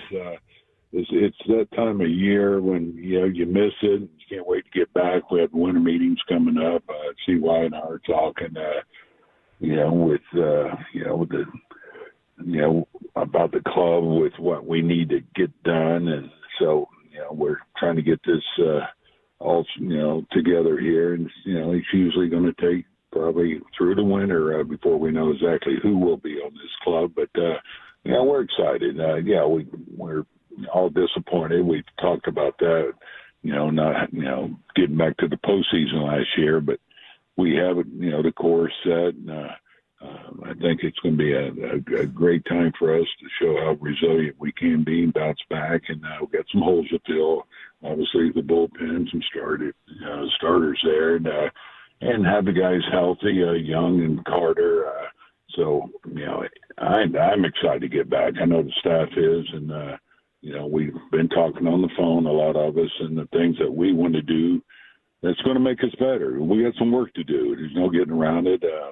Just some little things that we want to get done that probably got away from us last year.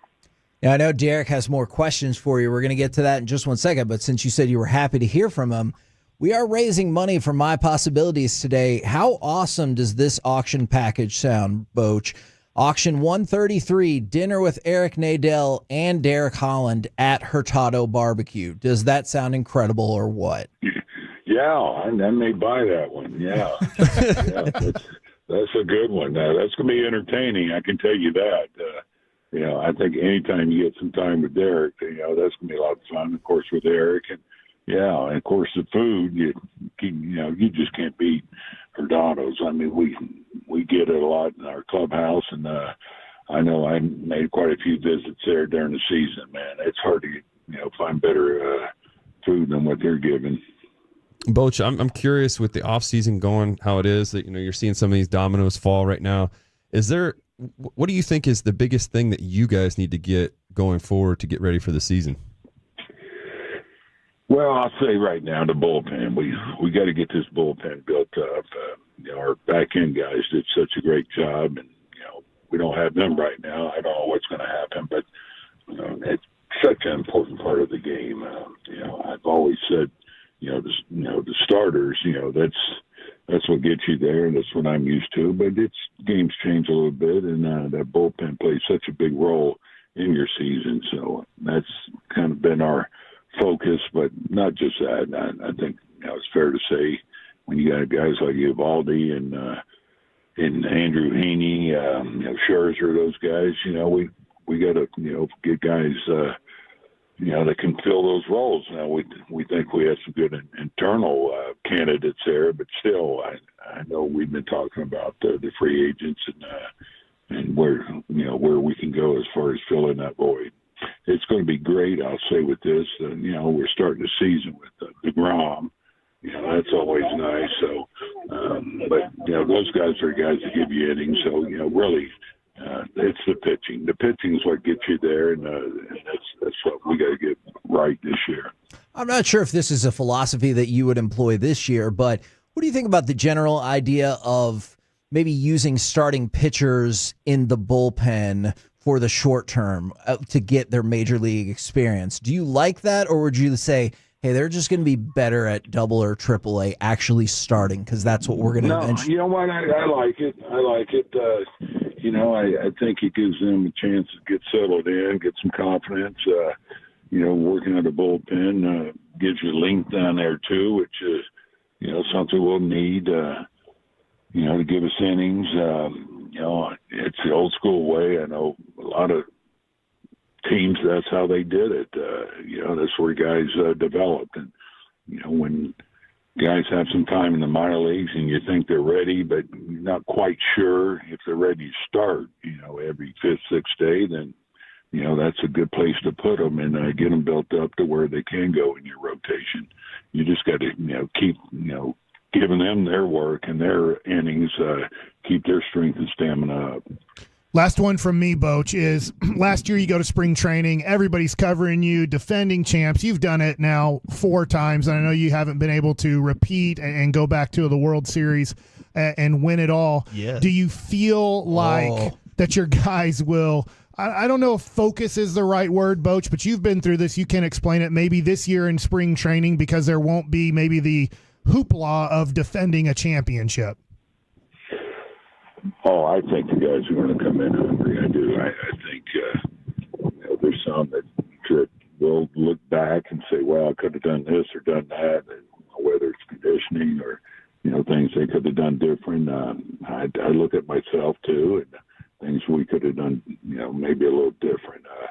We felt like we had a handle on it as far as not getting complacent and, staying hungry and doing things we need to do. But, and you're always going to, and not to bring it up again, you're always going to have to deal with injuries. But there's no doubt when you have a taste of it and then you don't go back, sure, you miss it. And it should motivate you more, should make you more hungry. That's how I feel. I think the staff feels like that. So, and I really believe the players are going to come in and it's, with a different look about them. Boach, when we're going to be heading out there just a few months, getting out to spring training, we'll get to see you and talk to you and everything. I grew up playing, t-ball and all that stuff, and these guys, they played at the highest level. When you get back out there, what's the sound? What's the one sound? Because I think baseball is a game of sounds just as much as anything that goes, oh yeah, it's baseball season again. What's the one for you? Well, for me, it's just hearing the crack of the bat. The BP when all the guys get there. I mean, the bullpens there. I enjoy watching them. Don't get me wrong, but when the whole club gets there, and now you get all the sounds, you got the smells, that you've had, and the bullpens, but. You're waiting for the whole club to get there and, listen the back, the sound of the bat when Dolly, makes good contact or all of them. It's Seager and Marcus and all those guys, just see them out there.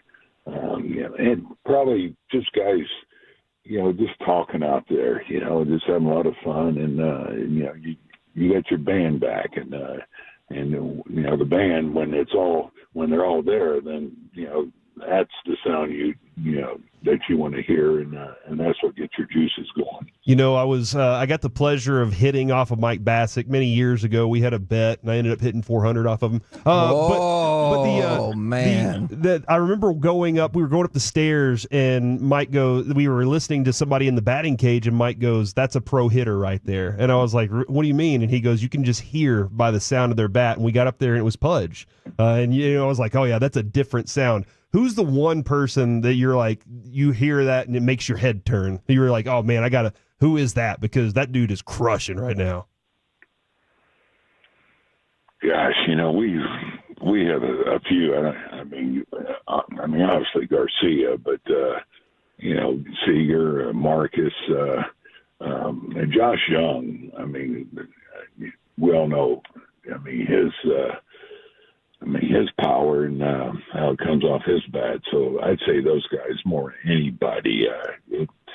You're right. You can be talking to somebody around the cage and have your head turned talking to somebody, but you can tell who's hitting sometimes, and that's what's cool about our game.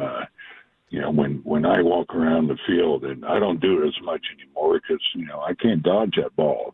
I like hitting this thing, it's scary.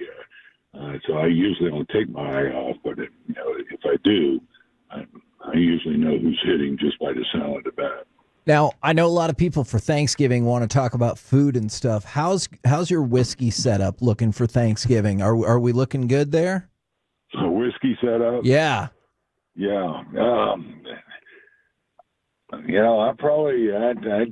I'd match up against anybody pretty well. But it's I have all my family here, and my sons and daughter-in-laws, and my sister, and so wine will be a big one here. And I, the years I had in the Bay Area, being by Napa, I have a pretty big wine collection. So I just tell them to go in there and help themselves. Man, they don't hold back on me either, man. It's like, they'll find out, where the good stuff is. They'll break it out. Outstanding stuff. Appreciate you jumping on with us, and obviously we love talking with you every week during the season. Yeah, it's good talking with you guys. It kind of gets you going too now, talking with you guys to get things going here before long. Excited. There Happy you Thanksgiving, go. Boach. Guys, thanks for having me on, man. Y'all have a great Thanksgiving. Let's all get ready for a nice big year. Bruce Bochy right here on 105.3 The Fan. Now, I love that man. Coming up next, we'll give a auction and donation update. We also bring in Will Chambers and Power Rank, the QB Power Rankings. All of it next right here on The Fan.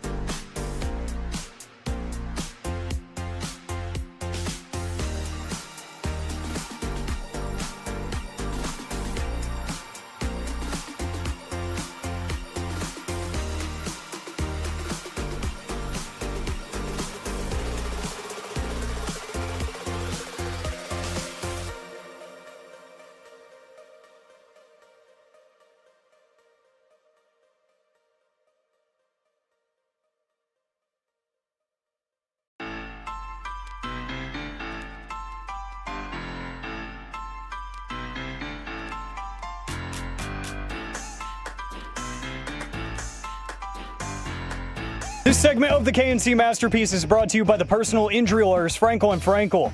If you've been injured in a car or truck wreck, call Frankel first, 214 or 817-333-3333. With Frankel and Frankel, there is never an out-of-pocket cost. They only get paid when you win. Frankel and Frankel, the go-to car and truck wreck attorneys in Dallas. First down and goal. Jackson keeps. Jackson to the edge. Touchdown, Ravens. KNC Masterpiece back here on 105.3 The Fan right now. Let's welcome on Will Chambers. Thank you for joining the program. Hey, boys. How are you? Feeling pretty good, man. Yeah? We're just, Dutch and I are talking like college football. What a year, and what a weekend we've got coming up. This has been so much fun. Is it going to be a sad weekend for Aggies fans like me? Oh, I don't know. Hell yeah. I mean, look, Texas is one of those teams that I don't think has like a weakness, so to speak. Is their defensive front as good as it was last year? Obviously not. Pretty damn good offensive or defensive front. True. They're really good everywhere. But you're playing against a team that was playing with their food last week against a team they should have beaten.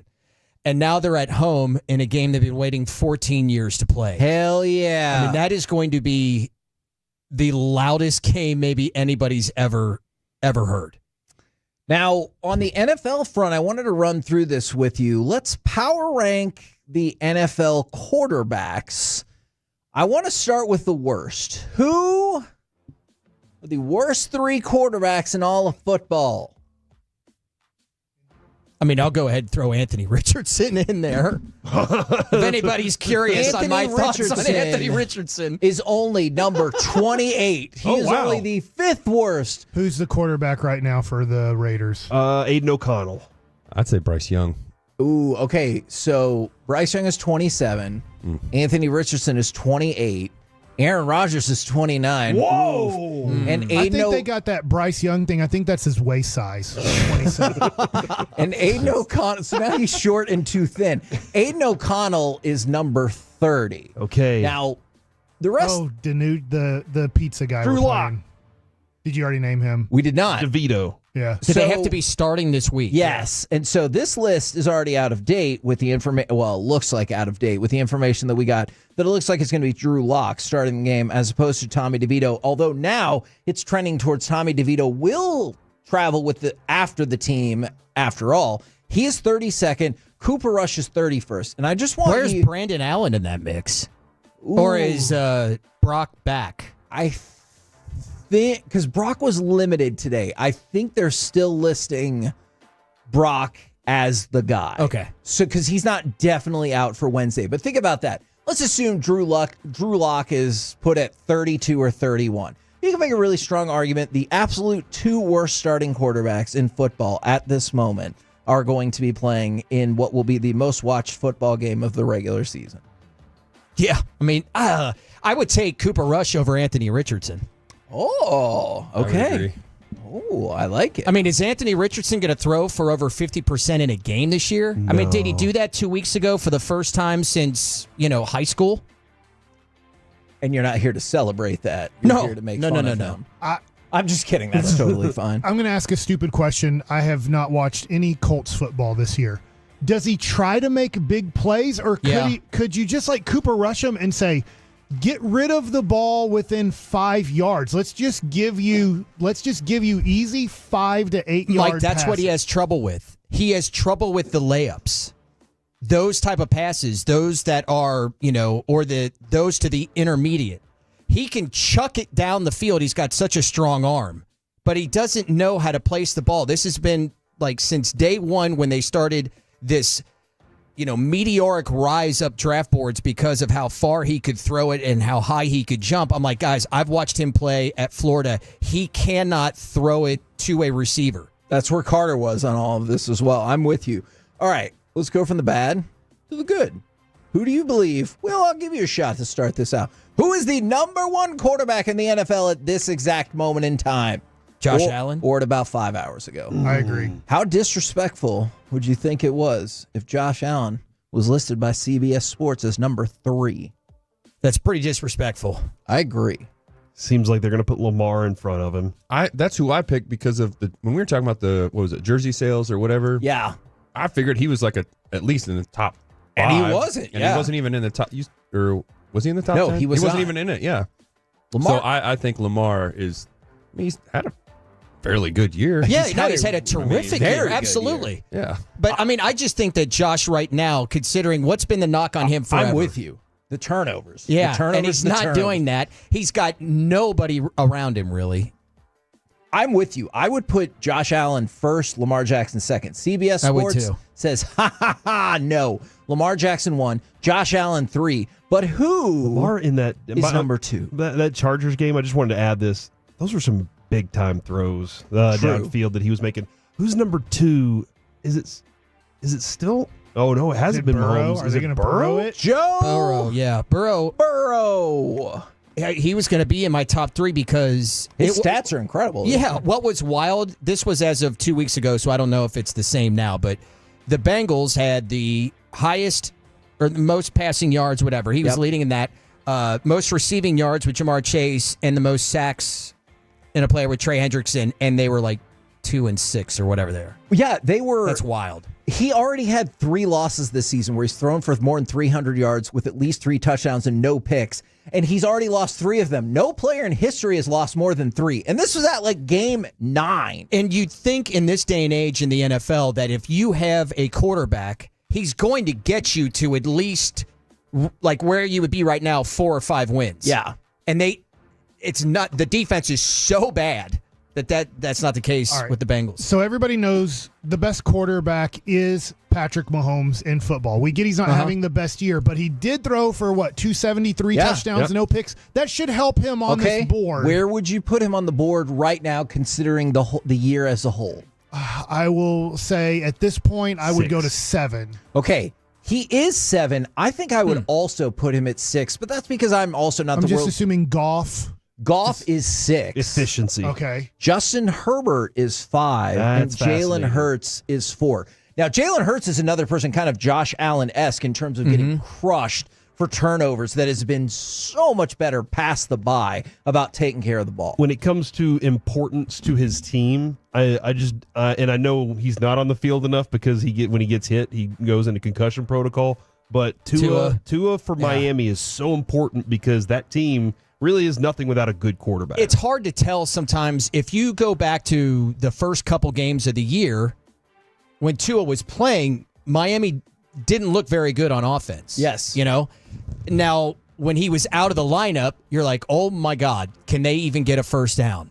So if you take if you take Lamar off Baltimore, what are they going to be? And that happened once or twice this year. But I agree. If we're going to rank these teams as to what they look like with or without their quarterback, the Bills and the Dolphins to me would be at the top of the list. Yeah, I think that's a very interesting point right there. Kevin, Mike, and Derek are a little preoccupied at the moment. This is like real Italian pizza. Yes. And Pizza Mike's been to Italy. ISD. Mike has been to Italy. So he knows. I just had a bite. I was like, oh my gosh, this is like going to Rome and having pizza. Will, did you get an opportunity to hear Mike's joke that he was really proud of the other day? What do you call an IV in Italy? I did not hear this. 4. That's That's about that was about my takeaway of it as well. Oh wow. We're the KNC I saw Masterpiece. Gladiator 2 the other night, by the way. Okay. Yeah. How was it? It's good. I'm going to see it tomorrow afternoon. It's good. During the Cowboys game. It's that's He's going during the Cowboys game. Yeah. I don't blame you. I mean, that quarterback matchup's a hard one to miss. But no, I mean, if you're putting it in the context of the first one, which is, for me, one of my favorite movies of all time. Agreed. It's not going to stack up to that. But all in all, I thought it was good. I enjoyed it. All right, we got Will Chambers with us right now. Coming up next, we're going to have a lot going on. Aggies and Longhorn fans, what are you doing to deliver an A&M or Texas victory? Plus, we're going to do this real professional-like. Let's bring on the My Possibilities Director of Development and Marketing and Corey's wife. Adrian Major is next right here on The Fan.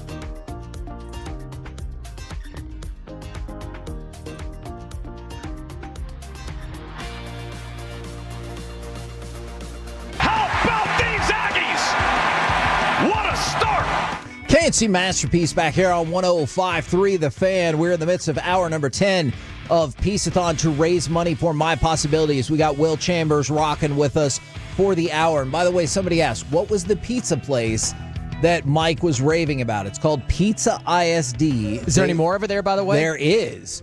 They were at My Possibilities earlier today and helped raise a bunch of money as well. And they have an auction package. I believe it's auction package number 1 on the 1053thefan.com/Piece-A-Thon website if you want to bid or donate. Now, a couple of things going on here. First, Aggies and Longhorns fans, what are you doing to ensure victory for your team on Saturday? But also, cranberry in your pants, possibly? Yes. Have you seen? Okay, well, let me introduce her first, and then we'll ask about that video.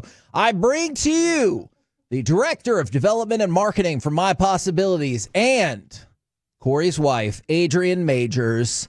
How are you? Hi, I'm here. Did you see You the don't have video? to do radio voice just because you're on radio right now. What are you talking about? You're That's not trying to regular. sound all, hey, how's it going? I did Hi. not. Yeah. She want the text to pop up and go, she sounds hot. That's only for me. Oh, please. No. No. Did you watch the video of Corey dumping the cranberries down his pants? And what did you think about that feverish arm motion? Well, the sad thing is, I don't know what you're talking about. Oh. I didn't. Well, no. So, no, I have not seen the video. I did know that the cranberry made a return. All I knew of the situation was that he texted and said that y'all didn't have a can opener, and so things got weird. He stabbed it with a knife. I'm not sure. Yes, he did. What that meant. I was assuming full cans in the pants. Yes. I'll show you the video later. It's weird. By the way, we're $1,735 in donation money away from escalating to the Mousetrap Mousetrap maze if we get $1,700. Now, people should be grateful that he opted for the smaller mouse. okay, and I still thought those were kind of scary. Yeah. Now, we've talked about My Possibilities a lot. Yes. Can you explain to people, like, in a little bit more time than we usually give it, like, what My Possibilities does and what y'all are all about? Absolutely. Probably one of my favorite things to talk about, so thanks for that question. We are a lifelong learning, continuing education program for adults with intellectual and developmental disabilities. So think things, IDD. Exactly, yeah. IDD for short.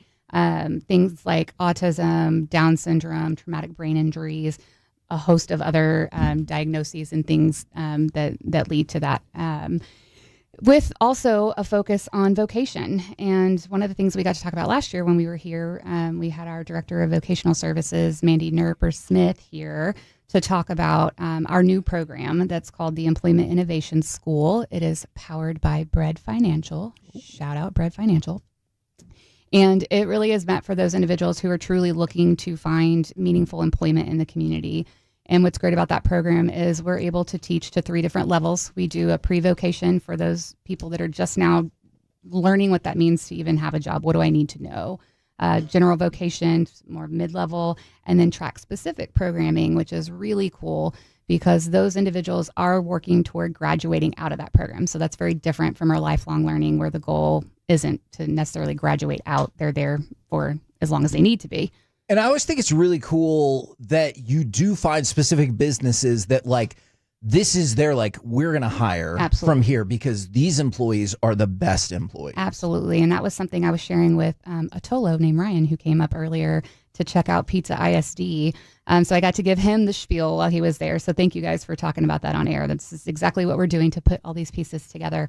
But yeah, so a big component of what we're doing, we're bringing awareness and education to the community, but one of those big things is inclusion, and specifically in the workspace. And we've got a lot of really fascinating data that talks about how incredibly loyal our individuals are as employees. And we're talking jobs all over the place. So when I talk about the tracks that we offer, it's within the culinary space, hospitality, retail, facilities, administrative. This is just opportunities for us to also partner with businesses looking to hire within each of those fields. So we're really grateful for those opportunities and looking to find more people that are willing to listen to what it takes to hire somebody that might need some accommodations. It's not as wild as you would think. You used to work in the corporate world. I did. And you worked for Roger Staubach's commercial real estate company. I did. And he loved your cake. You made cake, and he was like, "This is a fantastic cake." You left that world though to go to the nonprofit world, and you saw my possibilities immediately, and you chose that place. Can you tell everybody why you chose that specifically, and why you what in your heart leads you to this place? Absolutely. And I will try to use less words than I normally do when I answer this question. No, use all your words. So yeah, I was with my last job in the corporate space, as you mentioned, for about 10 years, doing marketing as well, pretty comfortable position.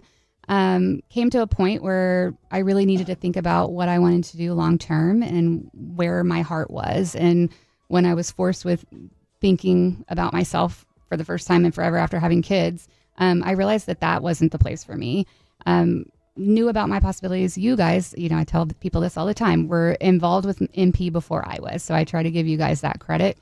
So I knew about it through the work that you all had done through Piece-A-Thon, obviously knew our former executive director, reached out on a whim, just happened to have a marketing position available. And 2 days later, I had an offer to go work in nonprofit. So it was a huge leap of faith, huge change in, doing something very comfortable that I felt like I was decent at, to really having to stretch my skill set just to learn the difference between working for a nonprofit versus corporate. And the fact that, we have a daughter that you've lovingly talked about many times on this show. Her name is Lucy. She's here with us.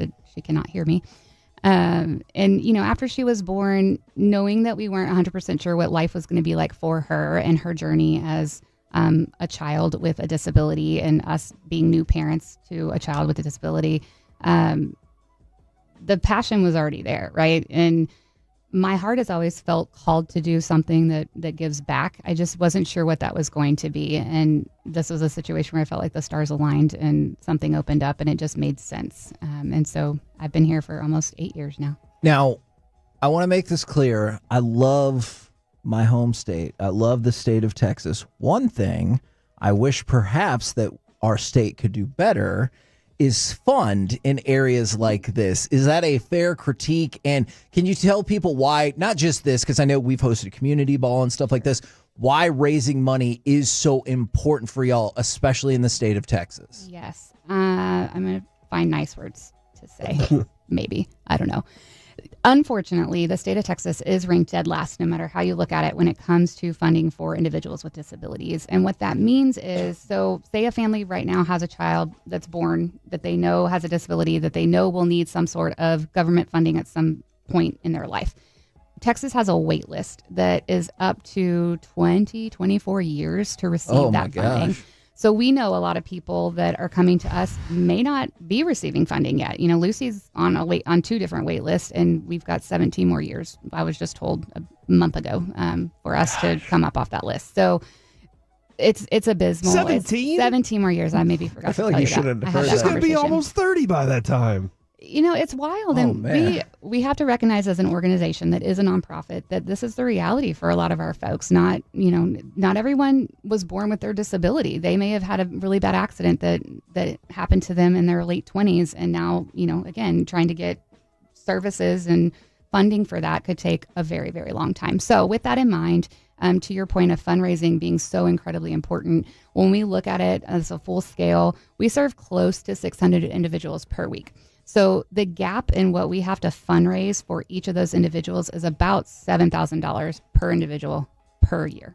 You can do that math to what our fundraising goals are each year. We need to raise more money, Corey, is what I just really heard. Start donating, people. Bid on things, donate on things, 1053thefan.com/Piece-A-Thon. I feel like more people could get into right now the raffle ticket for the Luka autographed basketball. That is true. Only $10, 3 for $25, 10 for $80. That's correct. That math is mathin'. Yep. Yeah, and we just kind of discussed this earlier.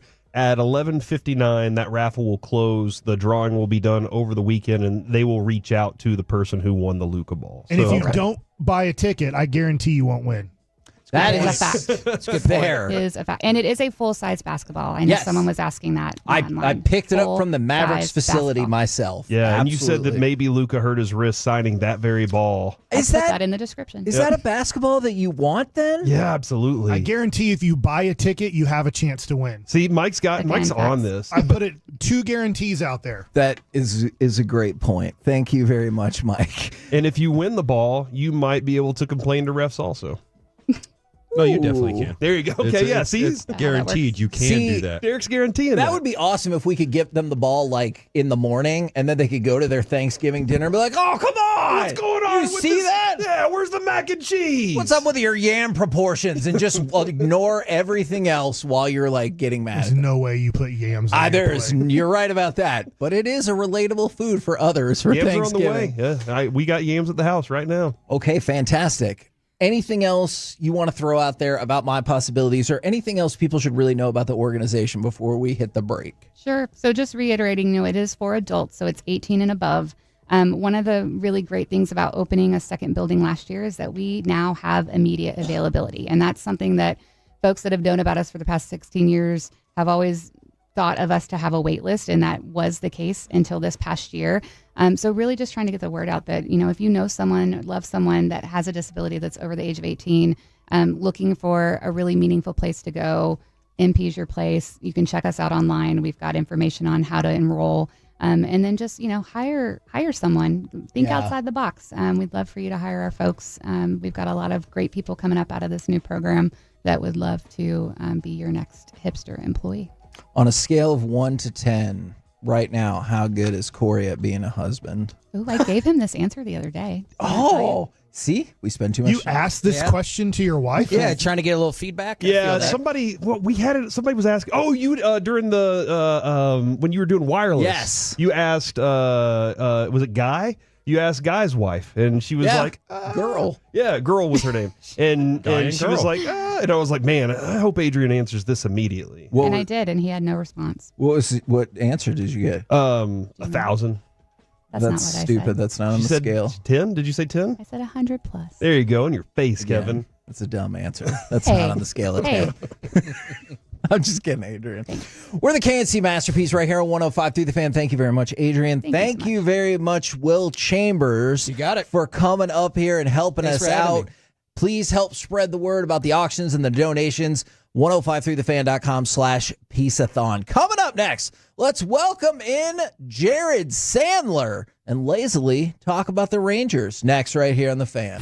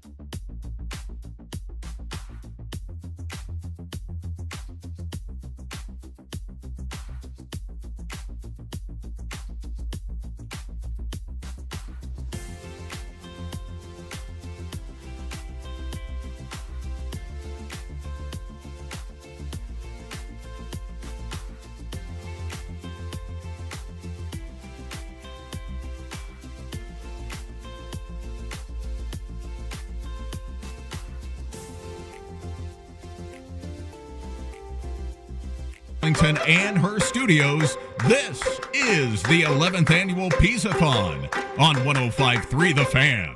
KNC Masterpiece right here on 105.3 The Fan as we move into hour number 11 of Piece-A-Thon. 877-881-1053. Frankel and Frankel Injury Attorney text line if you want to get involved in any of the conversations or the Twitch or the YouTube.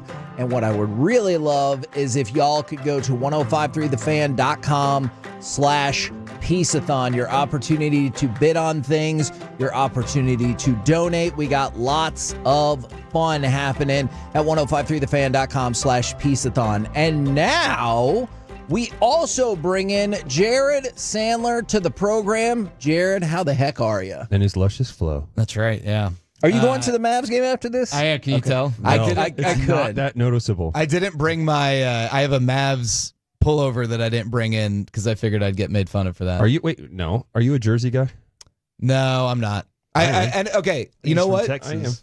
NFL games, I might throw one on, or like when USC came and played in the Cotton Bowl a couple years ago. And when they played Michigan? I didn't go to that one. But Michigan's having a great awesome year. year. Yeah. But they won a natty, so it's okay. You put on Mark McGuire? It was actually a Mark McGuire, Mark Pryor combo jersey. Oh, yeah. Okay. No, but I'm not. I'm more like t-shirt, and I'm a big hoodie guy. I like hoodies. Do you have anything against people that wear jerseys to the games? No, the thing I don't like is, and I run the risk because I don't know everyone's proclivities here. I am not a big customized jersey with your last name on it. Like if you were two things I don't like about jerseys. What if a team made it for you? Yeah, that's happened to me. That's fair. Okay. The Mavs made one for me. Yeah, that's right, Mike. Yeah, suck it, Mike. Yeah, they did that for me too. Yeah, suck it. Mine's probably cooler. Okay. Mine was a 2X, so I've never worn it, but I wouldn't wear that. But I'm not a big fan of that. I'm also not a big fan of. I don't understand if you go to a Mavs-Knicks game tonight and you're rocking a Grizzlies jersey. Unless it's a player. Unless it's a player that was if you want to wear a Towns Timberwolves jersey, I'll give you a pass. But if you're wearing a Ja Morant jersey tonight, are you just trying to let everyone know sick dude, I got this jersey or what? I'm not a fan of that. I hate when people wear teams that aren't even there. You're what's the point? I'm with you. What about the old throwback jersey that's of somebody not particularly noteworthy? I get it if you go to a Cowboys game and you're wearing Michael Irvin or whatever, but what if you see somebody you're Bill Bates jersey? Yeah, I love that. I think that's great. I think doing bits is funny. I will always, no matter where we go, whatever ballpark, I will always look to see the most obscure jersey I can find. All right. Now, I have another question.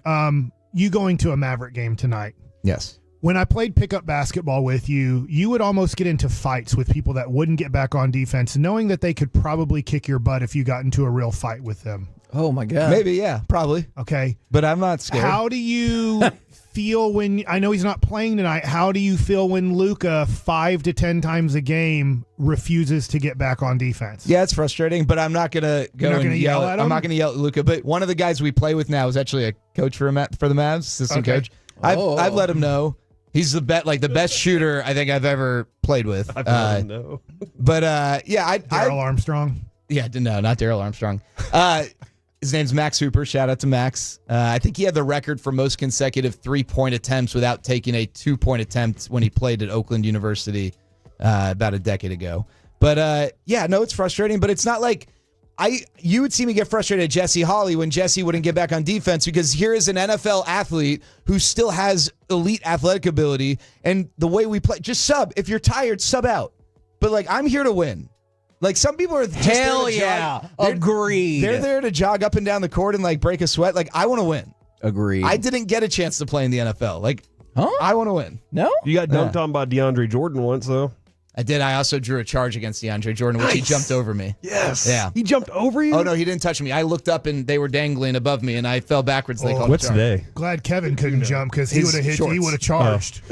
What's that? He would have had a charge, even if his legs would have gotten over your head. Oh my God, he would have this still is drawn a charge. so freaking ridiculous. Hey, can I just say, I will always have great memories of You guys taking this till 6 in the morning and me showing up when the bar's closed. And Drunk off your ass, stumbling in here. I would eat like a whole box of pizza. I would always wonder, how in the hell is he going to be sober by 6 o'clock? I wasn't, but I didn't have to.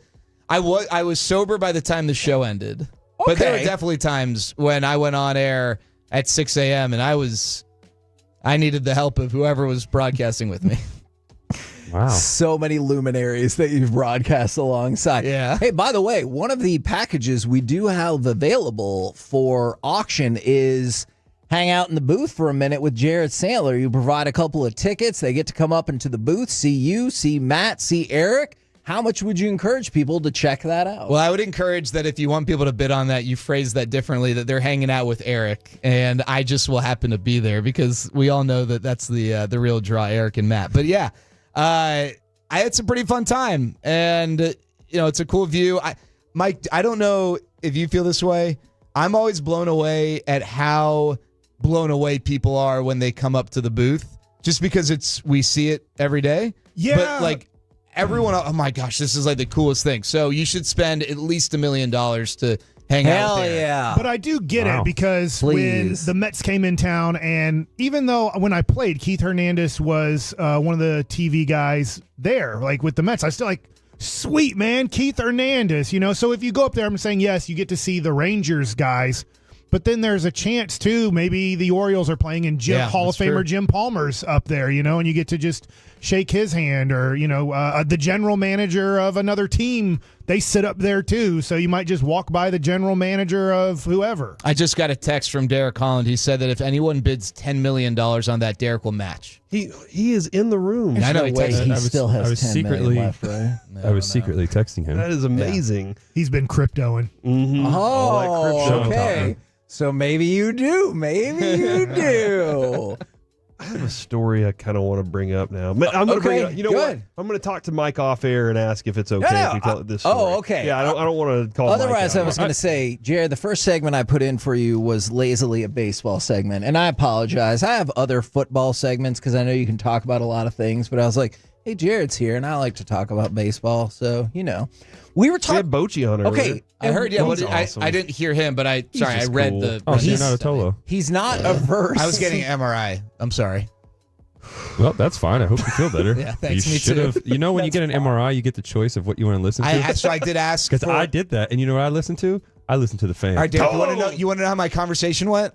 This was, hey, what would you like to listen to? What type of music? Actually, is there any way I could listen to the Fan? What's that? FM 105.3. Sorry, no, we don't have that ability. We're gonna have to work on that then. Maybe Spotify or whatever. I don't know what they did, but I did ask. At Meister's place, they have it. I understand. I just want to throw that out there. This was through, and they did not have it. So hey, this was with Dr. Evan. And I also have another request though. Did he do your back too? Both, yeah, 2 times. Yeah. From the Twitch chat, they were asking too, when you get that experience with you, can they have Mike Bassick there eating popcorn in the background? Was it popcorn or a bag of chips? Or a bag of chips. He's opening, I was opening popcorn when you're crying. Yeah, it was popcorn. Okay. I didn't know that until the day after. Remember, I was so oblivious to that. I was so emotional. You're telling a great story. I was listening. He didn't give a damn about you. I mean, just 20 minutes ago, Adrian is sharing great information about my possibilities, and Mike is looking like, look at this card, like this Corey Seager card. It's like whenever you were sharing your greatest moment, and he starts opening a bag of. Did we already say that? That is actually what the springboard for this. I wasn't supposed to talk last segment. Corey I wasn't was supposed negotiating a better rating on his husbandry with Adrian.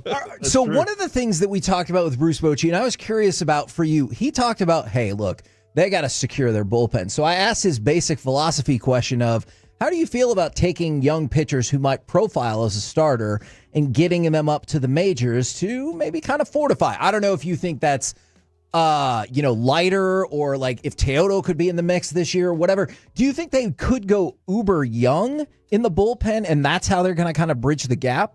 I think so. A few things that I've thought about. One, we always talk about like who are the 8 guys going to be, but the reality is they probably need like 16 guys. Yeah, especially if they're going to go that young route, because you got to be prepared for some of them not to work. I think that Teodo's a perfect candidate to be a reliever. I think Winston Santos, for instance, who I believe still profiles long term as a starter, could end up middle of the year coming up, and hey, it's a way to limit his innings and allow him to contribute to the major league team. I don't know what the Rangers are planning on doing with Jack Leiter and Kumar Rocker in terms of an innings count for this year.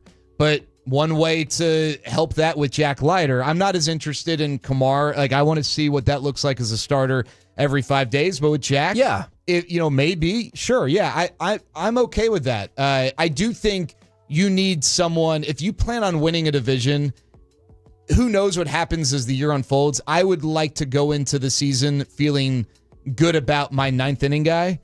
And I don't know that I'm throwing Emiliano Teodo into that role, but I'm okay with some young guys making up, the spots in my bullpen for sure. I think they're going to have to be honest with you. I know I'm changing. Oh, go ahead. I was going to say, because I want to add to it with what Kevin was saying. Wash did this, and I know Boch will do this as well. I've seen it when I was with him with the Giants. Get those guys called up and have them start in the bullpen just to get their feet wet. He talked about that, saying, like, let's get them comfortable, make them feel better when they're about themselves while they're out there so they can have that confidence. So to me, I think having a starter, like you're saying with Santos, he's a guy that, you want to see him as a starter down the road. Bring him up. Do like what Wash did with me. I came up. I was out of the bullpen for a while, and then I finally made my first start halfway into the season so I could get my feet wet. I see that. The comment, too, with Kumar, I think go ahead, let him start. He's kind of already, to me, I feel like he showed he can do it.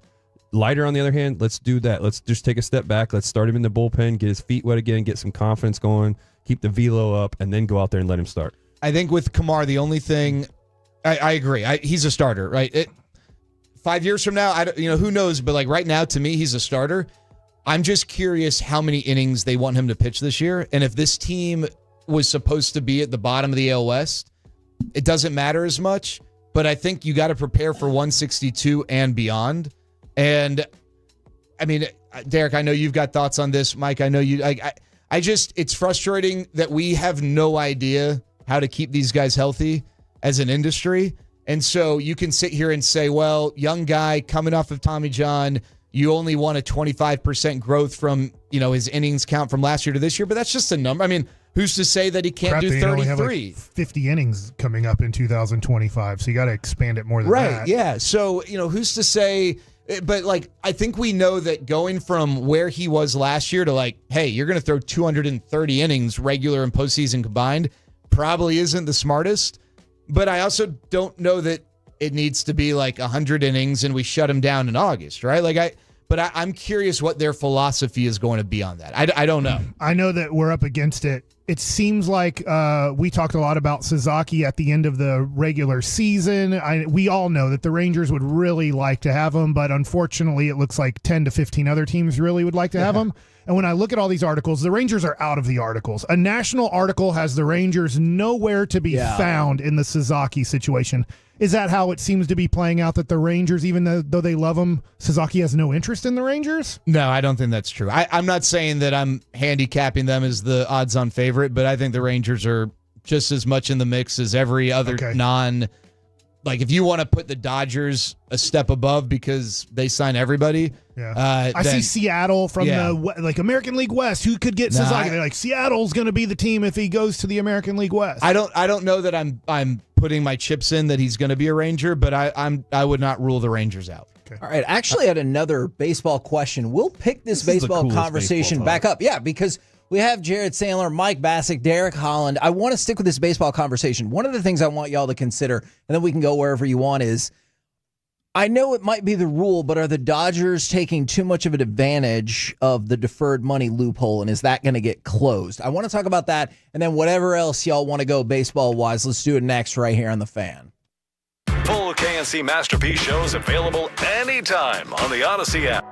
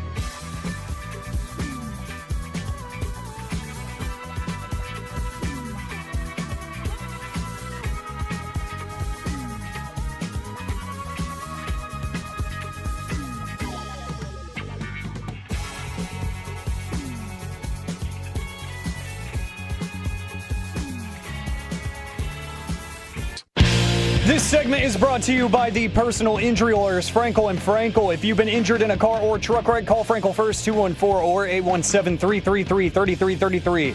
With Frankel and Frankel, there's never an out-of-pocket cost. They only get paid when you win. Frankel and Frankel are the go-to car and truck wreck attorneys in Dallas.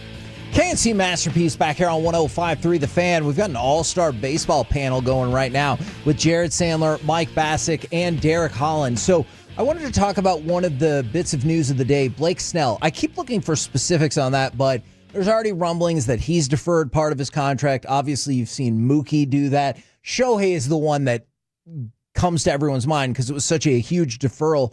What do y'all think about that? Is it just clever? I've seen several people have been lashing out at it and like, this is already a huge market team. Now they're circumventing the salary cap. This is not good for the game. So my general philosophy is I am in favor of team spending. I am growing up, I remember everyone was like, oh, we hate the Yankees because they spend. And I was like, yeah, I mean, okay, that makes sense. Like they sign all the free agents. But now in hindsight, I wish I would have been like, no, like I root for the Yankees because they spend, because I think I hate it when I talk to fans of like the Rays or the A's, especially the A's now. But even like, a few years ago, they have a play. Let's say Derek Holland comes up with the Oakland Athletics and Derek pitches well, has his World Series moment like he did with the Rangers. And a fan's like, this is my guy. 1 year later, Derek's gone. He's traded because they don't want to pay him, right? I think owners like that should, I know you can't tell them like you're out. Yeah. But those owners are bad for the game. They're bad for their team. They're bad for the fan base. They're bad for Major League Baseball. So I will never knock a team for spending a lot of money. Those are the rules, right? There is no salary cap. There's a luxury tax threshold, and if you have the appetite to exceed it for 1, 2, 3, however many straight years, all right, that's cool. But spending money is good. It only helps the game, and so I am all in favor of it. I don't want to deter this conversation. Let me throw this in just real quick, and we'll dive right back into it. Cowboys making some moves. They did put Kalen Carson on injured reserve. Trayvon Diggs officially listed as questionable for tomorrow. Same thing with Eric Kendricks, while Marshawn Nealon is doubtful. And as we've kind of thought all week since Steven mentioned it on Monday, Zach Martin and Jake Ferguson are in fact out for tomorrow's game. Now, y'all's retort to all of that.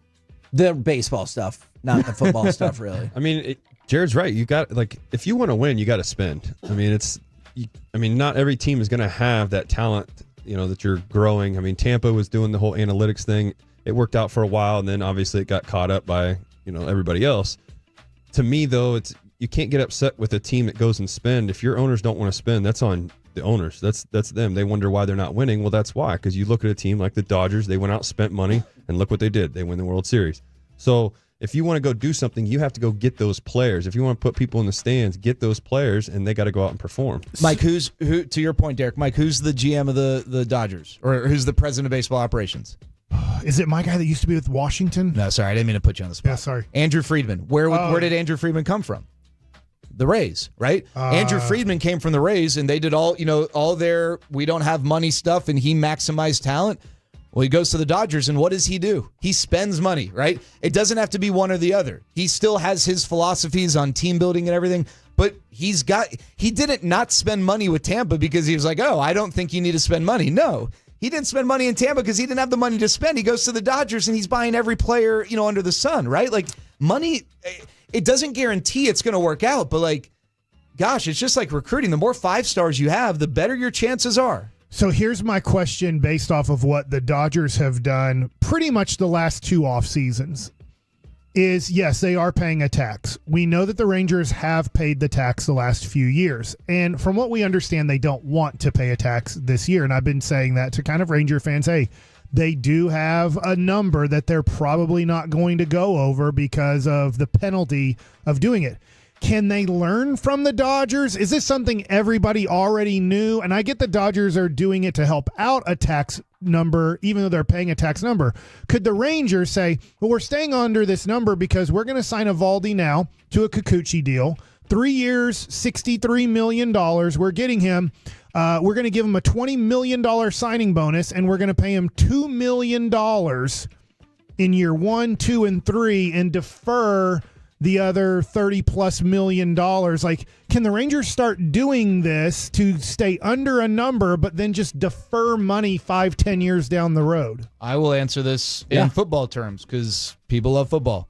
Do we not look at the Cowboys and how Stephen Jones is the cap guy or whatever and wonder why the heck does every other team operate in a way that the Cowboys don't? Yes. That's not the Rangers, right? But point being, some team figured out how to manipulate the cap, and then others followed. And sports are copycat leagues. Baseball's a copycat league, and I think that other teams should absolutely take the cue from the Dodgers. How much do you? I don't know if worry's the right word. Bochy's only going to be here a short amount of time.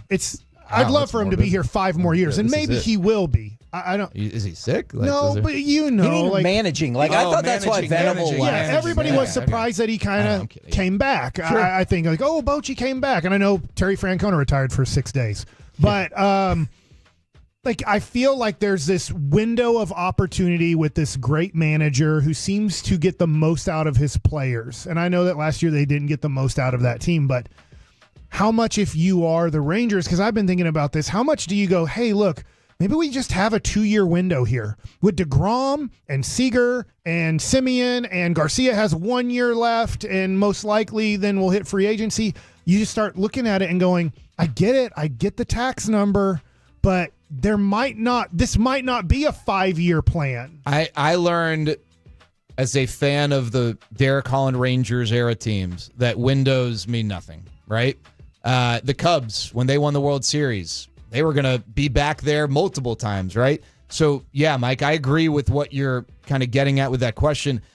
Evan Carter, Wyatt Langford, Kamar Rocker, Jack Leiter, the Rangers are positioned to compete beyond just the next couple years. But Corey Seager, Marcus Semien, Jacob deGrom, those guys aren't going to be around, or they're not going to be, you can't rely on them being at a high level in 5 years, right? I got Jacob deGrom. I'm taking advantage of that. I got Corey Seager. I'm taking advantage of it. Marcus Semien did not have a good year last year. Maybe he bounces back, but he's not 27 years old. I'm taking advantage of having these guys now. Josh Young probably will be good in 7 years, but Josh Young can also be really good right now. I think one of the things 20 years from now, I think we'll look back on with the 2023 Rangers is they took advantage of guys having big years, right? It wasn't like, oh, well, what a great step in the right direction, and we'll come back and do it next year. Because you never know. And look what happened last year. They took advantage of it, but I want to strike while I have these guys, and I know I'm going to get a high level of production from them. So, spend. It's not just a financial penalty, right? For, the different levels of the cap. There is a draft penalty to it as well. But and this is not to say the Rangers haven't spent. We're having this conversation because they have spent at a high level. They don't want to exceed for a third straight year. And I think that's a different conversation than just in general not wanting to get into the luxury tax. But man, I just think in general, the teams that are going to have sustained success are the teams that spend. The Red Sox, the Dodgers, the Yankees, and that's the Rangers after a 6-year dry spell want to be in that conversation. You mentioned Marcus Semien. We talked about this kind of at the end of September, and I know we're barely into the off season on how the Rangers are going to be. We'll see through the winter meetings and stuff what happens. I am pretty strong on today wanting to have Wyatt Langford be my leadoff hitter for almost every game from now on for a long time. Nothing against Marcus Semien. Look, you just mentioned it's factual. Even Marcus would say, I did not have a good year last year offensively. I don't know where to put Marcus in the lineup. I know that obviously Seager's going to bat second. I would love to start off this team from now on for the next 5 years, I'd hope. Wyatt Langford leading off, Corey Seager batting second, and then we build from there. And so I don't know exactly where Semien and Young... Soto hitting third. Well, that I would love happen. that. But sorry. He's going to sign with the Dodgers for 10 years and $5 million with all the rest of it deferred. Yeah, Soto's not happening. But what are your thoughts on... I agree. I want Langford to lead off. Yeah. Yeah, he sees pitches, high on base percentage, plus the ability to possibly pop 30 home runs. Right. What about Carter, though? So here's the question that here are the questions I'm asking. One, is Marcus Semien, who's very routine-oriented, okay with leading off against lefties but not righties? A part of me thinks that Marcus might be like, put me in a spot and I want to be there no matter what, righties or lefties. And if that's the case, then I don't know if he's the best option to lead off right now. If you could platoon the leadoff spot, not platoon him in the lineup, Marcus's numbers, even in a down year against lefties, were really good and leadoff worthy. To that end, right, you could platoon him with Evan Carter, and Evan could lead off against righties and Marcus against lefties. Evan did not have a good year last year. How much of it was the back? I don't know. Righties or lefties didn't have a good year. I'm in favor of starting him lower in the order and letting him build back up. If I have the ability to do so with whoever's healthy and in the lineup. I like Wyatt Langford. To your point, Mike, I can lead him off against righties and lefties. I feel good about it. He's got the speed to swipe bags. He can easily score from first on a double. And I don't love the old school Otis Nixon leadoff hitter who, if he gets 5 home runs, you're pumped about it. I very much subscribe to the theory or the philosophy that I want a guy that can change the score one batter into an inning or into a game, and Wyatt Langford can do that. Derek, what are your thoughts on this? I'm wearing a Full Count Carter t-shirt. I love the kid. I think that he's still going to be a very good, productive player in the major leagues for a long time. I wouldn't mind batting him 9th all year. Well, that's what I was because gonna say. now I got these two super fast guys. Evan Carter can fly. Wyatt Langford can fly. And then Seager is batting behind both of those as the game progresses. And I have this kind of combo. Now, if Carter hits 300 for a month, I probably go, hey, I need to get him more at bats. Sure. But I could just see but make him earn that, right? Like put him put him in that hopefully position. He doesn't see 9th. I get it. We all have egos. Maybe he does see 9th as like a big demotion, but I could see it as when that lineup turns over and I got a patient Carter and then I got a Wyatt Langford, a right-hander behind him. So if they brought in a lefty, because they are going to do that against Carter quite a bit, do I need to pinch hit for him? I hope I don't. If he can get on base, and then I have Wyatt Langford and Seager, and that's why you said about Carter leading off. I'm like, what if, I know it sounds bad from batting 3rd, 4th in the playoffs to batting 9th in 2025, but I could see that lineup doing a lot of damage with athleticism and speed. I mean, I could still see it leaving Semien where he is and then put Langford right after him and then put Seager at 3. How do you feel as a pitcher, and I get that you won a World Series with these two guys, that there is a good chance if you make 3 good pitches in a row, you have 2 outs to start the game? Between those two? Between Semien and Seager, there's a lot of times. I don't feel that confident, no. Okay, because there just seems to be a lot of times last year, right? Last year wasn't a good year for the Rangers. But it was all the way through the whole team. The whole team had a bad year. How do you feel, though, as a starting pitcher when you get 2 premium outs and you only had to throw 3 pitches to get those 2 outs? Oh, I feel good. I mean, I'm happy. I'm saving my pitch count. That's the key. But to me, I just think it would also, I would like to keep, in my opinion, if it's not going to be Carter, then I want Semien to stay there. Put Langford second and then slide Seager down just to the 3-hole. Because he's such a threat, whether it's second or third, he's going to be just as good either way. Okay. He's a dangerous hitter. I'm not against you. I think they have options. I don't want Semien or Seager to change their approach at the plate. They are aggressive hitters. I just don't know hitting them back to back is the best going forward if they are both first pitch swingers. The other thing I think about with Seager is, and then this would be maybe Evan Carter hitting 8th and not 9th, is I love the ability or the idea of surrounding Seager with 2 righties on either side. So that way, if you want to bring in a lefty in a critical moment, that's fine. But with a 3-batter minimum, you're going to have to deal with a lefty against Langford or a lefty against Josh Young right after, or Adolis is out. We're talking about Semien turning things around.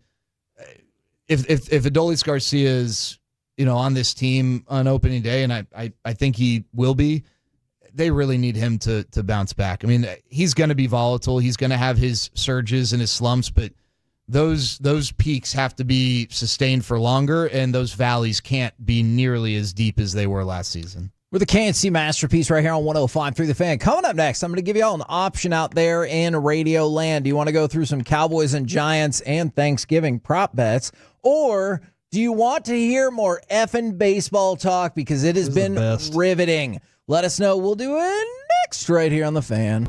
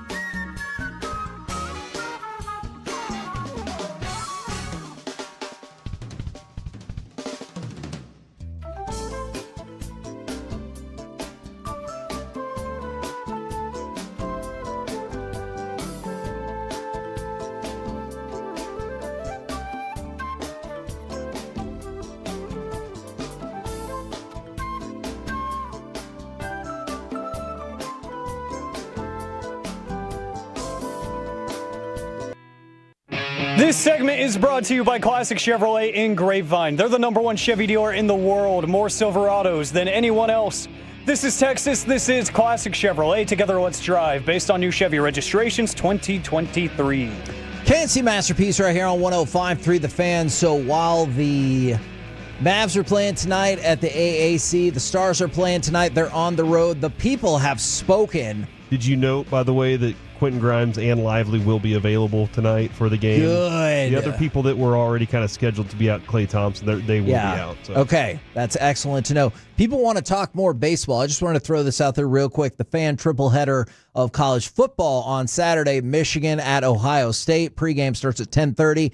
Auburn, Alabama at 2. Washington at Oregon at 6:30. All of it right here on The Fan.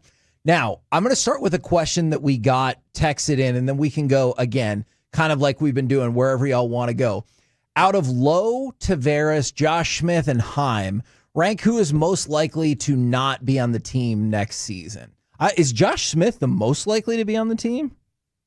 Out of that group of Lowe, Tavares, Smith, and Heim. I would say Smith or Heim are tied. Jonah didn't have a great offensive year. No.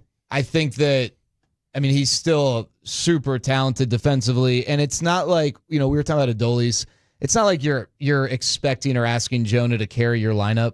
If Jonah ends up being your 7th, 8th, 9th hitter in terms of production, but giving you great defense, I think you're fine with that. I just think it's important they get a better backup. It just didn't Carson work with Kelly, Andrew. they want him back, right? I think they'd be interested in that, yeah. Yeah, in the 50-50 share. Yeah, I think less is more with Jonah. Yeah, I think less would be more with Jonah.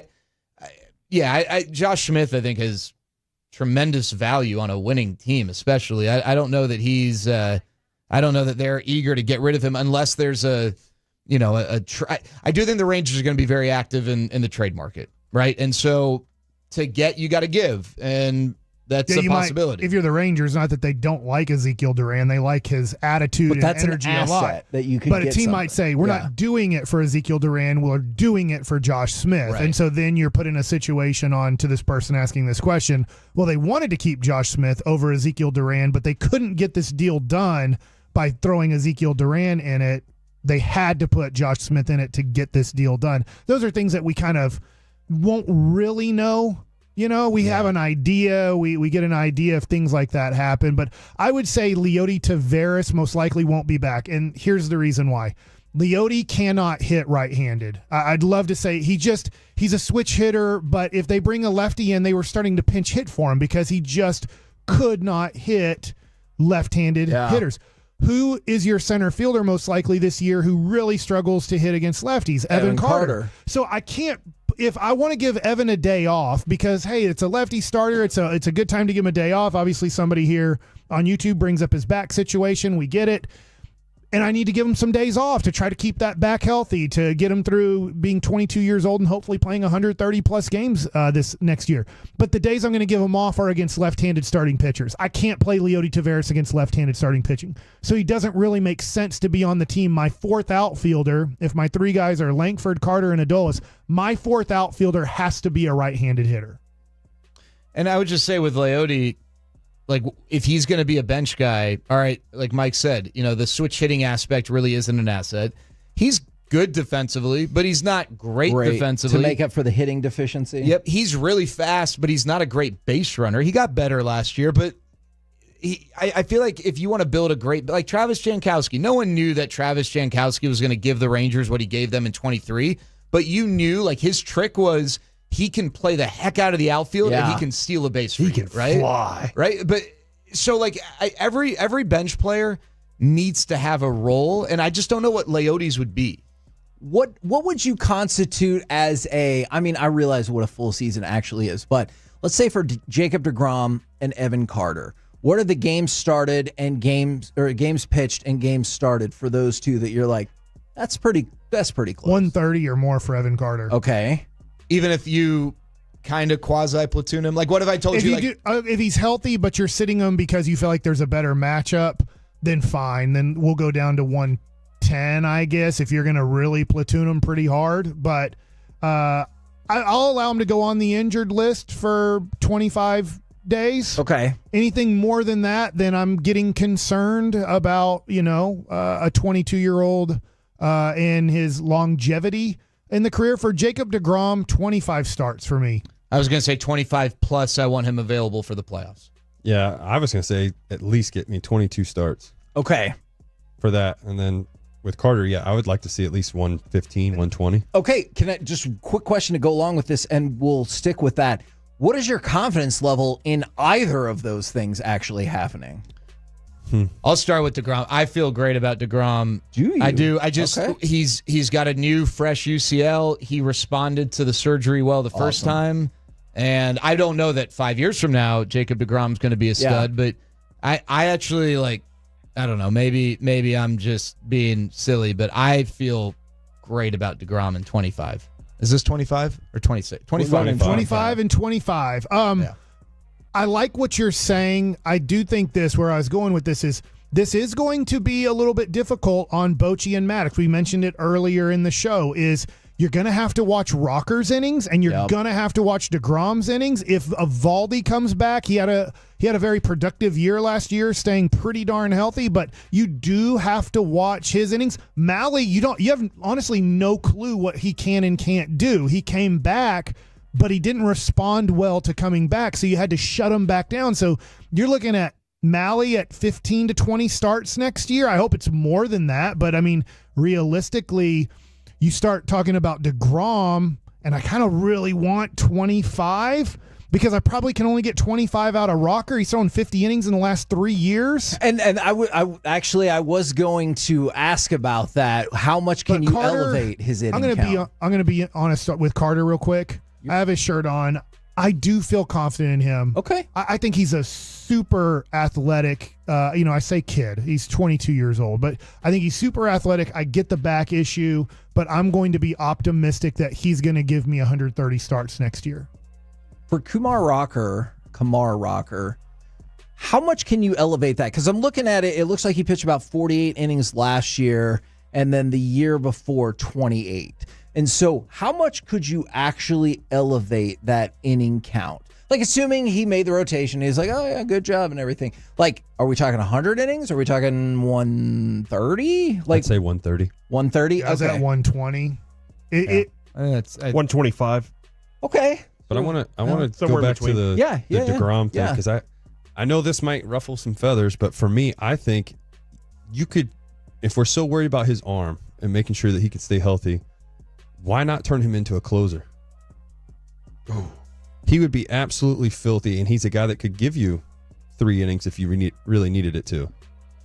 So why not? It does go to me budget. You're going to pay, I know, $37 million for your closer? He's going to be one of the best in the game. Are you going to throw him 3 out of 4 days like you had to do Kirby Yates last year? Yeah. You got to slowly build him into it, but I mean, down the road. I remember Smoltz had that stretch, right, where he came back. Ego has a lot to do with it too. I know he's not going to want that. I know that for a fact. I think it's just a proposal. Yeah. If here's the scenario in which I think it would be interesting is he gets hurt in the middle of the year and they're not able to build him back up in time for a stretch run. But then the counter to that is, are you going to ask a guy to do something with an arm injury or coming off an arm injury that he's never done in his career, right? And Derek, I can't speak to this. You guys can. Like, some days I hear people talk about changing your role as if it's like the craziest thing ever, and then other days I hear people say it's not a big deal. Like, for a guy who has started his whole career to now adjust to being a reliever, right? You're right. The innings count would drop significantly, but I can't speak from any sort of like personal perspective on that. I hear both sides. On, one ear I hear people say you can't do it. The other ear I hear people say you can do. I just don't know. But the only reason why I say, like, why not get him into the closer? We are, like I said, we're worried about his arm. We've only got 3 years left of his contract. We got to make the money work. So for me, how can I get the most out of DeGrom in the time that I have? Because he could start and we can't control injuries. He could blow out again. Anything can happen. We really don't know. I don't want that to happen. Trust me. That dude is a video game when he's out there. Yeah, he is. But what can I do that I can get the most out of him? I think I'd rather risk. I'm putting my chips in. I'm saying, you're right, Derek. Maybe I put my chips in and someone catches a hard on the river and I lose, to a flush and DeGrom gets hurt. But I'd rather risk with that money, that price point. I'd rather see what he's got as a starter, and if he goes down because he just physically can't withstand it, then I mean, there's no wrong answer. No, I know. Yeah. It's in my opinion. I want to try to put him there. See if he would be willing to do it. Let's get him to close. He's going to be an elite closer. He's an elite starter. He's going to be an elite closer too. It also goes to this is look at Emmanuel Clase. What is he? 27. He died at the end of the year. Like it's weird when you say like, well, he was still throwing 98, 99. It's really weird when Aroldis Chapman or Emmanuel Clase go from 102 to 98 and then they're just getting hammered all over the place. And you're like, how is this happening? You're still throwing in the top 10%, in Major League Baseball, their fastballs, but when their fastballs drop, and I'm not saying DeGrom's would, but if I just watch Bochy do this. He had to go to Kirby Yates and David Robertson so many times he didn't want to because he's like, I got nobody else that I trust. And if DeGrom's down there, Bochy's going to want to pitch him 4 out of 5 days. Yeah, that's true. And I think they would be smart though, and they would gradually work him into it. They know, hey, we got a first timer out there for closing role. Let's go one, do that I just for don't think they will in a year that you're trying to win. But you're going to have that time at the beginning to start working that in. You take the first 2 months to build him into that, to where once we get to July, August, and September, we can go 2 to 3 games in a row. And then eventually, once we get to the postseason, it doesn't matter. Everybody changes in the postseason. You have that philosophy is just give me the damn ball. Now, gentlemen, we're going to have to pause it right there. Outstanding baseball talk. This will probably actually continue off air. Jared, thank you very much for helping us out with the auction, for jumping up here and helping promote it and everything. Hey, thank you guys for what you do. I love My Possibilities.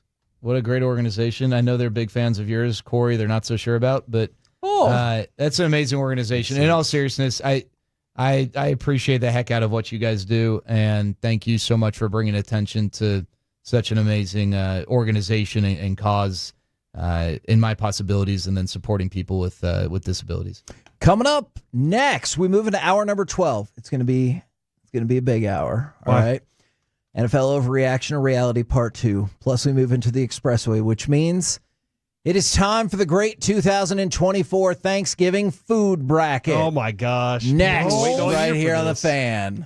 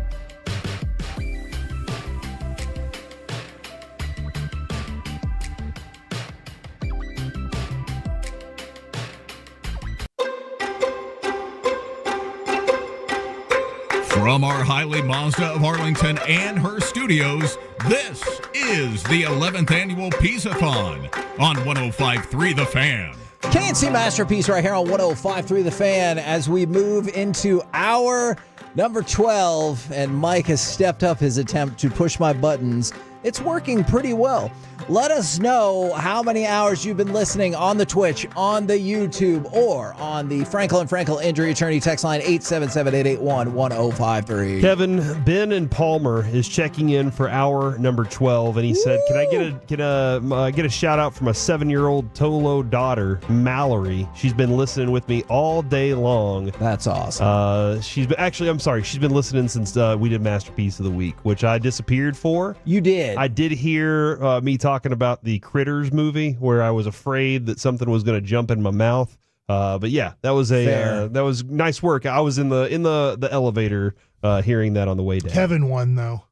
Yeah. What was it that he said? Was it about Can your we thing play again? Can't we play it? Oh, don't feel my butt. Yeah, that was a good one right there. I like that one. I'm man. sure he's got it around somewhere. I Current- just asked myself, can you not get my ass? Yeah. Thank you. Sorry. Thank you, sorry is my favorite part. The thank you, sorry part. Hey, you still have an opportunity to go bid on but buy raffle tickets for the Luka Doncic ball. There are plenty available if you want to go buy those tickets. It's $10 for one ticket, $25 for 3 tickets, and $80 for 10 tickets. So that's an option there. And there are still plenty of ways to upbid a lot of these items that are out there. The Cole Hamels jersey that Derek Holland provided for us without Cole Hamels knowing. The Cristiano Ronaldo jersey too. That is really super awesome cool. deal. That's really a really cool thing. The Martin House Brewing Brew Day. This is a really sweet thing. You can go to Martin House. They will sit down with you, come up with some ideas on what you would like to do, drink some beers with them. All the beers is what they said. Ooh. And then on top of that, you come back and you actually make the beer. Brewing beer is a blast because you get to drink all day too. And then after you brew the beer, you have a release party in their tap room, and they're going to send you home with some cans as well. And you get to help work on the artwork for the design That's for your pretty can. awesome. To have something like that is really cool. So there's still a lot of there's a Vita Blue card autographed by Vita Blue that I have bid on that I would like to see be outbid on. But there's plenty of really cool stuff in there. From the 817, been listening since 9:30 from the 903, checking in for hour number 12. Can I get a shout out to my dogs Cosmo and Wanda? From the 817, I've been here all day long. That's from Miguel. And from the 817, I've been listening all day since 6 a.m. Made a donation around 6:25 a.m. Thank you guys very, very much. Now, let's do some NFL overreaction or reality. Let's get to a second helping of that. NFL overreaction or reality. You have no freaking clue who the best team in the NFC West is. I don't. I'm speaking for That's myself. I reality. have no idea. Yeah, because Seattle and Arizona are at the top of that thing. They would have been my bottom two teams in going into it this year. And then the Rams, you kind of would expect to be pretty good, but injuries have plagued them all year long. And I just don't know exactly how long they'll be healthy. And then the Niners, who are the best team, they have the best coach. They have, I don't know, Mike really loves McVay, but they have a great coach. They have a great running back, great receivers, great defense, one of the best linebackers you'll find in the league. But they're not good because physically they're worn out. And whenever they get to the red zone, Kevin, they turn into the Cowboys. So, no, you're right. Yeah. That is not an overreaction. That is an absolute reality. I have no idea. You guys have explained it. I don't know. Yeah. They all are equally average. I think that's a good way to put it. NFL overreaction or reality. You're proud that Mike McCarthy and the Cowboys don't seem to have quit on the season. Look, man, there seems to be a lot of people who are like, what a great job by them for not giving up. Yes. Well, we said that about the Rangers this year, Yes. didn't we? Like, we were excited that the Rangers didn't just quit and they were actually continued to play baseball at the end of the year, despite, we kind of knew what was going on there, but we were like, thank you. And I think football is a little different because we all look at it and go, well, draft pick is actually very important because you can really change your team with lots of different drafts at the top of the draft in each round. Yes, Mike. I just simmed the Tankathon lottery, because it is Piece-A-Thon. And I just hit the button one time. Mm-hmm. Who's picking first in 2 weeks?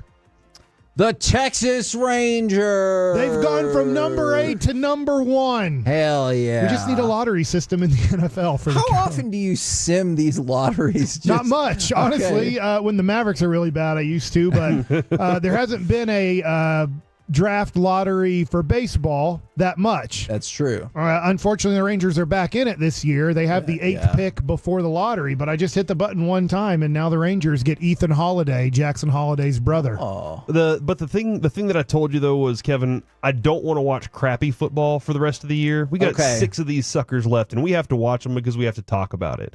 So I don't want to watch bad football. I would prefer to watch good football, even if they're going to lose. And by the way, guys, listen to y'all on the way from work this morning, and now I'm listening to y'all on my way home from work. I love what y'all do every year, and it's Sid from Hurtado. All right. Awesome. Yeah. Man, Thank you, Sid. And Hurtado's a great contributor to this whole thing as well. From the 817, can I get a shout out from my wife, Jessica, who is an Aggie? Love you, babe. Let's saw them off this weekend. It is excellent to be married to people named Jessica who love Texas A&M. Is that your? Did you text that in? I did not. He did. I saw him. I am positive. I saw him do it. When would that have That's your happened? lover. Just a second ago. Jess is your lover, and she just said that. Care for that terminology. You text that in. NFL overreaction. You can piss me off in the next segment. NFL overreaction or reality. You didn't even let me answer if I should be proud as a Cowboy fan. The Cowboys played football on Sunday. Because you're going to be like, oh, I'm so proud. These fart heads didn't give it up like their owner would. I'm so proud they're going to play football tomorrow. Right here on 105.3 The Fan. CD Lamb is the player profile with Chris Arnold. NFL overreaction or reality. The Lions offense is currently unstoppable. Obviously, they crushed the Jags. They've scored a rushing touchdown in 22 straight games. They probably have the top rushing combination in the league with Gibbs and Montgomery, and they have been working folks. I would say they're stoppable. What you have to do is you have to watch them practice, film it, and then go over it before the Super Bowl, and then you beat the greatest show on turf, the St. Louis Rams at the time when they had Kurt Warner, and then Tom Brady won his first Super Bowl. You just said a lot of things, and I got confused. Well, he was saying if they're unstoppable, and I was thinking, remember how unstoppable the greatest show on turf was? Yeah. And then Bill Belichick, and maybe they did super cheat to stop it, right? That's the thing, is maybe they super cheated to stop Marshall Faulk and Torrey Holt and Isaac Bruce and Kurt Warner. But it is starting to feel that way. They have the 3 biggest wins of the season in terms of point differential. The thing, Kevin, we talked about the Cowboys years ago, the Des Cottet season. Yep. They had one thing that they knew they were good at, and you couldn't stop. And whenever you have something like that you're like, we'll line it up and we're just going to run it on you. Just similar to the tush push, right? Whenever they know they can line it up and run with Jahmyr Gibbs or healthy David Montgomery. They're starting to get a little injured, and that might rub off on them a little bit. But they know they can do that. That terrifies an opponent, because the opponent is sitting there going, we know when we get in that third and short situation, they can do that to us. So they know what they're good at, and they tell people, try to stop us. Counting the regular season and the postseason, the Lions have 3 wins this season by at least 38 points. 7 other teams have done that. No one has ever gotten a 4th. And so they are on the cusp, obviously, of potentially being able to do that. Overreaction or reality? I want to start with you on this, Derek, because we've kind of talked about it some. Cliff Kingsbury's magic is wearing off again. So he's the offensive coordinator for the Commanders, and he goes from rising, innovative coaching star to... I don't know what happened by the end of the season. We've cycled through that a couple of times. Is it happening again? I personally think it will not happen. Okay. Just because you saw how the end of the Cowboys game went. They still put up the points. I don't think that's really a big issue. I think they started off slow. I think the next game, this coming week, this weekend, they'll definitely get back to normal. So I think they're going to be fine. And if there's no more of that. Okay. NFL overreaction or reality. Mike, I'm going to start with you on this one. Bryce Young has turned a corner. 21 of 35 for 263 yards and a touchdown. No interceptions against the Chiefs, who have a phenomenal defense. He actually looked pretty good against the Blitz, and they won a couple of games now. I'll be optimistic on him and say maybe. Okay. He does have talent. He was good at Alabama. Who isn't good at Alabama? Sure. He struggled tremendously. He has a horrible team. He has a horrible organization. He has deficiencies that he cannot overcome. 5'10", he cannot overcome that. There's nothing he can do to grow. I don't know how great he can be. Is he turning a corner in this? Carolina might go, God, we were thinking we were going to have to draft another quarterback in this upcoming draft. Yeah. I think he's done enough right now that you're starting to say, if you're Carolina, thank God we don't have to have conversations about drafting another quarterback 2 years later that we traded multiple picks. We don't even have a second-round pick this year because we traded all these picks to get this guy, Bryce Young. So I will say that. I don't know how optimistic that is, but at least it looks like he might be able to play in this league now. Now, I want to get all of y'all involved in this next one, probably the last one for now. NFL overreaction or reality, the Washington Commanders are going to miss the playoffs. No, they will make it. Okay, so right now they're 7-5. That puts them half a game up on Arizona and just a little bit ahead of Tampa. Obviously, Seattle would be in that same mix as they are 6-5 with Arizona as well. I have them making it still too. Okay. I just went to their schedule. Can I run it down real quick? Didn't it get tougher here at the end? Not really. Okay. A little. Titans at home. Win. They're Okay. a good passing defense. At the Saints. Win. Weird team. Home against the Eagles. They could win that one. Loss. Home against the Falcons. Loss. They better win that game. That's kind of a like the Cowboys-esque pivot type game. That coin feels flip. like the pivot game to They won me. the other games. That's why I said loss. At the Cowboys. Win. So okay, so not too bad. So it's not that bad of a schedule. Yeah. Titans, Saints, Eagles, Falcons, Cowboys. That's much easier. But when you look at they've lost their last 3 games, gosh, I'd want to go through everybody's schedule to have a better answer. So I will look at that schedule and I'll lean to they will sneak in and then lose in the first round. Okay. We're the KNC Masterpiece right here on 105.3 The Fan. Coming up next, we move into our final expressway of the day, and it is going to be awesome. First of all, we can do some different prop bets for these Thanksgiving games and maybe your Thanksgiving holiday in general, but also it is time for the great 2024 Thanksgiving food bracket. Stuffing and dressing are 2-time defending champions, but we have redone the way this system is set up. Will it lead to chaos? Find out next on The Fan. Are you ready?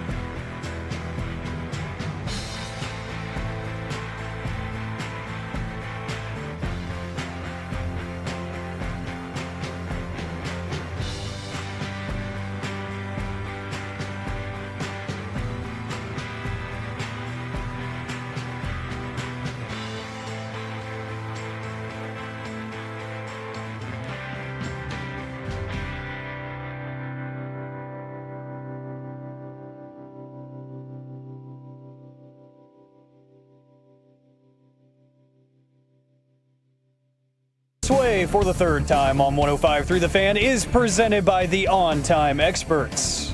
And now Turpin fields the kick, deep dances and running it out, left to the 30, to the 40, to midfield. Turpin's got the Jets going, 10-5, touchdown by the league's leading kickoff returner, and everybody's hanky is in its pocket. I'm still not totally sure about that last part. KNC He's Masterpiece. talking about the yellow flags. Oh, okay. I gotcha. I want to make sure we point out, as we're in the midst of Piece-A-Thon, we're about to do the great 2024 Thanksgiving food bracket. I want to take everyone's attention to something that Derek Holland brought up earlier today, and I think it's freaking awesome. It is the Cristiano Ronaldo Juventus number 7 jersey. It's autographed by Ronaldo. It is authenticated by Beckett. It is framed beautifully. Item number 157. Look, I know it's a lot.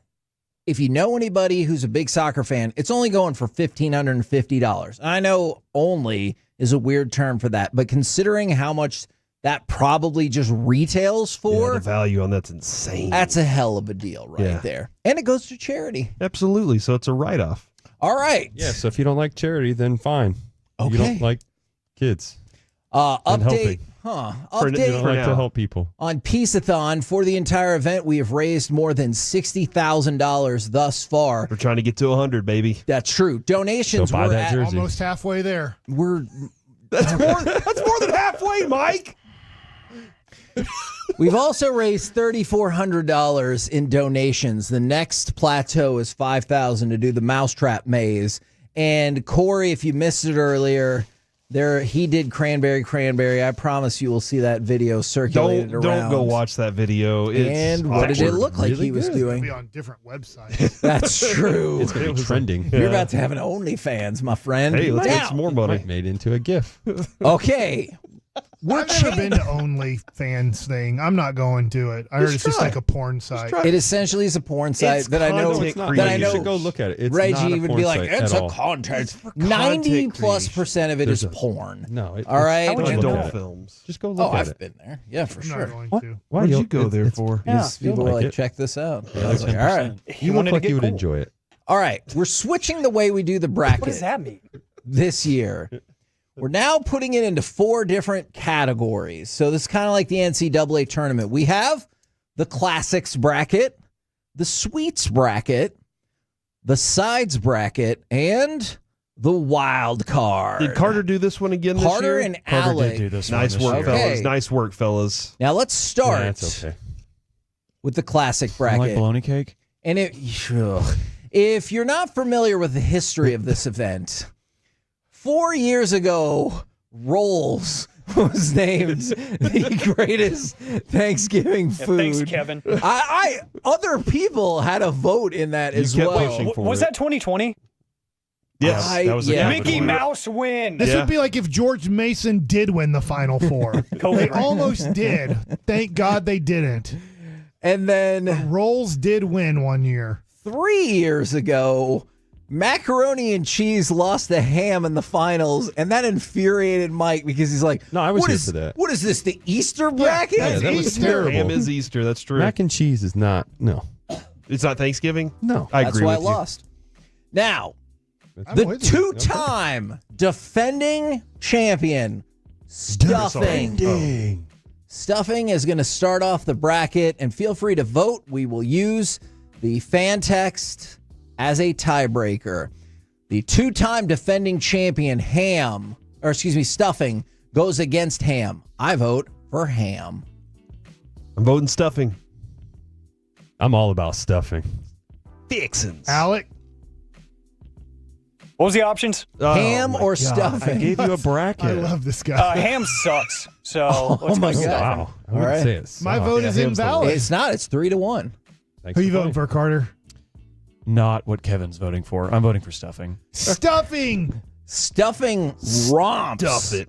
It's the two-time defending champ. That's that right. should, For a reason. it should Easter's dominate. out again. Into the quarterfinals. Now, turkey versus mashed potatoes and gravy. Oh my gosh. Dude, Sounds like a meal. I have absolutely, thanks to our friends at Meat Church, I have nailed the turkey. Dadgummit. I have gotten the turkey perfectly every time, and this year I'm just doing turkey breast only. First Tyler Guyton and with Meat Church seasonings too. There I'm you trying go. it out for the first time. So that is what I'm going to do. So I will give turkey 1 vote in this round. Okay. You know what? I also want to nail my turkey. What? I'm smoking my turkey, actually. Yeah, that's what I'm doing. And So I'm cooking the turkey, too. I We can't got believe 2 you're of them. smoking something.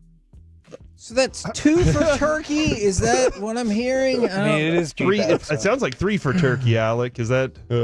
I'm voting for turkey. There you go. Yes. I'll vote for mashed potatoes and gravy just to be different. I want to be different, so I'm going with mashed potatoes and gravy too, but does it matter? Oh, it does. Because I will also vote mashed potatoes and gravy. Oh my gosh. It is 3-3. We go. Way to go, Mike. To the Frankel and Frankel Injury Attorney text line, Oh my gosh. 877-881-1053, and the Twitch and the YouTube. Your opportunity to vote turkey or mashed potatoes and gravy. The first 3 votes I saw were for turkey. I've got 3 mashed potatoes in the Twitch and 1 smoked turkey right now. Okay. Turkey is killing The thing is, with my Thanksgiving, I have meat in my stuffing. Yeah, you do. He finds his I will meat in other still have areas. protein with my stuffing. All right, despite the efforts of the Twitch, the fan text has overwhelmed them with turkey. Turkey advances. Now let's move to the sweets. Pecan pie. Oh, I made 2 of those today. Against, it looked like a burnt pizza at first. That's what I really thought. Those did not look good. Even after I made them? Whoa. Yeah. I was disappointed in your cooking. What do you want pecan pie to look like? Not like it. It Go looked look like up pecan pie on your Google right now. yeah. It didn't look like smashed poo. That's it. Yeah, look it up. Look up smashed poo. No, I'm not looking that up. Put it next That's to on your that pecan only pie. thing you do. Only thing. Kevin, I don't ever want to see cranberry sauce again. Quite honestly, even though That's your own damn it did have a weird feeling. I'm on pecan pie. Okay. I love meat. And Texas, the nut, or the tree. I'm sorry, the state tree is the pecan tree. So Yours did not look like that. I'm going to vote for cranberry sauce, Derek. Put your I'm picture voting up. against Derek. Put your picture up. Put my picture up. Here it is, picture. No, Oh, the yeah. picture on your phone of your It looked burnt pecan black. I'm not going to lie, Mike. It looked black on the I think phone. it was just the picture was a little dark, Mike. I think that's what it was. No. The Bad pecan exposure. I'm pie gonna was make a dark. pecan pie and force you to eat it. Okay, do it. As long as it don't look Hey, like that. can one poo. of you Nimrods answer the question? Yeah, I voted for pecan pie. I like it, both. But not Mike's pecan. Okay, you Not had to pick. You had to pick one. Well, I did pecan pie. I know. Now What's the vote at? it's 2-1 pecan pie. Oh, I thought it vote was for more. pecan pie. Okay, 3-1. All right, my pictures do look a little dark. They look better in person. Dang it! But they still look good. Hey, Told you it looked like burnt the poo. nuts are crunchier and they have a good taste They're to them. burnt nuts. They're not. I should have brought one up here and made you eat it. Carter. Voting for Mike's burnt nuts. Okay. That wasn't an option. Why would you? So now that counts. So pecan or pecan pie on to the quarterfinals. Sweet potato casserole versus pumpkin pie. I don't care for the sweet potato casserole, so pumpkin pie. They're very similar. I will say sweet potato casserole. I will also go with sweet potato casserole. What are you doing? Pumpkin pie. 2-2 going to Corey. Hey, Mike, we can agree. Go to Alec. Yeah, I guess Alec, so. what God, say after you? just This destroyed is my easily- nuts. What? He burned them. This is easily pumpkin pie. What's the score right now? It's 3-2 pumpkin pie. So I have a problem here. Oh my god. I Gotta lie. love pumpkin pie. But Carter, we just did a video, and what was my favorite thing from Thanksgiving? Do you remember? He had to record, He had to I record did like do the 78 things for that. I remember you swore a couple times, and I had to bleep one of them. It was the sweet It potato was sweet casserole potato with an ass load of sugar. That's right. That's what yeah. it was. Or a buttload, lot of Kevin. sugar. We've talked about that before. It's like 250 gallons. Buttload? Yeah, that's so I have to go with what I said on the video. Even though I love pumpkin pie, I'm going sweet potato casserole. Dang. That means it's a tie. Once again, 877-881-1053. We go to the fan text. We go to the YouTube. We go to the Twitch. Vote for your tiebreaker, sweet potato casserole or pumpkin pie. Mike, if you make a pumpkin pie, do you burn that too, or is that... Maybe I do. You know what? I'm going to make all the pies for you guys, and you're going to have to eat them, especially you, Kevin. I don't want to eat them. Yes, I you didn't have want to eat them when you didn't burn any them. of your pie. I promise you'll like my pie. I promise you will. I make good pie. I make all good pie. My pies are good. And I don't think I burnt them. I know they look like that on the picture. That looked So you could see how we would be in this conundrum. I just looked at the picture. I took the picture. I'm not a picture taker. Bad lighting? Pumpkin pie is running away. Okay. Yeah, pie is Pumpkin winning. pie. Should just bought a $150 pie from Central Market. We wouldn't have known. It would have looked better than yours. Oh, my Wouldn't God. taste better, though. Yeah, Let's go to the sides division. Green bean casserole versus mac and cheese. I'm going to go mac and cheese because I'm Me not too. a huge green bean casserole fan. Mac and cheese is tremendous. Green bean casserole is the best Thanksgiving food, in my opinion, so I'm What are you absolutely going with the GBC. I do not. There's nothing funny you could say for this. Broke my... I don't like cream in my green beans. I don't like it. I like green beans. I just don't like all the cream. Okay. So I'm going with mac and cheese. Okay. Even Mac and though cheese doesn't belong on Thanksgiving. Yeah, railed you against bitched it about it 10 like minutes 3 years ago being in the bracket. I'm making mac and cheese for my in-laws. What the hell? Is Kevin coming over? Are you going to burn that too? Probably so. I guess so. I'm going to have you over for dinner, and you're going to have to eat my food. Derek, what is your vote? I'm going with the GBCs. I do not care for Knuckleballs. that Let's go. expression. It's 3-2 macaroni and cheese going to Alec Medford. You don't pick mac and cheese. Why? Mac and cheese Because is you want the delicious. GBCs. No. You want No. that cream. And Mike's not having it, so you can have all his. yeah, you can have his cream. Yeah, I'll take all the green beans out. You can have the cream of mushroom that's left over. Remember, Mike, you said you could cream a nut. You can't cream a bean. Is that how that is? Is that what you're saying? Yeah, I don't think you can cream a bean. You can't put that in like a mixer and it makes nut, it does make nut butter. What the hell is going on? We still have 20 minutes left in this segment. You guys are never going to make it. Hour 12, dude. That's what happens. Hour 12. All the nuts make Hey, 1053thefan.com/Piece-A-Thon if you want to donate because you enjoy this so I'm much. voting mac and cheese. Yes. Are you kidding me? I don't get No, it I'm not. either. All Although right. I Mike's voted for cream. mac and cheese. Yeah. Good job, Corey. Now, the next one in the sides division rolls a former champion of this bracket. Why? Versus cornbread. This is going to be a runaway. I'm Put it taking in Mike's cream. It's not. I'm taking cornbread. You can see that stuff later. It goes with his pie. He is going to vote for cornbread, I'm voting right? for rolls. Oh, Yeah. I will vote for rolls as Cornbread's well. dry. Come on. Unless it's from Love and War. That's delicious. Love and War because it's the shape of Is it Texas. fluffy? Yeah, it's amazing. Cornbread. Oh, it's 2-2. You gonna eat your I cornbread? do Reed Drummond stuffing and it has cornbread in it, but I am going to go with rolls here. Alec, Nostalgic for champions of the rolls lead for the 940. Are y'all smoking weed over there? Shockingly enough, no. But in don't this know. time slot, I understand the question. All right, Alec, rolls lead 3-2. What is your vote? No. Why am I always in this position? I'm going to go cornbread. Oh my Yeah. Ladies and gentlemen, Is it a tie? It is a tie. 3-3. 877-881-1053. Too close to call. If you want to text in rolls or cornbread, it is too close to call. We will also see on the Twitch, on the YouTube. People have been voting on this. We will see how it goes. I got a rolls. I'm gonna write. I got a cornbread. Okay. Kevin. I got a cornbread. We're going to track this for we're going to give people just a I'm writing minute. down a phone number for you. For Oh, later. okay. No, I got it. Okay, I you got it. Yes, thank you very much. I've got 3-3 cornbread and rolls. Okay, In the Rolls Twitch. is crushing the text right now. What's wrong with y'all? Are these all different? These are all different numbers. My goodness gracious. Rolls is going now. Yeah, Oh, rolls nope, is never mind. going It's ham. still even in the Twitch. Okay, let's give it another 30 seconds. We will move over Oh, wait. Cornbread's taking the lead. to the newly Stop created counting, please.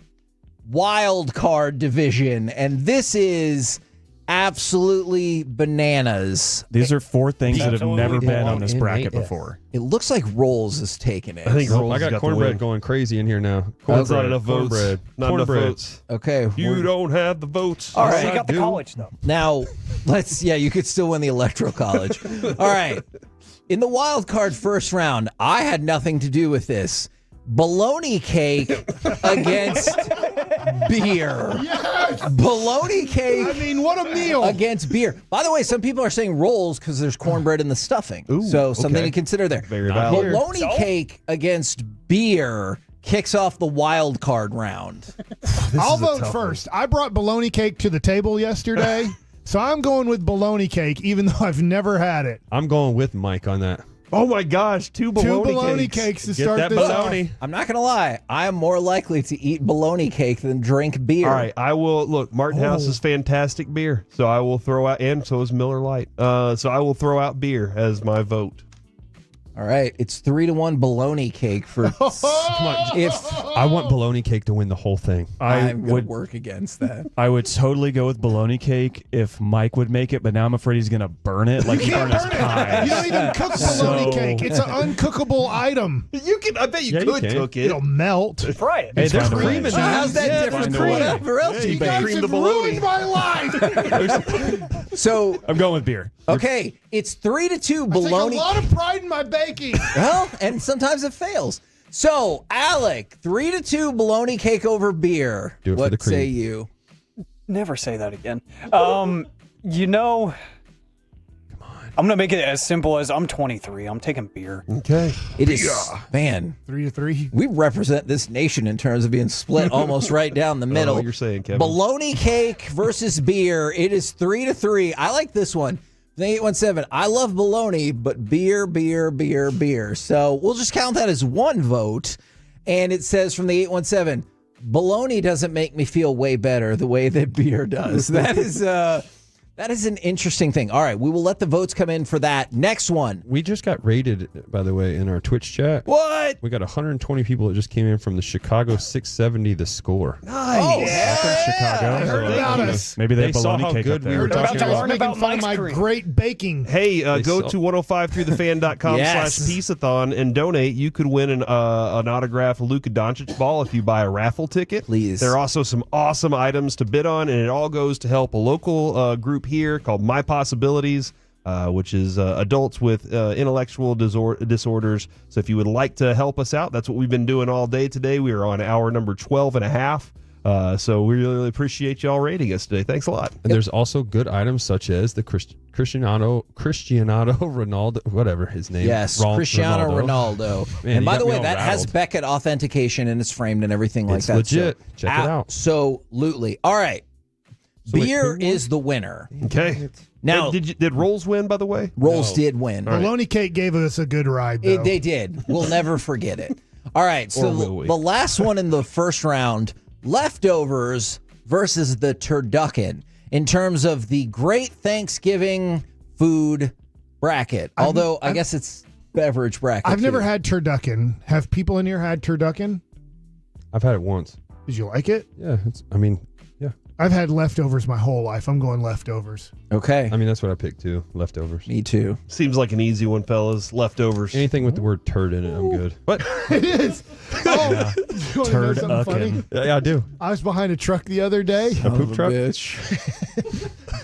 No, it was amazing though because this person liked their food so much and their mom, it was a taco ma. What the hell did you just say? The truck had on the back of it, it said taco ma. Oh, yeah, Taco Bar. That's yeah. It's like a type of truck I guess they're making now. I think that's Tacoma. Kevin, why are you so upset Yeah. about Taco Ma? Yeah, like hey. It is Do you Tacoma. get it? Meatloaf. I get it, Carter. Ma. As usual, it's not confusion that is Like- leading to the silence. My Carter used to say that. My Carter used to say that, by the way. He'd go, yeah, it's TV Ma, and instead of TVMA, and I would be like, oh, TV Ma. Yeah. All right, we move into the quarterfinals, I guess. This is a heavyweight matchup right here. Turkey versus the two-time defending champion stuffing. Give me turkey. I'll take turkey. Oh. I'm all about stuffing. fixins. Give me the fixins. Give me that stuffing. All right, it's Ma's meat stuffing. It's 2-2 as we go to Carter Freeman. It has meat stuffing in it. We need new blood, so I'm going with turkey. Oh my gosh, Alec, heavy turkey has responsibility I know you want to stuff. right here. You want to stuff. Turkey leads 3-2. If Turkey wins, the back-to-back reign of stuffing is over. that is true. However, if Alec votes stuffing, get ready for your votes because we will need a tiebreaker. It's all about stuffing. Derek knows how to drive me in the opposite direction. Okay, that's not right. Then it's all about the turkey. It's all about the turkey. I'm going turkey here. That's okay. I'm okay with that. Oh, Okay with that. Set. I think Reggie was a stuffing voter, and so we've changed the electorate. This was a smart. This was a smart Take that, change. Houston. Pecan pie or pecan pie against pumpkin pie. This is tough. I think pumpkin pie is more Thanksgiving. So I think pecan pie I usually associate with Christmas. So I will go with pumpkin pie. Question, if you're listening in Chicago, do you guys do pecan pie there? Because obviously pecan trees are native to here. I'm just wondering if that's a thing. Y'all ever heard of a pecan up there? Yeah, have you ever heard of a pecan? Chicago? You expect all of Chicago to respond together? And be like, they're in here. There's Okay, a lot they're in here. Chicago's here, man. Hey, 1053thefan.com/Piece-A-Thon. Help us out. All right. I'm going to go with my burnt pecan pie. I'm not. Pumpkin. I don't want that. 2-1 pumpkin. I'll go pumpkin. 3-1 pumpkin. Alec, what say you? Pump it up. Yeah, pumpkin. Oh, Pumpkin pie advances to the semifinals. it's gonna beat. We're going to have a turkey, very too. traditional Thanksgiving Final Four. Yes. Yeah, we don't Except have for the maybe bologna. one of these. But yes. So for one we'll of them see. that Mike voted for. Coming up next, Where? it is a battle of the Titans. Oh, really? Oh, I thought we were Mac gonna and cheese versus rolls. Rolls. This is a Sophie's Choice situation right here. I really don't know. Who's Never Sophie? seen that. Hey, Someone you who are made not a familiar choice. with that movie? Okay. I'll come up with more contemporary references. I'm going to vote for... Like Star Wars? Yeah, that's right. Like Star Wars. Like Star Wars. I'm going to vote for rolls as well. I'm voting for mac and cheese. I cannot let rolls make the Final Four. It's a damn piece of bread. That's all it is. But it's got a piece butter of on bread. top. Hey, you want some warm bread? God. Yeah, I do. If I'm in prison, can you warm my bread? I'm going with him. I'm going to go with the mac and cheese, Oh and I my don't even God. want it there. You even said it doesn't I know. belong. But Mac and I'm cheese with is him. I don't want good. rolls. They I don't serve love mac and rolls. cheese in prison. My grandma's rolls are so good. I bet they are. They're Carter. not. They're store bought. Just yeast them up in the oven. They are. Oh They're my actually God. the frozen ones. Yeah, Please. that's I want to yeast anything Please stop talking about Corey's grandmother's yeast, please. All right, it's 2-2. Carter. Mike, how's your rolls? I guess they're burned. Derek. I burn everything. I didn't even say that. You did, so now we know. 2-2, Carter. I have to respect the one that beat my personal champion, green bean casserole. I'm going with mac and cheese. All right, and Alec, once again, Even if Mike burns it. it falls on you. 3 votes for mac and cheese, 2 votes for rolls. What advances to the semifinal? You're going to be my friend's an idiot if you pick rolls. I think it's my buddy's an idiot. Oh, get him. No, this is a fine. new Don't be my segment. friend This is a then. new segment just for you. It's My okay, friend's Derek. an idiot. It's okay. We're on the same page this time. Mac and cheese wins. See you later, rolls. Hey, I got to quote Mike, though. It's just bread. Now, mac and cheese. From the 520, I'm done. My team's out. I'm tuning out. No. Mac and cheese is also a previous winner of this bracket, I do believe. All right. In the most confusing matchup of the tournament, leftovers versus beer. I'm going to vote for leftovers. Leftovers. Yeah, leftovers. I'll vote for beer. I will also vote for beer. Alec Medford. I'm 23 and I want beer.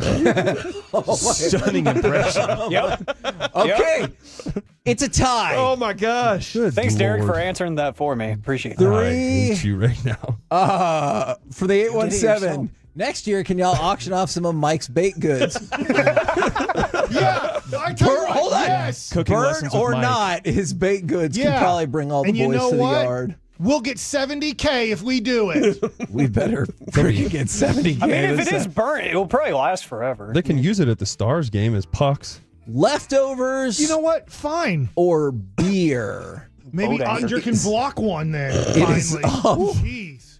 That Holy guy. moly. He's been amazing, though. Yeah, they've lost. 877 Cooking's lost. 881. Tensions are running high here at Piece-A-Thon. 877-881-1053. The early lead looks. It's back and forth right Yeah. now. All right. Should we give people a What second? about leftover beer?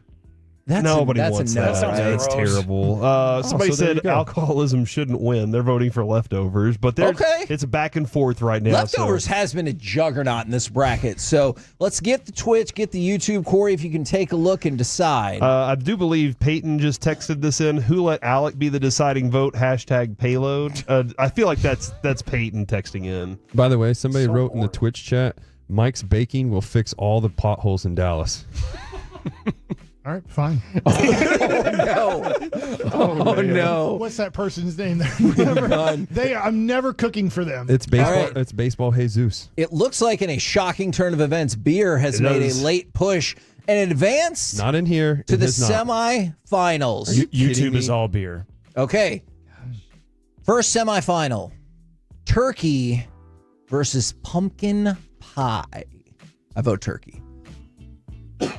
Give me the bird. That's 2 for turkey. Pumpkin pie. Okay. Turkey. 3 for turkey, 1 for pumpkin Turkey, pie. Alec, we don't want to hear from you. Turkey. It was Mike that texted that in. Mike's a payloader. What's the beginning of your segment? Is where Mike says what to you? Oh, yeah. Alec, that was terrible. He says, Alec, be quiet. Oh, yeah, It's that's actually just being nice. That was actually being nice to him. So Turkey wins? I don't want to hear anything Turkey mean to is him. on to the finals. In our other semifinal, the champion from 3 years ago, Macaroni and Cheese versus the first-time entrant, upstart Beer. Beer's gonna win this one. I vote mac and cheese. I'm voting beer. Are we fancy? We drink wine if we're having alcohol at the dinner table with Thanksgiving. Yeah, you are fancy. I'll show you my cellar. Oh, that's a good point. Yeah. What do you? If you're having alcohol with your Thanksgiving, are you having beer or wine? I'd have wine. While you're smoking your turkey. Correct. Beer? Nailing it. No. Okay. All right. No. All right. I wouldn't drink. Because of the carbs. Yeah. Your vote? Mac and cheese. Okay. That has no carbs in it. Oh. Mac and cheese. Mac and cheese is up 3-1, Carter. Well, I guess I'm not fancy because not only do I have beer at Thanksgiving, I have it with most meals, so I'll go with beer. It is 3-2 mac and cheese over beer. Alec, will you punch mac and cheese ticket to the finals, or are you going to beer it up? So much power. And ignore Derek Holland going, Actually, I forgot I can turn his mic off, so I'm just going to do that real quick. Actually, 23 and I want beer. you know, hey, Derek, talk again. He potted you down. You can keep your Yeah, mic you're on all donezo. you like. You're donezo. I'm actually going mac and cheese, so you get out all of those insults. Am I back yet? Yep, there we go. Yep. All right, here we go. 3 years ago, macaroni and cheese defeated ham in what Mike declared the Easter final. That was its one win 3 years ago. Turkey has never won the Thanksgiving food can bracket. I explain why? Turkey back in the day, the way that they all made it, it was dry. But now, like since Meat Church has shown everybody the way, if you put it in a brine, you're going to make a juicy butt turkey, all right? And if you season it the right way, it really tastes good. Turkey has changed over the years, and it's they've revolutionized the game from what it used to be whenever Grandma used to just throw it in the oven. Save the neck for me, Clark. Exactly. So your vote is? I'm voting for turkey, baby. Carter? I think the time is now. I think like Corey said, this turkey's, it's got a new place in the game, so let's go with turkey. Mike? 3-0. Oh my gosh. I am going to vote. By the way, man, people are fired up from the 940. BS. Alec is a sellout. I'm going to vote for macaroni and cheese. Oh my gosh. Well, give me the breast because I want the turkey. For the first time It's done it. in Thanksgiving bracket history, turkey has ascended to the number one Thanksgiving food in all of the land. From the 972, light one of Mike's pies, put it on a doorstep, then run. Break your foot stamping it out. Because it's so hard, like a hockey puck. One time, Bert Blyleven used his poop for the cake icing. What? Yeah, he made a chocolate cake, and then he put cellophane over it. And so everybody thought there was a nice chocolate cake for the Minnesota Twins. And then one of the guys cut into it, and then everybody screamed not to eat it. That's Thanksgiving miracle that he didn't eat that cake. He had a poo cake. I'm not hungry anymore. Have you ever thought about doing that as a joke? No, I don't want people to eat poo. Well, I know nobody ate it. It was just like almost. I mean, you're letting people eat your pies. Yeah, Mike just burns them as a prank. I'm going home. Poo pie. I only got one more hour, Mike. I'm going to go home, and I'm going to come back up here, and I'm going to bring this pecan pie, and I'm going to shove it in your mouth, and you're going to say, good. He's going to knock you unconscious. Yeah. You never even had pecan To the pie. face. I'm gonna have a concussion. I know you're going to throw up because it's like a nut, and you never eat nuts. Do you like nuts? Oh, yeah, some. What's your favorite nut? Honey roasted peanut, then the cashew. You want me to make a honey roasted peanut pie for you? Cashews if are you just bring me amazing. some honey roasted peanuts, that'd be fine too. From the Nut Company. Oh, yeah. Yeah. Yeah, that peanut butter pie. It looks gorgeous, too. It actually looks like a real It looks pie. like a great pie, and it tastes amazing. Mine looks like SH. You know, that's how. Yeah, please don't Babe spell it spells like Babe did. It looked like a real pie. By the way, if you get the opportunity, You don't even know how to bake, Derek. Yeah, I do. Oh, Derek knows how to bake. Yeah, he's been that is baking true. for a Especially in the long morning. Yep. 1053thefan.com Yeah, take that. / Piece-A-Thon. If you could donate, that would be fantastic. If you want to bid on any of the auction items, we have so many amazing things. We have like 200 auction items up there. Please take a look. Coming up next, we move into hour number 13. And this time, I really would like to dive into some of those Cowboys, Giants, and Thanksgiving prop bets next on The Fan.